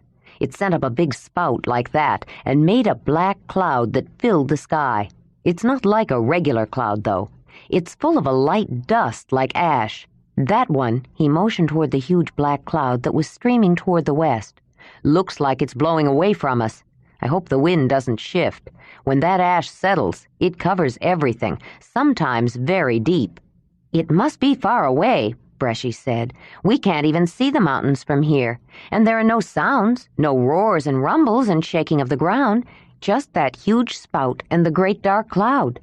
"That's why, even if the ash falls around here, it may not be too bad. We're far enough away." "You said there were earthquakes. Earthquakes are always a sign from the mother. This must be too. The Mamutoi will have to meditate on this, find its meaning," Vinkovec said, not wanting to appear less knowledgeable than the stranger. Ayla did not hear much beyond earthquake. There was nothing in the world she feared so much as earthquakes. She had lost her family when she was 5 to a violent rending of the solid earth, and another earthquake had killed Kreb when Braud had expelled her from the clan. Earthquakes had always presaged devastating loss, wrenching change. She kept control of herself only by the thinnest edge. Then, out of the corner of her eye, she caught a familiar movement. The next instant, a streak of gray fur raced toward her, jumped up, and put wet, muddy paws on her chest. She felt the lick of a raspy tongue on her jaw. "Wolf! Wolf, what are you doing here?" she said as she roughed up his neck. Then she stopped, horror-stricken, and cried out, "Oh, no! It's Rydag! Wolf has come for me to take me to Rydag. I must go immediately." "You'll have to leave the travois and the horses' pack loads here and ride back," Talut said. The pain in his eyes was evident. Rydag was the son of his hearth just as much as any of Nezi's children, and the headman loved him. If he could have, if he wasn't so big, Ayla would have offered to let him ride Racer and come back with her. She ran into the tent to dress and saw Ranec. "It's Rydag," she said. "I know. I just heard you. Let me help. I'll put some food and water in your pack. Will you need your bedroll?" "I'll pack it, too," he said, while she was wrapping ties around her boots. "Oh, Ranec," Ayla said. He was so good to her. "How can I thank you?" "He is my brother, Ayla." Of course, she thought. Ranec loves him, too. "I'm sorry. I'm not thinking right. Do you want to come back with me? I was thinking of asking Talut, but he's too big to ride Racer. You could, though." "Me? Get up on a horse? Never," Ranec said, looking startled and pulling back a little. Ayla frowned. She hadn't realized he felt so strongly about the horses, but now that she thought about it, he was one of the few who had never asked for a ride. She wondered why. "I wouldn't have the first idea how to guide him, and I'm afraid I'd fall off, Ayla. It's all right for you. That's one of the things I love about you. But I'll never ride a horse," Ranec said. "I prefer my own 2 feet. I don't even like boats." "But someone must go with her. She should not go back alone," Talut said, from just beyond the entrance. "She won't," Jondalar said. He was dressed in traveling clothes, standing beside Whinney, holding Racer's bridle. Ayla breathed a great sigh of relief, and then frowned. Why was he going with her? He never wanted to go any place with her alone. He didn't really care about her. She was glad he would be with her, but she wasn't going to tell him. She had already humiliated herself too many times. While she put the carrying bags on Whinney, Ayla noticed Wolf slurping water from Ranec's dish. He had gobbled down half a plate of meat as well. "Thank you for feeding him, Ranec," she said. "Just because I won't ride a horse doesn't mean I don't like the animals, Ayla," the carver said, feeling diminished. He hadn't wanted to tell her he was afraid to ride a horse. She nodded and smiled. "I'll see you when you get to wolf camp," Ayla said. They embraced and kissed, and Ayla thought he held her to him almost too fervently. She hugged Talut as well, and Bresci, and brushed Vinkovec's cheek, then mounted. The wolf was immediately at Whinney's heels. "I hope Wolf's not too tired to run back after running all the way here," Ayla said. "If he gets tired, he can ride double with you on Whinney," Jondalar said, sitting on Racer, trying to keep the nervous stallion calm. "That's right. I'm not thinking," Ayla said. "Take care of her, Jondalar," Ranec said. "When she's worried about someone else, she forgets to take care of herself. I want her to be well for our matrimonial." "I'll take care of her, Ranec. Don't worry. You will have a well and healthy woman to bring to your hearth," Jondalar replied. Ayla looked from one to the other. More was being said than the words. They traveled steadily until midday, then stopped to rest and lunch on traveling food. Ayla was so deeply worried about Rydag she would have preferred to keep on going, but the horses needed the rest. She wondered if he had sent Wolf for her himself. It seemed likely. Anyone else would send a person. Only Rydag would reason that Wolf was smart enough to understand the message and follow her trail to find her. But he wouldn't do it unless it was very important. The disturbance to the southeast frightened her. The great column spewing into the sky had stopped, but the cloud was still there, spreading out. The fear of strange earth convulsions was so basic to her and so deep that she was in a mild state of shock. Only her overriding fear for Rydag forced her to stay in control of herself. But with all her fears, Ayla was strongly conscious of Jondalar. She had almost forgotten how happy it made her feel to be with him. She had dreamed of riding with him on Whinney and Racer, just the two of them together, with Wolf loping alongside. While they rested, she watched him, but surreptitiously, with a clan woman's ability to efface herself, to see without being seen. Just looking at him gave her a feeling of warmth and a desire to be closer, but her recent insight into his unexplainable behavior and her embarrassment over pushing herself on him when she wasn't wanted made her reluctant to show her interest. If he didn't want her, she didn't want him. Or at least, she wasn't going to let him know that she did. Jondalar was watching her, too, wanting to find a way to talk to her, to tell her how much he loved her, to try to win her back. But she seemed to be avoiding him. He couldn't catch her eye. He knew how upset she was about Rydag. He feared the worst himself, and didn't want to intrude on her. He wasn't sure it was the right time to bring up his personal feelings, and after all this time, he didn't quite know how to begin. Riding back, he had wild visions of not even stopping at Wolf Camp, of continuing on with her, maybe all the way back to his home. But he knew that was impossible. Rydag needed her, and she was promised to Ranec. They were going to join. Why should she want to go with him? They didn't rest long. As soon as Ayla thought the horses were rested enough, they started riding again. But they traveled only a short time when they saw someone coming. He hailed from a distance, and when they got closer, they saw it was Ludeg, the messenger who had brought them the new location of the summer meeting. "Ayla, you're the one I'm looking for. Nezzy sent me to get you. I'm afraid I have bad news for you. Rydag is very sick," Ludeg said. Then he looked around. "Where is everyone else?" "They are coming. We came on ahead as soon as we found out," Ayla said. "But how could you find out? I'm the only runner that was sent," Ludeg asked. "No," Jondalar said. "You're the only human runner that was sent, but wolves can run faster." Suddenly Ludeg noticed the young wolf. "He didn't go hunting with you. How did Wolf get here?" "I think Rydag sent him," Ayla said. "He found us on the other side of the bog." "It's a good thing, too," Jondalar added. "You might have missed the hunters. They've decided to go around the bog on the way back. It's easier when you're heavily loaded to stay on dry ground." "So they found Mammoth. Good, that will make everyone happy," Ludeg said.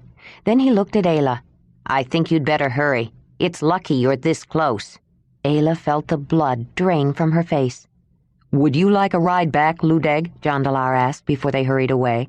"We can ride double." "No, you need to go ahead. You've already saved me a long trip. I don't mind the walk back." Ayla raced Whinney all the way back to the summer meeting. She was off the horse and in the tent before anyone knew she was back. "Ayla, you're here. You made it in time. I was afraid he would be gone before you got here," Nezzy said. "Ludeg must have traveled fast."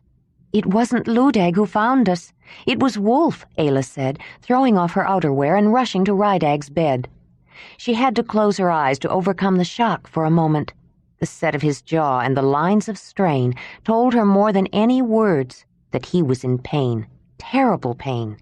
He was pale, but dark hollows circled his eyes, and his cheekbones and brow ridges protruded in sharp angles.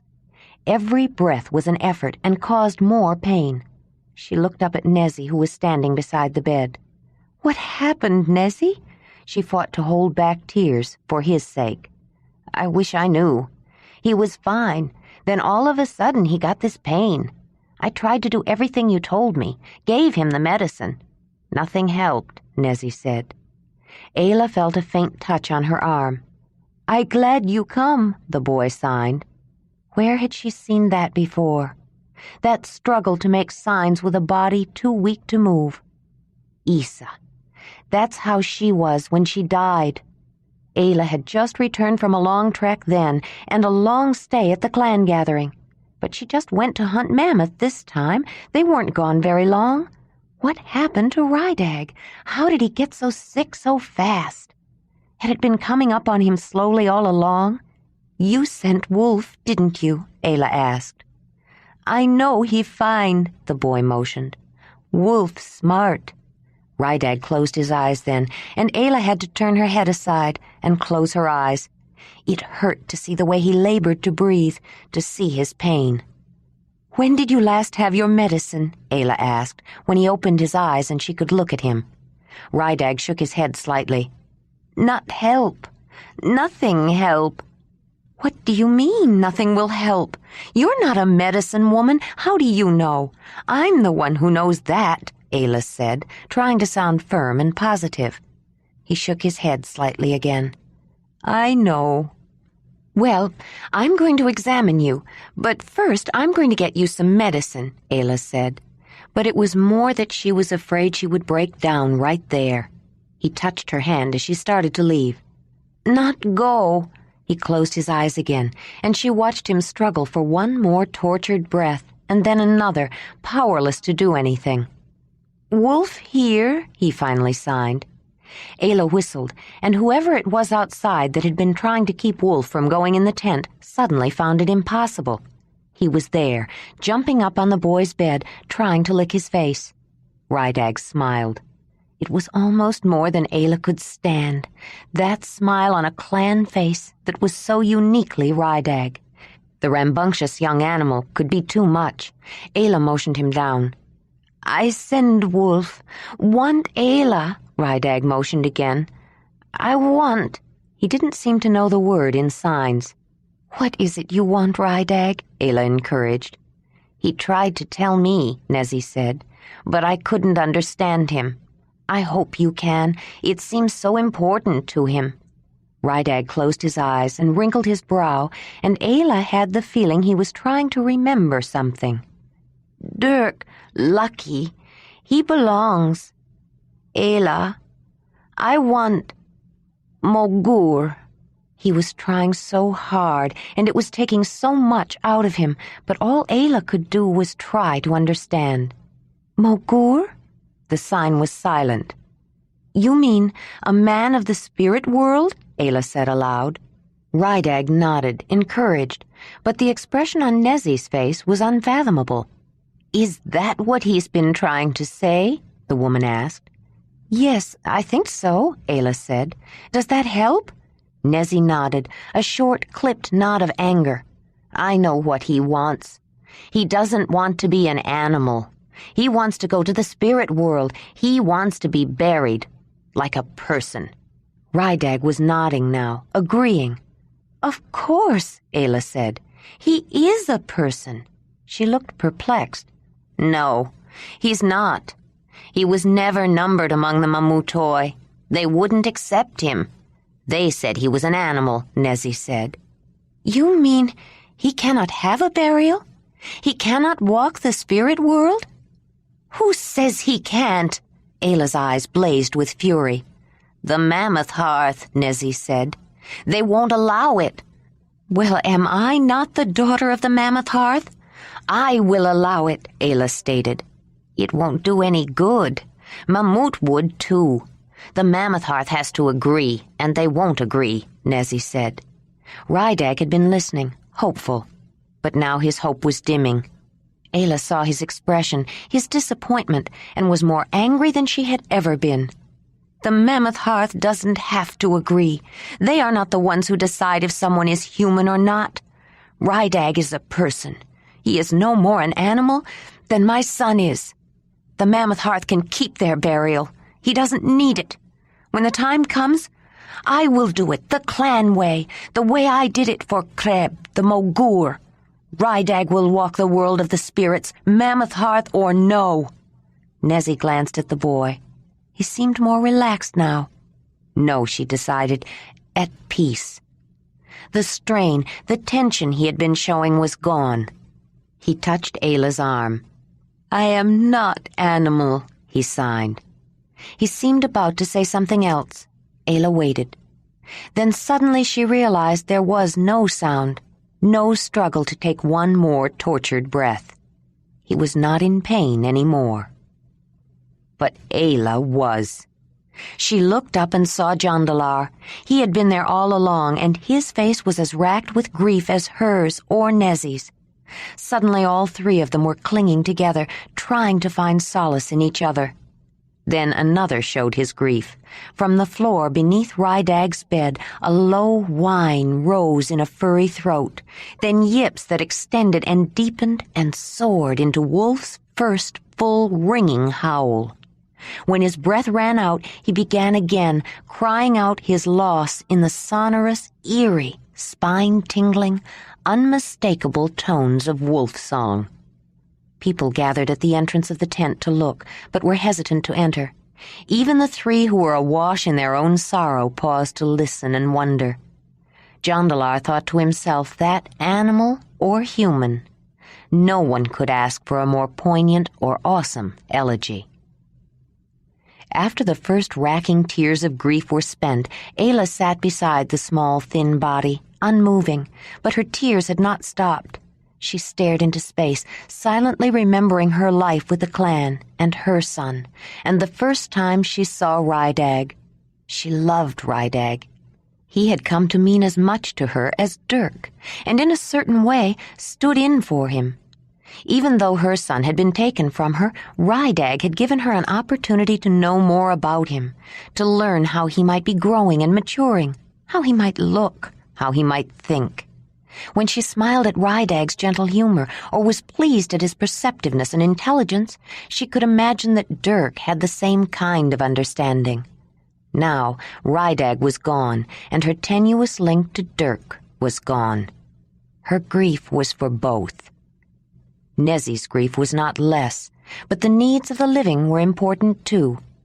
Ruji climbed up on her lap, hurt and confused that her playmate and friend and brother couldn't play any more, couldn't even make words with his hands. Danuk was stretched out full length on his bed, his head buried under a cover, sobbing. And someone had to go and tell Lady. Ayla, Nezzy finally said. What do we have to do to bury him in the clan way? We need to start getting him ready. It took Ayla a moment to comprehend that someone was talking to her. She frowned and focused on Nezzy. What? We have to get him ready for burial. What do we have to do? I don't know anything about clan burials. No, none of the Mamutoi did, she thought. Especially the Mammoth Hearth. But she did. She thought about the clan burials she had seen and considered what should be done for Rydag. Before he can be buried in the clan way, he has to be clan. That means he has to be named, and he needs an amulet with a piece of red ochre in it.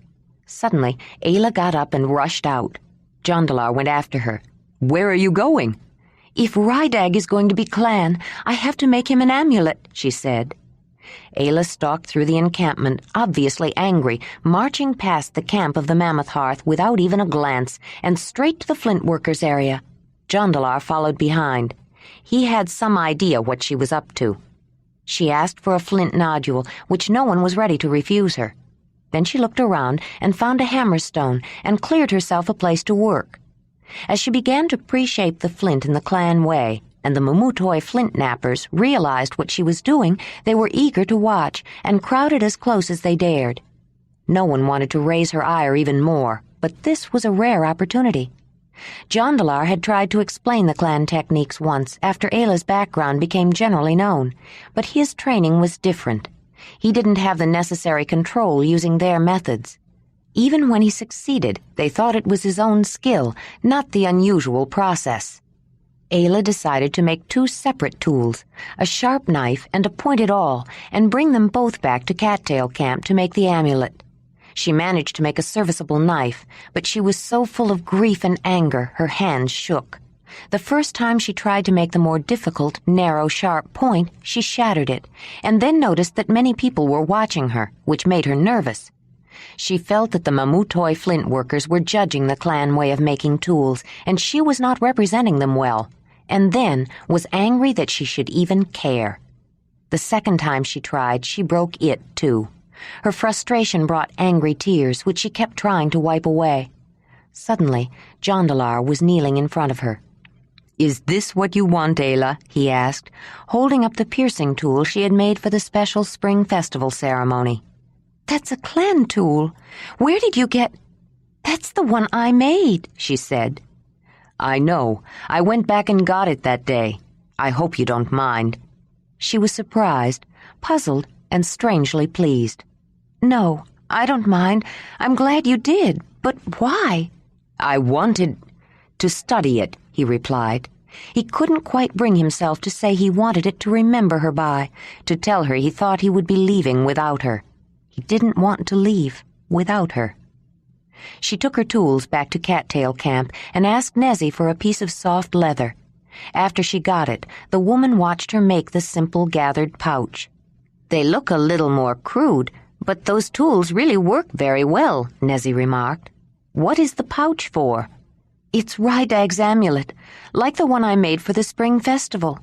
I have to put a piece of red ochre in it and name him the way the clan does. He should have a totem, too, to protect him on his way to the world of the spirits." She paused and wrinkled her brow.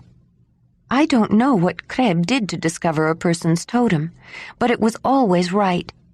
Maybe I can share my totem with Rydag. The cave lion is a powerful totem, difficult to live with sometimes, but he was tested many times. Rydag deserves a strong, protective totem." "Is there anything I can do? Does he need to be prepared, dressed?" Nezzy asked. "Yes, I'd like to help too," Lady said. She was standing at the entrance with Thule. "And so would I," Mamut added. Ayla looked up and saw almost the entire lion camp wanting to help and looking to her for direction. Only the hunters were missing. She was filled with a great warmth for these people who had taken in a strange orphaned child and accepted him as their own, and a righteous anger at the members of the Mammoth Hearth who would not even give him a burial. "Well, first, someone can get some red ochre, crush it up like DG does to color leather, and mix it in some rendered fat to make a salve. That has to be rubbed all over him. It should be cave bear fat for a proper clan burial. The cave bear is sacred to the clan." "We don't have cave bear fat," Tornik said. "There are not many cave bears around here," Manuv added.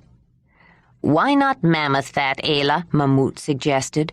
"Rydag wasn't just clan. He was mixed. He was part Mamutoi, too, and the mammoth is sacred to us." "Yes, I think we could use that. He was Mamutoi, too. We shouldn't forget that." "How about dressing him, Ayla?" Nezzy asked. "He's never even worn the new clothes I made for him this year." Ayla frowned, then nodded agreement. "Why not? After he's colored with red ochre the way the clan does, he could be dressed in his best clothes, like the Mamutoi do for burials. Yes, I think that's a good idea, Nezzy." "I never would have guessed red ochre was a sacred color at their burials, too," Freebeck commented. "I didn't even think they buried their dead," Crosy said. "Obviously the Mammoth Hearth didn't either," Thule said. They are going to be in for a surprise. Ayla asked Diji for one of the wooden bowls she had given her as an adoption gift, made in the clan style, and used it to mix the red ochre and mammoth fat into a colored salve. But it was Nezzy, Crosy, and Tuli, the 3 oldest women of Lion Camp, who rubbed it on him and then dressed him.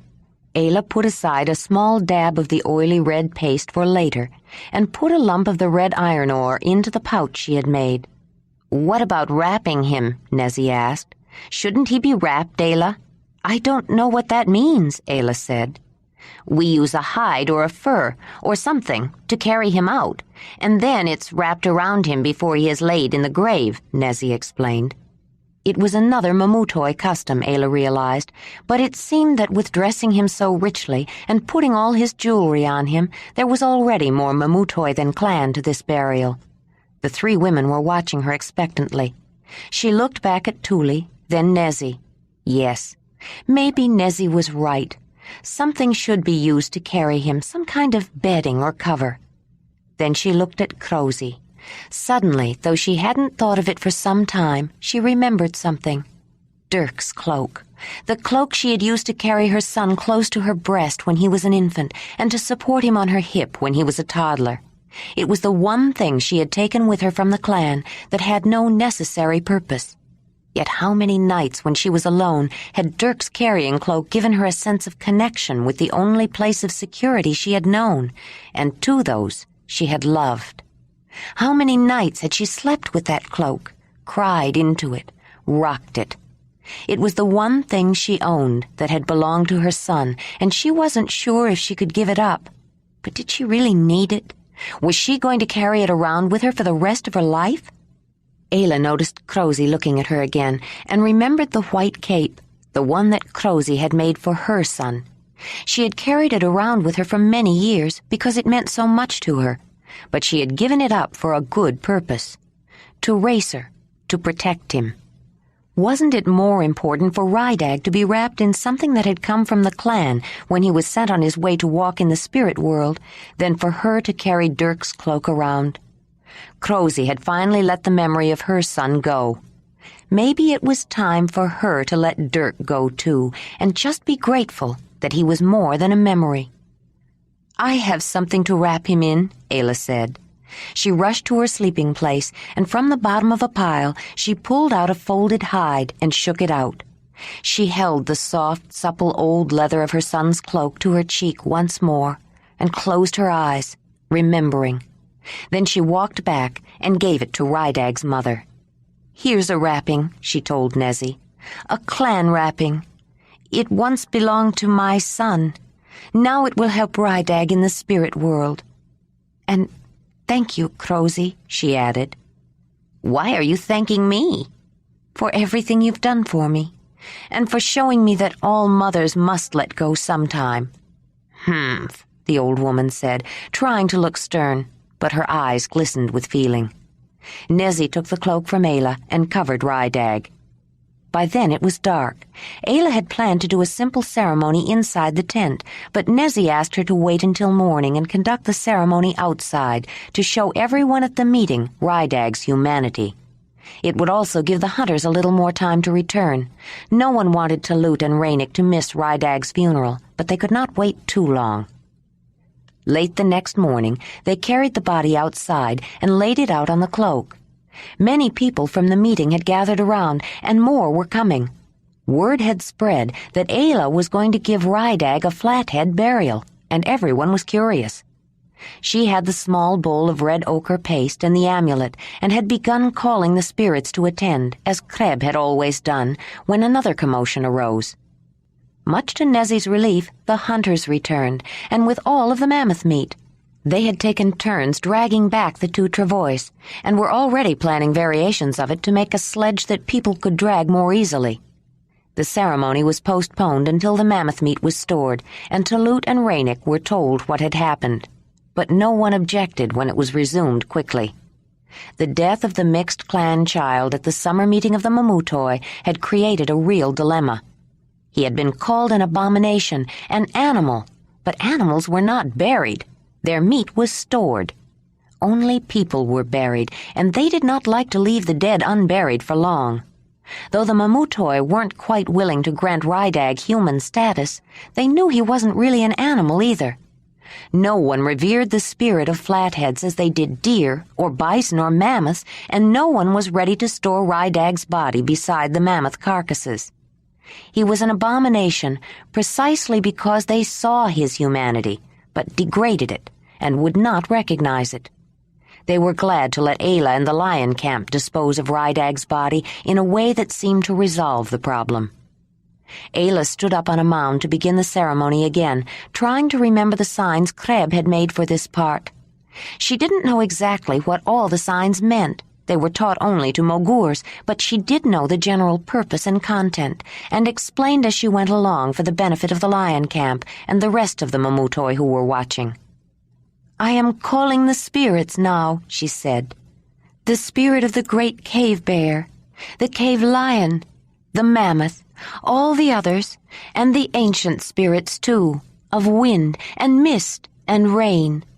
Then she reached down for the small bowl. "Now I'm going to name him and make him part of the clan," she said. And dipping her finger in the red paste, Ayla drew a line from his forehead to his nose.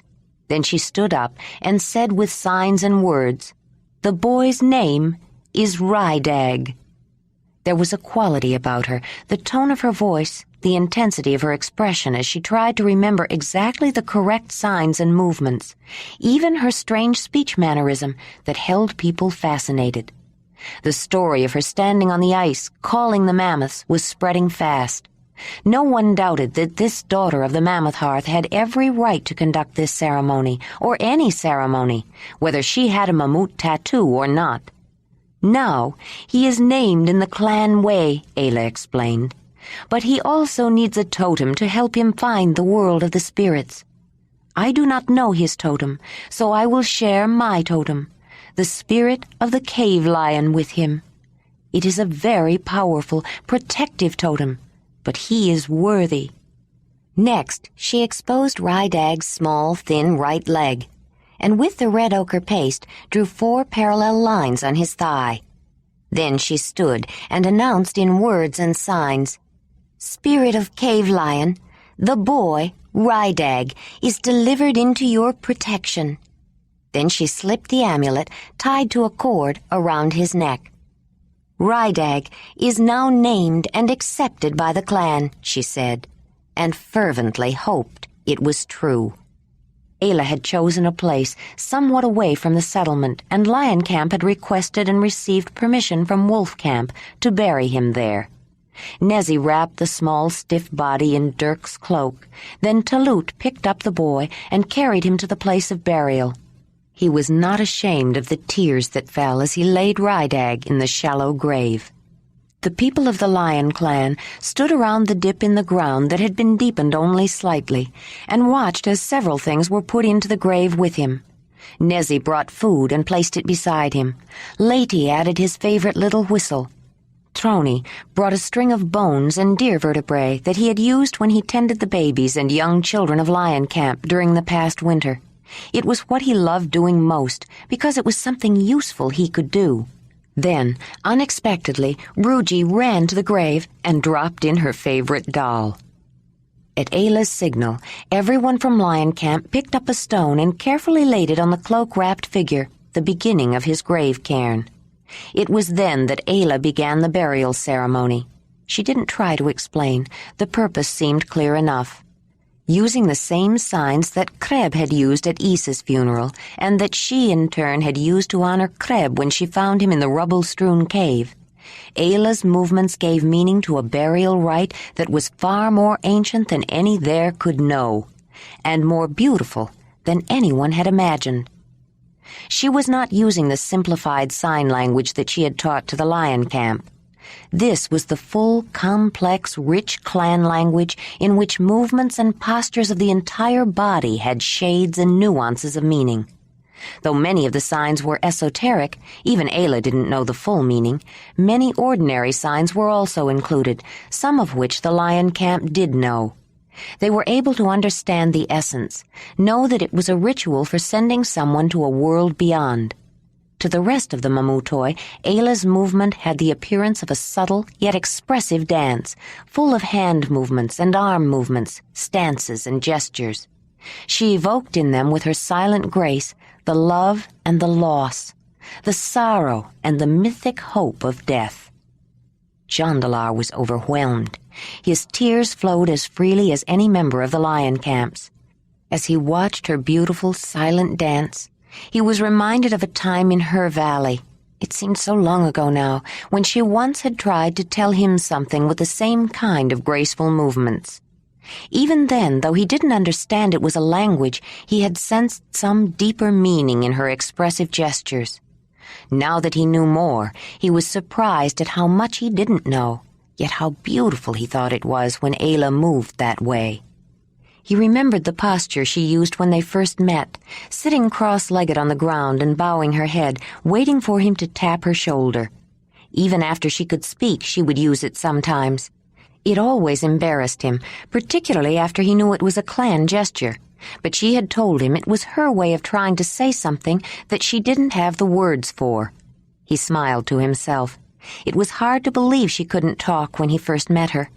Now she was fluent in 2 languages, Zelendanyi and Mamutoi, 3 if he counted clan. She had even picked up a little Sungaya in the short time she spent with them. As he watched her move through the clan ritual, filled with memories of the valley and memories of their love, he wanted her more than he'd ever wanted anything in his life. But Ranec was standing close to her, as enraptured as he. Every time Jondalar looked at Ayla, he could not avoid seeing the dark-skinned man. The moment he arrived, Ranec had sought her out, and he made a point of letting Jondalar know that she was still promised to him. And Ayla seemed distant, elusive.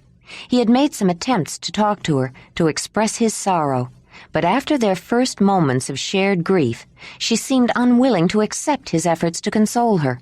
He wondered if he was imagining it. As upset as she was, what else could he expect?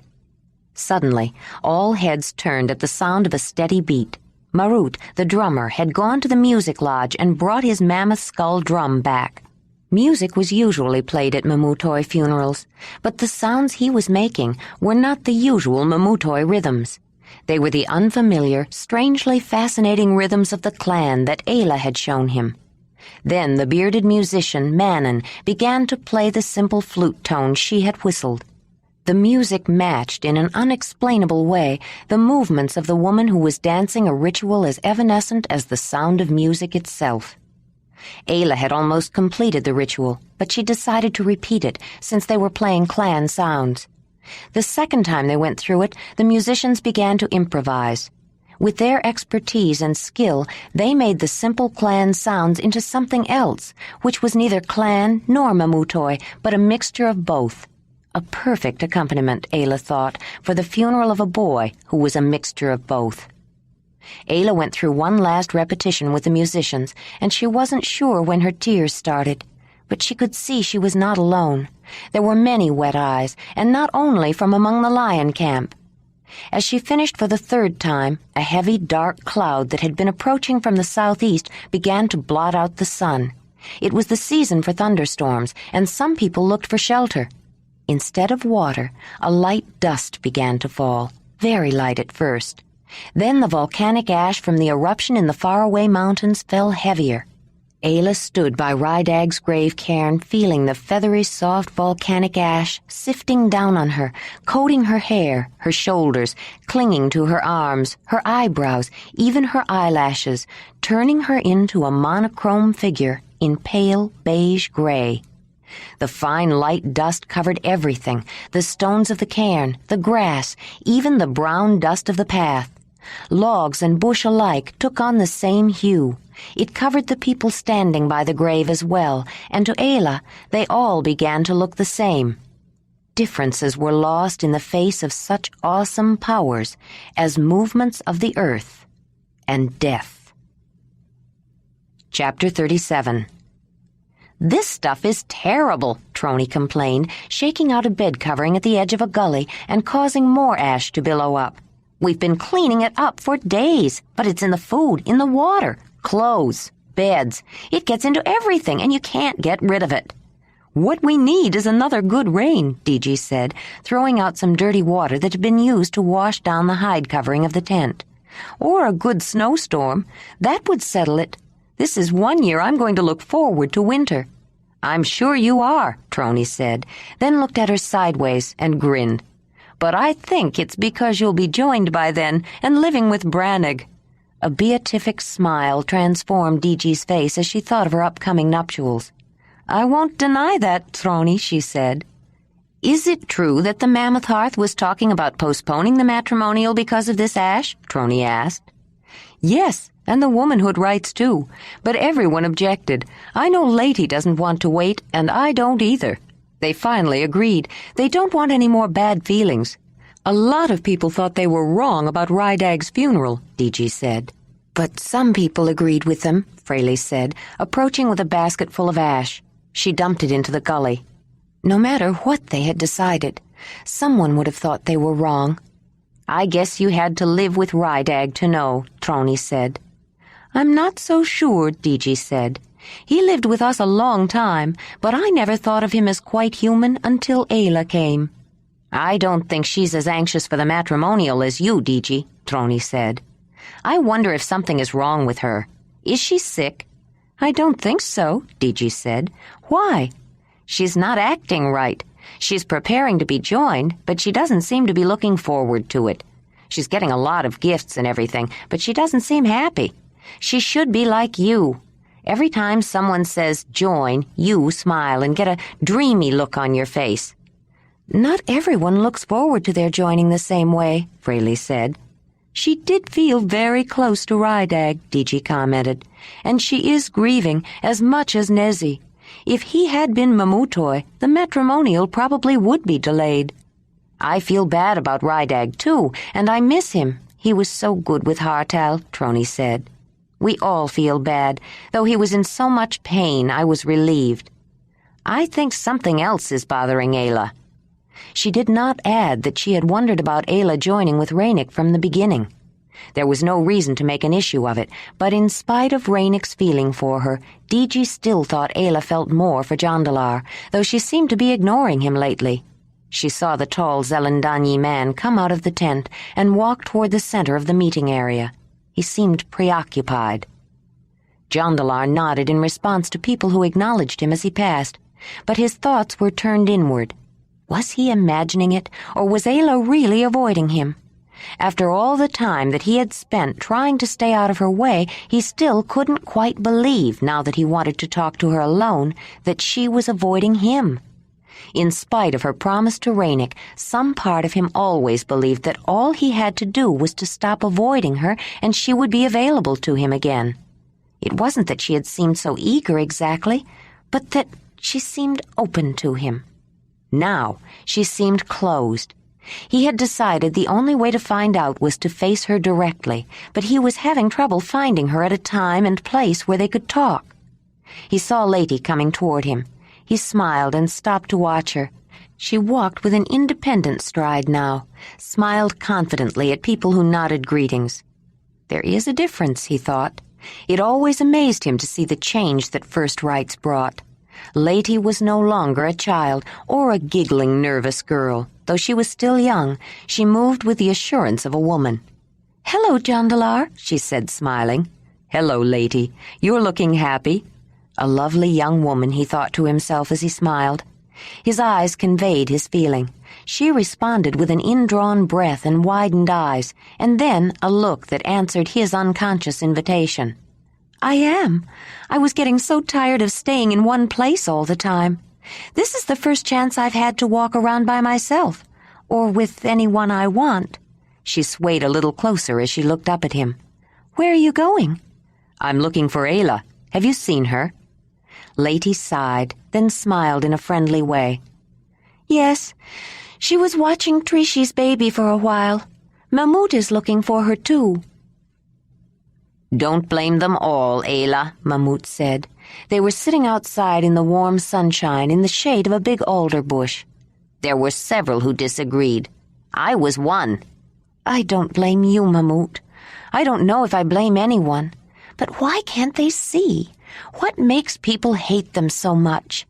Maybe because they can see how much we are alike, so they look for differences." He paused, then continued. "You should go to the Mammoth Hearth before tomorrow, Ayla. You can't be joined until you do. You're the last one, you know." "Yes, I suppose I should," Ayla said. "Your reluctance is giving Vinkavek hope. He asked me again today if I thought you were considering his offer. He said if you didn't want to break your promise, he was going to talk to Ranec about accepting him as co-mate. His offer could increase your bride price substantially and give very high status to all of you. How would you feel about it, Ayla? Would you be willing to accept Vinkavek as a co-mate with Ranec?" "Vinkavek said something about that on the hunt. I'd have to talk to Ranec and see how he feels about it," Ayla said. Mamut thought she showed remarkably little enthusiasm either way. This was a bad time for a joining, with her grief still so strong, but with all the offers and attention, it was hard to counsel waiting. He noticed that she was suddenly distracted and turned to see what she was watching. Jondalar was coming toward them. She seemed nervous and took a step as though she was in a hurry to go, but she couldn't just break off her conversation with Mamut so abruptly. "There you are, Ayla. I've been looking for you. I'd like to talk to you." "I'm busy with Mamut now," she said. "I think we're through if you want to talk to Jondalar," Mamut said. Ayla looked down, and then at the old man, avoiding Jondalar's troubled gaze, then said softly, "I don't think we have anything to say to each other, Mamut." Jondalar felt his face drain, then a shock of blushing heat. She had been avoiding him. She didn't even want to talk to him. I'm sorry I bothered you," he said, backing away. Then, wishing he could find a place to hide, he rushed off. Mamut observed her closely. After he left, she watched him go, her eyes even more troubled than his. He shook his head, but refrained from speaking as they walked together back to Lion Camp. As they neared, Ayla noticed Nezzy and Tuli coming toward them. Rydag's death had been hard on Nezzy. Just the day before she had brought what was left of his medicine back, and they had both wept. Nezzy didn't want it around as a sad reminder, but wasn't sure if she should throw it away. It made Ayla realize that with Rydag gone, the need to help Nezzy treat him was gone, too. "We were looking for you, Ayla," Tuli said. She seemed delighted with herself, the way someone would who had been planning a big surprise, and that was rare for the big head woman. The two women opened out something that was carefully folded. Ayla's eyes opened wide, and the two women looked at each other and grinned. "Every bride needs a new tunic. Usually it is the man's mother who makes it, but I wanted to help Nezzy." It was a stunning garment of golden yellow leather, exquisitely and ornately decorated. Certain sections of it were solidly filled in with designs in ivory beads, highlighted by many small amber beads. "It's so beautiful, and there's so much work in it. The beadwork alone must have taken days and days. When did you make it?" Ayla asked. "We started it after you announced your promise, and finished it here," Nezzy said. "Come in the tent and try it on." Ayla looked at Mamut. He smiled and nodded. He had been aware of the project and even conspired with them in the surprise. The three women went into the tent and toward Tuli's sleeping section. Ayla undressed, but she wasn't quite sure how to wear the garment. The women put it on her. It was a specially made tunic that opened down the front and was tied closed with a finger-woven sash of red mammoth wool. "You can wear it closed like this if you just want to wear it to show someone," Nezzy said. "But for the ceremony, you should open it like this." She pulled back the top of the front opening and retied the sash. "A woman proudly shows her breasts when she is joined, when she brings her hearth to form a union with a man." The two women stepped back to admire the bride-to-be. She has breasts to be proud of, Nezzy thought. Mother's breasts that she can nurse with. Too bad she has no mother here to be with her. She would make any woman proud. "Can we come in now?" Diji said, peeking in the tent. All the women of the camp came in then to admire Ayla in her finery. It seemed they all were in on the surprise. "Close it now, so you can go outside and show the men," Nezzy said, closing and retying the mating tunic again. "You shouldn't wear it open in public until the ceremony." Ayla stepped outside the tent to the smiling approval and pleasure of the men of the lion camp. Others who were not of the lion camp were watching her as well. Vinkevek had known of the surprise and made a point of being close by. When he saw her, he resolved that in some way he was going to join with her if he had to co-mate with 10 men. Another man who was not of the lion camp, though most people thought of him in that way, was watching too. Jondalar had followed them back, not quite willing to accept her rebuff or even believe it. Danug told him, and he waited with the others. When she first stepped out, he filled his eyes with the sight of her. Then he closed them, and his forehead furrowed with pain. He had lost her. She was showing her intention to join with Ranec the next day. He took a deep breath and clamped his teeth together. He could not stay to see her joined with the dark-skinned carver of the lion camp. It was time for him to leave. After Ayla changed back into her regular clothing and left again with Mamut, Jondalar hurried into the tent. He was glad to find it empty. He packed his traveling gear, thanking Tuli again in his mind, laid out everything he would take, and then covered it with a sleeping fur. He planned to wait until morning, say goodbye to everyone, and leave immediately after breakfast. He wouldn't tell anyone until then. During the day, Jondalar visited with special friends he had made at the meeting, not saying goodbye, but thinking it. In the evening, he spent time with each member of the lion camp. They were like family. It was going to be hard leaving, knowing he would never see them again. It was even harder finding a way to talk to Ayla at least once more. He watched her, and when she and Lady went out to the horse lean-to, he quickly followed them. The words of their conversation were superficial and uncomfortable, but there was an intensity about him that filled Ayla with an uneasy tension. When she went back in, he stayed and brushed the young stallion until it got dark. The first time he saw Ayla, she was helping Whinney give birth, he remembered. He'd never seen anything like that before. It was going to be hard leaving him, too. Jondalar felt more for Racer than he ever thought it was possible to feel for an animal. Finally, he went in the tent and crawled into his bed. He closed his eyes, but sleep would not come. He lay awake and thought of Ayla, of their time in the valley, and their love that grew slowly.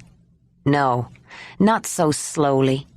He loved her from the beginning. He had just been slow to recognize it, slow to appreciate it. So slow, he lost it. He threw away her love, and he would pay for the rest of his life. How could he have been so stupid? He would never forget her, or the pain of losing her, and he would never forgive himself. It was a long, difficult night, and when the first light of dawn barely glimmered through the tent opening, he could stand it no longer. He couldn't say goodbye to her or anyone. He just had to leave. Quietly, he gathered up his travel clothing, packs, and sleeping roll, and slipped outside. You decided not to wait. I thought as much, Mamut said. Jondalar spun around. I have to go. I can't stay any longer. It's time he stammered. I know, Jondalar. I wish you good journey. You have a long way to go. You must decide for yourself what is best. But remember this, a choice cannot be made if there is none to make. The old man ducked into the tent. Jondalar frowned, and he walked toward the horse lean-to. What did Mamut mean? Why did those who served the mother always speak words that could not be understood? When he saw Racer, Jondalar had a fleeting impulse to ride away on him, at least take away that much. But Racer was Ayla's horse. He patted both of them, gave the brown stallion a hug around the neck, and then noticed Wolf and gave him an affectionate rub. Then he quickly got up and started walking down the path. When Ayla woke up, the sun was streaming in. It looked like a perfect day. Then she remembered this was the day of the matrimonial celebration. The day didn't seem so perfect anymore. She sat up and looked around. Something was wrong. It had always been her habit to glance over in Jondalar's direction when she first woke up. He wasn't there. Jondalar is up early this morning, she thought. She couldn't get over the feeling that something was very wrong. She got up, dressed, and went outside to wash and find a twig for her teeth. Nezzy was beside the fire, looking at her strangely. The feeling that something wasn't right grew distinctly stronger. She glanced toward the horse lean-to. Whinney and Racer seemed fine, and there was Wolf. She went back in the tent and looked around again. Many people were up and gone for the day. Then she noticed that Jondalar's place was empty. He wasn't just gone for the day. His sleeping roll and traveling packs, everything was missing. Jondalar was gone. Ayla ran out in a panic. Nezzy, Jondalar is gone. He's not just at wolf camp someplace. He's gone. And he left me behind. I know, Ayla. I've been expecting it, haven't you? But he didn't even say goodbye. I thought he was going to stay until the matrimonial. That's the last thing he ever wanted to do, Ayla. He never wanted to see you join with someone else. But, Nezzy, he didn't want me. What else could I do? What do you want to do? I want to go with him, but he's gone. How could he leave me? He was going to take me with him. That's what we planned. What happened to everything we had planned, Nezzy? She said, in a sudden burst of tears. Nezzy held out her arms and comforted the sobbing young woman. Plans change, Ayla. Lives change. What about Ranec? I'm not the right one for him. He should join with Trishi. She's the one who loves him, Ayla said. Don't you love him? He loves you. I wanted to love him, Nezzy. I tried to love him. But I loved Jondalar. Now Jondalar is gone, Ayla sobbed anew. He doesn't love me. Are you so sure? Nezzy asked. He left me, and he didn't even say goodbye. Nezzy, why did he leave without me? What did I do wrong? Ayla pleaded. Do you think you did something wrong? Ayla stopped and frowned. He wanted to talk to me yesterday, and I wouldn't talk to him. Why wouldn't you talk to him?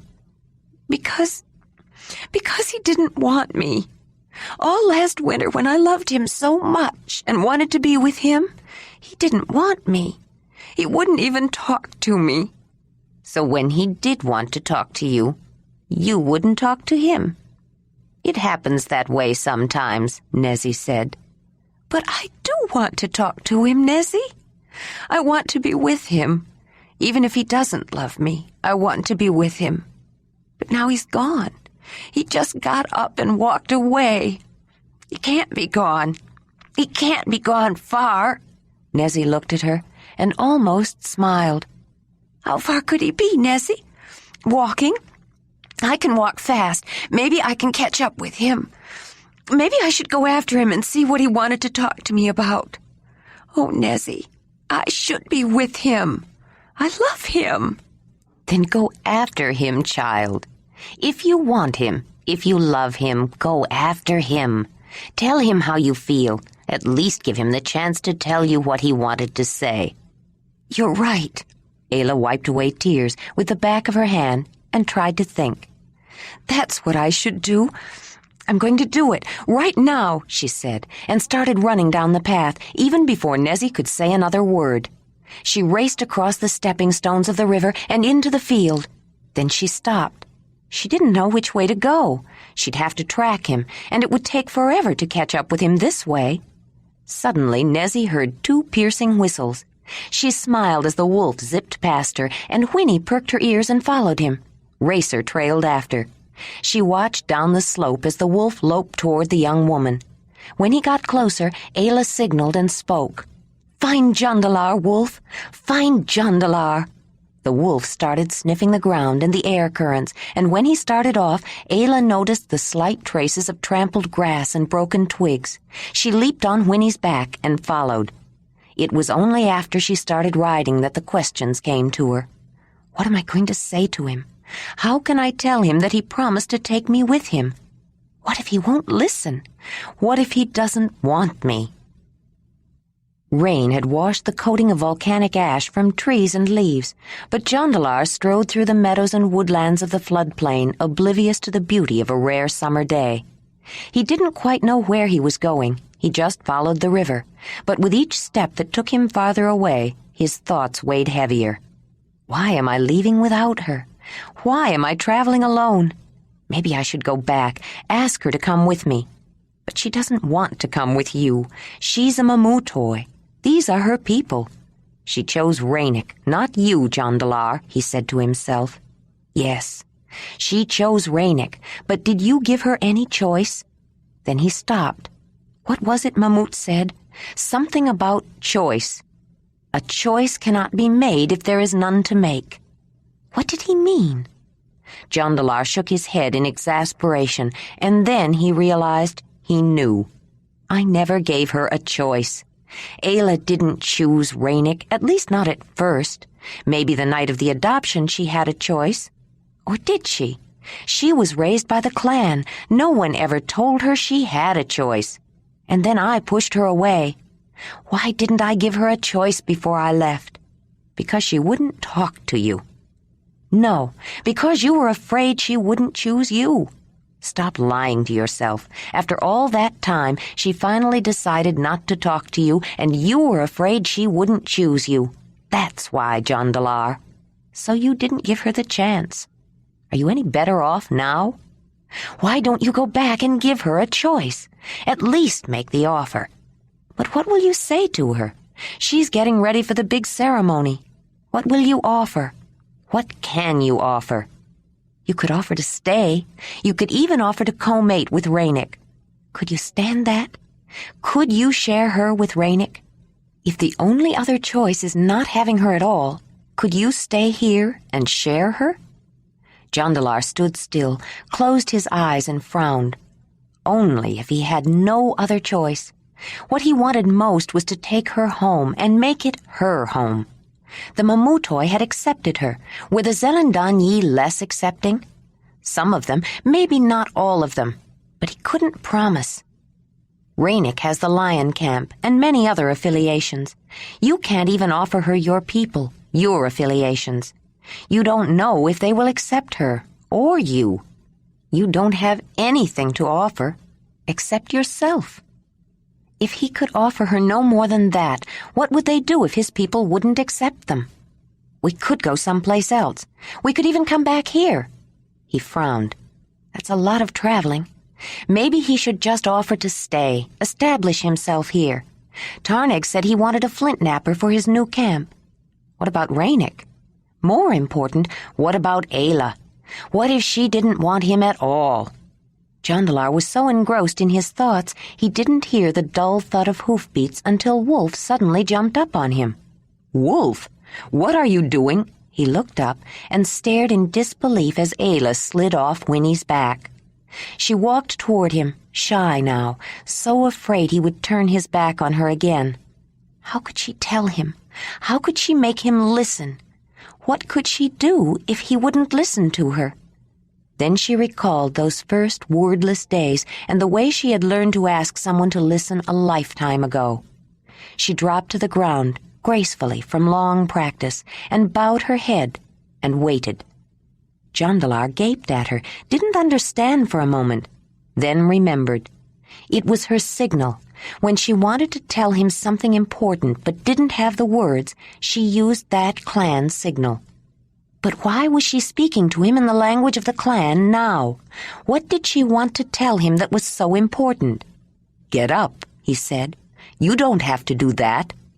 Then he remembered the proper response. He tapped her shoulder. When Ayla looked up, she had tears in her eyes. He hunkered down on one knee to wipe them away. Ayla, why are you doing this? Why are you here? Jondalar, yesterday you tried to tell me something, and I wouldn't listen to you. Now I want to tell you something. It is difficult to say, but I want you to listen. That's why I'm asking you this way. Will you listen and not turn away? Hope blazed so hot Jondalar couldn't speak. He only nodded and held her hands. Once, you wanted me to go away with you, she began, and I didn't want to leave the valley. She stopped to take a deep breath. Now, I want to go with you, anywhere with you. Once you told me that you loved me, that you wanted me. Now I think you don't want to love me, But I still want to go with you." "Get up, Ayla, please," he said, helping her up. "What about Ranec? I thought you wanted him." His arms were still around her. "I don't love Ranec. I love you, Jondalar. I never stopped loving you. I don't know what I did to make you stop loving me." "You love me? You still love me? Oh, Ayla, my Ayla," Jondalar said, crushing her to him. Then he looked at her as though he was seeing her for the first time, and his eyes filled with his love. She reached up, and his mouth found hers. They came together, holding each other with a hard and tender passion, full of love, full of longing. Ayla couldn't believe she was in his arms, that he was holding her, wanting her, loving her after all this time. Tears filled her eyes. Then she tried to stop them, afraid he would misunderstand them again. Then she didn't care and let the tears fall. He looked down at her beautiful face. "You're crying, Ayla." "It's only because I love you. I have to cry. It's been so long, and I love you so much," she said. He kissed her eyes, her tears, her mouth, and felt it open to him, gently, firmly. "Ayla, are you really here?" he said. "I thought I'd lost you, and I knew it was my own fault. I love you, Ayla. I never stopped loving you. You must believe that. I never stopped loving you, even though I know why you thought so." "But you didn't want to love me, did you?" He closed his eyes, and his forehead nodded with the pain of the truth. He nodded. "I was ashamed that I loved someone who came from the clan, and I hated myself for feeling ashamed of the woman I loved. I've never been so happy with anyone as I have with you. I love you, and when it was just the two of us, everything was perfect. But when we were with other people, every time you did something that you learned from the clan, I was embarrassed. And I was always afraid you'd say something, and then everyone would know that I loved a woman who was abomination." He could hardly say the word. "Everyone used to tell me I could have any woman I wanted. No woman could refuse me, they said, not even the mother herself." It seemed to be true. What they didn't know was that I never knew a woman I really wanted until I met you. But what would they say if I brought you home? If Jondalar could have anyone, why would he bring home the mother of a flathead, an abomination?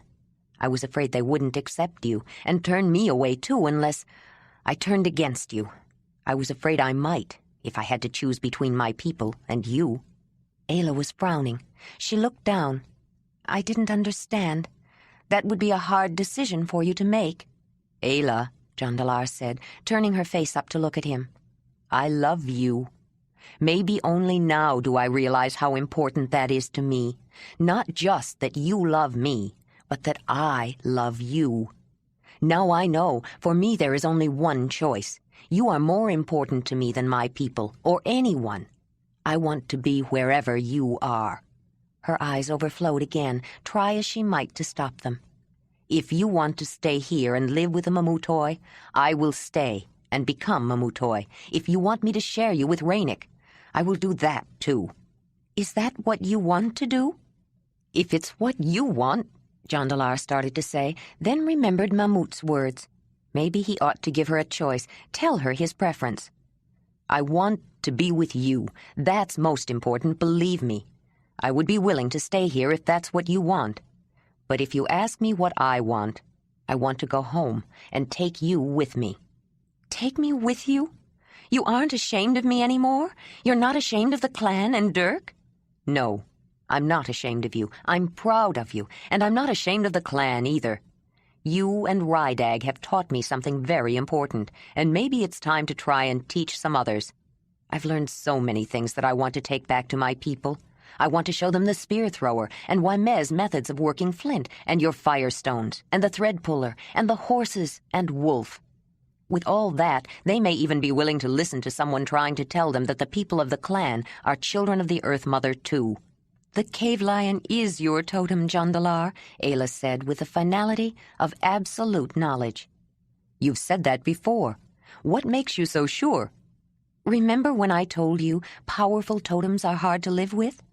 Their tests are very hard, but their gifts, what you learn from them, make it all worth it.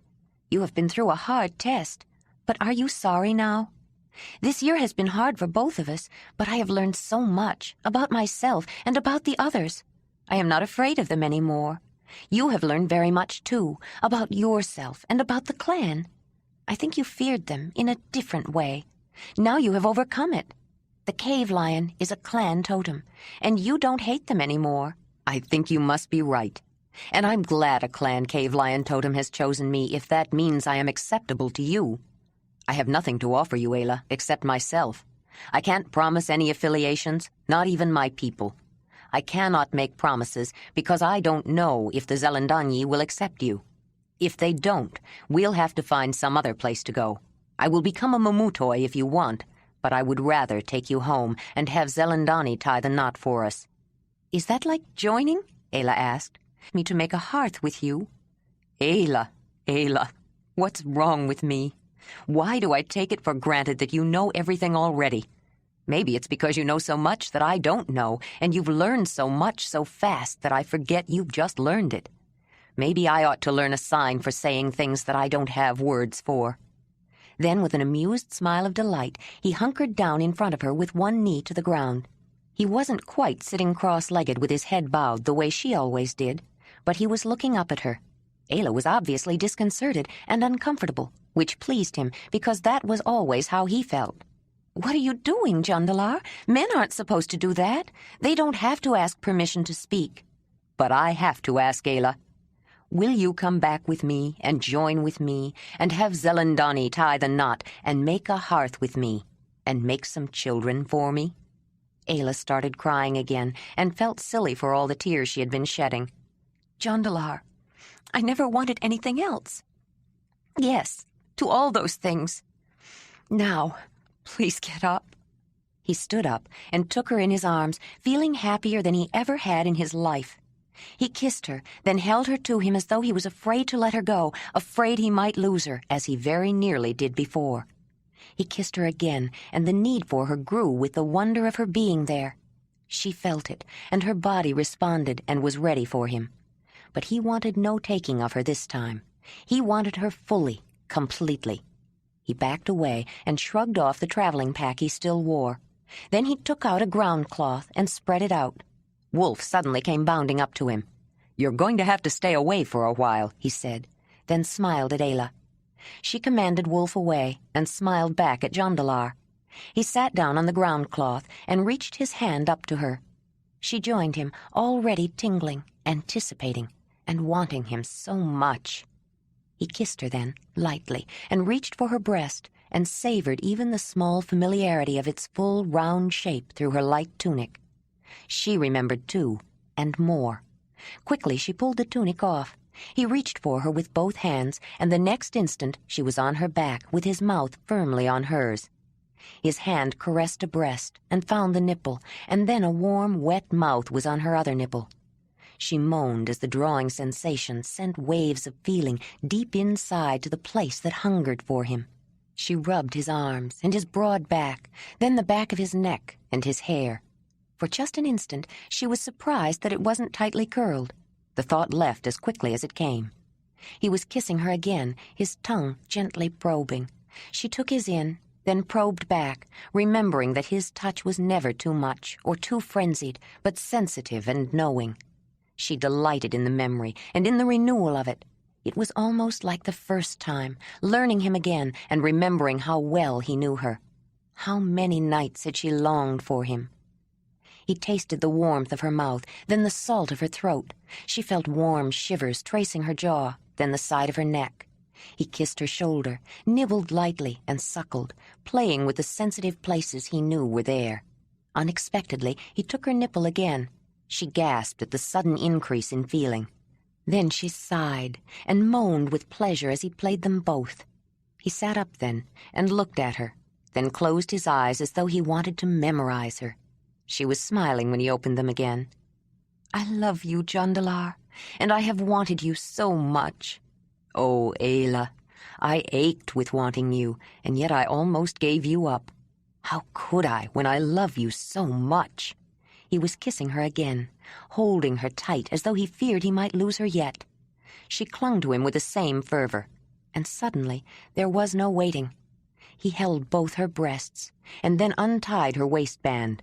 She lifted her hips and pushed off her half-length summer pants while he unfastened his own, pulled off his shirt, yanked off his footwear. He hugged her around the waist with his head on her stomach, then moved down between her legs, kissed her mound of hair. Then he stopped for a moment, pushed her legs apart, and with both hands held her open and looked at the deep pink folds like soft, moist flower petals. Then, like a bee, he dipped and tasted. She cried out and arched to him while he explored each petal, each fold, each crease, nibbling, suckling, teasing, reveling in giving her pleasure as he had wanted to for days without number. This was Ayla. This was his Ayla. This was her taste, her honey, and his own member was so full and so eager. He wanted to wait, wanted this to last, but suddenly she could not. She was breathing hard and fast, panting, gasping, calling out to him.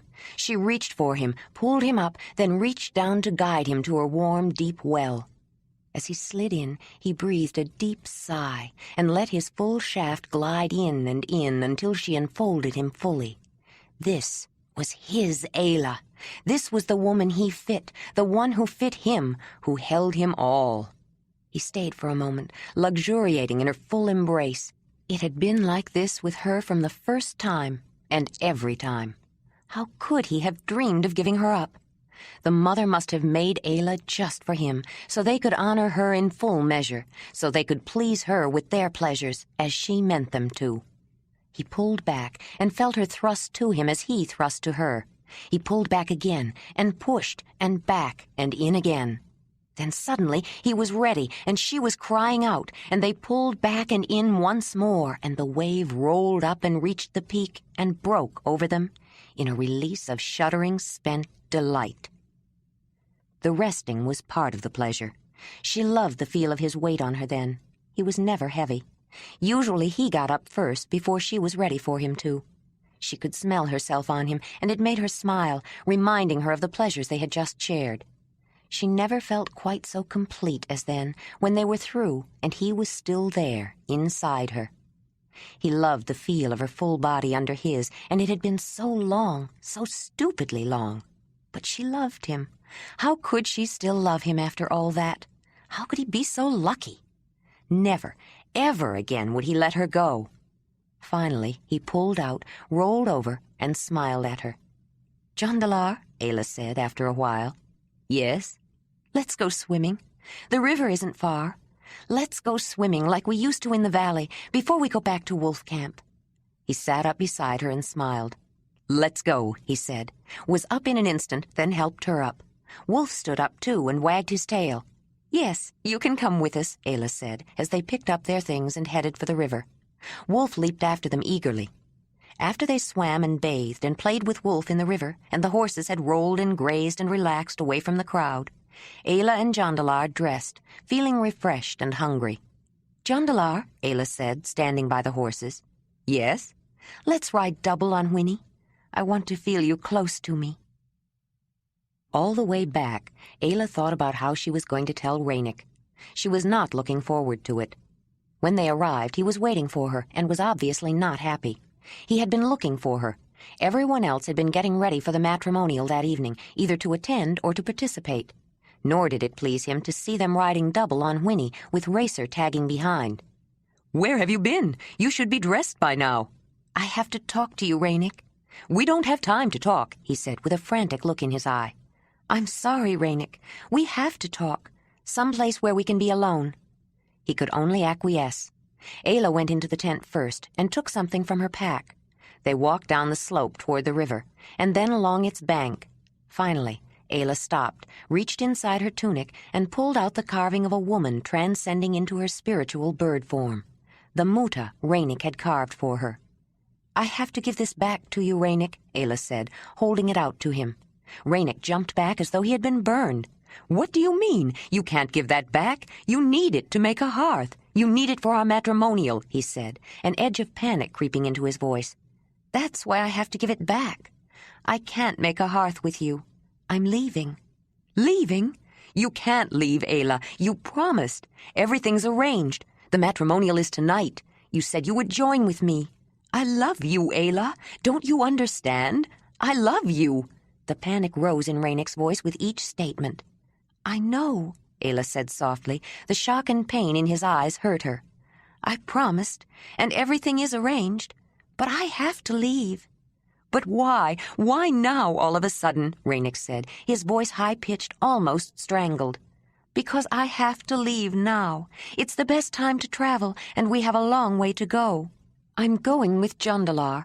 I love him. I never stopped loving him. I thought he didn't love me. When you thought he didn't love you, then I was good enough? Is that how it was? Ranec said. All the time we spent together, you were wishing it was him? You never loved me at all? I wanted to love you, Ranec. I care about you. I wasn't always wishing for Jondalar when I was with you. You made me happy many times. But not always. I wasn't good enough. You were perfect, but I wasn't always perfect for you. I never looked for perfect. I love him, Ranec. How long could you love me knowing that I love someone else? I could love you until I die, Ayla, and into the world beyond. Don't you understand? I will never love anyone again the way I love you. You can't leave me. The dark, magnetic artist was pleading with her, with tears in his eyes. He had never pleaded for anything before in his life. Ayla was feeling his pain, and she wished there was something she could do to make it less. But she could not give him the one thing he wanted. She could not love him the way she loved Jondalar. I'm sorry, Ranec. Please, take the muta. She held it out again. Keep it, he said, with as much venom as he could. Maybe I'm not good enough for you, but I don't need you. I can have my pick of this place. Go ahead, run off with your flint napper. I don't care. I can't keep it, Ayla said, putting the muta down on the ground at his feet. She bowed her head and turned to go. She walked back along the river with pain in her heart for the pain she had caused. She hadn't meant to hurt him so badly. If there had been any other way, she would have chosen it. She hoped that never again would someone love her that she couldn't love back.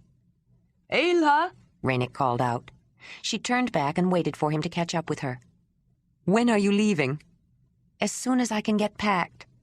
It's not true, you know. I do care. His face was etched with grief and pain. She wanted to run to him, comfort him, but she didn't dare encourage him. I always knew you loved him, from the beginning, he said. But I loved you so much, I wanted you so much, I didn't want to see it.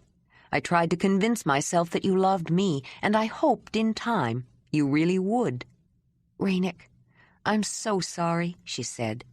If I hadn't loved Jondalar first, I would have loved you. I could have been happy with you. You were so good to me, and you always made me laugh.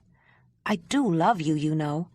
Not the way you want, but I will always love you. His black eyes were full of anguish. I'll never stop loving you, Ayla. I'll never forget you. I'll take this love to my grave, Ranec said. Don't say that. You deserve more happiness than that. He laughed, a bitter, hard laugh. Don't worry, Ayla. I'm not ready for that grave yet. At least not enough to make it happen. And someday I may join with a woman, make a hearth, and she will have children. I may even love her.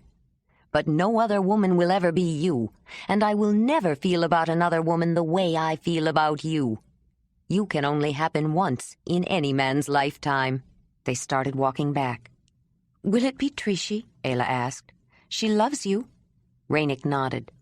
Perhaps, if she'll have me. Now that she has a son, she will be in even greater demand, and she had plenty of offers before. Ayla stopped and looked at Ranec. I think Trishi will have you. She's hurt now, but that's because she loves you so much. But there is something else you should know. Her son, Ralev, he's your son, Ranec. You mean he's the son of my spirit? Ranec frowned. You are probably right. No, I don't mean he's the son of your spirit. I mean Ralev is your son, Ranec. He is the son of your body, your essence. Ralev is your son just as much as he is Trishi's son. You started him growing inside her when you shared pleasures with her. How do you know I shared pleasures with her? Ranec said, looking a little uncomfortable. She was a Redfoot last year and very dedicated. I know, because Ralev was born, and he is your son. That's how all life is started. That's why pleasures honor the mother. It is the beginning of life. I know this, Ranec. I promise you it is true, and this promise cannot be broken, Ayla said. Ranec frowned with concentration. It was a strange new idea. Women were mothers. They gave birth to children, daughters and sons. But could a man have a son? Could Ralev be his son? Yet Ayla said it. It had to be. She carried the essence of Mut. She was the spirit woman. She might even be the great Earth Mother incarnate. Jondalar checked the packs again, then led Racer to the head of the path where Ayla was saying goodbye.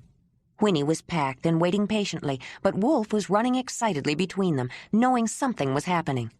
It had been difficult for Ayla to leave behind the people she loved when she was expelled from the clan, but she'd had no choice. Saying goodbye voluntarily to the people she loved in the lion camp, knowing she would never see them again, was even harder. She had cried so many tears already this day. She wondered how she had any more to shed, yet her eyes watered anew each time she hugged another friend. "Talut," she sobbed, hugging the big red-haired headman. "Did I ever tell you it was your laughter that made me decide to visit? I was so scared of the others. I was ready to ride right back to the valley until I saw you laughing." "You are going to have me crying in a moment, Ayla. I don't want you to go." "I already am crying," Lady said. "I don't want you to go either. Remember the first time you let me touch Racer?" "I remember when she let Rydag ride Whinney," Nezzy said. "I think that was the happiest day of his life." "I'm going to miss the horses, too," Lady wailed, as she clung to Ayla. "Maybe you can get a little horse of your own someday, Lady," Ayla said. "I will miss the horses, too," Brugie said. Ayla picked her up and gave her a squeeze. "Then maybe you'll have to get a little horse, too." "Oh, Nezzy," Ayla cried. "How can I thank you for everything? You know, I lost my mother when I was little, but I'm very lucky. I've had 2 mothers to replace her. Issa took care of me when I was a little girl, but you are the mother I needed to become a woman." "Here," Nessie said, handing her a package and trying not to give way to tears entirely. "It's your matrimonial tunic. I want you to have it for your joining with Jondalar. He is like a son to me, too, and you are my daughter." Ayla hugged Nezzy again, then looked up at her big, strapping son. When she hugged Danug, he hugged her back with no reservations. She felt the maleness of his strength and the warmth of his body, and a momentary spark of his attraction to her as he whispered in her ear, "I wish you had been my Redfoot." She backed off and smiled. "Danug, you are going to be such a man. I wish I were staying to see you grow into another Talut. Maybe, when I'm older, I'll make a long journey and come to visit you." She hugged Wymez next, and she looked for Ranec, but he was not around. "I'm sorry, Wymez," she said. "I am sorry, too. I wanted you to stay with us. I would have liked to have seen the children you would have brought to his hearth. But Jondalar is a good man. May the mother smile on your journey." Ayla took Hartal from Troni's arms and was delighted at his giggle.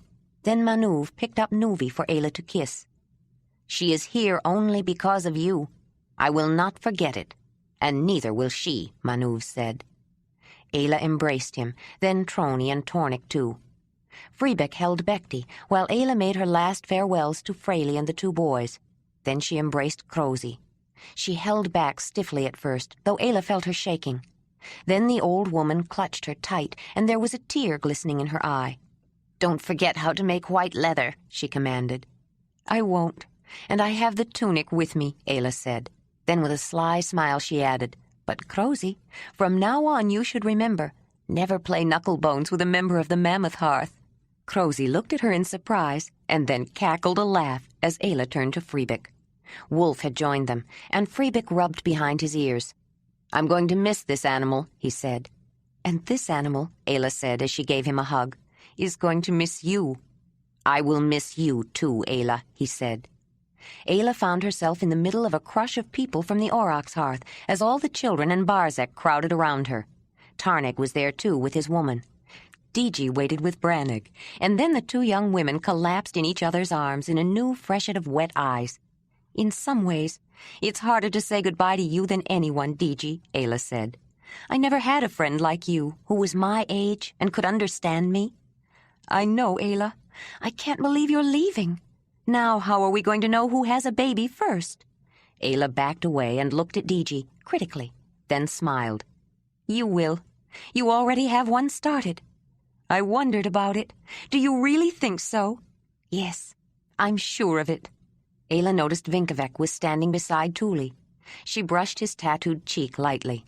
You surprised me, he said. I didn't know he would be the one. But then, everyone has weaknesses. He gave Tuli a knowing glance. Vinkavek was displeased that his reading of the situation was so far off. He had totally discounted the tall blonde man, and he was somewhat miffed at Tuli because she had accepted his matched pieces of amber, knowing that it was not likely he would be getting what he was bargaining for, in spite of the fact that he had pushed them on her. He had been making pointed comments implying that she had accepted his amber because of her weakness for it, and that she didn't give full value. Since they were ostensibly a gift, she couldn't return them, and he was taking full value in his cutting remarks. Tuli glanced at Vinkavek before she approached Ayla, making sure he was watching. Then she gave the young woman a warm and sincere embrace. I have something for you. I'm sure everyone will agree these are perfect for you, she said, then dropped 2 beautiful matched pieces of amber in Ayla's hand. They will match your matrimonial tunic. You might consider wearing them on your ears.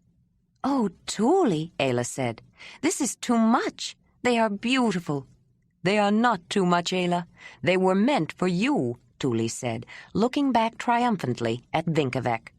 Ayla noticed Barzek was smiling too, and Nezi was nodding her head in agreement. It was hard for Jondalar to leave the lion camp too. They had made him welcome, and he had grown to love them. Many of his goodbyes were tearful. The last person he spoke to was Mamut. They embraced and rubbed cheeks. Then Ayla joined them. I want to thank you, Jondalar said. I think you knew from the beginning that I had a hard lesson to learn. The old shaman nodded. But I have learned a great deal from you in the Mamutoi. I have learned what has meaning and what is superficial. And I know the depths of my love for Ayla. I have no more reservations. I will stand beside her against my worst enemies or best friends. I will tell you now something else you must know, Jondalar, Mamut said. I knew her destiny was with you from the beginning, and when the volcano erupted, I knew she would be leaving with you soon. But remember this, Ayla's destiny is much greater than anyone knows. The Mother has chosen her, and her life will have many challenges, and so will yours. She will have need of your protection, and the strength your love has gained. That is why you had to learn that lesson. It is never easy to be chosen, but there are always great benefits too. Take care of her, Jondalar. You know, when she worries about others, she forgets to take care of herself. Jondalar nodded. Then Ayla hugged the old man, smiling through dewy eyes. I wish Rydag were here. I miss him so much. I learned lessons, too. I wanted to go back for my son, but Rydag taught me that I must let Dirk live his own life. How can I thank you for everything, Mamut? No thanks are necessary, Ayla. Our paths were meant to cross. I have been waiting for you without knowing it, and you have given me much joy, my daughter. You were never meant to go back for Dirk. He was your gift to the clan. Children are always a joy, but pain too, and they all must lead their own lives. Even Moot will let her children go their own way someday. But I fear for us if we ever neglect her. If we forget to respect our great Earth Mother, she will withhold her blessings and no longer provide for us. Ayla and Jondalar mounted the horses, waved, and said last goodbyes. Most of the encampment had come to wish them a good journey. As they started out, Ayla kept looking for one last person. But Ranec had already said his goodbyes, and he could not face a more public farewell. Ayla finally saw him when they started down the path, standing alone, off by himself. With a great heaviness of spirit, she stopped and waved to him. Ranec waved back, but in his other hand he held clutched to his breast a piece of ivory carved into the shape of a transcendent bird-woman figure. Into every notch that was carved, every line that was etched, he had lovingly carved every hope of his aesthetic and sensitive soul. He had made it for Ayla, hoping it would charm her to his hearth, as he hoped his laughing eyes and sparkling wit would charm her to his heart. But as the artist of great talent and charm and laughter watched the woman he loved ride away, no smile graced his face, and his laughing black eyes were filled with tears. Author's acknowledgments. I could never have told this story without the books and materials of the specialists who have worked at the sites and have collected the artifacts of our prehistoric ancestors, and they have my deepest gratitude. To several people, I owe special thanks. I have enjoyed the discussions, the correspondence, and the papers, full of not only facts, but also ideas and theories. I must make it clear, however, that those who provided me with information and offered help are in no way responsible for the viewpoints or ideas expressed in this story. This is a work of fiction, a story of my imagination. The characters, concepts, and cultural descriptions are my own. Sincere thanks first to David Abrams, Professor of Anthropology and Tour Director Extraordinaire, and to Diane Kelly, Student of Anthropology and Master of Human Relations, who planned, arranged, and accompanied us on the private research trip to sites and museums in France, Austria, Czechoslovakia, and the Soviet Union. My thanks and great appreciation to Dr. Jan Jelinek, Director, Anthropos Institute, Brno, Czechoslovakia, for taking the time to show me many of the actual artifacts from Eastern Europe that appear in his book, The Pictorial Encyclopedia of the Evolution of Man, the Hamlin Publishing Group Limited, London. I am grateful to Dr. Lee Porter of Washington State University and to whatever fates put her, with her American accent, in our hotel in Kiev. She was there studying fossil mammoth bones and meeting with the very person we had been desperately trying to see. She cut through all the red tape and arranged the meeting. I am indebted to Dr. J. Lawrence Angel, Curator of Physical Anthropology at Smithsonian Institution, for many things. For some positive and encouraging words about my books, for giving me a backstage look and an explanation of some of the differences and similarities between Neanderthal and modern human bones, and particularly for suggesting people who could give me further information and assistance. I deeply appreciate the special efforts of Dr. Ninel Kornets, Russian expert on the Ukrainian Upper Paleolithic, who was gracious and kind even on short notice. With her, we saw artifacts in 2 museums, and she presented me with the one book I had been searching for on the musical instruments made out of mammoth bones by Ice Age people, and a recording of their sounds. The book was in Russian, and I owe deep thanks to Dr. Gloria Jedinek, formerly an assistant of Dr. Angel, who knows Russian, including the technical terminology of paleoanthropology, for arranging for a translator for this book, and especially for checking it over and filling in the correct technical words. Thanks are also due for her translation of the Ukrainian language articles comparing modern weaving patterns in the Ukraine with designs carved into Ice Age artifacts. To Dorothy Jacek Matulis, I owe great appreciation for a good, readable, workable translation of the Russian mammoth bone music book. The material has proved invaluable. Thanks are also in order to Dr. Richard Klein, author of Ice Age Hunters of the Ukraine, University of Chicago Press, who kindly provided additional papers and information about the ancient people of the region. I am particularly grateful to Alexander Marshak, Research Fellow of the Peabody Museum of Archaeology and Ethnology, Harvard University, and the author of The Roots of Civilization, McGraw-Hill Book Company, for copies of the results of his microscopic studies of Ukrainian Upper Paleolithic art and artifacts, which appeared in Current Anthropology, material from his as yet unpublished book on the Eastern European Ice Age people. My sincerest appreciation to Dr. Olga Sofer, Department of Anthropology, University of Wisconsin, and probably the leading expert in the United States today on the Ice Age populations of Russia, for the long, interesting, and useful conversation in the lobby of the Hilton, and her material, Patterns of Intensification as Seen from the Upper Paleolithic Central Russian Plain, from Prehistoric Hunter-Gatherers, The Emergence of Cultural Complexity, T. Douglas Price and James A. Brown, editors, Academic Press. Gratitude in great measure goes to Dr. Paul C. Paquette, co-editor, Wolves of the World, Noise Publications, for interrupting his vacation to return my call and for the long discussion on wolves and their possible domestication. Thanks again to Jim Riggs, anthropologist and instructor of Aboriginal life skills classes. I continue to use the information I learned from him. I am indebted to 3 people who read a fat manuscript on short notice and offered helpful comments from a reader's point of view. Karen Auel, who read a first draft and got caught up in it and let me know I had a story, Doreen Gandy, poet and teacher who squeezed the reading into the end of her school year without any loss of her usual insights, and Kathy Humble, who managed, again, to make astute observations. Special thanks to Betty Prashker, my editor, whose perceptions I value and whose commentary and suggestions were right on target. Words are insufficient to thank Jean Nagar, friend, confidant, and literary agent beyond compare, who has continued to exceed my wildest expectations. Sincere appreciation to the production and art departments of Crown Publishers, whose care and expert workmanship consistently turn out beautiful and well-made books. I am grateful to Judith Wilkes, my secretary and office assistant, whose intelligence I have come to depend upon, and who eases the pressure of my increased volume of correspondence so I can write.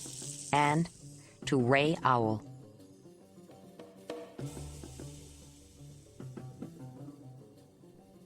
We hope you have enjoyed this presentation of The Mammoth Hunters by Jean M. Auel and welcome your comments. Other novels in the Earth Children series by Jean M. Auel, also available in book cassettes, include The Clan of the Cave Bear and The Valley of Horses. Look for these and the entire book cassette line of complete, unabridged, recorded books in bookstores and audio retail outlets everywhere. For further information regarding book cassettes and for a current title list, please call the following toll-free number, 1-800-222-3225. This production of The Mammoth Hunters by Jean M. Auel, copyright 1985 by Jean M. Auel, is performance copyrighted in 1986 by Brilliance Corporation in agreement with the author. All rights reserved. No part of this recording may be played for an audience or reproduced in any form without written permission. Address all inquiries to Brilliance Corporation, Post Office Box 114, Grand Haven, Michigan 49417.